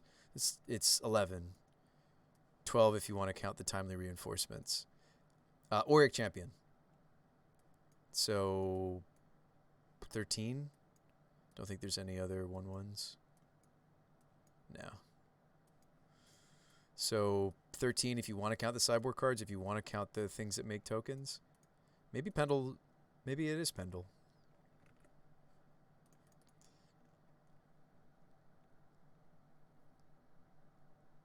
I mean, like it's not like we're infect or something, right? But this is a lot of green green only sources. Well, no, Canopy isn't, but that would be 4 green only sources.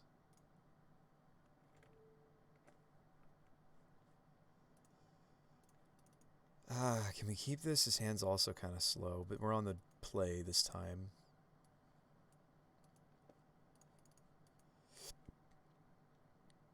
I don't know, Belu TV. What do you think?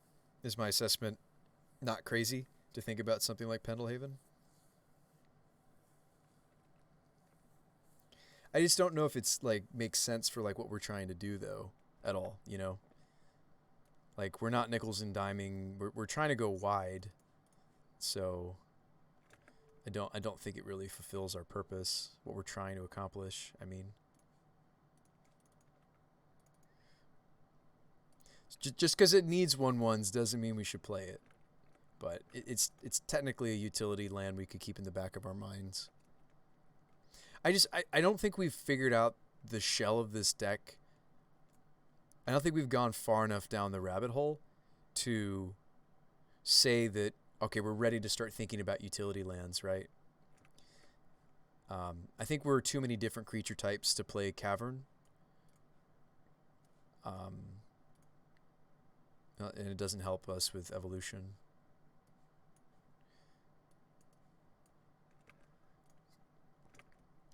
I mean, I do think the filter land still could have a place here because it helps with, we have quite a few just plain green sources. We have quite a few sources that don't work towards the seasoned pyromancers at all. And that's a fundamental part of the deck. Let's look at it one more time and see if you guys agree with me that the last land should just be a filter land. So lands that are nopes for pyromancer. I mean, they fulfill the colorless requirement, but none of the red requirement, right? These are all nopes. There's 7 of them, right? I still think we're a Firelit Thicket deck. That card originally got added to the deck. I was having some games where I was having trouble casting the Pyromancers. So I'm going to go back to that. Until we know what utility land it is, let's just stick with Horizon lands and the colors. Alright, so they took my Nest Invader. They're trying to starve my mana. That's legitimate. Yeah, maybe I'm just crazy to ever cut Vials in this list. Fatal Push. No. Thoughtseize. It might be nutso of me to ever cut the Vials. Like maybe I'm supposed to slim on Arbor Elves instead. Post board. We'll try to keep that in mind. Probably. I mean, maybe I do cut a vial or 2, but I think cutting all of them was foolish. That's kind of a sloppy sideboarding I did.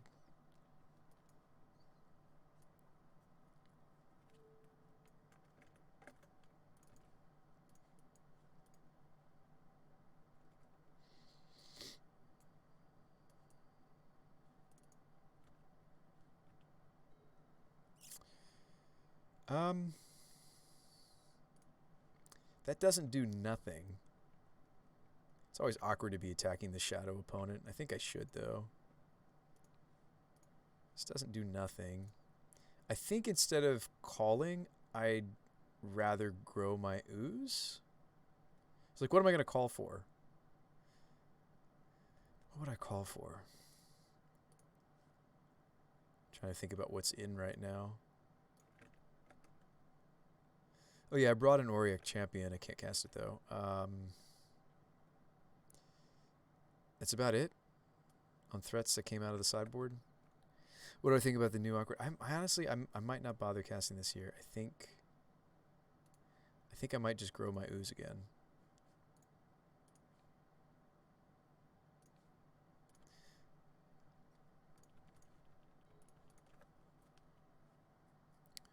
Makes it not die to they have red source plus lightning bolt.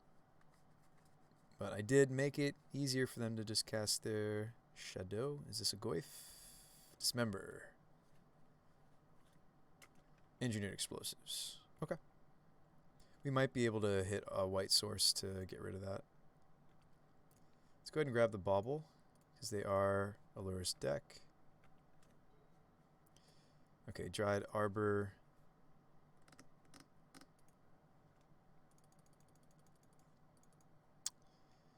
Is this one of those weird... So I have Winota in hand. Is this one of those interesting spots where I Eladomries for like birds or even... I think I might. Birds or Arbor is going to give me the Winota.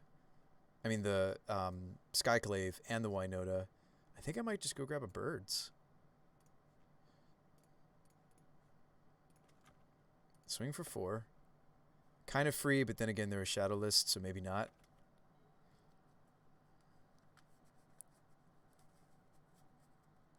What do I think of the new artwork for the Shocklands from the Secret Lair? I don't know if I've looked at them all that much, Spartan Homie. All right, begin the sideboarding process. So I think we boarded wrong. I mean, maybe not. No. They're on the play this time. Give me vials, perhaps. So Arbor Elf is the weaker of the two, especially since they have relevant blocking that they're going to be doing. So, like, in order to get this to do a Winota trigger, we're sacrificing the Arbor Elf. Same thing is probably going to be happening with these Nest Invader tokens, but so that's one vial. I don't think we need to do the Antheming. Oh, maybe we do. No. Yes. I'm torn on this. Like, I feel like I don't want to cut. Like, this is our finisher, right? Like, Winota, the Double Strike, and the Anthem that Mirror Entity offers. We weren't satisfied with any of the other Anthem effects we found out of all the different humans we could have possibly gone with. So we're trying the Entity again. So if I cut those, that combination of Historian Entity, we lose a lot of our ability to just punch. Like, we can't tutor for it.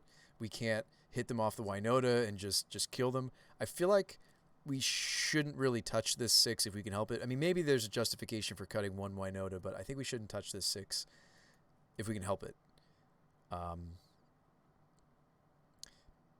We could cut the Pia. Pia's just flavor. Not flavor. She could be relevant for this matchup. They tend to have few but big threats, so being able to punch through, not irrelevant. But I guess, you know, we could cut her. So that's another vial. What cleric? Oh, play cleric? Really? Because they showed me Croxa. Play cleric.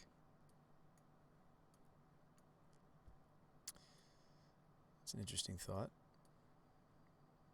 I don't want to cut more than, and I probably shouldn't cut more than this number of vials or elves, regardless. All right, let's try that. Yeah, Bellu TV, maybe you're right. Cleric will shrink Goyfs at a clutch moment, right? If we do like search for cleric, violin cleric, pop their graveyard, block, you know, kill a Goyf. Maybe you're right. This opener looks great. Even though it's a one-lander, we're on the draw. I think I'm okay with this. It's got a tutor. Let's do it.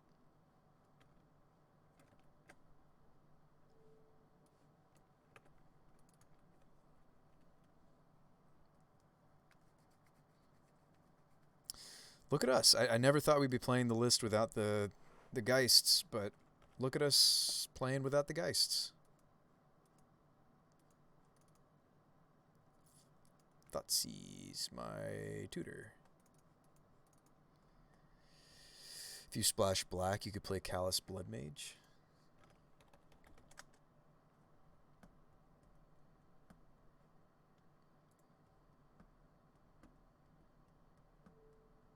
Ooh, nice.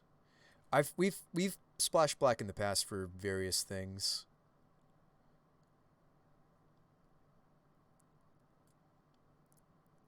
A vampire warlock that gives us a 1/1. Oh, it's choose one. So I either get the token, which is what I'll probably do a lot of the time, or I can exile a graveyard, or I can draw a card. This might be really sweet for this archetype. It's funny, we constantly like see some of these, you know, black cards or even okay, so they took a Pyromancer. I feel like they're gonna, if they have another hand hate card, they're gonna go after the other Pyromancer. Does that mean that I should get Temple Garden here? Like they took this, logically, if they have another piece of hand hate, they're taking the second one. Yeah. I think I'll play to that.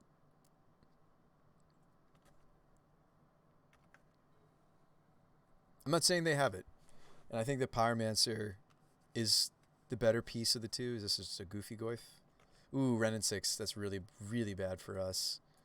Yeah, we may have just lost. Unless I draw a land. And even if I do, they just ping the... Oh, boy. It's one of those situations where you almost just don't want to play the creature, but they're taking the Ren down.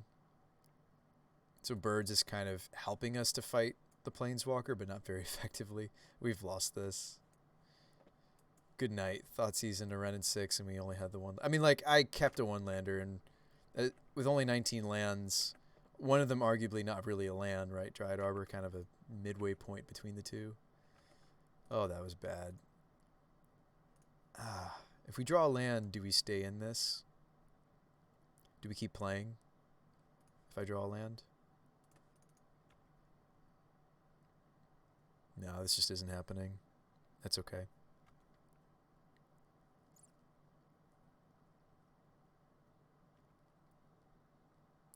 Land count's looking low. It is.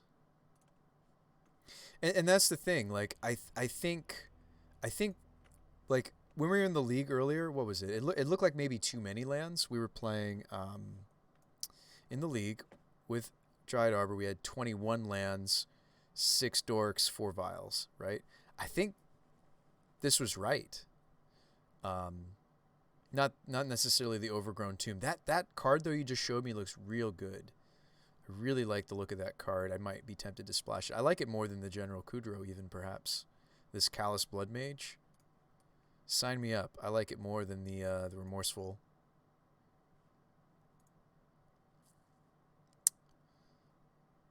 Like, this is main deckable in our archetype.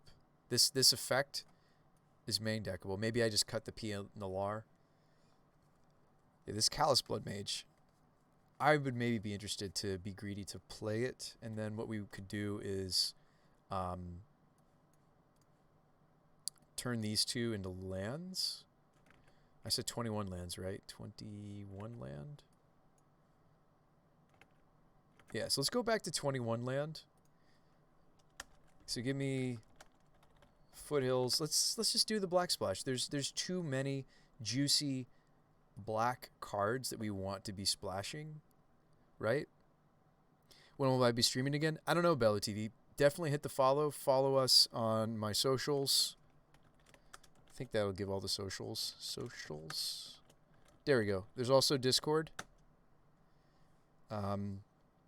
Sorry, that was redundant. Definitely connect with us. And I'm sinking further and further into my chair, I'm noticing, as the night goes long. Let's turn these 2 Arbor Elves into more land. Let's get greedy again. Give me the Overgrown Tomb, I think. And maybe instead of Arbor Elf, we play... I feel like we're going right back to where we were. But yeah, instead of the elves, we could play Goose. And again, I know you might be sitting there like, Bruce, are you going to do it again? You're going to run the geese? The fact that these fly, we often lose the Arbor Elves in combat, period. And if I'm going to splash into a tiny bit of a 4th color, I think I really do want rainbow critters, right? I didn't know this. I didn't even realize this card existed. This does a lot of the things we want. This is a creature that gives us another creature, both of which are non-human. Or it can draw a card. And so it's worth Charming Princeing. And then it's also mass graveyard removal, which we just need somewhere in the 75 as a tutorable creature. So I think this is just super spicy. I mean, maybe it doesn't get main decked, but I think that card's like perfect for what we're trying to do. All right, Belly TV, you have a nice night. See ya. Yeah. Okay, so I added another fetch, and I added the Overgrown. Now we're at 21 land. Cool. So let's try that. So we're going back to the Gilded Geese. The fact that they fly, also the fact that they've got a big toughness, bigger than Arbor Elf, bigger than Birds of Paradise, is not irrelevant. There's plenty of matchups where the gut shots and the lava darts out of the prowess decks, the Ren and 6 out of the various Jund decks of the format, or 4 or 5 color decks of the format. The fact that this doesn't die to all those different things is really nice. And you know what? Aethervial is a mana dork that doesn't die to any of those things. Thank you, Aethervial. All right. So let's move away from Pia. This is a cool idea. Let's play the Blood Mage in her spot because it's doing virtually a lot of the same things, but more flexibly. This is like the command our deck needs. It's on a creature. All these 3 different modes. I mean, you could say the same thing about Charming Prince, right? The fact that it's got these 3 different modes. These are kind of the commands of our deck. These very flexible creatures. So it frees us up for another sideboard card. I don't know what I want us to play though there. It could be another black card. We could play Plague Engineer. I haven't had a lot of trouble though with decks that Plague Engineer is good against. We could play the Spellskite. We do have a tough time with yeah, we could play the Spellskite again. I feel like I keep coming back to that card. You can attack with it, and it does give you Winota triggers, right? That's the funny thing about these 0-power creatures like the geese and the birds. Even though they're not dealing any damage as they attack necessarily, I think Spellskite's quite good. So maybe Ooze goes to the sideboard, or maybe we don't even play Ooze, as crazy as that sounds, right? No, Ooze is quite good. I just don't know if it's main or side. I mean, maybe the Callous Blood Mage is a sideboard card. I like it's flexible enough though that I feel like it could be main. I'd like to cut something from here, and then I get a new sideboard card. So the Nest Invaders have been really good. The Eladamri's Calls, really good. I want some number of Charming Prince because of their synergy with the Pyroman. Now they have synergy for and with Entity. There's a lot of little synergies that these two give us, and the Scry is relevant. It helps us find the combo. So I think I do like some number of Charming Prince. I don't want to go too far down on not having any humans, right? If I main deck the Spellskite, I start to run the risk of I don't have enough humans. So human count is kind of lacking. It's only 13. So I think I want this last card, whatever it is, to be a human, and maybe Ooze. Maybe Ooze is sideboard.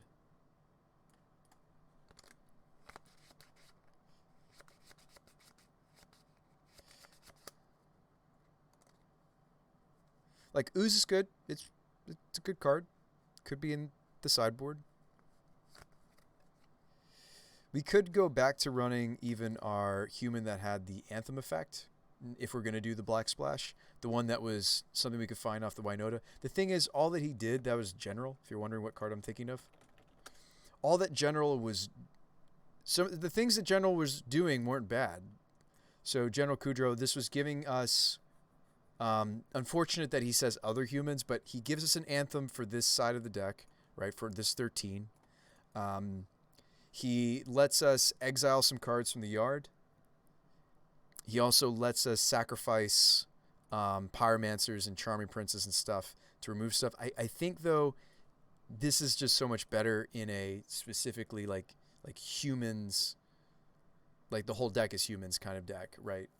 We're kind of a crossbreed. So maybe just because we're maybe going to splash black for the Blood Mage doesn't mean I have to run more than one black card. I think the overgrown is okay, is kind of a gimme. I think the vials and the birds and the goose also kind of let us have like one or more black cards. So I'd like to get the, if we're running too few humans, but by comparison we're running lots of non-humans, what starts to happen in the deck is we'll get lots and lots of Winota triggers. We'll start to have whiffs, and so it's almost like this becomes more like a, like every 1.5 triggers we get a human, right? If you, as you start to drop the number of humans, right? But the humans that we're hitting are really powerful and impactful, right? Magus, Pyromancer, Blade Historian, Mirror Entity. These are all non-humans. Just something to think about. We're clearly skewed further in the, and I don't think I want to run mana dorks. Like the let me use my words. The humans that we're hitting, we want them to be impactful. So we don't want to just shove a bunch of humans. Charming Prince, arguably the weakest human we're running. I mean, the Miser Thalia could be very significant sometimes. Somebody was saying that Spellbinder is strong enough that it could be main deckable. This is a spicy human to tutor for in certain situations. This is has some functionality in every matchup. This is worth blinking.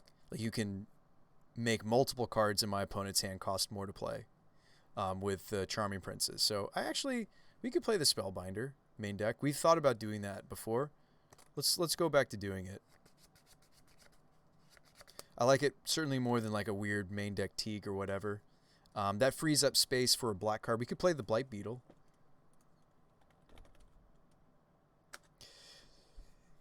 Beetle shows up in a lot of black decks.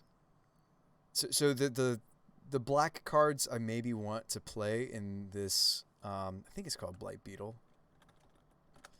It's the thing that makes it so my opponents can't have things. Not Dune Beetle. Plague Beetle? No. It's none of these. Am I thinking of the wrong card?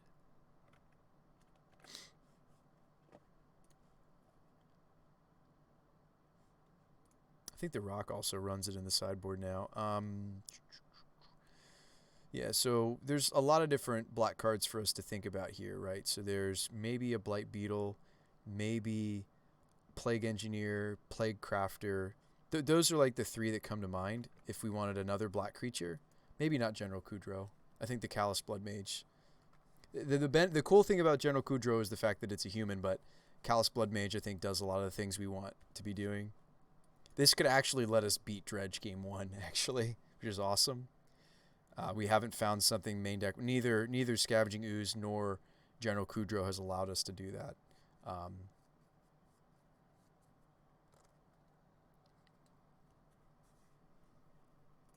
I know I was preaching that the voice of Resurgence has just like been really nice against control. I think we're okay against the control decks in the format. I really do. We didn't have a lot of trouble against Esper Control. We just had a lot of value. And they had a hard time keeping up. Namely, the vialing Seasoned Pyromancers, blinking Seasoned Pyromancers, getting some number of Winota triggers, and they didn't interact with it.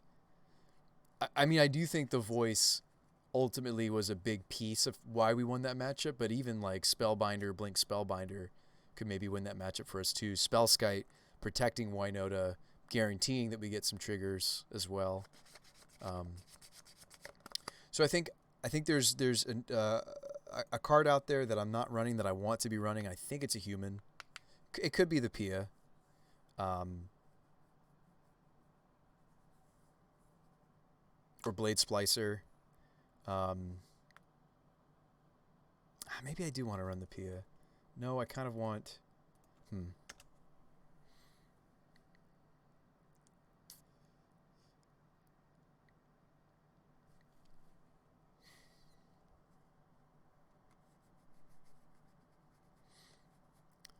I want this last card to do like all the things, right? It's like we want it to be a human, but we want it to be early game, but we want it to make tokens. Oh, Karizev does do that, by the way. Karizev is a human that makes non-humans. It's funny that we haven't talked about her before. I've thought about playing her as a fun of in this archetype. The problem is she doesn't have the best synergy with Winota, and let me explain why. She does have staple to her the when she attacks make the token. Unfortunately, so if we hit her off of Winota, so she's a human that makes something that's a non-human that in a pinch we could evolve her to get the Winota. The problem with that is we don't get to keep the monkey token. But the cool thing about her is not so much her abilities, but the fact that she's kind of in this pile, right? Kind of similar to Pia. I think Pia does a better job than Kari Zev, though. Simply because if I hit Kari Zev off the Winota, I have a 1/3. First striker menace, and that's it. Because it's a win attacking. It's lower to the ground though. There's also the if you draw 2 cards human. If second card this turn. I actually don't think that this human is Omnath. You're a human, right? What is it? Cat token. There's a human that makes cats. Jor-El. The problem with Jor-El, the thing we have difficulty with, the problem with her is we're just not doing the draw your second card often. We like where do we do it, right? Where in the deck could we trigger if we were to run a singleton Jor-El? It's our Horizon lands, so there's 2 of those. It's the Pyromancers. It's the Blood Mage. If we play it, could do that. It's probably not the best thing to do with Blood Mage. And then you can make an argument, okay, every Eladamri's Call I have, every evolution I have could result in a Pyromancer. And then she doesn't seem so bad, right? But I think a lot of the time in our deck, she's going to sit there. She's going to be a 1/2 that never makes any cat tokens, right? So I think it's cool to think about cards like this. Certainly, while we're going off with Winota, whenever you draw your second card each turn, yeah, it's not hard for us to trigger this the turn we're going off to make the cat tokens, because we often hit some number of seasoned Pyromancers. But again, then this card has the same issue as what we've experienced in the past, which is we have to hit this on one of the early Winota triggers, and then the later ones is what gives us the Pyromans or the Charming Princess to blink the Pyromans, or we play a Blood Mage and then we get the Prince, and like she could theoretically make what we need to make, but bridge that gap between the 2 pieces of the deck, the human and the non-human. But I think the issue is we just don't have enough consistent draw a second card each turn. So I don't know if I even love the Scavenging Ooze anymore. I feel like the Callus is doing a lot of the graveyard hate that we've wanted to do, and then we just want to blink it, right? Like this is the flexible graveyard hate that we really, really want. And then I almost just wish we had like more Charming Princes or Restoration Angel kind of effects, right? I almost would just like that would be our graveyard hate card, and we go find it, and we blink it, we protect it, and we blink it, and because I'm just like Ooze is a staple. I mean, if we're gonna play it, we main deck it, but I feel like in some ways it falls short. We don't have an Edict effect. The Plague Crafter would let us do both of those things. We could play a Revoker, right? Phyrexian Revoker hits a lot of different things. We've thought about playing a Phyrexian Revoker. I don't think I'd main deck it, but Revoker has a lot of flexibility potential to it. I don't have one right now, but I can get one. Revoker's a solid sideboard tutor target for us. Revoker lets me stop some of the things that are too big CMC wise for Apparition to stop. Things like Karn, big Karn, not little Karn. Things like Oblivion Stone is something awkward to stop with Apparition. So quite a few different things in Tron the Revoker would come in against. Stops Big Teferi comes to mind. Stoneforge equipment. It's got to be some other stuff. Heliod combo. Yeah, there's a few more on that list, but Revoker is a solid cyber card. I mean, like, we could literally like look at some of what, you know, the Yawgmoth decks are doing, and to some effect. The Plaguecrafter is pretty good. Baloth is cute. Somebody pluses their Liliana or plays what is it? I actually don't mind that card. That's funny. Like they go to make us discard. We can use the Eladamri's Call to go get the Obstinate Baloth, and we just get it for free. That's really funny. That's cool technology. I don't know if that's how I want to spend my last card slot or so, but that is... They're not doing that here. That's something we have access to thanks to Eladamri's Call, right? Is I could go get it in response to, let's see, Liliana Plus. Sometimes Thoughtseize, I guess if I only had a couple cards left, it could work. It's more likely going to be like Kroxa, Liliana. These are things that aren't terribly all over the place in Modern right now, but there's some. There's some Kroxas. There's some Lilianas. That's kind of a cutesy little wombo we could do with our Eladamri's Calls. Go tutor the Baloth and discard it. Kolaghan's Command. Make me discard a card. Go get this, put it into play. Yeah, it's pretty cute, isn't it? But yeah, Baloth is Baloth. It's something I could evolve into pretty easily if we just need a burst of life. Get back in the game. I don't know if I love it. It's a little specific. But yeah, out of the black creatures we could be playing, Blight Beetle, Plague Engineer. Blight Beetle's a popular one because of all the Heliod floating around. I think it's one word. Gosh, now it's 5 in the morning. We're so close, folks. This deck's really close to where I think I want it to stop for the night. There's Plaguecrafter.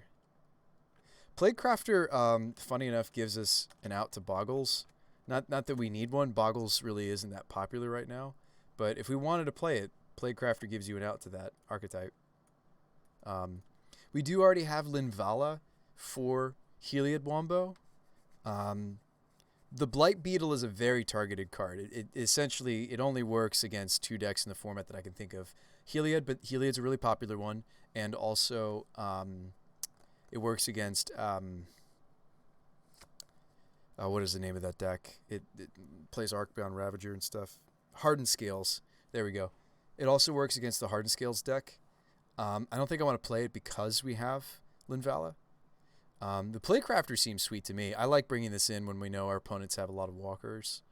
You can make an argument that Plague Engineer is super sweet to have access to if we're going to splash a tiny bit of black. So there's quite a few black cards that come to mind.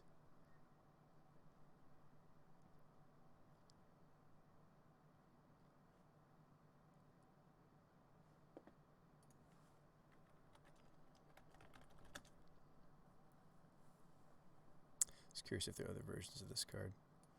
This is the OG. So maybe one of these cards could be main decked. I think it's the Auric Champion. We have a lot of creatures enter the battlefield. Auric Champion is well positioned to be on several different decks. Between the Spellscut and the Auric Champion, we could actually beat some of these prowess or just burn if we main deck it.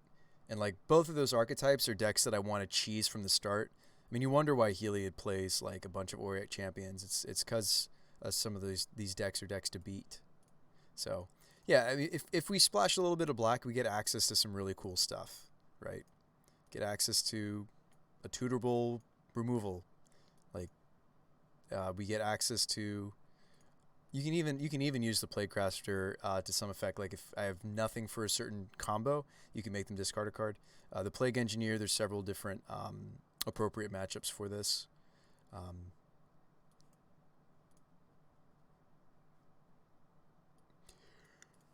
Oh, and the fact that it has Death Touch is just nuts. The fact that they slapped Death Touch on this thing is awesome. Like you can always just if the relevant creatures don't hit the board, like let's say you're trying to kill like Dark Confidants or something with this, you can always just block and trade with a Goyf. It's a really good card. So let me grab these cards, and I'm going to goldfish this build a little bit. Certainly a goldfishable deck. Let's try the Black Splash again. Greedy, I know, but there's a few cards. This Callous Blood Mage. Hello.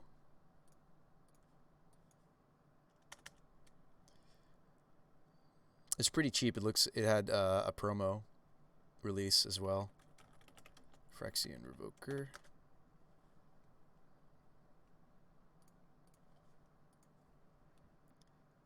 So last game of the night.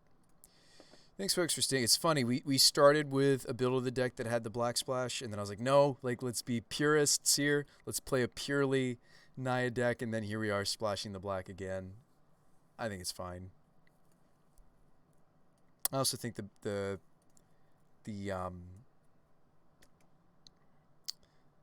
I think that we were right to get rid of the in theory you maybe would no, I think these are the right fetches. I think we're there. Let's just play it, right? I'm sure that's where some of you guys are at. You're like, all right, Bruce, bye. Just play it.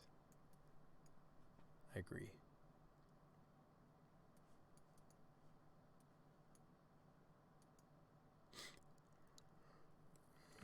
I'm there too. I just want to play it and go to bed.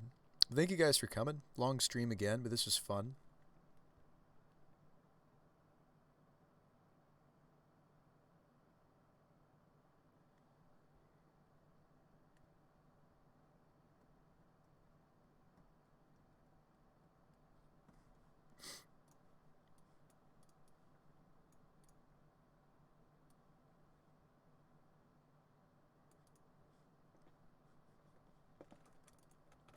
But this has been fun, folks. I've enjoyed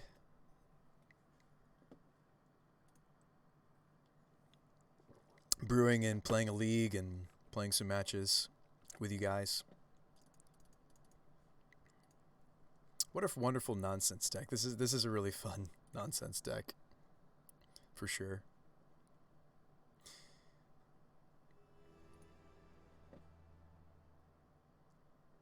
I think it's always, this archetype's just going to be heavy on the 3 drops no matter how you spin it, because it's got, you know, both Evolution and Pyromancer, but there's also some of our important bullets are in that category as well.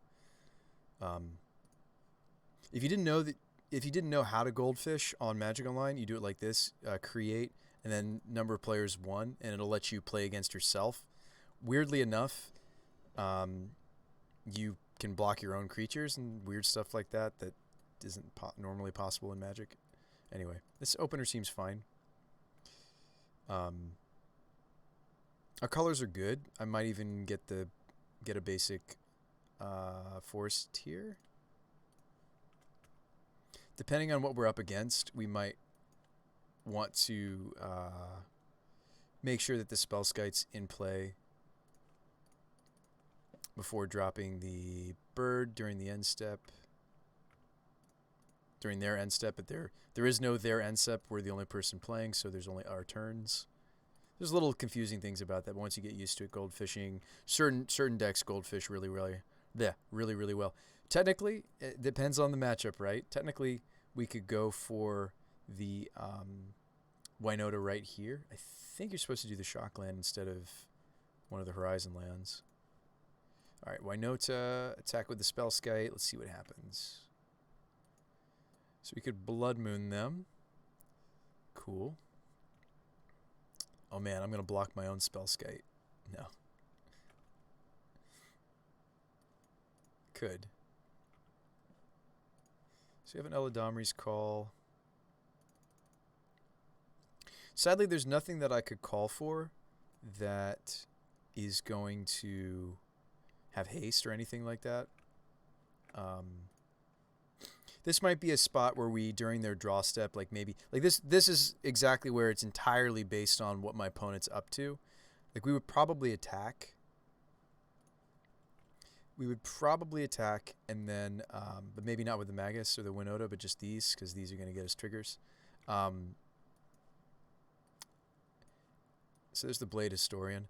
And then it's, even though I'm attacking with, this is what I was thinking about tutoring for, by the way, with the Eladamri's.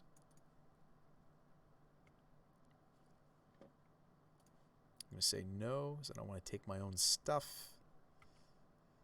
Down to 3. That was a hefty attack. How did we go to 3? 1, 2, 3, 4, 5, 6, 7, 8, 9, 10. Oh, okay. Yeah, we were at 13. Oh, we attack with birds, so I can't call. We need this for white mana. It's fine. Our deck is mainly 3-drops, so actually, since the 4-drop the 4-drops we really want to see are already in play, we'll say no. And Eldritch, what would I evolve here? I don't think I would.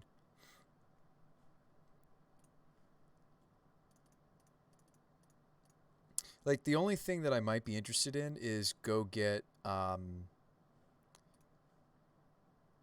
might be interested in getting the Mirror Entity before combat, because there's no guarantee that we're going to get it in combat. No, that's not true. I could have waited. We could have seen what our triggers were, but held back the birds. And then if we didn't hit the Mirror Entity, yeah, okay. I should be thinking about that. If I didn't hit the Mirror Entity, I still had the ability to go get it after the Winota triggers. But we would only be getting one trigger because we only have Spellskite. Anyway, Charming Prince, Pyro, yeah, Pyro. Yeah, I think. Yes. And then you would Entity for 4. And that's going to be a lot of damage. That would be, puts us to negative 21. That's the thing. I think I don't disagree, right? Like, so this is, it says turn 4 kill. It's not. I think when you goldfish against yourself, I think this is technically turn 5. Turn 4, turn 5 kills where you want to be in Modern, right? I like the combination of Blade and Entity to end the games. Like the Angrass Marauders build. Let's just run it back. So the Angrass Marauders builds, I get it. I like it. There's a lot to like. Okay, let's see if an awkward-ish. So white for the Eladamri's Call, but I want red for Pyro. But I have Vial for Pyro. Maybe I just... am I more interested in casting this? Well, okay, so I have the Vial for the Pyromancer. I need to actually get the colors for the Eladamri's Call.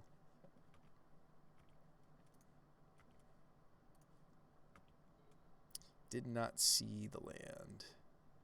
All right, so during the end step, I guess I would... This is not a great keep. Yes, Goose. Now, let's look at this situation. Do we really wish here that the Goose was an Arbor Elf? Yes, definitely.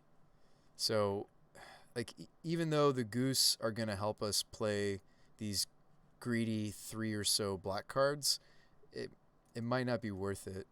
We might want to stay on the Arbor Elves. Actually, I didn't change my mana base away from the Arbor Elf build. Look, I'm still running double Stomping, double Temple. Might still want to be on these. I get that these are less resilient to many different things, and I get that they're also not able to fly over like the birds are. I think these. I think like if right, think about it. If this was an arbor elf right here, we'd be in a much better situation, right? Do I want to Eladamri's call?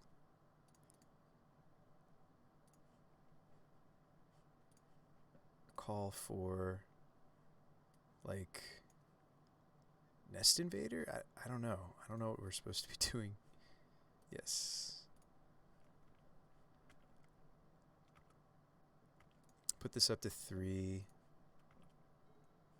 Okay, we've drawn land. Pyromancer. Away the Winotas. I'd rather evolve into one, right? Wouldn't I? Which I do here. The Pyromancer. Winota. 2 triggers. We hit Entity. So we have to choose between Historian and Entity. We don't have that much mana, so I think it's a pretty easy choice to choose the Blade Historian. And then a whiff. That's going to happen. Like, with our current build, remember we were doing the count earlier, it's pretty sparing, even with, like, putting the Spellbinder into the main deck and the Auric Champion. We're still going to whiff from time to time. It's 15. That's pretty healthy, actually, but it's 15. So we will miss no blocks. We'll miss from time to time. Down to 9. We don't want to tick this up, right? No, we already have like all the 4 drops that we want to see and play. Oh, there's the Blood Mage. Could evolve something else. Maybe you would want to play the Spellskite. It just depends on the matchup now at this point. So maybe you maybe you would play the Spellskite. Blood Mage, I'm not sure what mode we would want. If I draw, I might have hit a land there for this bird that's in my hand. But they would be dead here if they couldn't turn off the Winota again. Most likely. Depends on whether or not we need the champion. Probably get Pyromancer. Ditch these, I think. Pyromancer.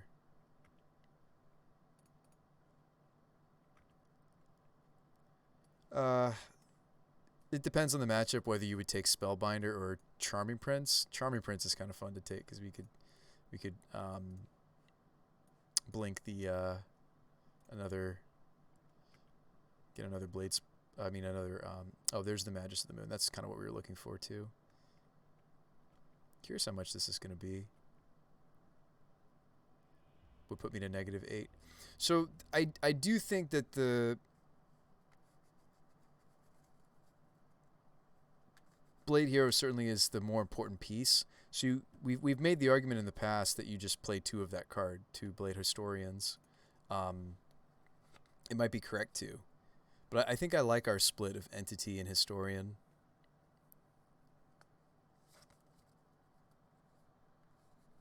Tommy Go says you're still up. I had a nap and you're still live. I'm gonna go to bed now though. But Tommy Go, what do you think? What do you think of the hint of black? What do you think? Do you like it?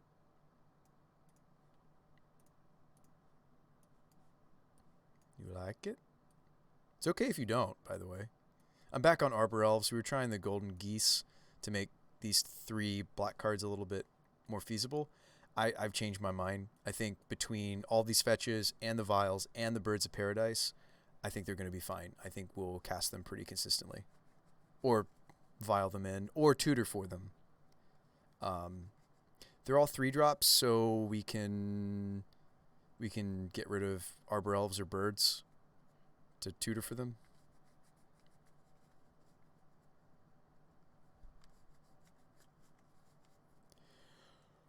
I'm curious what you think. But anyway, speaking of nap, I'm going to bed.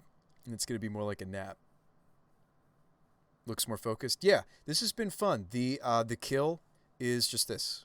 That's it. Everything else is just trying to make this happen. Favor says, no, let's play a match. Play a match, Bruce Spy. Quick.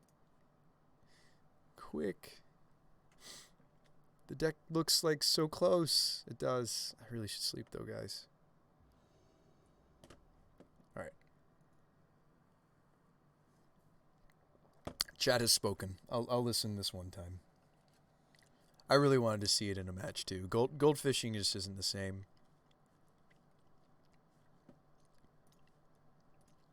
Concede to myself. This is a not keep. We're gonna look for a better opener. Could keep this one. Maybe put back the Spellbinder. If we need it, we could tutor for it. Maybe I'm supposed to put the Winota back though. Oh boy. Kind of wish I put the Winota back because I would have loved to grab something out of their hand, and then I drew a second one. I should have kept the spell guy. Should have kept the spell guy. Our mana's awkward also for these Winotas. Something else to notice. We don't have red or white. So we may have to Eldritch to get this out. If we hit the Magus of the Moon. Oh wait, no, we just get Moon. Why am I sitting here saying anything? I think I either get the basic planes or well, we may not get to do it in time. Look, our opponent's doing the things.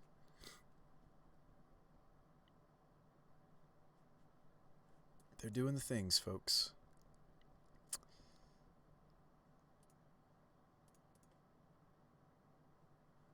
They just have natural Tron. Wouldn't put it past them.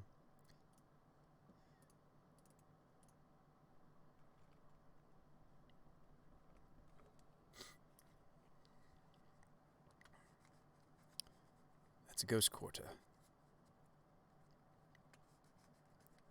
Chalice on 1. Walking Ballista. Kill my Eldrazi spawn.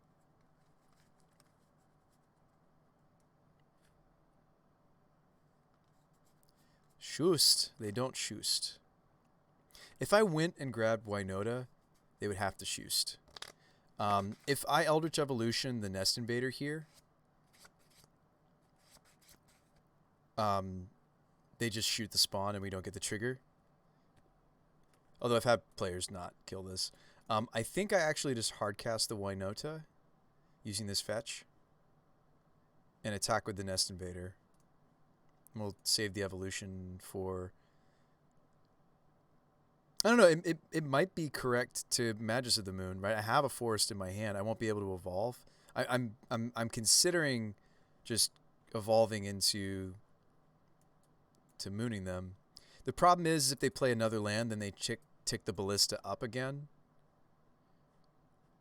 I think I just want to get the Winota going. I could hit the Magus, honestly. Probably Foundry.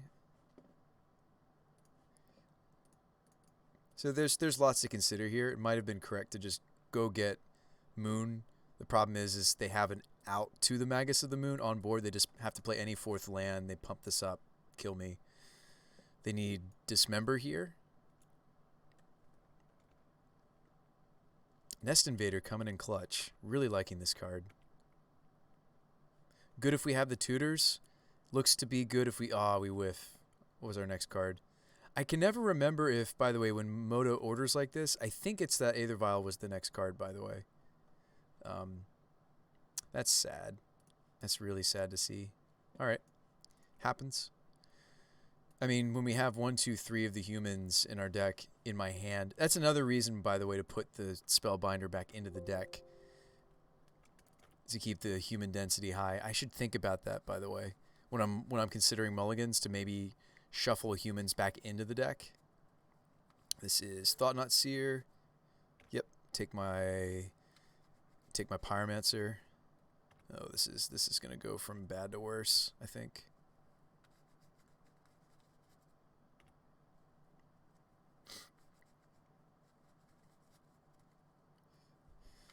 Like, we're losing out on a lot. They shouldn't take the Pyromancer, actually. They should maybe take the Evolution. The fact that I have the backup Winota, I might just swing both here. Swing it. Especially, like, I could hit the double striker guy. So I think I should just swing both and then play the forest, play the other Winota. Yeah, they still take it. Yeah, interesting. And it looked like the best card in my hand, and I think it was. We did not get very many creatures on the table. Birds, okay. So I can't both. I can't both birds and evolution. Okay, so I can only play one of these three things. But let's go ahead and attack. I think. I don't have anything that's got haste that I could tutor into, right? I don't think so. Do I want to just get the Skyclave? Like, it's pretty obvious what they want to block. They just want to block the Nest Invader. Am I better off Skyclaving? Am I better off Blood Mooning? Not really, because of the Ballista, right? If I grabbed Blade Historian, would that even be better than just... Would it be weird for me to convert this Nest Invader into this Blade Historian just because of the board state? They they probably wouldn't consider blocking the Winota. They just take it, right? They just take 8. Do you guys think I just get the... I'm actually considering getting the Blade Historian.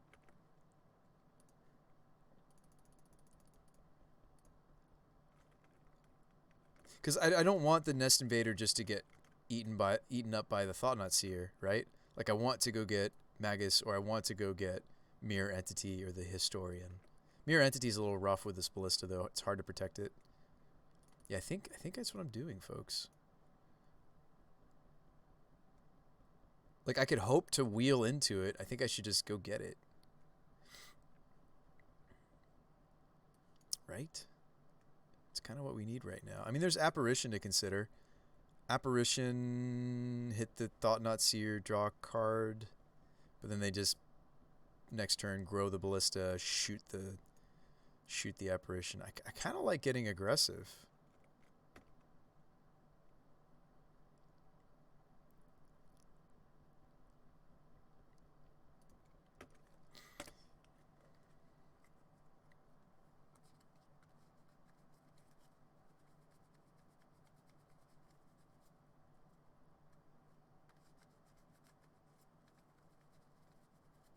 Wonder how many other board states where we'll just get the Blade Historian. This seems like one of them.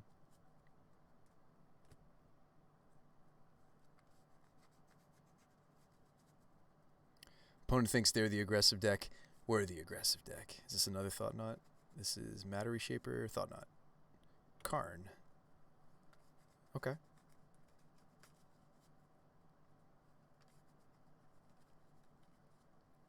This feels a little counterintuitive though, because what I'm not producing any. I didn't produce this turn any creatures to generate Winota triggers. So, is this Ensnaring Bridge? Might be. I guess I'm kind of glad I didn't spend the liquid metal coating. They want to go after my Sacred Foundry.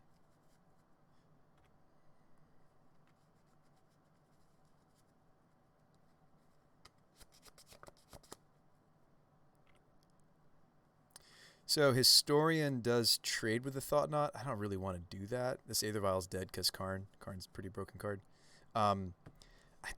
Like, if I swing at Karn, they block here, right?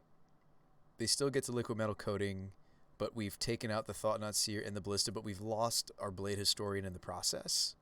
That sucks. If I just swing Winota at Karn, they just block with Ballista. So if I want to get the Thought-Knot Seer, I don't think that's right. I think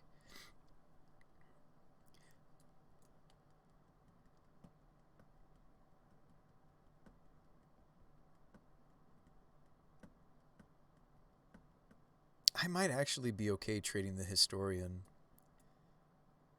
because it clears a path for us to actually remove Karn on the subsequent turn. And if we clear the Ballista, we've got access to this bird. And we're not losing the Winota that's on the table, right? So, and this draw off the Thought-Knot Seer might draw us to something. It could draw us to the 5th land. Well, not that we don't need it because we already we have a Winota on the table. Trade with Historian because you'll draw a card. Yeah, I think you're right, Fever. I think we just go for it.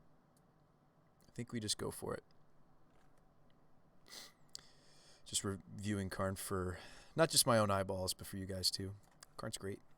Yeah, that's definitely a block I would consider if I was the opponent.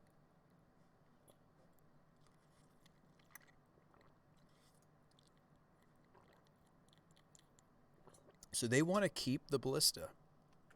They let go of Karn. They might just have another Karn in their hand. Let's not forget about the coding.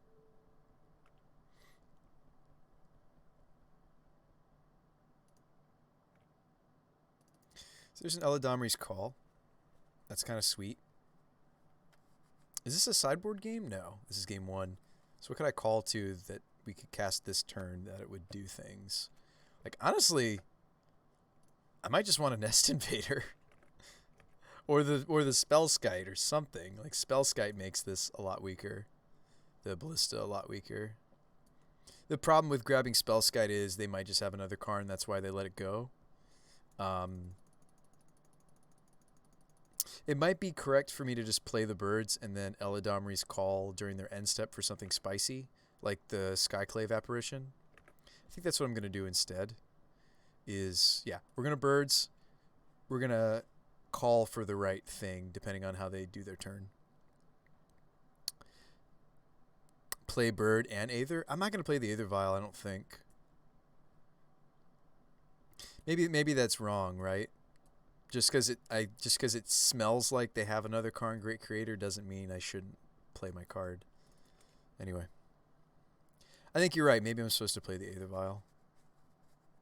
Like, why else am I holding the Aether Vial? To discard it to make an elemental token? Okay. I don't have red mana. Well, if the bird lives, I do. Red mana for Ensnaring Bridge. No. Karn number 2. Oh, Thought-Knot Seer. Okay. Don't I steal Eladamri's Call? And then, like, go get something that I don't really want to draw? So otherwise they just take the call. Like, I think I'm supposed to call and just go get something to thin our deck. Because they're going to take this. I get something that is a creature that wouldn't be a great top deck right now. Like the Arbor Elf, or just something on the weaker side. Right? Something that we really probably wouldn't want to draw right now. Arbor Elf. Right? Ooh, I could go get the Dryad Arbor. They can't take that. I could go get this. They can't choose this. This would force them to have to take the redundant Winota or the Aether Vial. I converted the Eladamri's Call into something they can't choose. Oh, that's hilarious. Guys, you just Eladamri's Call for Dryad Arbor. It's genius.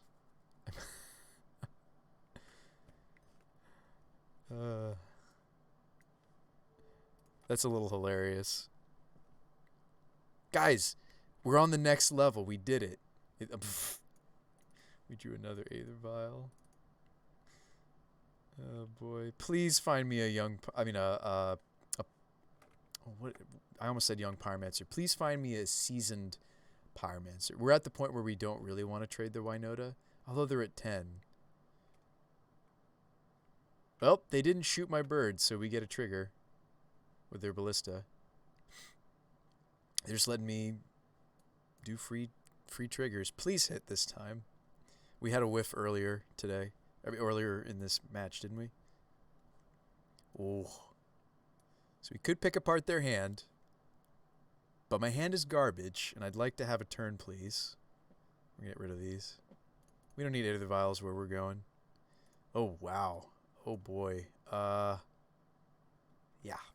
That's not good.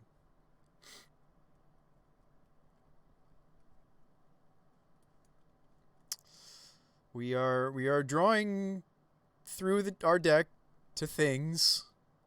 Like these couldn't have even been Horizon lands. Come on, deck.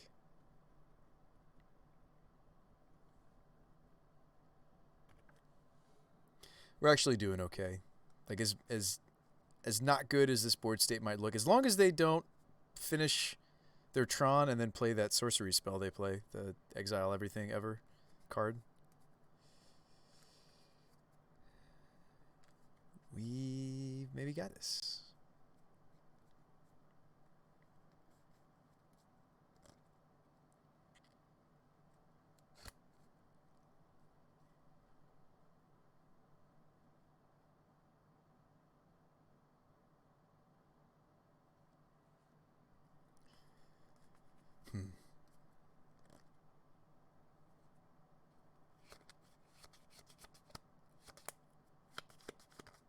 It's interesting that the summoning sick like makes it like highlights blue and then it's not. That's really interesting.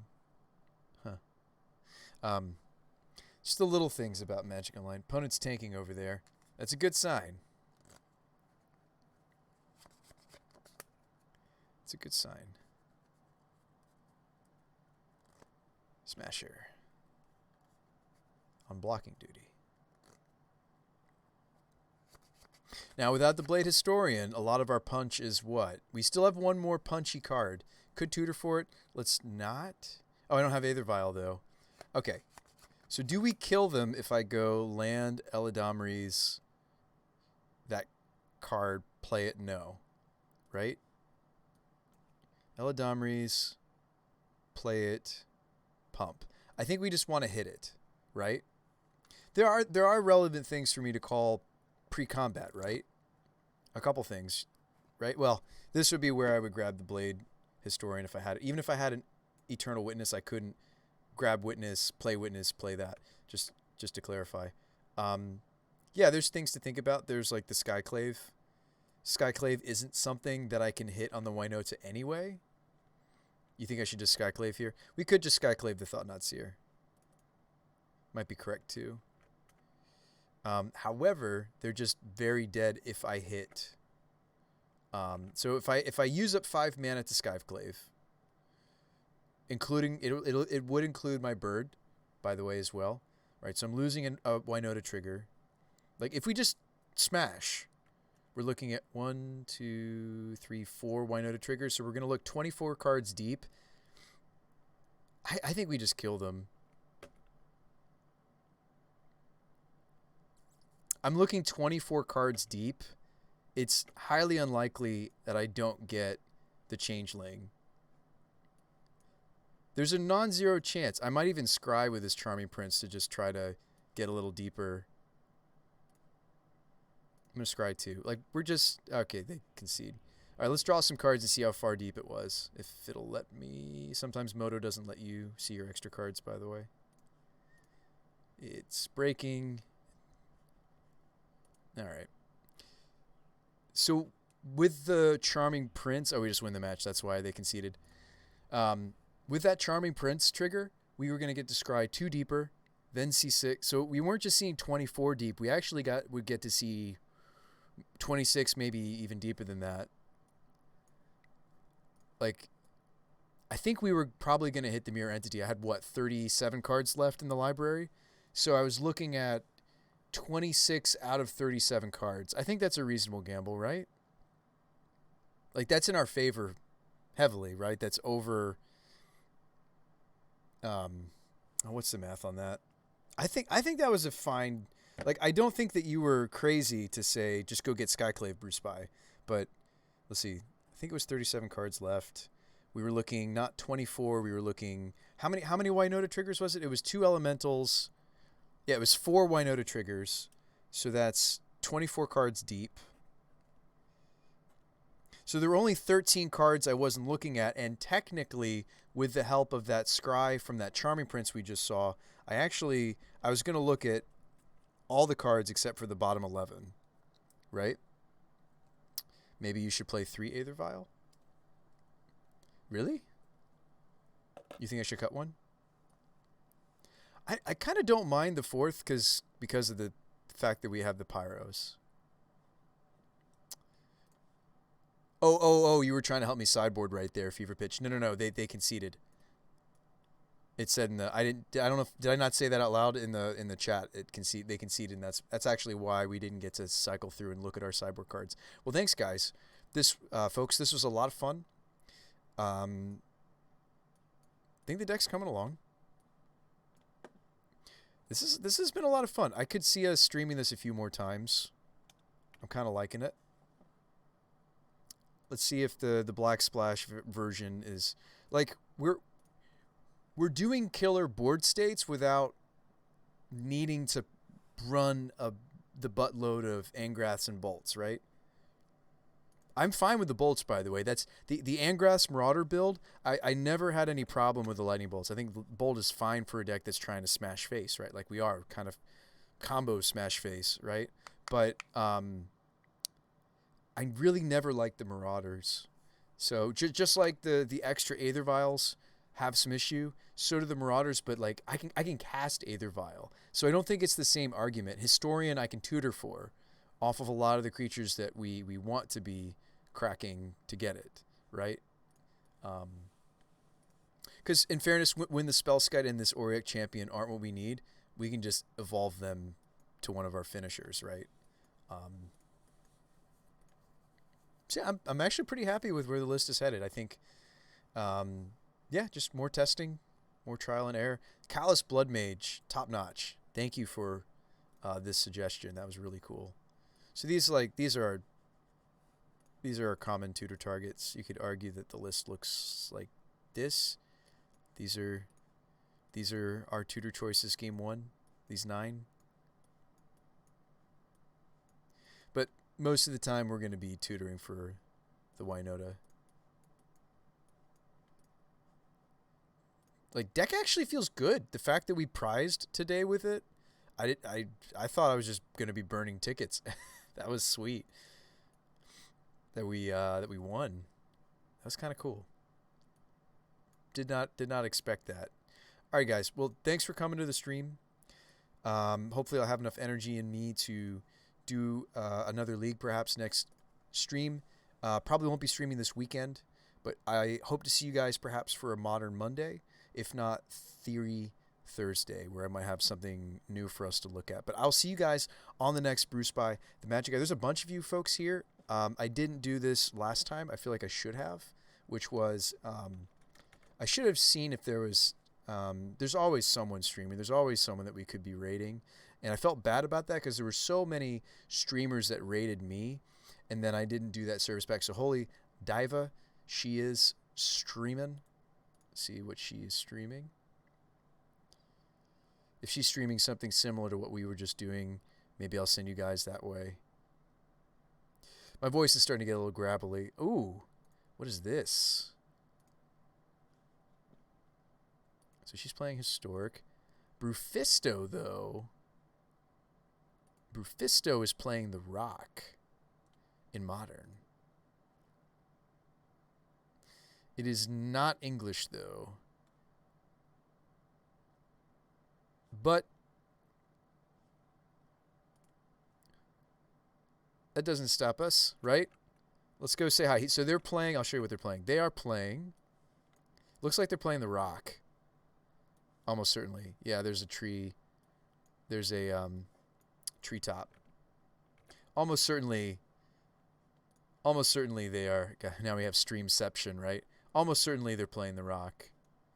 Why don't I send you his way? Yes, it doesn't appear to be an English stream, but give him some love. Magic's a universal language, right? You guys will watch the board state. You know what's going on. I'll see you folks on the next stream. Go ahead and actually let's do a raid. I'll see you guys on the next show. Have a nice night. Like I said, as early as Monday, if not Thursday. Come on back. We'll keep working on this.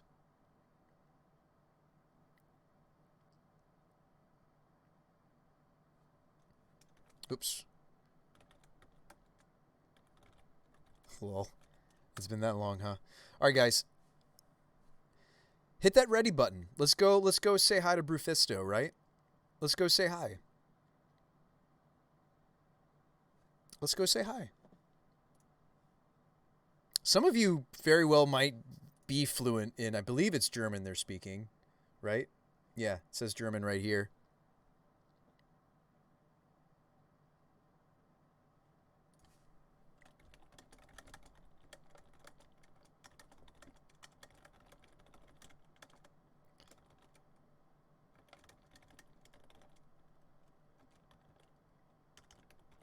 All right, folks.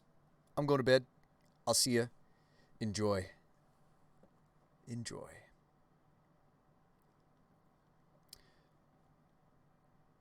And look, they're playing like against real matchups too. Look, they're playing against the Lumimancer deck, and looks like they're doing pretty well. There's a lot of cards in that Lumimancer's. Oh, it looks like they were just playing this, and it looks like they switched. They were playing the Grixis Control. Interesting. This is their, what's in their, in the Cardboard Live. Definitely have to ask this guy about that. Looks like he was just playing this Grixis, the Sultai. It says Sultai Grixis Control. This is not Sultai. This is Grixis. But anyway, all right, folks. I'm heading to bed. Good night. See you next time.